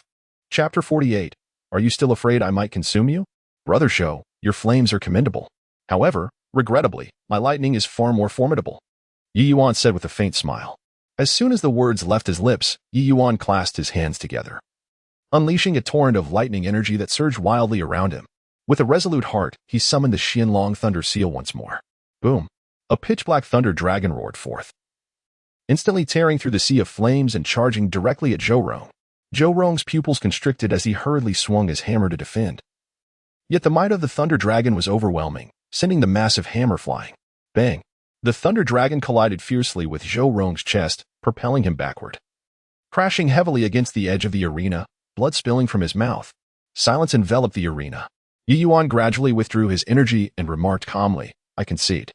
Zhou Rong struggled to rise, wiping the blood from the corner of his mouth, forcing a bitter smile as he admitted, impressive. I concede. The crowd erupted into a frenzy. Ye Yuan had triumphed once more. He had even defeated Zhou Rong? Was this fellow truly at the 8th level of Qi refinement? On the observation platform, Mu Qingshue's lips curled into a slight smirk, her expression revealing a hint of amusement. The other elders, however, were left in disbelief, their eyes wide in astonishment. Who would have thought that a mere disciple in the Qi refinement stage could advance to the finals of the sect competition? Only Elder Hong Yuyang from the Battle Academy breathed a sigh of relief, wiping the cold sweat from his forehead. With Xiaoyi absent, their academy's son Lai, Zhao Sun, and others had failed to reach the top 4. Without Ye Yuan, the academy would surely face ridicule. After all, the Battle Academy was the bastion of strength for the sect. If they could not secure even a spot in the top 4, they would become the subject of mockery. In previous years, with Xiaoyi's presence and his covert machinations leveraging his background, the academy could at least secure 2 spots in the top 4. However, with Xiaoyi absent this time, the situation had markedly deteriorated. Moreover, over the years, Xiaoyi had siphoned the vitality of numerous talents from the academy, leading to a depletion of their resources. Yet, his strength had obscured these issues. Now that Xiaoyi was gone, all these problems had come to light. Thankfully, Ye Yuan was still present. Now that Ye Yuan had advanced to the finals, it could somewhat restore the academy's dignity. Meanwhile, Li Jinjin slowly opened her eyes, her gaze resting on Ye Yuan, deep in thought. Her opponent was the chief of the law enforcement hall, Su Yin. Ye Yuan did not depart, but chose to observe this match, assessing Li Jinjin's capabilities. Next up, Li Jinjin from the Spirit Talismans Academy versus Su Yin from the law enforcement hall. As the judge's voice resonated, the arena fell into sudden silence. Su Yin, clad in a black robe with a stern countenance, ascended the stage, a dark chain suspended at his waist. His gaze, sharp as a blade, fixed upon the elegantly attired woman before him, and he remarked with a smile, "Li Jinjin, I have long heard of your unparalleled talismans. Today, I shall see whether your talismans are swifter or my 9-nether soul-locking chain is sharper." Li Jinjin raised her eyelashes slightly, her delicate hand brushing against her sleeve as she replied softly, "Please." The duel commenced. Su Qinghan struck with lightning speed. A sudden clatter echoed as chains coiled around the waist like venomous serpents, splitting into 9 distinct paths in midair. Each chain was entwined with a chilling aura, transforming into grotesque phantoms, lunging towards Li Jinjin with a ravenous intent. This was the 9-nether soul locking technique of the law enforcement hall. Those ensnared by these chains would have their very souls torn asunder. Below the stage, some spectators explained the gravity of the situation to others. Yet, Li Jinjin remained utterly unfazed. Just as the chains approached within 3 feet of her, a golden talisman suddenly soared from her sleeve. With a mere flicker of the word settle, the talisman erupted into blinding radiance. Boom. The 9 chains recoiled as if struck by lightning, the wailing specters disintegrating into nothingness. Su Qinghan let out a muffled groan, retreating 3 steps, his eyes wide with astonishment as he exclaimed, "The heavenly gang demon suppressing talisman?" Li Jinjin remained silent, her delicate hand gesturing gracefully. Whoosh, whoosh, whoosh. 3 talismans soared forth in a triangular formation. One transformed into a blazing vermilion bird, unleashing torrents of searing flames. Another morphed into a colossal tree, its numerous vines sprawling outward. The last burst forth with crackling purple lightning. On the observation platform, Elder Yong Ruoqing wore an expression of disbelief, exclaiming, "She can manipulate 3 different elemental talismans simultaneously?" Su Qinghan's expression shifted dramatically as he frantically swung the chains, forming a pitch-black barrier around him. With a flick of her jade finger, Li Jinjin commanded the vermilion bird to dive, the giant tree to constrict, and the lightning to strike. Bang! The ghostly barrier shattered with a thunderous explosion. Su Qinghan was struck in the chest by the lightning, hurtling backward for dozens of yards before crashing heavily against the protective array. Struggling to rise, he discovered his limbs had already been grievously injured. "I concede," he muttered, blood trickling from the corner of his mouth, his head bowed in defeat. An eerie silence enveloped the arena. Li Jinjin retracted her slender hand as the myriad talismans soared back into her sleeve like swallows returning home. As she turned to exit, her gaze inadvertently swept across the direction of Ye Yuan. Ye Yuan's eyes narrowed, a chill creeping up his spine. This Li Jinjin was indeed formidable. Even at the 9th level of Qi refinement, he might not be able to best her. Only if he achieved the pinnacle of the 13th level could he hope for victory. Mu Qingshue's countenance turned pale upon witnessing Li Jinjin's triumph. Her delicate fingers gripped the armrest tightly, producing a sharp crack as it shattered under her grasp. Clearly, Li Jinjin's victory was not in her favor. After all, she was an elder of the Spirit Talisman Institute, and with Li Jinjin now a powerful chief disciple, her status and authority were evidently at risk. Should Li Jinjin seize the championship title, she would pose a significant threat to Mu Qingshue's position as an elder. Tomorrow's finals will pit Ye Yuan of the Martial Arts Hall against Li Jinjin of the Spirit Talisman Institute. With the elder's command, the crowd began to disperse. Ye Yuan prepared to leave when a languid voice resonated in his ear. "Ye Yuan, if you wish to prevail over Li Jinjin, come to my cave tonight." Upon hearing this, Ye Yuan halted, furrowing his brow. He lifted his gaze, his eyes blazing like lightning, and fixed them upon Mu Qingxue. The enchanting beauty of her visage broke into a subtle smile as she cast him a flirtatious glance. "I can assist you. For even if you attain the 13th level of Qi refinement, you would stand no chance against Li Jinjin. You have witnessed her mastery of talismans. Victory is beyond your grasp. Huh? Do you truly fear that I might consume you? With your current prowess, it would require considerable effort for me to subdue you." Upon receiving Mu Qingshue's transmission, Ye Yuan pondered briefly. He had no desire to engage with this wretched woman. Yet, her transmission contained an undeniable truth. Even at the 13th level of Qi refinement, he could not hope to rival Li Jinjin. Her command of talismanic arts was simply extraordinary, unfathomable. "Oh, what assistance do you propose?" Ye Yuan raised an eyebrow, responding with a faint smile. Mu Qingxue delicately covered her lips with her jade-like hand, transmitting with a soft laugh, "I cannot bear to see this wretched woman claim victory in the sect's grand competition. Would that not jeopardize my own standing? Surely, you understand this logic. In any case, should you wish to triumph, come to me tonight at the hour of the rat. I possess a means to ensure your victory." Ye Yuan contemplated her words and resolved to visit her that evening. His desire for the exquisite Foundation establishment pill was undeniable. Very well, Ye Yuan replied nonchalantly. Mu Qingxue smiled and then gracefully departed. Ye Yuan prepared to return to his cave abode when suddenly Lin Yeyu approached stealthily, her innocent face flushed with embarrassment. Inquiring, Ye Yuan, have you come to a decision? Chapter 49. Wretched woman, mind your own business. What is it? Ye Yuan deliberately teased her with a smile. Lin Yeyu lightly bit her crimson lips, her delicate fingers twisting the hem of her garment, her voice barely above a whisper. Senior brother Ye. You know very well. It pertains to the matter of dual cultivation I mentioned earlier. Ye Yuan smiled slightly, observing the girl whose ears had turned a bright crimson. Her fair neck tinged with a blush. She lowered her gaze, unable to meet his eyes, her chest rising and falling with hurried breaths. A faint, enchanting fragrance wafted from her hair as it fluttered lightly. Casting a glance at the remaining disciples nearby, Ye Yuan said, This is not the place for such discussions. Come. Let us return to the Listening Thunder Pavilion. They traversed the bamboo grove and arrived at the Listening Thunder Pavilion, entering the room. Ye Yuan sat cross-legged on the bed, gazing intently at the girl before him, smiling as he asked, Sister Lin, are you truly willing? Lin Yeyu nodded gently, saying, as a Xianin spiritual body, I can greatly aid your cultivation. I only hope that should you emerge victorious, you will grant me the Qingmu order. In truth, Lin Yeyu was well aware of Li Junjin's formidable prowess. Even with Ye Yuan reaching the 9th level of qi refinement, he might not be a match for her. Yet, she was willing to take a gamble. What if Ye Yuan triumphed over Li Junjin? This was a once-in-a-lifetime opportunity. With that, Lin Yeyu no longer hesitated. She removed her azure dress, revealing a gossamer veil that outlined her enchanting curves, subtly hinting at her form. Ye Yuan's heart stirred, his gaze inadvertently drifting over her alluring figure, her smooth, white legs. Her innocent face bore a blush akin to a peach blossom, long hair cascading to her waist, partially obscuring her delicate oval face. The stark contrast of her eyes, filled with shyness, betrayed her emotions, her slender fingers fidgeting with the hem of her dress. Unable to meet Ye Yuan's piercing gaze, Ye Yuan chuckled, extending his arms to lift Lin Yeyu effortlessly.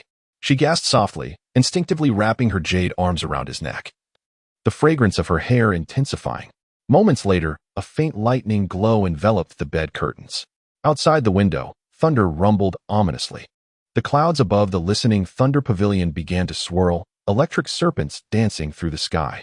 The thunder bamboo in the courtyard swayed in the wind, creating a melodic rustle, glowing with a soft blue light. 3 hours later, Ye Yuan opened his eyes, a vibrant blue lightning flickering within the depths of his pupils. At that moment, Lin Yeyu's hair concealed her face. Her eyes gently closed, her cheeks flushed, the corners of her rosy lips slightly curled, exuding a fatal allure. He gently pushed aside the fainted Lin Yeyu and slowly rose. After introspecting his energy sea, he discovered that the thunder pool had expanded once more. The purity of the lightning's spiritual power had increased by over 30%, and the spiritual energy coursing through his meridians subtly carried the vitality of the Qingmu.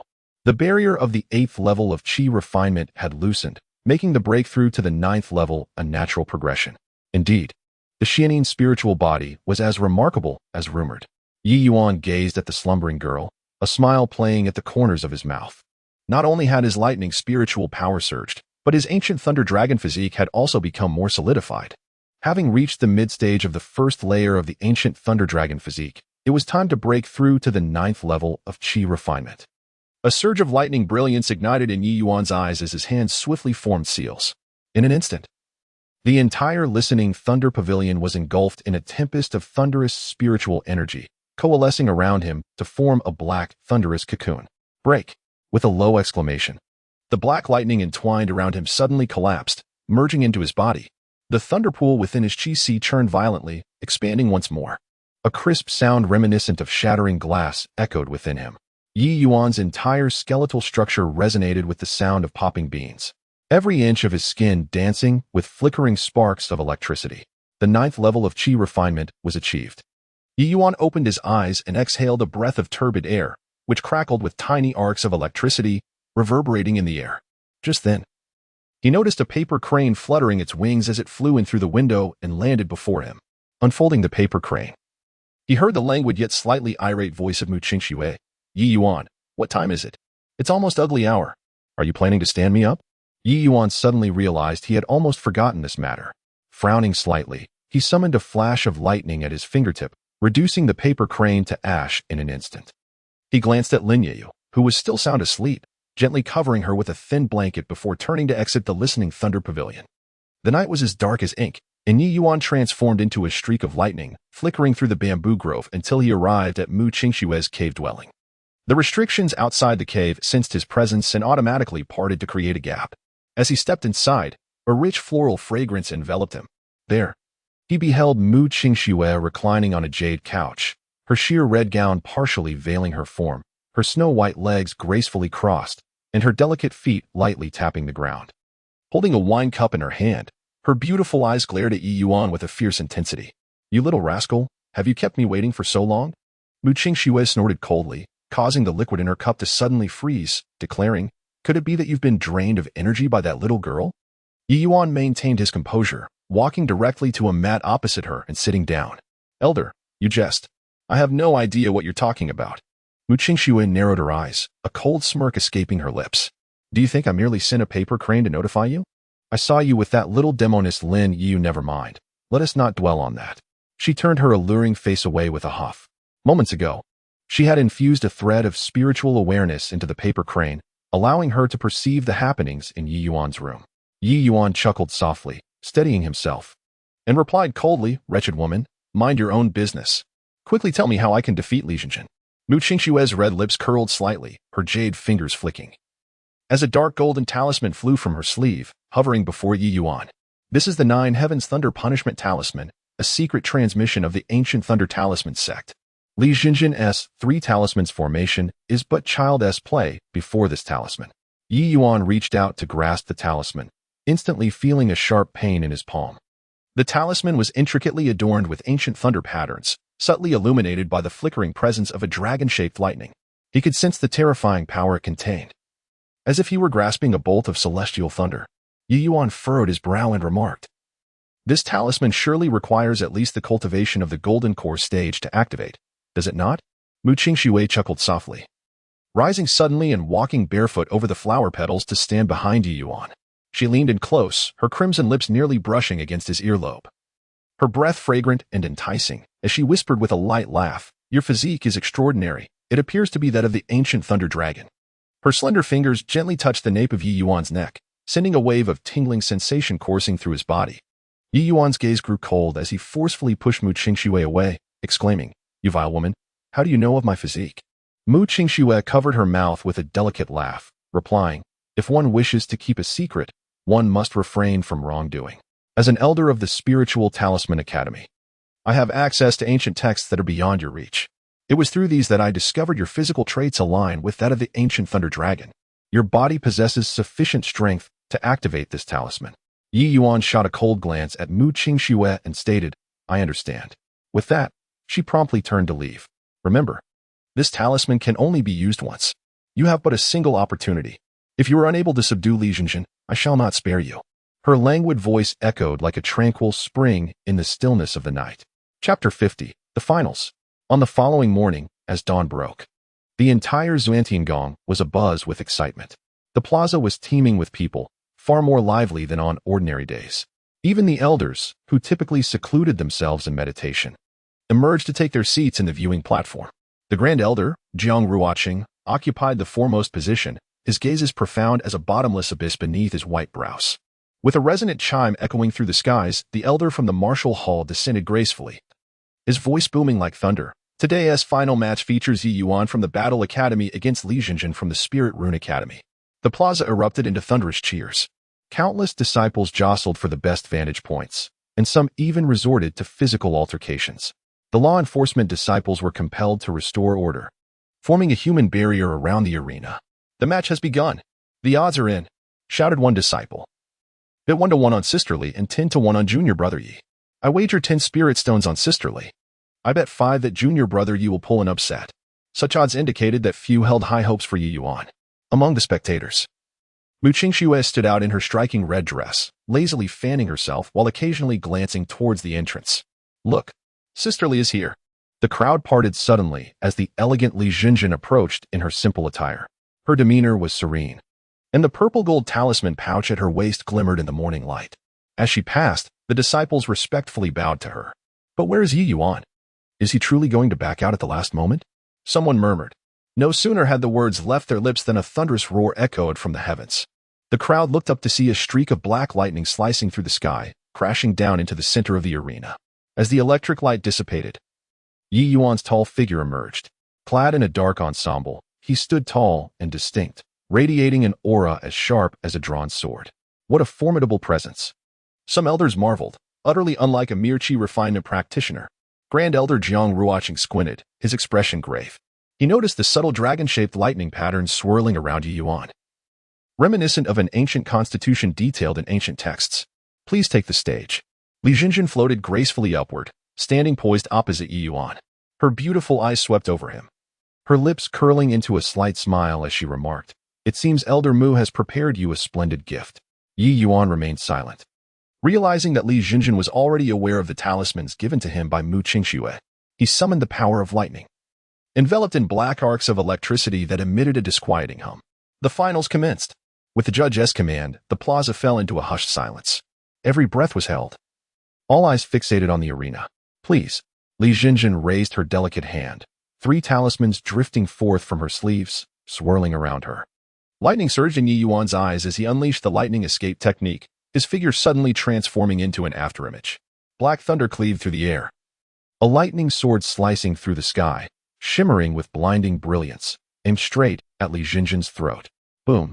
A golden talisman detonated, creating a luminous barrier that deflected the strike. Li Jinjin remained composed, a gentle smile gracing her lips as she elegantly raised her hand. 3 streams of radiant light shot forth from her sleeves, tracing intricate paths in the air. 3 talismans formation, activate. She uttered with a light command, and 3 talismans erupted in a brilliant display of red, blue, and purple hues. The first red talisman ignited in the air, transforming into a majestic firebird with a wingspan of 30 feet. The searing flames instantaneously enveloped the entire arena, distorting the very air itself. The second blue talisman took root upon the ground, rapidly growing into a towering ancient tree, its trunk broad enough for 10 men to embrace. Countless spiny vines surged forth like serpents, completely covering the arena floor. The final purple talisman hovered in midair, summoning the thunder from the heavens. A violet lightning bolt, thick as a bowl, danced around the talisman, emitting an eerie crackle that sent shivers down the spines of onlookers. The crowd gasped, taken aback by Li Jinjin's immediate display of lethal prowess, deploying the 3 talismans formation right from the outset. 3 distinctly powerful forces erupted in the air, unleashing a terrifying pressure. The fiery phoenix circled atop the ancient tree, while the purple lightning entwined with the vines, their complementary attributes amplifying their destructive potential. Ye Yuan's pupils constricted. This was far more intricate than the formation he had encountered against Su Yin yesterday. Clearly, Li Jinjin had not exerted her full strength then. Today, however, she unleashed her utmost power. Standing atop the ancient tree, her flowing garments billowed around her, and she smiled lightly, "Junior brother Yi. It is still not too late to concede." In response, a black lightning bolt tore through the sky. Ye Yuan's figure flickered within the lightning, the overwhelming aura of the ancient thunder dragon fully unleashed. "Humph, overreaching," he scoffed. Li Jinjin delicately tapped her fingers, and the 3 talismans formation surged to its peak. The fiery phoenix let out a long cry as it dove downward, igniting a torrent of flames. The vines shot forth like a volley of arrows, while the purple lightning transformed into chains, sealing off all avenues of retreat. The 3 talismans united, heralding the potential for cataclysmic destruction. With a whoosh, the phoenix, engulfed in endless flames and bearing the might to obliterate the heavens, descended upon Ye Yuan. He scoffed coldly, channeling the full power of the ancient thunder dragon body. Black lightning patterns surfacing upon his skin. A shadow of a thunder dragon rose from his back, unleashing a breath of thunder. Crash! The clash of lightning and fire erupted in a blinding display. Spectators shielded their eyes, and those of lesser cultivation were toppled by the shockwave. Seizing the opportunity, Li Jinjin altered her hand gestures, and the ancient tree surged upward, its vines coiling around Ye Yuan's limbs like venomous serpents. Thunder explosion. Ye Yuan erupted in a myriad of lightning rays, shredding the vines to pieces. He pressed forward, propelling himself with lightning speed, closing the distance to Li Jinjin in an instant. Interesting. Li Jinjin suddenly chuckled. Ye Yuan's pupils narrowed. Countless chains of lightning, resembling colossal serpents, ensnared him. Yet, rather than retreat, he opened his arms wide to embrace the encroaching purple lightning chains. Had he lost his mind? The spectators gasped in disbelief. As the chains made contact with Ye Yuan's body, they were drawn in, absorbed as if rivers converging into the sea. The black lightning patterns enveloping his body became increasingly distinct, faintly resonating with the sound of a dragon's roar. Could he truly absorb the thunder? Elder Lu Feng from the Alchemy Institute abruptly rose, his teacup slipping from his grasp and shattering on the ground. Elder Qin from the enforcement hall widened his eyes in disbelief. The assembly of elders exhibited expressions of shock. They were all acutely aware that Ye Yuan's physique was anything but ordinary. Li Jinjin's gaze sharpened, followed by a cold smirk as she declared, "Interesting. Let us see how this unfolds." With a flick of her delicate wrist, a resplendent golden talisman emerged from her purple gold talisman pouch. The instant the talisman manifested, the spiritual energy within the entire square momentarily stagnated. The golden light-breaking talisman. The countenance of Elder Jiang Ruoqing changed dramatically. The talisman ascended, transforming into a blazing golden sun. Wherever the blinding golden light passed, the stone platform cracked under immense pressure, and the protective array emitted a mournful wail of strain. Disciples positioned nearby were sent flying. It seemed evident that Ye Yuan was destined to lose. Lu Feng remarked with a mocking laugh. The spectators in the observation platform nodded in unison. This golden light-breaking talisman could likely suppress cultivators at the late foundation establishment stage. Mu Qingshue's fair face turned pale.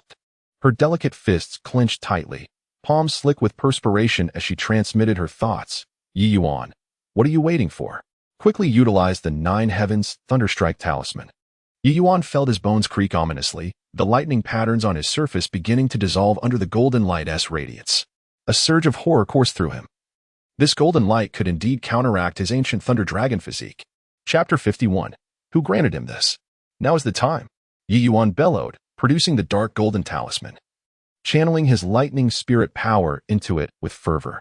The talisman ignited instantaneously, draining his entire essence of spiritual energy. His meridians throbbed with excruciating pain, and beads of blood surfaced upon his skin. The talisman consumed all his spiritual energy, even extracting his lifeblood. At that moment, the talisman transformed into a vortex that threatened to engulf him entirely. Desperate, Ye Yuan roared, biting his tongue and spilling a mouthful of essence blood upon the talisman. Heavenly thunder, heed my command. With a deafening cry, the talisman exploded, unleashing a thunderous bolt of purple gold divine lightning. Boom. The clash of golden light and purple lightning unleashed a shockwave that razed the arena to the ground. The protective array of the observation platform shattered in succession, and several elders acted in unison to stabilize the situation. As the dust settled, Li Jinjin was seen half-kneeling on the ground, her pristine garments stained with blood. The talisman pouch reduced to ruins. Meanwhile, Ye Yuan knelt on one knee, drenched in blood, yet defiantly held his head high. I concede. Li Jinjin managed to utter those 3 words with great difficulty before collapsing into unconsciousness. An eerie silence blanketed the arena. Everyone stared wide-eyed. Incredulity etched across their faces as they beheld the scene on the stage. Li Jinjin, the foremost of the Spirit Talisman Academy and a formidable cultivator in the mid-foundation stage, had succumbed to a disciple of merely the Qi refinement stage. Had they not witnessed it with their own eyes, who would dare to believe such an outcome? Yet, the crux of Ye Yuan's victory lay predominantly with that talisman. Nine Heavens Thunder Talisman. Lu Feng suddenly slammed his palm on the table, his expression darkened, and he barked. Who granted him this? His piercing gaze darted between Jiang Ruoqing and Mu Qingxue. It was evident that such a talisman was exclusive to the Spirit Talisman Academy. As an elder of the Academy, Mu Qingxue could indeed command this talisman. Furthermore, with Jiang Ruoqing as her formidable backing, it was unlikely she would dare to utilize it without his tacit approval. Clearly, Ye Yuan's acquisition of this talisman was tied to the two of them. Who else could they suspect? Consequently, upon uttering these words, the numerous elders present turned their attention towards the duo. Mu Qingshue's lips curled slightly as she languidly waved her jade fan, remarking, "Hee, Elder Lu, your inquiry is rather peculiar. In a contest of martial prowess, is it against the rules to employ talismans?" Lu Feng gritted his teeth and retorted furiously. "This is a rare talisman capable of contending with golden core cultivators. It is a treasured weapon of our Yuxiao sect. How could a Qi refinement disciple wield it? Hee. Perhaps someone is sacrificing the interests of the sect for personal gain." Enough. Jiang Ruoqing's voice cut through the tension, the aura of his golden core cultivation enveloping the arena in an instant. Lu Feng staggered back 2 steps as if struck by lightning, a trickle of blood escaping from the corner of his mouth. Silence reigned over the crowd, their voices quelled into a hush. Jiang Ruoqing's gaze, sharp as a blade, swept across every elder present as he intoned solemnly, in accordance with the rules of combat. Any treasure, secret technique, or talisman may be employed. Ye Yuan utilized the Nine Heavens Thunder Talisman. What issues arise from this? Regarding this talisman, he either acquired it through alternative means or purchased it. This seems to present no problems. Lu Feng chuckled coldly to himself. Such a talisman is exceedingly difficult to procure. It is practically a commodity without a market. It is evident that Jiang Ruoqing instructed Mu Qingxue to provide it to Ye Yuan. The intent is quite straightforward. Should Li Jinjin emerge victorious, she is likely to contend with Mu Qingxue for the position of elder in the Spiritual Talisman Institute. It is Jiang Ruoqing's explicit desire for Mu Qingxue to ascend to that elder position. If Li Jinjin were to seize that position, would it not be a slap in his face? This old fellow disregards the interests of the sect for the sake of his own reputation. Hong Yunyang from the Battle Academy stroked his beard and smiled, clasping his hands together. What the Grand Elder says is absolutely correct. Ye Yuan must have obtained this talisman from another source. Since he has triumphed, he should be declared the victor. Jiang Ruoqing smiled faintly and said, "Since none of you have objections, let us announce it." Upon hearing this, the elder of the martial hall trembled as he proclaimed loudly, "I declare this year's sect competition champion, Ye Yuan from the Battle Academy." Before the cheers could erupt, Ye Yuan on the stage suddenly swayed. He staggered forward 2 paces, attempting to speak, but abruptly coughed up a mouthful of blood and collapsed forward. "Senior brother Ye." The disciples of the Battle Academy gasped and rushed onto the arena. 3 days later, at the Thunder Listening Pavilion, the rain drizzled gently outside, and the bamboo leaves rustled softly. Ye Yuan slowly opened his eyes, and the familiar sight of a green gauze canopy greeted him. He tried to move his fingers, only to be met with a surge of excruciating pain, prompting a muffled groan. "You are awake?" A melodious voice rang out. Ye Yuan turned his head to see Lin Yeyu seated by his bedside. The young girl bore faint dark circles under her eyes, evidently having waited for a considerable time. "How long have I been asleep?" Ye Yuan's voice was hoarse. Lin Yeyu assisted him in sitting up, her voice gentle. 3 days and 3 nights. Your meridians have suffered severe damage. Even the Grand Elder remarked that it is a miracle you survived. This is the genuine pill left for you by Elder Hong. You must take it promptly. The pill dissolved instantly upon entering his mouth, though its taste was bitter. The acrid medicinal liquid slid down his throat, causing Ye Yuan to frown. Only then did he realize he was ensconced in bandages, every inch of his skin aflame with pain. The backlash from the Nine Heavens Thunder Talisman had nearly claimed his life. That talisman was overwhelmingly powerful, nearly draining him completely. Nevertheless, the pill indeed brought him considerable relief. "What of Li Jinjin?" he suddenly inquired. Lin Yeyu pressed her lips together and replied, "She awakened yesterday. Her injuries are reportedly much lighter than yours. The entire sect is now discussing the origins of your talisman, claiming you took advantage of a loophole to achieve victory." Ye Yuan's gaze darkened as he smiled lightly. "Isn't that amusing? If Li Jinjin can use a talisman, why can't I?"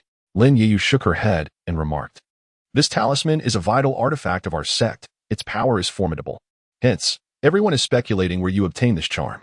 Upon hearing this, Ye Yuan merely smiled faintly, dismissively waving his hand. "Let them discuss as they please. A victory is still a victory." Lin Yeyu nodded and smiled. "I'm glad you're well. I shall take my leave now." She glanced at the Qingmu Ling. Ye Yuan chuckled. "Rest assured, I shall not forget you. However, when I seek you out for dual cultivation in the future, you won't refuse, will you?" Lin Yeyu bit her lip, her ears tinged with pink, and silently nodded. As she rose, a waft of delicate fragrance slipped from her sleeve, swiftly vanishing beyond the door. After Lin Yeyu departed, Ye Yuan retrieved a vial of returning essence pills from his storage bag. As he consumed the pill, a refreshing aura coursed through his body, reviving his parched meridians as if they were quenching their thirst after a long drought, eagerly absorbing the medicinal potency. He sat cross-legged, allowing the Silent Thunder Sutra within him to gradually circulate, as strands of thunderous spiritual energy began to coalesce in his dantian. 2 days later, footsteps echoed outside. Dong Hai strode in, his face aglow with excitement, exclaiming, "Congratulations, junior brother Yi. You have brought great honor to our Battle Academy."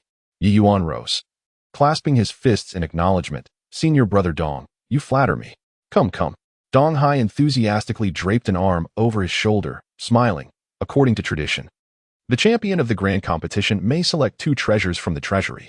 Elder Hong specifically instructed me to bring you there." The two made their way to the depths of the task hall, arriving at the treasury. After the elder on guard verified their identities, the heavy iron door creaked open. Inside the treasury, a dazzling array of precious materials and magical artifacts glittered.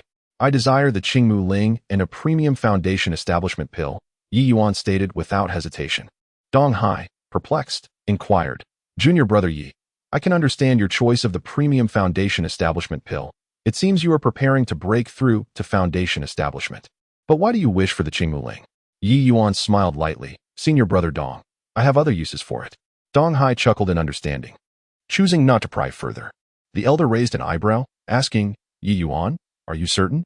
Just as Ye Yuan was about to affirm, he caught a glimpse out of the corner of his eye, sensing an inexplicable tremor within his thunder pool. Chapter 52, The Nine Heavens Thunder Eye Technique. Ye Yuan cast his gaze upon a black iron shard resting on the shelf. Approaching it, the vibrations within his thunder pool intensified. He sensed that this black iron piece was extraordinary and spoke earnestly, "Elder, I no longer wish for the premium foundation establishment pill. I desire that iron shard instead." "What?" Dong Hai's eyes widened as he grasped Ye Yuan's arm, exclaiming, "Junior brother, have you lost your mind? This wretched iron piece has languished in the treasury for years. It pales in comparison to the premium foundation establishment pill. What purpose do you have for it?"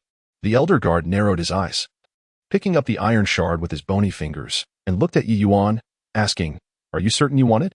"Absolutely," Ye Yuan replied with unwavering determination. As the iron shard came into his possession, the tremors within his thunder pool grew even more pronounced. Maintaining his composure, he discreetly stored the black iron piece in his storage pouch. Dong Hai, exasperated, began to pace anxiously, saying, "This is foolish. What use could this worthless iron shard possibly have?" As they exited the treasury, Dong Hai continued to murmur his complaints. Upon turning the corridor, he added, "Elder Hong wishes to see you. You must go now." Ye Yuan nodded in acknowledgement, replying, "Very well." In the main hall of the Battle Academy, Hong Yong stood with his hands clasped behind his back. Upon seeing Ye Yuan enter, he stroked his beard and smiled, saying, "Ye Yuan, you have brought glory to the Battle Academy this time. I reward you with 30,000 battle merits." Before Ye Yuan could express his gratitude, Hong Yong shifted the conversation, inquiring, "Ye Yuan, during your expedition to Black Cloud Mountain, after everyone dispersed, did you encounter Xiaoyi?" Ye Yuan smiled inwardly, keeping his expression unchanged, and replied, "Disciple and senior sister Lin concealed ourselves to cultivate and did not see senior brother Xiao again." Hong Yunyang's gaze was piercing as he scrutinized Ye Yuan for a considerable time before finally waving his hand, saying, "Very well." Ye Yuan raised an eyebrow and smiled. "Elder Hong, is there still no news of senior brother Xiao? I suspect he has become a target of the blood-killing sect, after all. He has slain quite a number of their demonic cultivators." Dong Hai nodded in agreement, adding, "Elder, junior brother Ye's words hold merit. It is highly likely that Xiao Yi is being pursued by the blood-killing sect." Hong Yunyang gently nodded, stroking his beard, a thoughtful expression crossing his murky eyes as he mused, "What you say is not without reason. He could indeed be targeted by the blood-killing sect. At present, he may be hiding somewhere to recuperate. You two may leave now." After the pair departed, Hong Yunyang's pupils constricted slightly as he gazed at Ye Yuan's retreating figure, a flicker of contemplation crossing his face. Once outside the grand hall, Dong Hai smiled, saying, "Junior brother Ye, hand me your jade token. I will now transfer the battle merits to it." Ye Yuan retrieved the jade token from his storage pouch and handed it over. Dong Hai concentrated, channeling a green light onto the jade token, before returning it to Ye Yuan, stating, "Previously, you eliminated 3 cultivators from the blood-killing sect, earning corresponding battle merits. I have registered them for you." With that, he returned the jade token to Ye Yuan and took out a jade slip to complete the registration. Ye Yuan recalled the matter of military achievements exchange that Dong Hai had mentioned earlier and turned to him, inquiring, "Senior brother Dong, you previously spoke of the possibility of exchanging military merits at the academy for rarer items. Could you enlighten me on what those specific items are?" Dong Hai nodded, a hint of pride gracing his features as he replied, "Indeed, military merits can be exchanged for a plethora of valuable items. Here is the catalog of what can be exchanged." With that, he retrieved a jade slip from his storage bag and handed it to Ye Yuan. Upon receiving the jade slip, Ye Yuan pressed it against his forehead, allowing his spiritual consciousness to delve within. Instantly, a torrent of information flooded his mind. The jade slip contained a comprehensive list of various rare items, including spiritual herbs, elixirs, magical artifacts, and an assortment of peculiar refining materials. As Ye Yuan's gaze swiftly traversed the inventory, it suddenly fixed upon the term Thunder Crystal Stone. Exactly 20 pieces. A spark ignited within his heart, and a smile crept upon his lips as he turned to Dong Hai, asking, "Senior brother Dong, these Thunder Crystal Stones harbor Thunder spiritual energy, correct?" Dong Hai nodded affirmatively, stating, "Precisely, the Thunder Crystal Stones are formed from the condensation of heaven and earth's Thunder spiritual energy. For cultivators practicing Thunder attribute techniques, they are treasures of great rarity. Each piece costs 1,000 military merits, a considerable price indeed." Ye Yuan's smile broadened as he declared, "Senior brother Dong, I shall take all 20 of these Thunder Crystal Stones." Dong Hai was taken aback, exclaiming, 20? That amounts to 20,000 military merits. Are you certain, junior brother? Ye Yuan replied with confidence, "I have my plans." He returned the jade slip and requested, "Please lead the way, senior brother." The two made their way to the depths of the academy, arriving at the treasure vault. After the guard verified their jade tokens, Dong Hai guided Ye Yuan into a stone chamber filled with intricate restrictions. Inside, dozens of jade boxes were displayed, each sealed with a talisman. "The Thunder Crystal Stones are contained within," Dong Hai stated. He formed a hand seal and unlocked one of the jade boxes, releasing a surge of fine electric light. Before them lay 20 purple crystal stones, each the size of a pigeon egg, arranged neatly and intermittently crackling with arcs of electricity. Ye Yuan's internal thunder pool immediately stirred, as he sensed the pure thunder energy contained within these crystals. "Heavenly Thunder Pavilion," he murmured, seating himself cross-legged. Ye Yuan retrieved the mysterious black iron piece from his storage bag. He began to channel the Silent Thunder Sutra, gradually infusing his internal thunder spiritual energy into the iron piece. With a sizzling sound, as the energy surged in, the iron piece trembled violently, and a blinding bolt of thunder erupted from it, coalescing in the void into an ancient inscription. 9 Heavens Thunder Eye Technique? When perfected, it allows one to see through myriad illusions and instills fear in the soul? Ye Yuan's pupils constricted as he meticulously examined the golden characters suspended in the air. This 9 Heavens Thunder Eye technique not only pierced through deception, but also unleashed thunder to intimidate the hearts of adversaries, an extraordinary secret art. As he pondered this, the iron piece suddenly cracked with a sharp sound, disintegrating into fine powder. The golden inscriptions transformed into a stream of light, directly merging into his brow. Ye Yuan let out a muffled groan, feeling a sharp pain in his eyes as the world before him suddenly became strikingly vivid. He could even perceive the wandering lightning elements in the air, resembling tiny electric serpents in motion. Is this the Thunder Eye? Ye Yuan rubbed his eyes, pleasantly surprised to discover that his vision had improved several-fold. He could see the dewdrops on the bamboo leaves 100 meters away with crystal clarity. 3 months later, Ye Yuan sat cross-legged, his body enveloped in arcs of lightning. The 20 thunder crystals had long since been reduced to powder, their lightning essence completely absorbed by him. Yet, his cultivation remained stagnated at the pinnacle of the 9th layer of qi refinement, unable to break through to the 10th layer. It appeared he had encountered a bottleneck. Ye Yuan opened his eyes, a slight frown creasing his brow. For the past 3 months, he had diligently practiced. During the day, he ran around the battle peak, carrying a 3,000-pound punishment stone, while at night, he channeled the Silent Thunder Sutra, refining the lightning essence within the thunder crystals. Despite these efforts, he still felt as though his internal thunder pool was shackled by an invisible restraint, hindering further progress.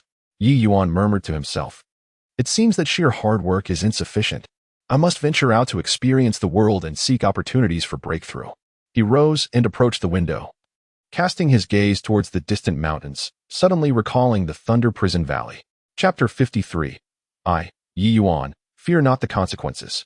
On the following morning, as the sound of thunder resonated outside, Ye Yuan was diligently organizing his belongings, placing several vials of elixirs and provisions into his storage pouch. Suddenly, a light and graceful footstep echoed from outside the courtyard. "Junior brother Yi, are you setting out so early?" A melodious voice reached his ears. Ye Yuan looked up to see Lin Yeyu, adorned in a delicate cerulean gown, approaching with elegant strides. Her figure had grown increasingly alluring over the past 3 months, her once youthful visage now imbued with a hint of enchanting charm. Her skin glistened like jade, and with every movement, she exuded an air of mature grace. After all, Ye Yuan had devoted considerable effort to her during their numerous cultivation sessions together. He paused for a moment, his gaze lingering on her, and smiled, "Sister Lin, You arrived just in time. I was about to seek you out to bid farewell. Ye Yuan beamed back at him, inquiring, "Are you headed to the Thunder Prison Valley?" Ye Yuan nodded, explaining, "I have recently encountered some bottlenecks in my cultivation and plan to venture to the Thunder Prison Valley for some rigorous training." As she approached him, she retrieved a jade vial from her storage pouch and said, "Knowing you were going to the Thunder Prison Valley, I brought you some jade essence pills, which will help you resist the malevolent energies there." Her movements were graceful, her slender waist swaying gently, and the alluring curves of her figure subtly undulating. Ye Yuan's gaze briefly swept over her form again, a slight smile gracing his lips as he accepted the jade vial. In truth, with his ancient thunder dragon physique, he was untroubled by the malevolent energies. However, he could not disregard Ye Yuan's kind gesture. "Thank you, sister," he expressed sincerely, stowing away the jade vial. "I have two objectives in my journey to the Thunder Prison Valley. First, to seek the final innate thunder for the purple lightning dragon pattern halberd. Second, to fulfill the promise made to Elder Mo and retrieve the Thunder Source Stone." Ye Yuan nodded, noticing Ye Yuan's gaze fleetingly traverse her figure, causing her cheeks to flush slightly. She playfully glared at him, feeling a mix of embarrassment and affection. Ever since their cultivation sessions began, her demeanor had transformed significantly, attracting the attention of many male disciples within the sect. Yet, she understood that it was Ye Yuan's influence that had brought about this change. However, she too had reaped the benefits of their joint cultivation, having nearly reached the pinnacle of the foundation establishment stage. It would not be long before she achieved that milestone. "Here, take this with you," she said, removing a green jade pendant from around her neck. "This is a talisman I crafted.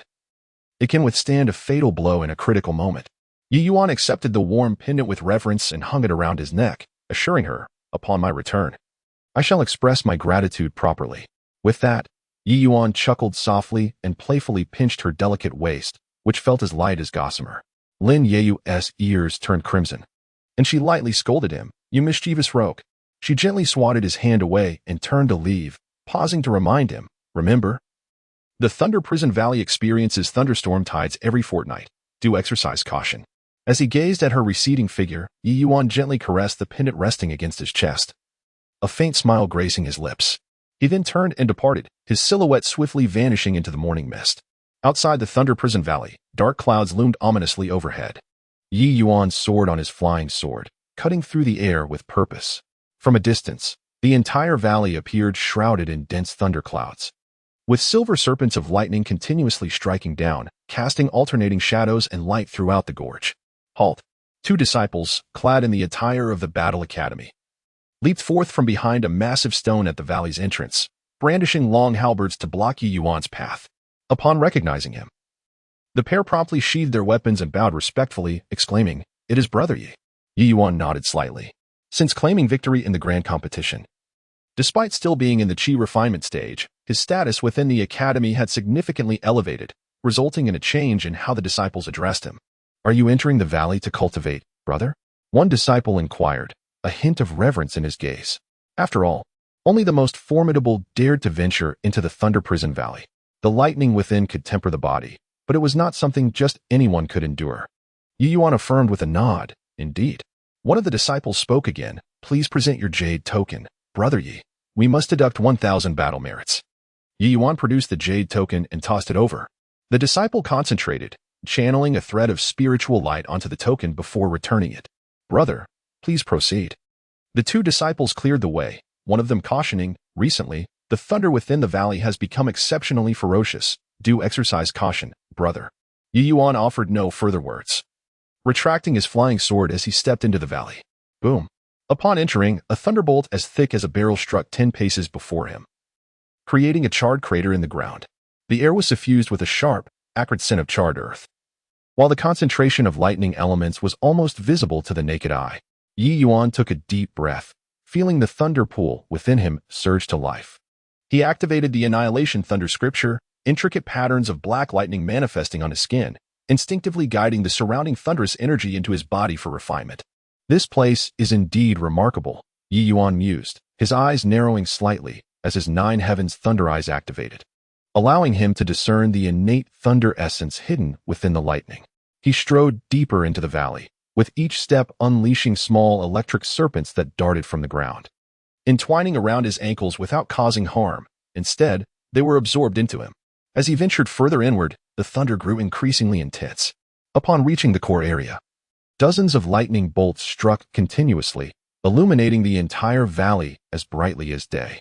Ye Yuan fully activated the ancient thunder dragon body, absorbing the boundless power of the thunder. His form enveloped in a terrifying display of electric light. Several days later, in the deepest part of Thunder Prison Valley, torrents of lightning cascaded like waterfalls, and roaring thunder surged like dragons. Ye Yuan pressed onward through the violent storm, each step landing on charred earth. His nine heavens thunder eyes operated at full capacity, piercing through the layers of thunderous curtains until he finally spotted a wandering violet gold electric glow at the valley center. This was the innate thunder he had been diligently seeking. At last, Ye Yuan's eyes sparkled with excitement. The lightning flickered like a living creature, weaving through the thunderclouds and emanating an unsettling pressure that made one's heart race. Ye Yuan swiftly retrieved a specially crafted thunder-capturing bottle from his storage pouch, a vessel meticulously prepared before his departure. With bated breath and focused intent, he formed intricate hand seals, causing the bottle to levitate before him, its opening aimed at the violet golden lightning. Yet, the lightning seemed to possess a sentient will, darting away just as it appeared to draw near, gracefully weaving through the storm clouds. Indeed, the task was far from simple. The gleam of thunder flickered in Ye Yuan's eyes as he activated the Nine Heavens Thunder Eye, anticipating the trajectory of the lightning. Suddenly, his figure flickered. Activating the thunder escape technique, he instantaneously materialized in the path of the impending lightning, with his left hand forming a seal. A net of lightning materialized out of thin air, ensnaring the bolt within its grasp. Gather. The thunder-capturing bottle radiated with brilliance, generating an immense suction force. The violet golden lightning writhed violently, emitting a resounding roar. Beads of perspiration formed on Ye Yuan's forehead as the lightning spirit energy within him surged forth, engaging in a fierce tug-of-war with the tempest. Come to me. With a thunderous command, he finally compelled the lightning into the bottle.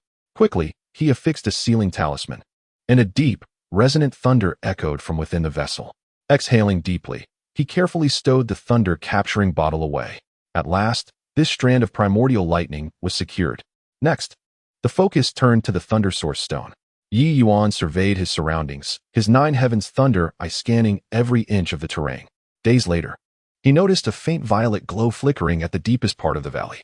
Upon closer inspection, he discovered a fist-sized purple crystal half buried in the scorched earth, its surface adorned with natural thunder patterns. It was indeed the fabled thunder source stone. Before the stone stood an ancient monument, inscribed with a colossal character for seal. Just as he reached out to claim it, the stone tablet erupted, and an ancient voice resonated within his mind. The one who takes the stone bears the weight of causality. Ye Yuan momentarily faltered, but quickly steadied himself, resolutely grasping the thunder source stone, declaring, I, Ye Yuan, fear not the consequences of my actions. The instant the crystal lifted from the ground, the thunder within the entire Thunder Prison Valley erupted in a frenzy. In an instant, countless electric serpents writhed wildly, transforming into a terrifying storm of lightning that surged towards Ye Yuan. Chapter 54. Youngster, some questions are best left unasked. Ye Yuan's pupils constricted as he fervently activated the ancient thunder dragon physique. Electric arcs surged around him, with lightning patterns dancing beneath his skin like living entities. However, the ferocity of the tempest exceeded his wildest imagination. Each bolt of thunder seemed to carry the weight of divine retribution, not only tearing apart the lightning patterns on his surface, but also mercilessly shredding through his meridians like a multitude of venomous blades. A metallic sweetness surged in his throat, fine droplets of blood oozing from his 7 orifices, while his bones emitted a brittle crack under the relentless assault of the thunder. The ancient thunder dragon physique was already designed to be tempered by lightning, yet this storm's thunder surpassed mere tempering. It was evidently intent on reducing him to ashes. Ye Yuan's eyes flared with a crimson hue, the nine heavens thunder eye nearly shattering under the destructive force of the thunder. Boom! A colossal purple divine thunder descended upon him, completely obliterating the lightning patterns on his body, and the ancient thunder dragon physique exhibited signs of collapse. In desperation, he hastily consumed numerous elixirs as if they were free, the overwhelming medicinal energy surging into his meridians, barely staving off the impending breakdown. Bang! He coughed up a mist of blood, his body flung through the air like a severed kite, crashing heavily onto the scorched earth, his form charred and blackened like coal. As the thunderstorm gradually subsided, the once tumultuous thunderclouds receded like a retreating tide, revealing a clear azure sky. Ye Yuan staggered to his feet, gazing incredulously at the suddenly sparse lightning. The valley, which had been rampant with lightning just moments ago, now only harbored stray arcs of electricity. What transpired here? Ah! It dawned on him. Wiping the blood from his lips, he looked at the lightning patterns on the surface of the thunder source stone, his pupils narrowing in realization. It appears this thunder source stone is indeed the lifeblood of the Thunder Prison Valley, suppressing the surging agony in his meridians. He sat cross-legged to regulate his breathing using the silenced thunder scripture. The shattered meridians within him slowly began to mend under the nurturing power of the thunder's essence. Nevertheless, a chill arose from the depths of his heart. What purpose does the thunder source stone serve? It is evidently the key to sustaining the Thunder Prison Valley. What could old Mo be scheming by seeking it? These questions loomed heavily in his mind. After a brief period of recuperation, Ye Yuan hurriedly departed. Just as he left, a shadow suddenly emerged from the formerly shattered stone tablet, emitting a strange, cackling laughter. Haha, after 1,000 years, I am finally free. 3 days later. At the valley's entrance, 2 disciples from the Battle Academy stared in astonishment at Ye Yuan, who emerged from the lightning. Brother Ye, you actually survived. One of them stammered. Earlier, the thunder in the valley erupted abruptly, and we thought you had encountered misfortune. A faint smile graced Ye Yuan's pale face as he stood tall and resolute like a sword, replying, it was merely the activation of a thunderstorm tide. The other disciple's eyes widened. Brother Ye, what exactly transpired within the valley? After the tide, the thunder within the valley has nearly vanished. Even the deacon Shogu was startled, proclaiming that this was an unprecedented change in a millennium. Ye Yuan's gaze flickered slightly, yet he merely waved his hand, stating, I am not privy to such matters. The 2 disciples exchanged glances, shaking their heads in resignation. Ye Yuan, with his hands clasped behind his back, gazed into the valley. His eyes piercing through the remnants of lightning, a faint smile playing on his lips. Just as he was about to depart, a sudden sound of breaking air resonated from the sky. A figure clad in azure descended from above. It was an elderly man, his hair and beard entirely white. Who stood in front of him? Ye Yuan. The old man's gaze was sharp as lightning, emanating the formidable pressure of the mid-stage foundation establishment. And he spoke in a deep voice. What has transpired in the Thunder Prison Valley? Why has the thunder within diminished so drastically? Ye Yuan's expression remained unchanged as he cupped his hands in greeting, replying, Esteemed deacon, I merely entered the valley to cultivate and am unaware of any occurrences. Oh? You truly do not know? The elder narrowed his eyes, his gaze slicing through Ye Yuan like a blade. Ye Yuan responded with a faint smile, saying, I genuinely do not know. The elder's murky eyes were still filled with suspicion as he inquired, Can you withstand the terrifying tidal waves of thunder? Ye Yuan stood calmly, his demeanor unruffled, and replied with a smile, If I lacked the necessary means, would I dare to remain in the Thunder Prison Valley for such an extended period? The elder's brow furrowed deeply. Have you seen who shattered the ancient suppression monument? Ye Yuan feigned surprise before sneering, what ancient suppression monument? I truly know nothing of it. Do you suppose the changes in the Thunder Prison Valley are related to me? If you believe so, then present your evidence. Otherwise, I shall take my leave. Ye Yuan's tone grew increasingly assertive. A deacon assigned to guard the Thunder Prison Valley clearly lacked any significant support or background within the sect. Otherwise, given the elder's cultivation level, he would have at least held the position of an elder himself. Even if he could not attain the rank of an inner sect elder, he would surely be an outer sect elder by now. Yet, he remained merely a deacon, evidently without backing. Thus, Ye Yuan felt no fear. The elder, incensed by Ye Yuan's impolite tone, felt his anger rise. However, he had no evidence to substantiate a link between Ye Yuan and the changes in the Thunder Prison Valley. With Ye Yuan being a rising star of the inner sect and the champion of the recent sect competition, he dared not provoke him lightly. Reluctantly, he waved his hand, saying, Very well, you may leave. Nonetheless, I shall report today's events truthfully to the sect. Ye Yuan, with hands clasped behind his back, departed, stepping onto his flying sword. Vanishing into the sky, the deacon cast a cold glance at Ye Yuan, letting out a helpless sigh. A day later, a figure suddenly emerged from the sea of clouds, blocking Ye Yuan's path. Young Fringy, I trust you are well. Elder Mo hovered before Ye Yuan on a black lotus flying artifact, his hunched figure adorned with a faint smile in his murky eyes. Ye Yuan's pupils contracted slightly, a sense of vigilance rising within him as his right hand quietly clenched into a fist. However, he maintained a calm demeanor, smiling as he said, Old Mo is quite well informed. I did not expect you to be aware of my whereabouts. It seems you have indeed invested considerable effort in tracking me. Old Mo chuckled. extending his claw-like hand, and replied that Thunder Source Stone is of paramount importance to me, hence I have devoted extra attention to you. According to our agreement, it is time to hand it over to me, isn't it? A sudden gust of mountain wind swept through, causing their garments to rustle. Ye Yuan remained motionless, narrowing his eyes with a half-smile as he inquired, "Might I ask, old Mo, what precisely is the purpose of this stone? Why does the thunder within the Thunder Prison Valley diminish upon its removal? Could it be that the formation of the Thunder Prison Valley is related to this Thunder Source Stone?" Confronted with Ye Yuan's multitude of questions, old Mo's expression shifted dramatically, a dark mist enveloping him as he barked. "Boy, there are questions you should not ask." He added with a sneer, "Do you wish to retract your words? I advise you to be sensible and not seek your own demise." Within Ye Yuan, the thunderous spiritual energy quietly surged, his 9 heavens thunder eye faintly glowing. Yet he maintained his smile, saying, "Senior, do not misunderstand. I will naturally uphold my promise. However, there is a prerequisite. The changes in the Thunder Prison Valley seem to be connected to this stone. A treasure capable of invoking such celestial phenomena should surely have its purpose known. I implore you, old Mo, to enlighten me."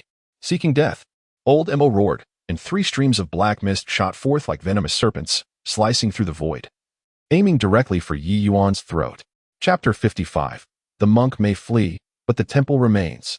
Ye Yuan's pupils constricted sharply as he retreated hastily.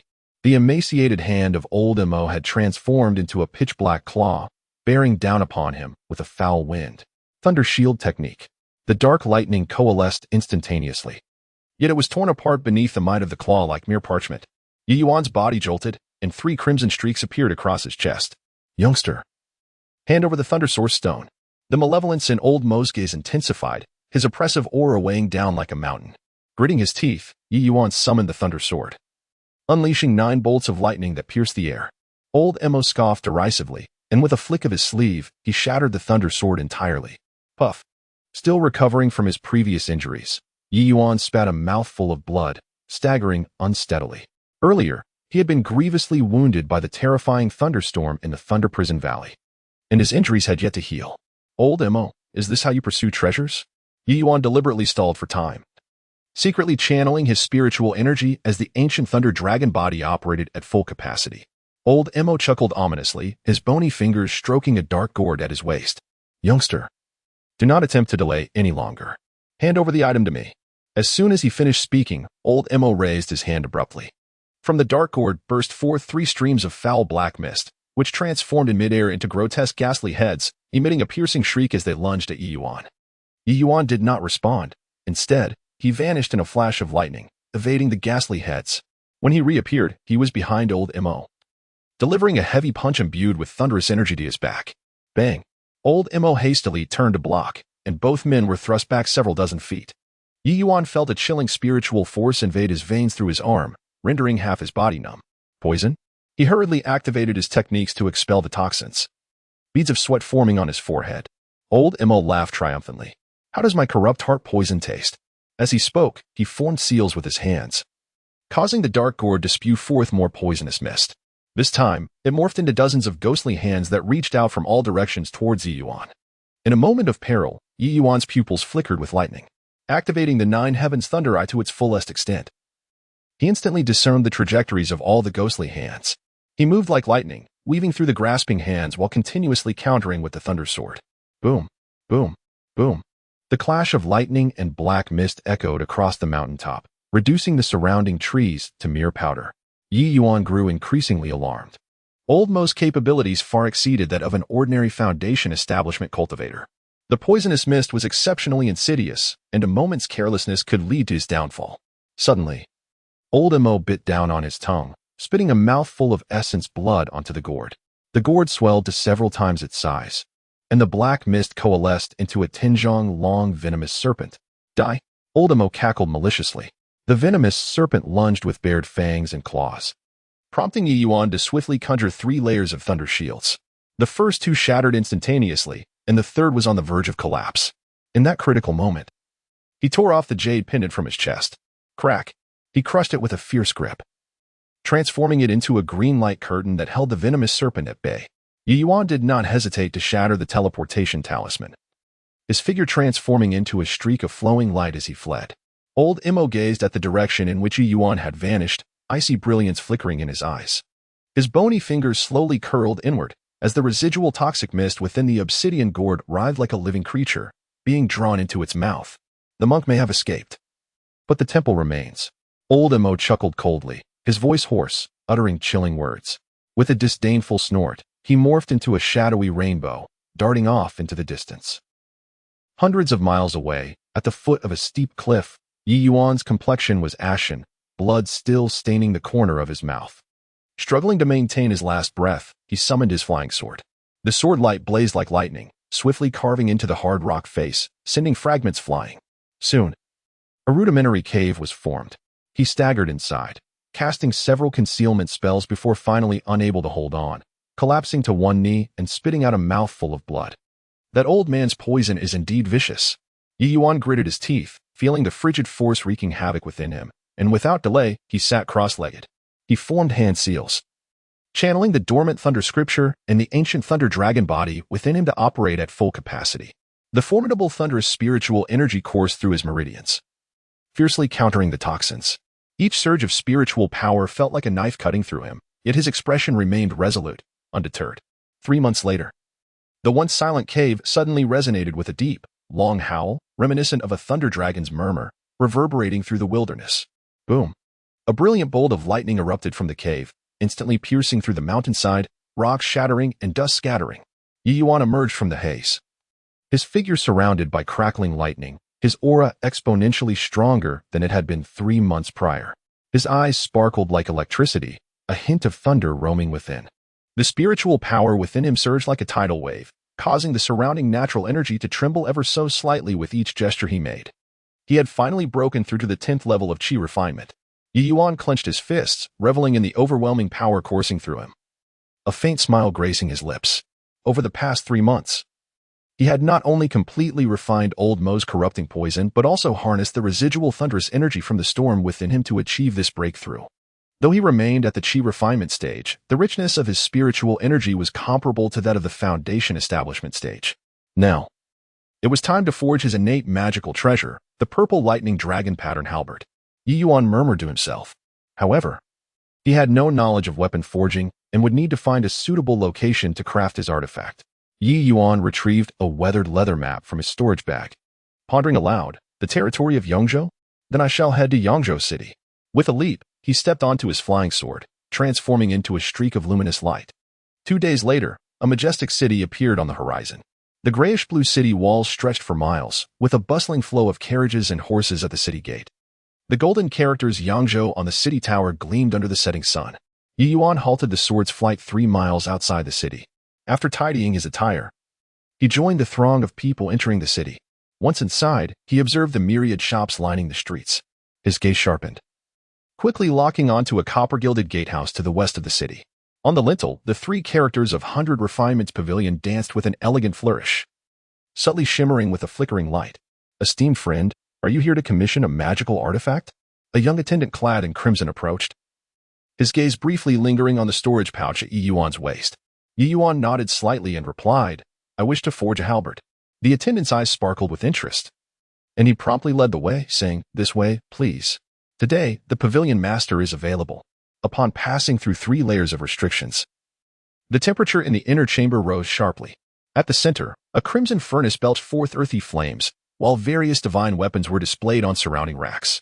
An elderly man, with hair and beard as red as fire, was polishing a long blade. Without raising his head, he inquired, What artifact do you wish to forge? A purple lightning dragon patterned halberd. Here is the blueprint. Ye Yuan produced a jade slip from his robe. At this, the elder finally looked up, took the slip, and after a swift mental scan, his pupils constricted slightly as he remarked, The materials for this great halberd are quite challenging to assemble. I have already gathered the materials. Ye Yuan replied calmly, retrieving 3 items from his storage pouch, thunderstruck wood, secret crystal of profound thunder, and innate thunder. The elder's expression turned serious as he examined the items, then looked at Ye Yuan with a smile, saying, Young friend, you are indeed remarkable. Such rare materials have been assembled. Ye Yuan returned the smile and asked, How long will it take to forge? The elder pondered for a moment and responded, If I handle it personally, I can complete it within 7 days. You may return for it then. The fee is 500 low-grade spirit stones. Here are 300 low-grade spirit stones as a deposit. I shall return in 7 days. Ye Yuan placed the 300 spirit stones on the table. That will suffice. The elder nodded. Subsequently, Ye Yuan departed from the 100 Refinements Pavilion, deciding to venture into the marketplace in search of fortune. After all, with the 9 Heavens Thunder Eyes, he possessed the ability to discern truth from illusion and recognize treasures. Chapter 56. Princess Xiang. After departing from the 100 Refinements Pavilion, Ye Yuan strolled leisurely along the cobblestone path. The marketplace of Yongzhou City was abuzz with activity. Stalls lined both sides of the street, their vendors calling out to passers-by. Premium spiritual herbs, centennial fire spirit mushrooms, available for exchange only. Xian iron ore, an exquisite material for forging flying swords. Don't miss it as you pass by. Ancestral talismans for life preservation, the highest bidder takes it. Ye Yuan maintained a calm demeanor, his 9 Heavens Thunder Eyes subtly in operation, surveying the wares displayed at each stall. Most items were ordinary commodities, with only a few possessing a glimmer of spiritual light, yet none held significant value for him. Just as he was about to leave, his peripheral vision caught sight of a dilapidated stall tucked away in a corner. The vendor was an elderly man, his face lined with wrinkles, seemingly in deep contemplation. Before him lay several dull stones and a few yellowed bamboo scrolls. The stall lacked even a sign, appearing quite shabby. However, Ye Yuan's pupils constricted slightly. His 9 Heavens Thunder Eyes distinctly revealed that within one seemingly ordinary black stone, a strand of purplish-golden lightning flickered and flowed slowly. This as Ye Yuan felt a stir in his heart and stepped closer. "Sir, how much for this stone?" he inquired, pointing at the black stone with a neutral tone. The old man slowly opened his eyes, his murky gaze sweeping over Ye Yuan before he rasped, "Young friend, you have a discerning eye." Ye Yuan, maintaining his composure, replied with a smile, "I merely find this stone rather intriguing and wish to purchase it for study." The old man chuckled softly, extending 3 fingers. 300 low-grade spiritual stones. Ye Yuan furrowed his brow. For an unknown stone, is it truly worth such a price?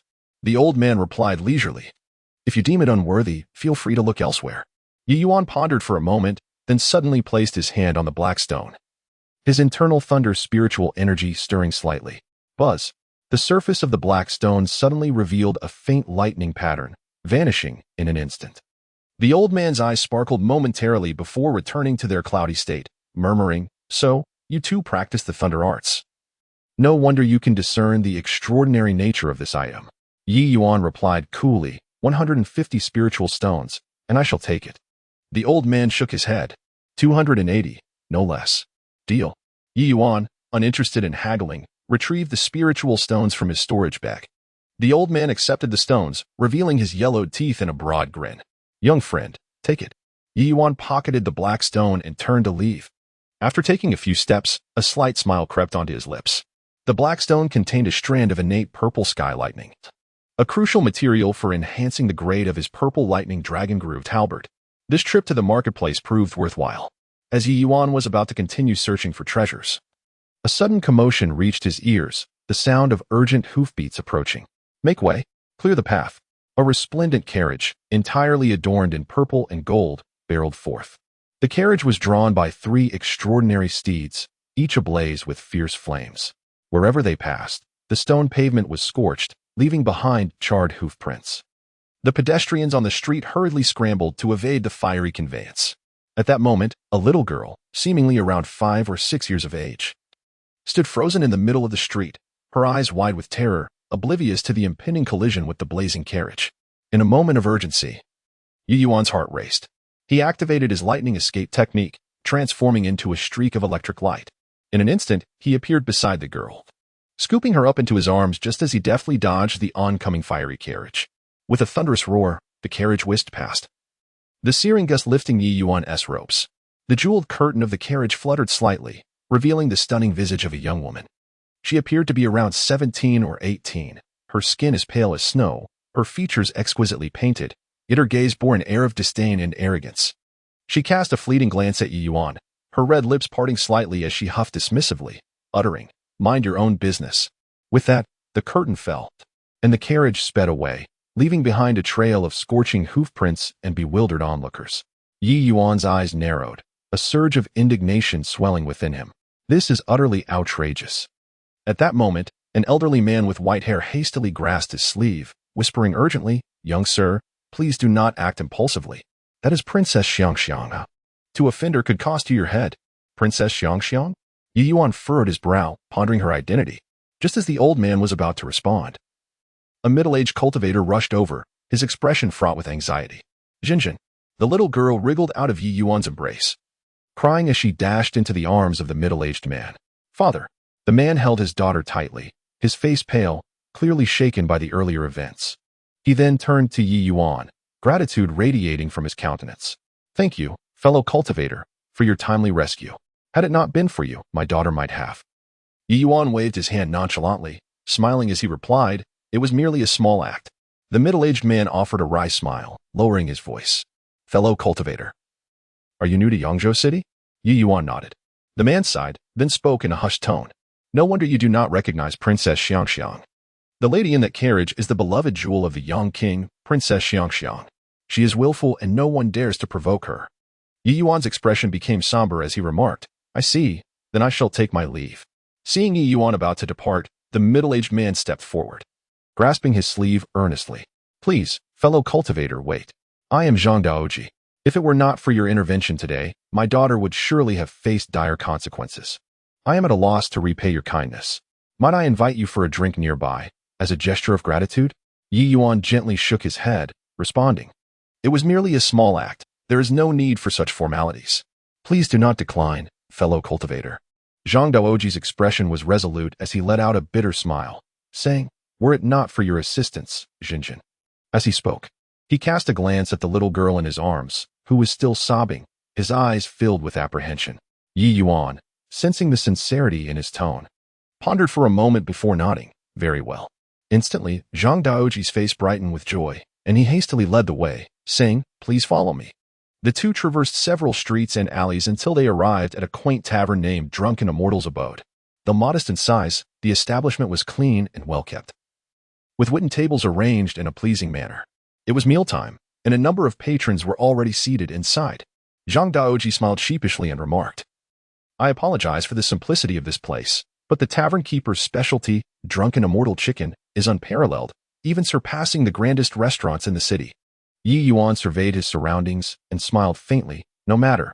It was evident to him that although Zhang Daoji possessed some cultivation, he had not fared particularly well. Shortly after they sat down, a hearty laughter erupted from the entrance. "Brother Zhang, what a delightful occasion today." Three men, dressed as cultivators, entered. The leader was a burly man with a thick beard, flanked by two companions of differing heights. Upon spotting Zhang Daoji, the three appeared quite familiar. Zhang Daoji promptly rose to greet them, saying, "Brother Lu, Brother Wang, Brother Li, please have a seat." Turning to Ye Yuan, he introduced, "These three are my dear friends. We often undertake tasks together to make a living." The bearded man's gaze fell upon Ye Yuan with curiosity.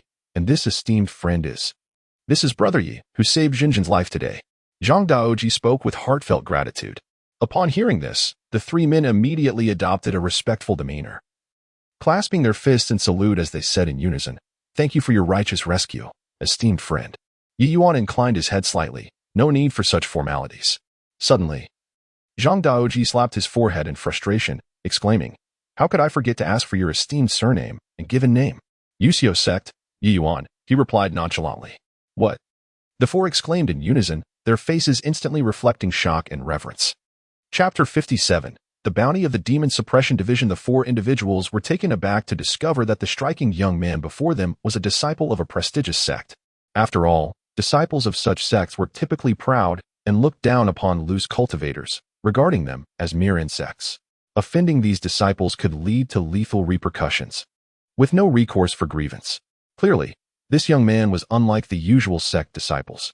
Consequently, their demeanor shifted to one of utmost respect. To their astonishment, it turned out that their companion, Yi, was a distinguished disciple of the Yusio sect. No wonder his movements were so remarkable. Zhang Daoji hastily rose and bowed.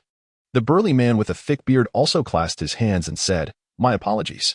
It is indeed an honor to meet a disciple of the sect." Ye Yuan observed their exaggerated reactions with mild surprise and chuckled, "You seem to be overly courteous." Zhang Daoji offered an awkward smile and clarified, "Ye Daoist, you may not be aware, but we are merely loose cultivators. I am but at the third level of qi refinement. These three brothers are of similar standing. The Yuxiao sect is a renowned establishment, and to be acquainted with a distinguished disciple like you is truly a stroke of fortune. Ye Yuan's heart sank. The cultivation levels of these loose cultivators were indeed rather meager. At their age, in their 30s or 40s. Being at the third level of qi refinement rendered them inferior even to the outer disciples of the sect. No wonder they regarded him with such reverence. Once the food and drink were served, the four men eagerly urged him to partake, their words laced with respect, though Ye Yuan was not fond of socializing. He found their sincerity and warmth endearing, and he patiently engaged with them. After several rounds of drinking, Ye Yuan raised his cup and took a delicate sip, his gaze sweeping across the faces of the four. He inquired nonchalantly, with your levels of cultivation, how do you make a living? Zhang Daoji's expression grew awkward. And he replied with a wry smile, to be honest, ye Daoist, we survive by foraging for herbs and hunting. The 100-Flower Valley is abundant in spiritual herbs, which serves as our primary source of income. However, 3 months ago, a second-grade demon beast, the Crimson Flame Tiger, arrived in the valley. Lu Sihai, the burly man, took over the narrative, letting out a heavy sigh. That beast is exceedingly ferocious, having already injured over a dozen herb gatherers. We can no longer approach the valley, and times have become truly difficult. Ye Yuan frowned slightly and remarked, isn't there the Demon Suppression Division in Zhongzhou City? Are they not intervening? Lu Sihai took a swig of his drink and sighed. Of course, they are supposed to intervene. However, they have attempted to eradicate the tiger twice, only to return in utter defeat. It is said that the beast is on the verge of breaking through to the mid-stage of the second grade. And ordinary Foundation establishment cultivators stand no chance against it. Zhang Daoji added, currently, the Demon Suppression Division in Yangzhou City has issued a bounty. Slaying this tiger would yield 3,000 low-grade spirit stones. Some cultivators have taken on the bounty, but none have returned, clearly meeting a grim fate. Ye Yuan's gaze sharpened. 3,000 low-grade spirit stones constituted a substantial sum for him. More importantly, the inner core of a second-grade demon beast could fetch a considerable price. Where is this Crimson Flame Tiger now? Ye Yuan set down his cup, his tone remaining calm. The four men were momentarily taken aback by his inquiry. Lu Sihai was the first to react, exclaiming, surely, fellow Daoist, he does not intend to slay this beast? Just asking, Ye Yuan replied nonchalantly. Zhang Daoji hurriedly interjected, fellow Daoist, you must not. The creature breathes flames capable of melting gold and stone, and its speed is as swift as lightning. Last month, a senior at the early Foundation establishment stage went to hunt a tiger, and they returned without even a trace of bones. Indeed, the other three nodded in agreement, their faces etched with fear. Ye Yuan remained noncommittal and simply inquired, is there a map? Lu Sihai hesitated for a moment before producing a weathered animal skin map, stating, this is the topographic map of Baiwa Valley. The fierce tiger should be deep within the valley. Perhaps it was drawn here by the spiritual beings within Baiwa Valley. His rough fingers pointed to a red-marked valley. Ye Yuan glanced at it, committing the map to memory. Seeing Ye Yuan's serious demeanor, Zhang Daoji couldn't help but urge, fellow Daoist Yi, you truly do not intend to hunt that Crimson Flame Tiger, do you? Ye Yuan smiled calmly. I wish to give it a try. The four exchanged glances, their expressions filled with astonishment. Lu Sihai forced a smile, fellow Daoist Yi, this is no trivial matter. No worries, Ye Yuan stood up. Take me to the Demon Suppression Division to accept the mission. The four, seeing his determination, led the way. They traversed several streets until arriving at an imposing structure built of black stone, the words Demon Suppression Division inscribed in bold strokes, emanating a chilling aura. Upon entering the hall, a steward clad in a black robe lounged lazily in a chair. Noticing their presence, he lazily lifted his eyelids and asked, what brings you here? Zhang Daoji stepped forward and cupped his hands. Esteemed sir, we are here to accept the bounty for the Crimson Flame Tiger. Oh. The steward scanned the five with his spiritual sense, and upon seeing Ye Yuan, a mocking smile crept across his lips. You lot. A mere boy at the 10th level of qi refinement, accompanied by four useless ones? The four were taken aback. They had not expected Ye Yuan to be so young yet already at the 10th level of qi refinement. Truly, he must be a disciple of the sect. Perhaps even an inner disciple. Lu Sihai's face flushed red as he prepared to argue, but Ye Yuan calmly interjected, will you accept it or not? The steward scoffed. Tossing a jade slip, signed the death warrant. Should you perish, do not blame the Demon Suppression Division for not warning you. Ye Yuan took the jade slip, scanned it with his spiritual sense, and directly imprinted his seal. The steward, witnessing this, remarked with a sardonic tone, such courage. I hope to see you alive tomorrow. After leaving the Demon Suppression Division, Zhang Daoji, and the others were filled with concern. Upon reaching the city gate, Ye Yuan suddenly paused and said, "You need not accompany me." "How can that be?" Lu Sihai exclaimed urgently, "Fellow Yi, although our cultivation is low, we are familiar with the terrain and can at least guide you." Ye Yuan pondered for a moment before nodding. "Very well." The 5 practitioners swiftly arrived at the entrance of the 100 Flowers Valley. Once a lush and vibrant gorge, it now exuded a palpable sense of desolation. With the vegetation at the entrance entirely withered, Zhang Daoji lowered his voice and remarked, "Senior Yi, this is the place. That beast typically resides deeper within." Ye Yuan activated his 9 heavens thunder eyes, and indeed, he discerned an overwhelming aura of malevolence emanating from the valley. In a deep tone, he instructed, "You all wait here." With that, his figure flickered and transformed into a streak of lightning, darting into the valley. Lu Sihai gazed in the direction Ye Yuan had vanished, a wry smile creeping across his face. "Brother Zhang, do you think Senior Yi will be all right? It was not easy for us to befriend a disciple from a sect. Let us hope he doesn't perish." Zhang Daoji furrowed his brow, shaking his head. "I cannot say for certain.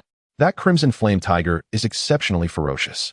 Although Senior Yi possesses profound cultivation, he has yet to establish his foundation. How could he possibly contend with such a ferocious beast?" The stout man interjected, "That may not be the case. After all, he is a disciple of a sect and might possess some formidable techniques." Lu Sihai nodded in agreement. "That is indeed a possibility. Brother Zhang, should we stealthily follow him? In case of any unforeseen circumstances, we could provide assistance." Zhang Daoji hesitated for a moment before gritting his teeth and conceding, "Very well, but remember to keep your distance." The 4 of them suppressed their presence and cautiously advanced along the narrow path in the valley. The surrounding flora was charred and desolate, and the air was thick with an oppressive heat. Occasionally, enormous claw marks marred the ground, instilling fear in their hearts. Meanwhile, Ye Yuan soared through the air on his flying sword. After a quarter of an hour, a clearing suddenly appeared before him, at the center of which lay a pool of blood-red water. A low, rumbling roar of a tiger echoed through the air, causing Ye Yuan's gaze to sharpen. There, upon a massive stone by the pool, lounged a gigantic tiger, its entire body of vivid crimson. This beast was colossal, measuring 3 zhang in length, its fur flowing like flames, with a striking golden pattern adorning its forehead. Suddenly, Ye Yuan's eyes widened in astonishment, revealing his surprise. Chapter 58. The Humanoid Beast. Beside the crimson flame tiger, a crystal-clear spirit herb emitted a radiant display of colorful light. This herb, with its 7 distinctively colored leaves and a pearl-like fruit at its center, was suffused with spiritual energy. It was the primary ingredient for the rejuvenating elixir, the 7-colored beauty fruit. A tremor coursed through Ye Yuan's heart. The rejuvenating elixir was a rare spiritual medicine, capable of preserving one's youthful appearance, and its value was immeasurable. The sudden appearance of the crimson flame tiger here was evidently for the 7-colored beauty fruit, which should be nearing maturity after 300 years of growth. The crimson flame tiger seemed to sense something, abruptly lifting its head, its copper bell-like eyes fixated on Ye Yuan's direction.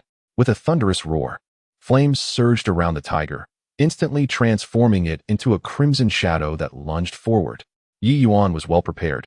He swiftly dodged the tiger's claws while simultaneously forming hand seals to unleash the thunder sword technique. A bolt of lightning cascaded from the heavens, coalescing into a sword imbued with the ferocity of thunder, hurtling towards the crimson flame tiger. Boom! A gaping wound opened on the left side of the tiger's ribcage, blood pouring forth.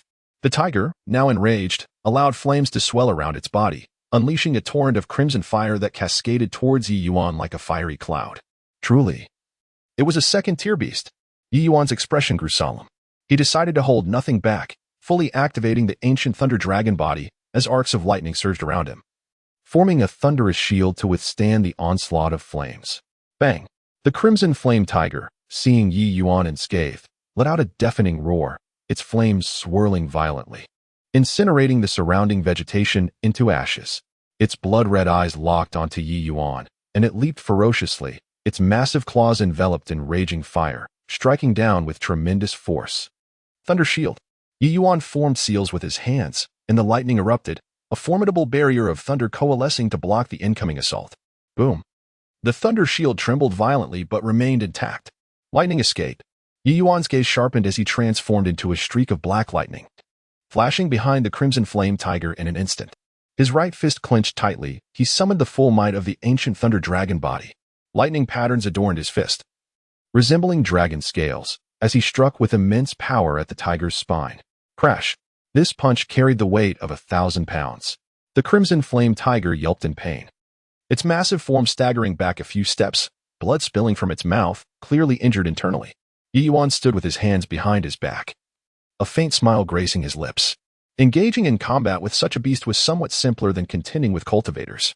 In duels against cultivators, his ancient thunder dragon body struggled to engage in close combat.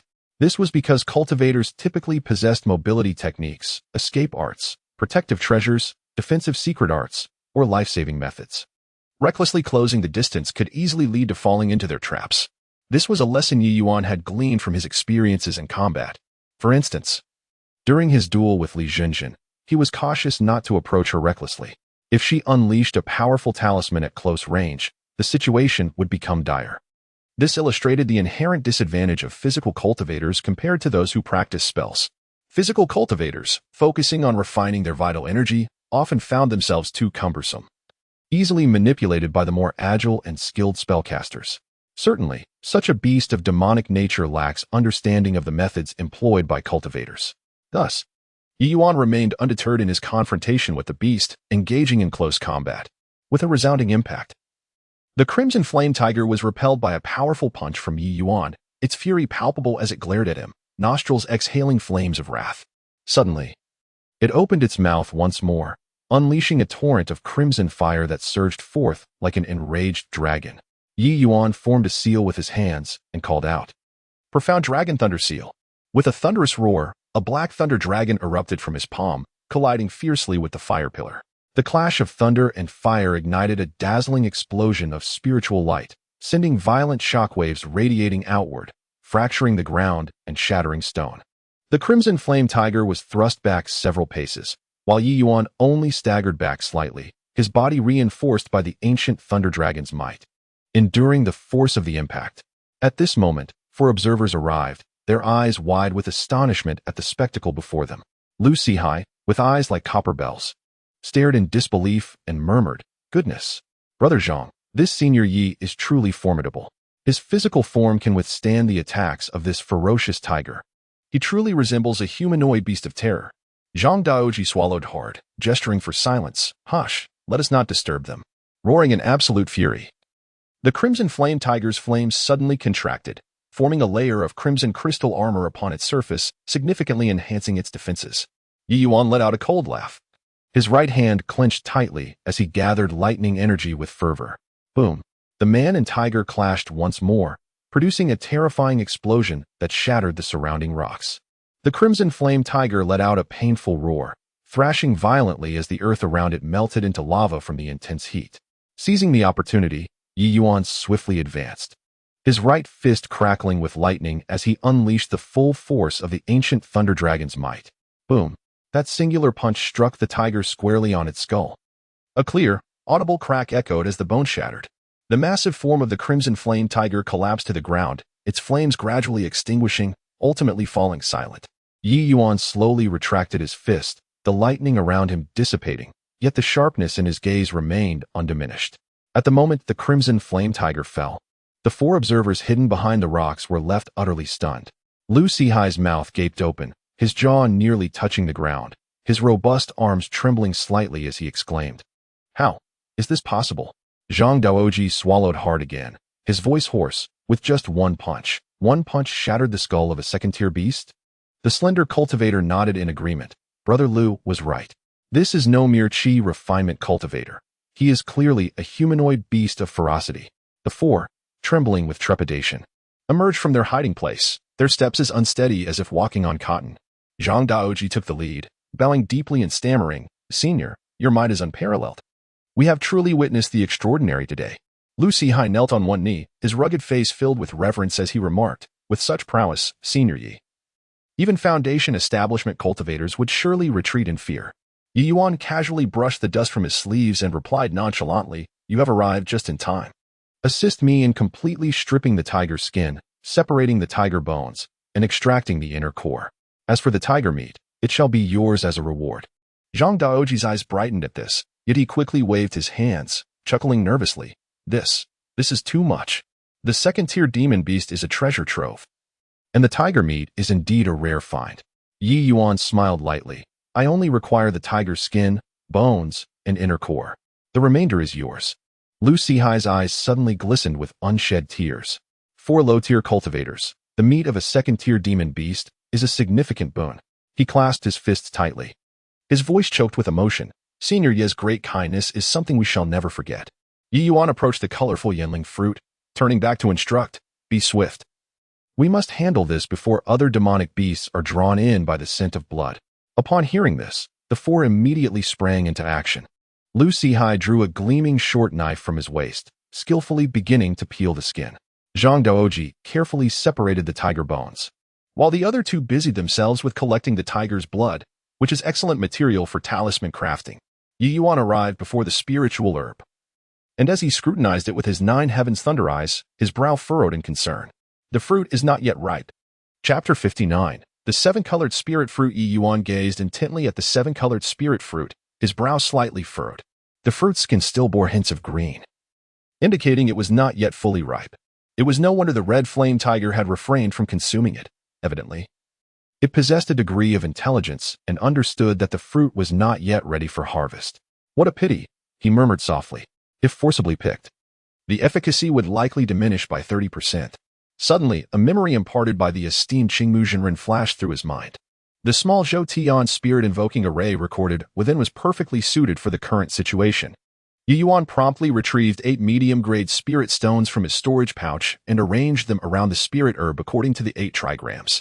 As each spirit stone touched the ground, a faint aura of spiritual light emanated from it. Brother Zhang, what do you think Elder Yi is doing?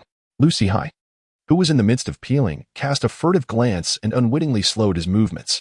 Zhang Daoji followed his gaze and observed Ye Yuan concentrating lightning energy at his fingertips, intricately inscribing complex array patterns on the ground. The lines appeared to animate, linking the 8 spirit stones into a formation. Could this be some sort of ripening array? Zhang Daoji exclaimed, his eyes wide with wonder. The scattered cultivators like themselves typically encountered only rudimentary talismans. They had never witnessed such profound array techniques. Ye Yuan remained oblivious to the astonishment behind him. He formed hand seals, calling out, "Array, activate." With a resonating hum, the 8 spirit stones illuminated simultaneously, creating a dazzling light shield that enveloped the spirit herb. Within the array, the spiritual energy swirled like a vortex, and the 7-colored spirit fruit began to transform at a visibly accelerated rate. The previously immature skin gradually turned crystal clear, and the veins of the 7 leaves shimmered with golden light. Moments later, the pearl-like fruit was exuding a radiant 7-colored glow. "The spirit fruit ripens?" exclaimed the slender cultivator, his face a mask of shock. Lu Sihai's peeling knife froze in midair, his rugged countenance reflecting sheer astonishment. In my 40 years of life, this is the first time I've seen someone advance the ripening of spiritual herbs. Zhang Daoji trembled with excitement. Ancient texts record that only nascent soul experts comprehend such miraculous techniques. I never expected Elder Yi to possess such knowledge. At that moment, the 7-colored spirit fruit suddenly burst forth with blinding brilliance. Ye Yuan, quick-witted, produced a cold jade box to enclose the spirit fruit within. As the lid sealed, a wisp of 7-colored light escaped through the crevice. Done, Ye Yuan declared contentedly as he stowed the jade box away, only to turn and find the 4 individuals kneeling before him. "Elder, your mastery of array techniques is profound. Please allow us to pay our respects." Zhang Daoji's forehead touched the ground, his demeanor exceedingly respectful. At that moment, this young cultivator appeared to him as an unfathomable master. Ye Yuan chuckled softly. "It is but a trivial technique. How has the handling of the tiger's remains progressed?" "All is well." Lu Sihai quickly presented a storage pouch. "The tiger skin has been completely peeled, the bones sorted by section, and the inner dan sealed within a jade box."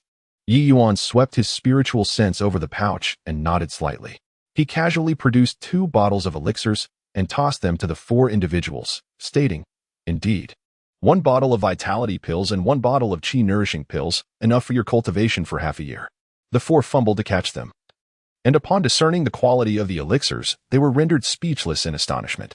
These elixirs were suffused with abundant spiritual energy, unmistakably of superior grade. "Hiki. Senior Yi." Lu Sihai rubbed his hands together, hesitant to speak.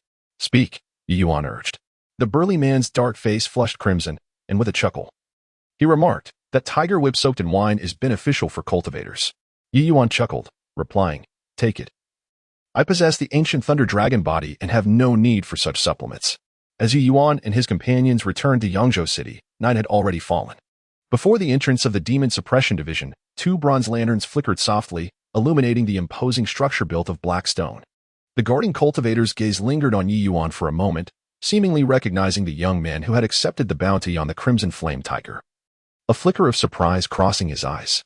"Back so soon? It must be that the mission failed," the guard muttered under his breath. Upon entering the hall, the languid steward remained slouched in his chair, idly perusing an ancient tome. Hearing their footsteps, he did not look up but jested, "Young man, do not let pride lead you to embarrassment. The Crimson Flame Tiger has been eliminated," Ye Yuan replied nonchalantly.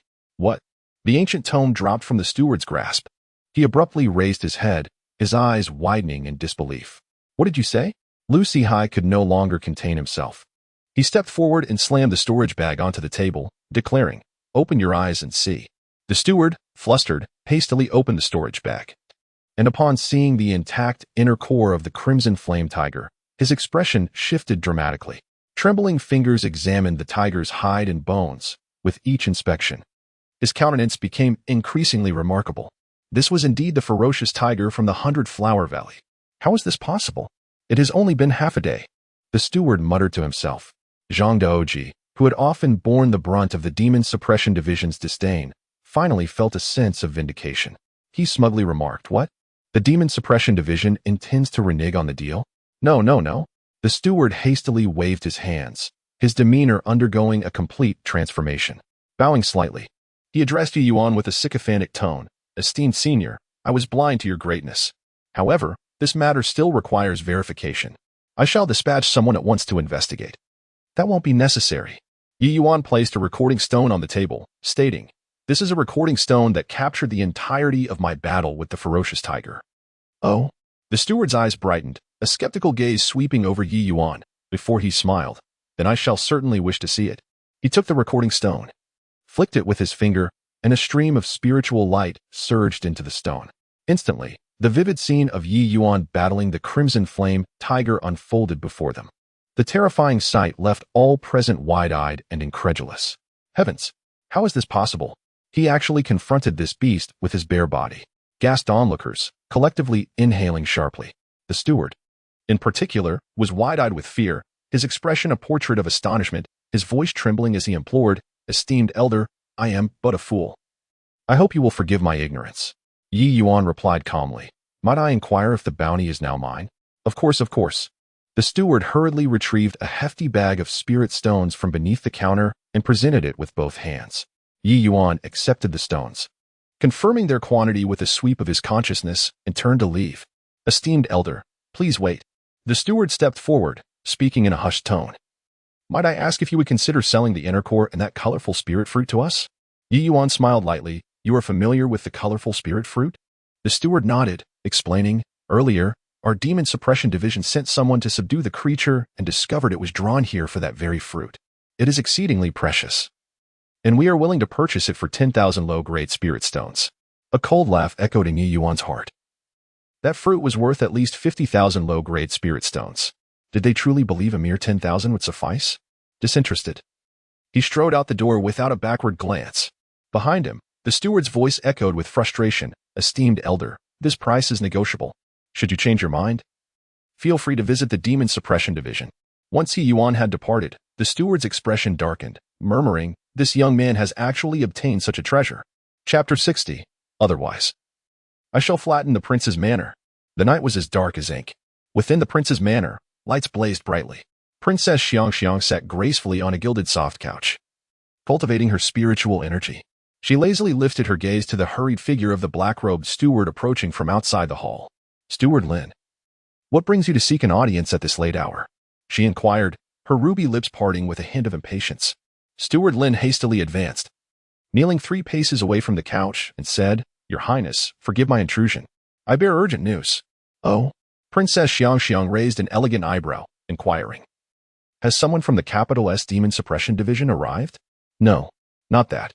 Steward Lin wiped the cold sweat from his brow and whispered, It concerns the 7-colored spirit fruit from the 100-flower valley. Princess Xiangxiang was momentarily taken aback. What of the 7-colored spirit fruit? She queried. Steward Lin reported today. A young man not only slew the crimson flame tiger but also obtained that spirit herb. I intended to purchase it for 10,000 spirit stones. But the young man refused. Princess Xiangxiang sprang to her feet, astonished. Someone actually killed that ferocious tiger? And that spirit herb has fallen into his hands? How regrettable. It should not yet be ripe for harvest. However, it should suffice for concocting a low-grade youth-retaining pill. As she spoke, Princess Xiangxiang caressed her delicate, youthful face. She had long desired to possess the 7-colored spirit fruit, for which woman would not yearn for eternal youth. Turning around, her countenance darkened. Such strength in this individual? Steward Lin nodded fervently. Though he is merely at the chi refinement stage, his prowess is astonishing. He was able to combat a second-tier beast with bare hands. Princess Xiangxiang bit her pearly teeth in anger. I have waited 3 whole years for that 7-colored spirit fruit to mature. I shall not allow anyone to snatch it away. It is all your fault. The Demon Suppression Division has proven utterly incompetent, failing twice in their attempts to encircle him. Why have the strong from the division and the capital not come? Steward Lin offered a wry smile. Previously, the division suffered significant losses while hunting the 9 nether-old demon in Qizhou City. Thus, they are currently unable to dispatch their experts. Princess Xiangxiang clenched her teeth in fury. Incompetent fools. Since he dares to seize what belongs to me, I have resolved not to let him go. Steward Lin hesitated. Your Highness, that individual possesses such terrifying strength at merely the chi refinement stage. He may have a formidable background. Princess Xiangxiang nodded thoughtfully. Indeed. You must investigate his origins at once. Steward Lin complied and departed. Princess Xiangxiang gazed out at the profound night, a cold smile gracing her lips. To dare to take what is mine, I am not one to be trifled with. 7 days later, Ye Yuan arrived at the entrance of the 100 Refinement Pavilion, stepping into the morning light, only to find the once bustling copper gate in disarray. The grand door hung askew, partially open, with deep claw marks etched into the door panel and shattered refining materials scattered across the ground. This is... Ye Yuan furrowed his brow and hurried into the inner chamber. Inside, he beheld a scene of chaos. The furnace had toppled, the flames extinguished, and the weapons on the racks lay scattered in disarray. The elderly pavilion master, his hair and beard a fiery red, was bent over, struggling to right a forging platform. Pavilion master, Ye Yuan called out in a deep voice. The old master turned at the sound, revealing a bruised left eye and a trickle of blood at the corner of his mouth. Upon seeing Ye Yuan, he paused momentarily, then forced a smile that was more painful than tears, saying, Young friend, I am truly sorry. What has happened?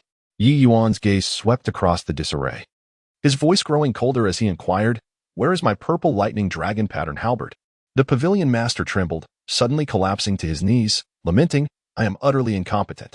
Just moments ago, Princess Xiangxiang sent people to forcibly invade my Balian pavilion and seize the purple lightning dragon pattern halberd that I had just completed. What?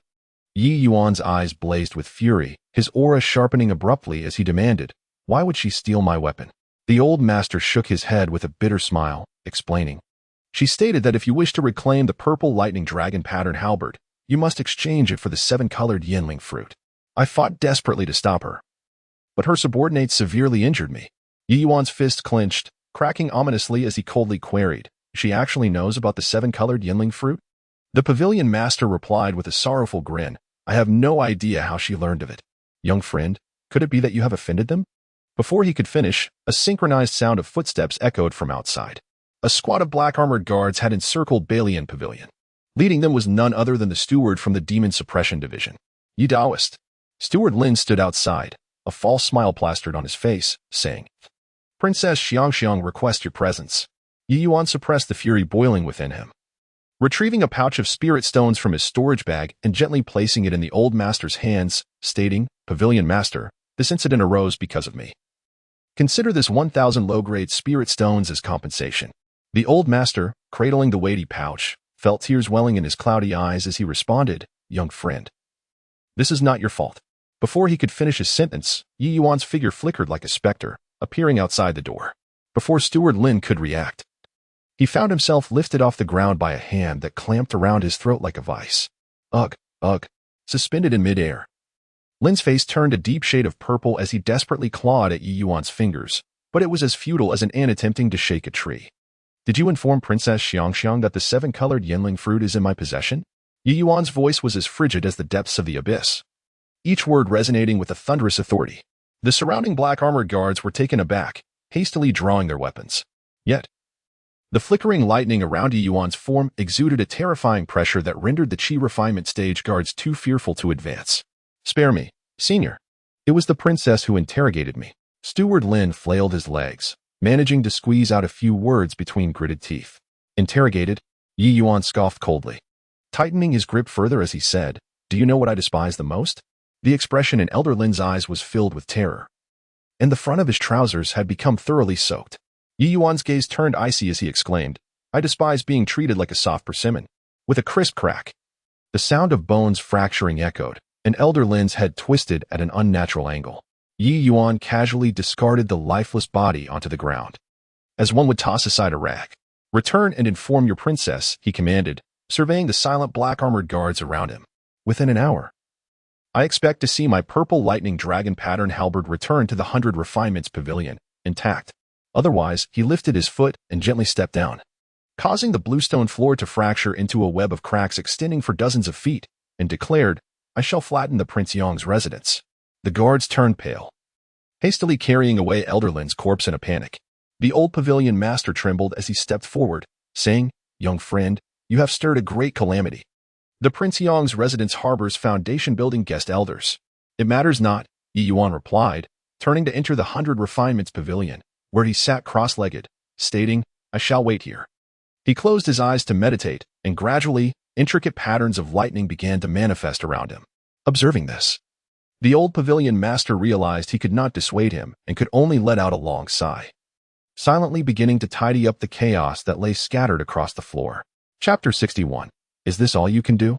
Within the prince's residence, Princess Xiangxiang languidly reclined upon a soft couch, delicately toying with a gleaming purple spear, the famed purple lightning dragon-patterned spear belonging to Ye Yuan. This spear was indeed a remarkable treasure. Her slender fingers caressed the lightning patterns that danced upon its surface, a smug smile gracing her lips. Suddenly, a cacophony of hurried footsteps and panicked shouts erupted from outside the hall. "Impudent! Who dares to create such a commotion?" Princess Xiangxiang's brows furrowed in indignation as she scolded in a sweet yet fierce tone. Before her words could fully escape, several black-armored guards tumbled into the room in a frenzy. The captain of the guards, his complexion pale, stammered in terror, "Your Highness, a grave matter has arisen. Steward Lin has been murdered." Princess Xiangxiang's gaze sharpened, finally noticing the lifeless body the guards were carrying. Steward Lin's neck was twisted at a grotesque angle, his eyes wide open, unyielding in death. "What?" She sprang to her feet, her fair face paling with fury. "Who did this?" "That brat." The captain's face turned ashen, his voice trembling as he replied, He demanded to see his weapon returned intact to the 100 Refinements Pavilion within the hour. Or else what?" Princess Xiangxiang's voice rose sharply. The captain swallowed hard, "Or else he will level the prince's residence." A grave silence enveloped the hall. Princess Xiangxiang was momentarily taken aback, then erupted into derisive laughter, exclaiming, "Ha ha ha. Splendid. Truly splendid." Her laughter abruptly ceased, her expression darkening like a stormy sea as she coldly declared, "A mere Qi refinement brat dares to threaten this princess." With a fierce flourish of her sleeve, she commanded, "Send word. Mobilize the Black Tiger Guard. I shall personally dismember that little wretch." "Your Highness, reconsider," an elderly man in gray robes implored, stepping forward. "This individual can slay a second-tier beast with his bare hands and displays such audacity. His origins may not be trivial." "Fear what?" Princess Xiangxiang interrupted sharply, snorting disdainfully. "Do you mean to suggest that this princess residence is afraid of a mere Qi refinement cultivator?" The elder attempted to argue further, but a deep voice resonated from outside the hall. "Xiang'er, what has caused you such fury?" All present knelt in reverence. "We greet the prince." A middle-aged man clad in a purple and gold python robe strode in, exuding an aura of authority without needing to raise his voice. It was none other than the ruler of Yongzhou, the prince. Princess Xiangxiang instantly adopted a feigned expression of grievance, saying, "Father, someone has bullied your daughter." The princess' gaze swept over Steward Lin's corpse, a frown creasing his brow. "Speak in detail." After hearing the account of events, the prince pondered for a moment before stating, "This individual is indeed extraordinary, capable of slaying second-tier beasts with a mere Qi refinement level." However, to act so brazenly within Yongzhou's domain, he certainly deserves death. Princess Xiangxiang tugged at the prince's sleeve, pouting, "Father, I wish to deal with him personally." The Prince of Yong affectionately patted his daughter's hand, chuckling heartily. "Very well, let Zhao Keqing accompany you on this journey." The elderly man in the gray robe replied, "As you command." A cruel glint flashed in Princess Xiangxiang's eyes as she declared, "I shall make him wish he were dead." Outside the Balian pavilion, Ye Yuan sat quietly on the steps, his eyes gently closed, with faint arcs of lightning flickering around him. The old pavilion master paced anxiously within the room, occasionally glancing into the distance, beads of sweat forming on his brow. "My young friend, perhaps you should take cover for a moment?" The old master offered with a weary smile, unable to restrain his concern. Suddenly, Ye Yuan opened his eyes, a subtle smile dancing within them. In the distance, dust billowed as a formidable procession approached. At the forefront was an opulent carriage, drawn by 3 fiery steeds. As the pearl curtain swayed, one could faintly glimpse the frosty beauty of Princess Xiangxiang's face. Flanking the carriage were 12 guards clad in black tiger-striped armor, emanating a palpable aura of menace. Beside the carriage stood the elderly man in gray, surrounded by an oppressive force that commanded respect. "Impudent ruffian! Upon seeing this princess, why do you not kneel in greeting?" The princess's delicate yet commanding voice rang out before the carriage even arrived. Ye Yuan slowly rose, brushing the dust from his attire, and inquired, "Where is my purple lightning dragon pattern spear?" With a cold smirk, Princess Xiangxiang lifted the pearl curtain, revealing the violet spear gleaming in her grip. "Is this what you seek? If you desire it, bring me the 7-colored yinling fruit."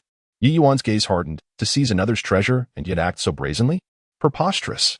The gray-robed elder stepped forward, unleashing an oppressive aura that bore down like a mountain. "Youngster, within the borders of Yongzhou, whatever the princess desires, she shall have." The pressure surged like a tidal wave, causing the bluestone slabs to crack and splinter, yet Ye Yuan remained unmoved. A slight smirk graced his lips as he retorted, "Foundation establishment, is it? Hardly impressive." The expressions of those present shifted to shock and disbelief. Noticing this, Princess Xiangxiang's beautiful eyes glimmered with surprise before hardening with malice as she commanded, "Zhao Lao, incapacitate him. I wanted to witness how I shall use his weapon to gouge out his eyes." The gray-robed elder grinned menacingly, suddenly conjuring a pitch-black flying sword from his sleeve, which whistled through the air toward Ye Yuan's dantian. "Remember this lesson in your next life." Before his words could fade, a blinding light erupted around Ye Yuan. The 9 heavens thunder eye operated at full capacity, rendering the trajectory of the flying sword as clear as a painting to him. With a sharp crack, Ye Yuan effortlessly seized the flying sword with his bare hands. "What?" The gray-robed elder's expression changed dramatically as he hastily attempted to summon back the sword, only to find it stubbornly unmoving, as if rooted in place. "Is this all you can do?" Ye Yuan tightened his grip, and with a resounding snap, the sword shattered into 2 pieces. The elder spat out a mouthful of blood, grievously wounded as his life as treasure lay in ruins. The gathered cultivators and common folk, witnessing this scene, could not help but widen their eyes in astonishment. Princess Xiangxiang's delicate, snow-white face revealed a hint of panic as she hurriedly urged, "Black Tiger Guards, eliminate him." 12 Black Tiger Guards lunged forth in unison. However, Ye Yuan merely let out a cold snort, his right hand forming a grasping motion as he declared, "Thunder Sword." With a thunderous roar, 12 bolts of lightning coalesced into swords, slicing through the void and striking towards the Black Tiger Guards. In an instant, 12 charred corpses fell to the ground. Ye Yuan smiled indifferently, for now, at the 10th level of Qi refinement, he was capable of summoning an even greater number of thunder swords, hence the ability to counter 12. Princess Xiangxiang's complexion turned ashen, and the purple lightning dragon pattern spear slipped from her grasp with a clatter onto the carriage. She finally comprehended the terrifying existence she had provoked. Ye Yuan stepped closer to the carriage, his voice frigid as he commanded, "Now, return my weapon." Seeing Ye Yuan approach Princess Xiangxiang, the elder in gray robes suddenly bit his tongue, spitting forth a mouthful of essence blood. He swiftly formed hand seals, exclaiming, "Blood escape technique." A burst of blood light erupted, and the elder's figure flickered like a specter, dashing to the front of the carriage, seizing the panicked Princess Xiangxiang. "You young one, do not act so recklessly," the elder bellowed. Before his words faded, a golden talisman flew from his sleeve, transforming mid-air into a golden spear, exuding an aura of terror as it pierced towards Ye Yuan. Chapter 62. It is too late to beg for mercy. The golden spear, imbued with an overwhelming aura of terror, hurtled forth. Ye Yuan chuckled lightly, advancing like thunder, arriving in an instant. His right fist surged with lightning, unleashing the full force of the ancient thunder dragon body. With a resounding crash, the golden spear shattered, its radiant light scattering. The elder, taken aback, hastily retreated with Princess Xiangxiang. Yet, Ye Yuan's true target was neither of them. With a swift motion, he grasped the purple lightning dragon pattern halberd that had fallen upon the carriage, but he did not pursue. Instead, he drove the halberd into the ground, his eyes swirling with lightning. Subsequently, he formed seals with his hands, causing the surrounding lightning to abruptly converge, all pouring into the purple lightning dragon pattern halberd. The lightning patterns on the halberd seemed to come alive, shifting and transforming. He was actually refining a magical weapon on the spot. The elder in gray stared wide-eyed, disbelief etched across his face. Typically, it would take ordinary cultivators several days of seclusion to refine a magical weapon. Yet this individual dared to do so in the presence of foes. Clearly, he was so arrogant as to regard them with disdain. Princess Xiangxiang gazed at the scene in terror, exclaiming, "Old Zhao, stop him at once." However, the elder's face reflected fear as he replied, "Princess, this young man is peculiar. We should retreat." Before he could finish his sentence, the purple lightning dragon pattern halberd erupted with blinding lightning. The entire halberd levitated, its tip pointing skyward. In an instant, dark clouds gathered in the heavens, and streaks of thunder danced like silver serpents. "Divine thunder, aid me," Ye Yuan declared. As a thunderbolt the size of a barrel descended with a resounding crash, striking the halberd's tip. Astonishingly, the thunder was entirely absorbed by the halberd, revealing a vividly lifelike lightning dragon pattern upon its body. Was this thunder refining? The elder's expression turned to one of sheer terror. The thunder surrounding this young man erupted, and he dared not approach.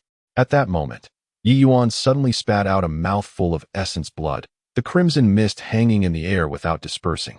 Subsequently, the essence blood transformed into trails of blood-red lightning, all merging into the purple lightning dragon pattern halberd. With a resounding hum, the halberd trembled violently, emitting a deafening dragon's roar. Just then, the thunderpool within Ye Yuan's dantian surged forth, a jet-black lightning bolt erupting and coiling around the purple lightning dragon pattern halberd like a dragon. Boom! The black and purple lightning intertwined and exploded, transforming the halberd into a fearsome weapon entwined with dark purple thunder. The previously vibrant lightning dragon pattern had now fully morphed into an inky black. Yet within the dragon's eyes danced eerie purple flames, exuding a terrifying aura of destruction. Feeling that dreadful presence, the elder in gray turned ashen, his legs trembling uncontrollably. Princess Xiangxiang had long lost her color, her delicate makeup marred by cold sweat. Gripping the elder's sleeve tightly, she urged, "We must flee." No sooner had her words left her lips than Ye Yuan, wielding the halberd with one hand, made a gentle sweep. Crack! A streak of black-purple lightning sliced through the sky, rippling the very fabric of space. The archway 100 feet away was utterly shattered by the might of the strike. The terrifying residual force surged toward the elder in gray. The elder in a gray robe spat out a mouthful of blood, his protective aura shattering in an instant. In sheer terror, he realized that even the residual shock waves had severely injured his internal organs. The old pavilion master collapsed onto the ground, staring blankly at the massive halberd, murmuring, "Such formidable power in this halberd?" Whoosh, whoosh, whoosh. The cultivators within a 10-mile radius felt the overwhelming pressure of thunderous might and halted in astonishment. Ye Yuan, attuned to the mystical connection with the Zidian long and halberd, allowed a subtle smile to grace his lips. The surging power emanating from the halberd instilled in him a sense of being able to shatter the very fabric of reality. He chuckled, thinking of escaping? It's too late. His gaze shifted toward the fleeing carriage, with dark purple lightning dancing in his eyes. The Zidian Longwen halberd seemed to sense its master's murderous intent. The black-purple lightning at its tip coalescing into a fearsome thunder dragon that roared silently toward the heavens. Whoosh! Ye Yuan's form transformed into a streak of black-purple lightning, tearing through the air in an instant. The halberd in his grasp felt alive, the lightning it exuded scorching the air with a charred scent. "Stop him! Quickly stop him!" Princess Xiangxiang screamed hysterically, her delicate features twisting in horror. The elder gritted his teeth, forming a seal with his hands to summon an ancient bronze shield. Runes on the shield illuminated, creating a thick barrier before him. "Break!" Ye Yuan sneered, thrusting the halberd forward with simplicity and directness. Boom! The black-purple thunder dragon roared forth, penetrating the bronze shield as if it were mere paper. The elder's eyes widened, watching helplessly as the thunder dragon pierced through his chest, erupting in a cloud of blood mist behind him. Old Zhao. Princess Xiangxiang gazed in terror as the elder plummeted from midair. This guest elder in the early stages of Foundation establishment had not even been able to withstand a single attack. The onlookers, both cultivators and common folk, were left speechless. Was this person merely in the Qi refinement stage? Had he truly annihilated a Foundation establishment expert with a single strike? Ye Yuan continued his descent, like the Grim Reaper. Hovering above the carriage, the three fiery steeds pulling the carriage reared up in fright, releasing piercing whinnies. Die. Ye Yuan's voice was icily devoid of warmth. Princess Xiangxiang. Her beauty drained of color, pleaded in terror, I beg you, do not kill me. Ye Yuan remained expressionless, coldly responding, it is too late to beg for mercy now. He raised the Zidian long and halberd high, the black-purple lightning illuminating the sky as if it were the end of days. Princess Xiangxiang screamed in terror. Stop. Suddenly, a deep, thunderous voice resonated from afar. From the direction of Yongzhou City, a golden streak of light approached at astonishing speed, scattering the clouds in its wake. It was none other than the arrival of the Prince of Yong. Ye Yuan's eyes grew cold as he unhesitatingly swung the halberd down, declaring, no one can save you. Father will save. Princess Xiangxiang's scream abruptly ceased. The black-purple thunder dragon engulfed the entire carriage, and within the blinding light, a figure could be faintly seen disintegrating into ashes. As the lightning faded, all that remained was a vast, charred pit, devoid of even the slightest remnant. The crowd stood in stunned silence. The charming Princess Xiang possesses a beauty that could captivate nations, yet she has been heartlessly slain by this man. However, many find a sense of satisfaction in this turn of events, as the proud and overbearing Princess Xiang had offended far too many. You seek death. The Prince Yong's eyes brimmed with rage, his roar resonating with such ferocity that the buildings within a 10-mile radius trembled. At last, a golden streak of light arrived, transforming into a middle-aged man clad in a purple-gold python robe, suspended in midair, exuding a terrifying aura of mid-Foundation establishment. Ye Yuan stood resolutely with his halberd, black-purple lightning dancing around him, matching his oppressive presence and defiance, and said, Prince Yong, you have arrived just in time. The Prince Yong, his eyes filled with bloodlust as he gazed at the spot where his daughter fell, looked up to reveal a crimson glare. Bellowing, I shall extract your soul and refine your essence, ensuring you never attain rebirth. That will depend on whether you possess the ability to do so. Ye Yuan, with his halberd pointed askew, the tip of the halberd revealing a lightning dragon once more, replied coolly. In a fit of rage, the Prince Yong laughed maniacally, his body radiating golden light as a crimson gold longsword manifested from thin air. The blade was etched with dragon patterns, its tip exuding a 3-inch golden gleam. It was indeed his life's treasure, the dragon's suppressing golden sword. Youngster, today I shall ensure you have no place to rest in death. The Prince Yong directed his sword towards the heavens, drawing upon the spiritual energy of the surrounding world, which violently converged above him to form a golden vortex. Yet, Ye Yuan advanced rather than retreated, the black-purple lightning on his purple lightning dragon-patterned halberd growing ever more intense, declaring, words are futile, let us battle. Chapter 63, It is this child. Boom. Two figures collided instantaneously. Golden radiance intertwined with black lightning, erupting into a deafening roar. The shockwave swept across the surroundings, and the roof of the 100 Refinements Pavilion was directly torn away. The old pavilion master hastily raised a protective shield, yet was still jolted to the point of spitting blood. How was this possible? The eyes of Prince Yong contracted sharply. The might of his sword was unexpectedly met with a direct confrontation from the opponent. Ye Yuan's hands were torn, blood flowing down the spear shaft. Yet it was entirely consumed by the black-purple lightning. He grinned and calmly remarked, Your Highness, is that all you have? Arrogance!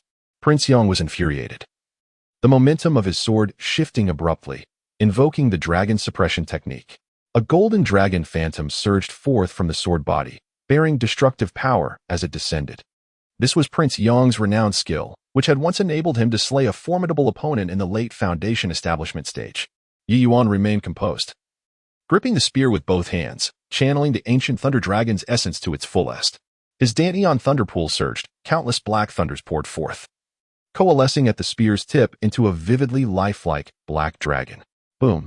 The black dragon collided with the golden dragon in midair, the blinding brilliance momentarily blinding the onlookers. A terrifying energy storm swept across a 10-mile radius, activating the protective array of Yongzhou City, which still quivered with ripples. When the light dissipated, a shocking scene unfolded. Prince Yong staggered backward. A crack had appeared on the dragon suppression golden sword. Meanwhile, although Ye Yuan was drenched in blood, he remained standing tall.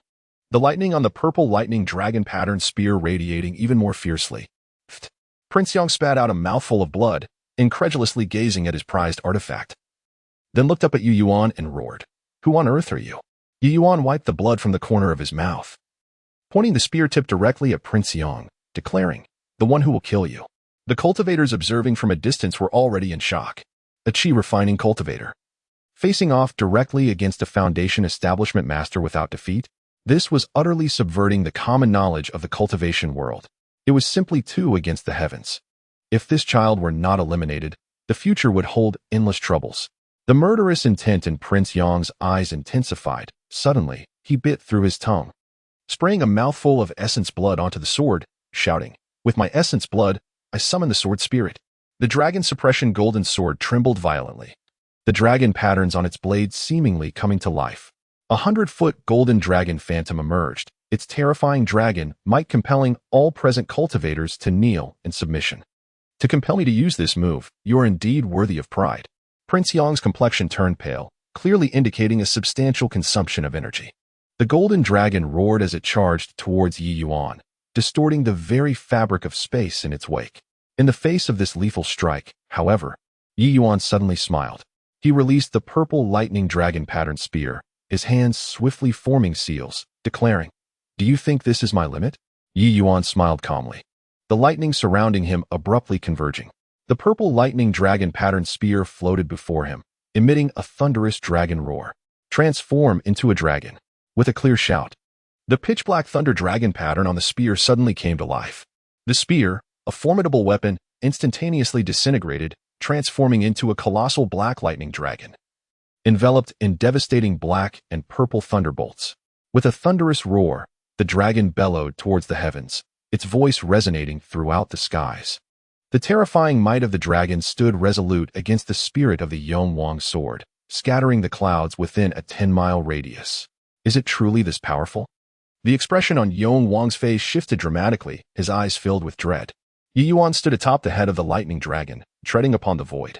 His robes billowed majestically, dark hair swirling wildly, and his eyes danced with the same purple-black lightning that coursed through the dragon. The black lightning dragon clashed violently with the golden sword speared in midair. The earth trembled with a thunderous roar. At the epicenter of the collision, a massive pit materialized. A rampant energy storm tore through the ground, causing buildings within the city to collapse in waves. As the blinding light dissipated, a suffocating sight emerged. The golden sword's spirit shattered into countless fragments of golden light, vanishing into nothingness. Meanwhile, though the black lightning dragon appeared somewhat ethereal, it still stood proudly in the sky. With a spurt of blood, Yong was grievously injured by the backlash of his destroyed life treasure. In terror, he gazed at the approaching dragon, exclaiming, You cannot kill me. I am the Yong, sanctioned by the imperial family of the Great Zhou." Ye Yuan responded with a cold laugh, and what of it? The dragon opened its massive maw, unleashing a torrent of black and purple lightning. No. Yong's desperate scream echoed through the skies. In the aftermath of the lightning, only a charred skeleton remained, frozen in the pose of its final struggle. Silence. An oppressive stillness enveloped the scene. All the observing cultivators stood in stunned disbelief, unable to comprehend the spectacle before them. The illustrious Yong, a formidable mid-foundation cultivator, had been slain by a mere chi refining cultivator. The black lightning dragon let out a long cry before reverting to the form of the purple lightning dragon patterned spear, returning to Ye Yuan's grasp. The patterns of the dragon upon the spear grew increasingly vivid and animated, as if poised to break free at any moment. Ye Yuan gently caressed the spear, feeling the surging power within. It was time to depart. He cast a final glance at Yongzhou City, then transformed into a streak of lightning, vanishing into the distance. After fleeing several hundred miles and ensuring he was not being pursued, he descended into a secluded valley. Upon landing, he coughed up a mouthful of blood, his complexion turning ashen. Cough, cough, as expected of a mid-foundation cultivator. He wiped the blood from his lips, sensing the chaotic spiritual energy within him. Although he had appeared dominant, withstanding Yong's full-force strike had inflicted significant internal injuries. Even more troubling was the fact that forcibly activating the purple lightning dragon pattern spear had nearly depleted his spiritual energy. At this moment, the lightning pool within his dantian was nearly empty, rendering even the most basic lightning escape technique difficult to execute. I must heal quickly. Ye Yuan surveyed his surroundings and selected a concealed section of the mountainside. He formed his fingers into a sword shape, channeling lightning to carve out a simple cave within the rock face, then set an array to conceal the entrance. Sitting cross-legged, he produced several vials of elixirs, consuming them as they transformed into a refreshing torrent of spiritual energy, beginning to mend his damaged meridians. With eyes closed in meditation, intricate lightning patterns gradually emerged across his body. Meanwhile, in the capital, the ancient bronze bell of the Demon Suppression Division suddenly tolled 3 times, signaling an urgent military situation. The silver-clad steward on duty hurriedly grasped the communication jade slip. Upon scanning it with his spiritual sense, his expression abruptly shifted to one of shock. He exclaimed, "The Prince of Yong has fallen, slain by a mere chi refinement practitioner?" Swiftly, the news reverberated through the upper echelons of the Demon Suppression Division. Within the conference hall, 2 vice ministers and over a dozen golden-robed stewards gathered. The elder in the purple robe presiding over the assembly wore a countenance as dark as thunderclouds. "Investigate," commanded the elder as he shattered the obsidian table with a single palm strike. "Uncover the origins of this individual. When did our great Zhou dynasty give rise to such a monster?" A female cultivator clad in silver armor clasped her fists and inquired, "Chief, reports indicate this person was injured and fled. Should we dispatch someone to pursue?" "Not yet," the elder replied, narrowing his eyes. "Let those noble families probe the waters first. Convey my orders. Circulate this individual's portrait across all states, with a bounty of 100,000 low-grade spirit stones." With a flick of his finger, the elder summoned a flash of spiritual light, causing the previous communication jade slip to manifest an image of Ye Yuan battling the Prince of Yong. Upon seeing Ye Yuan's visage, Li Mu Ran abruptly rose, astonished, exclaiming, "It is indeed this individual."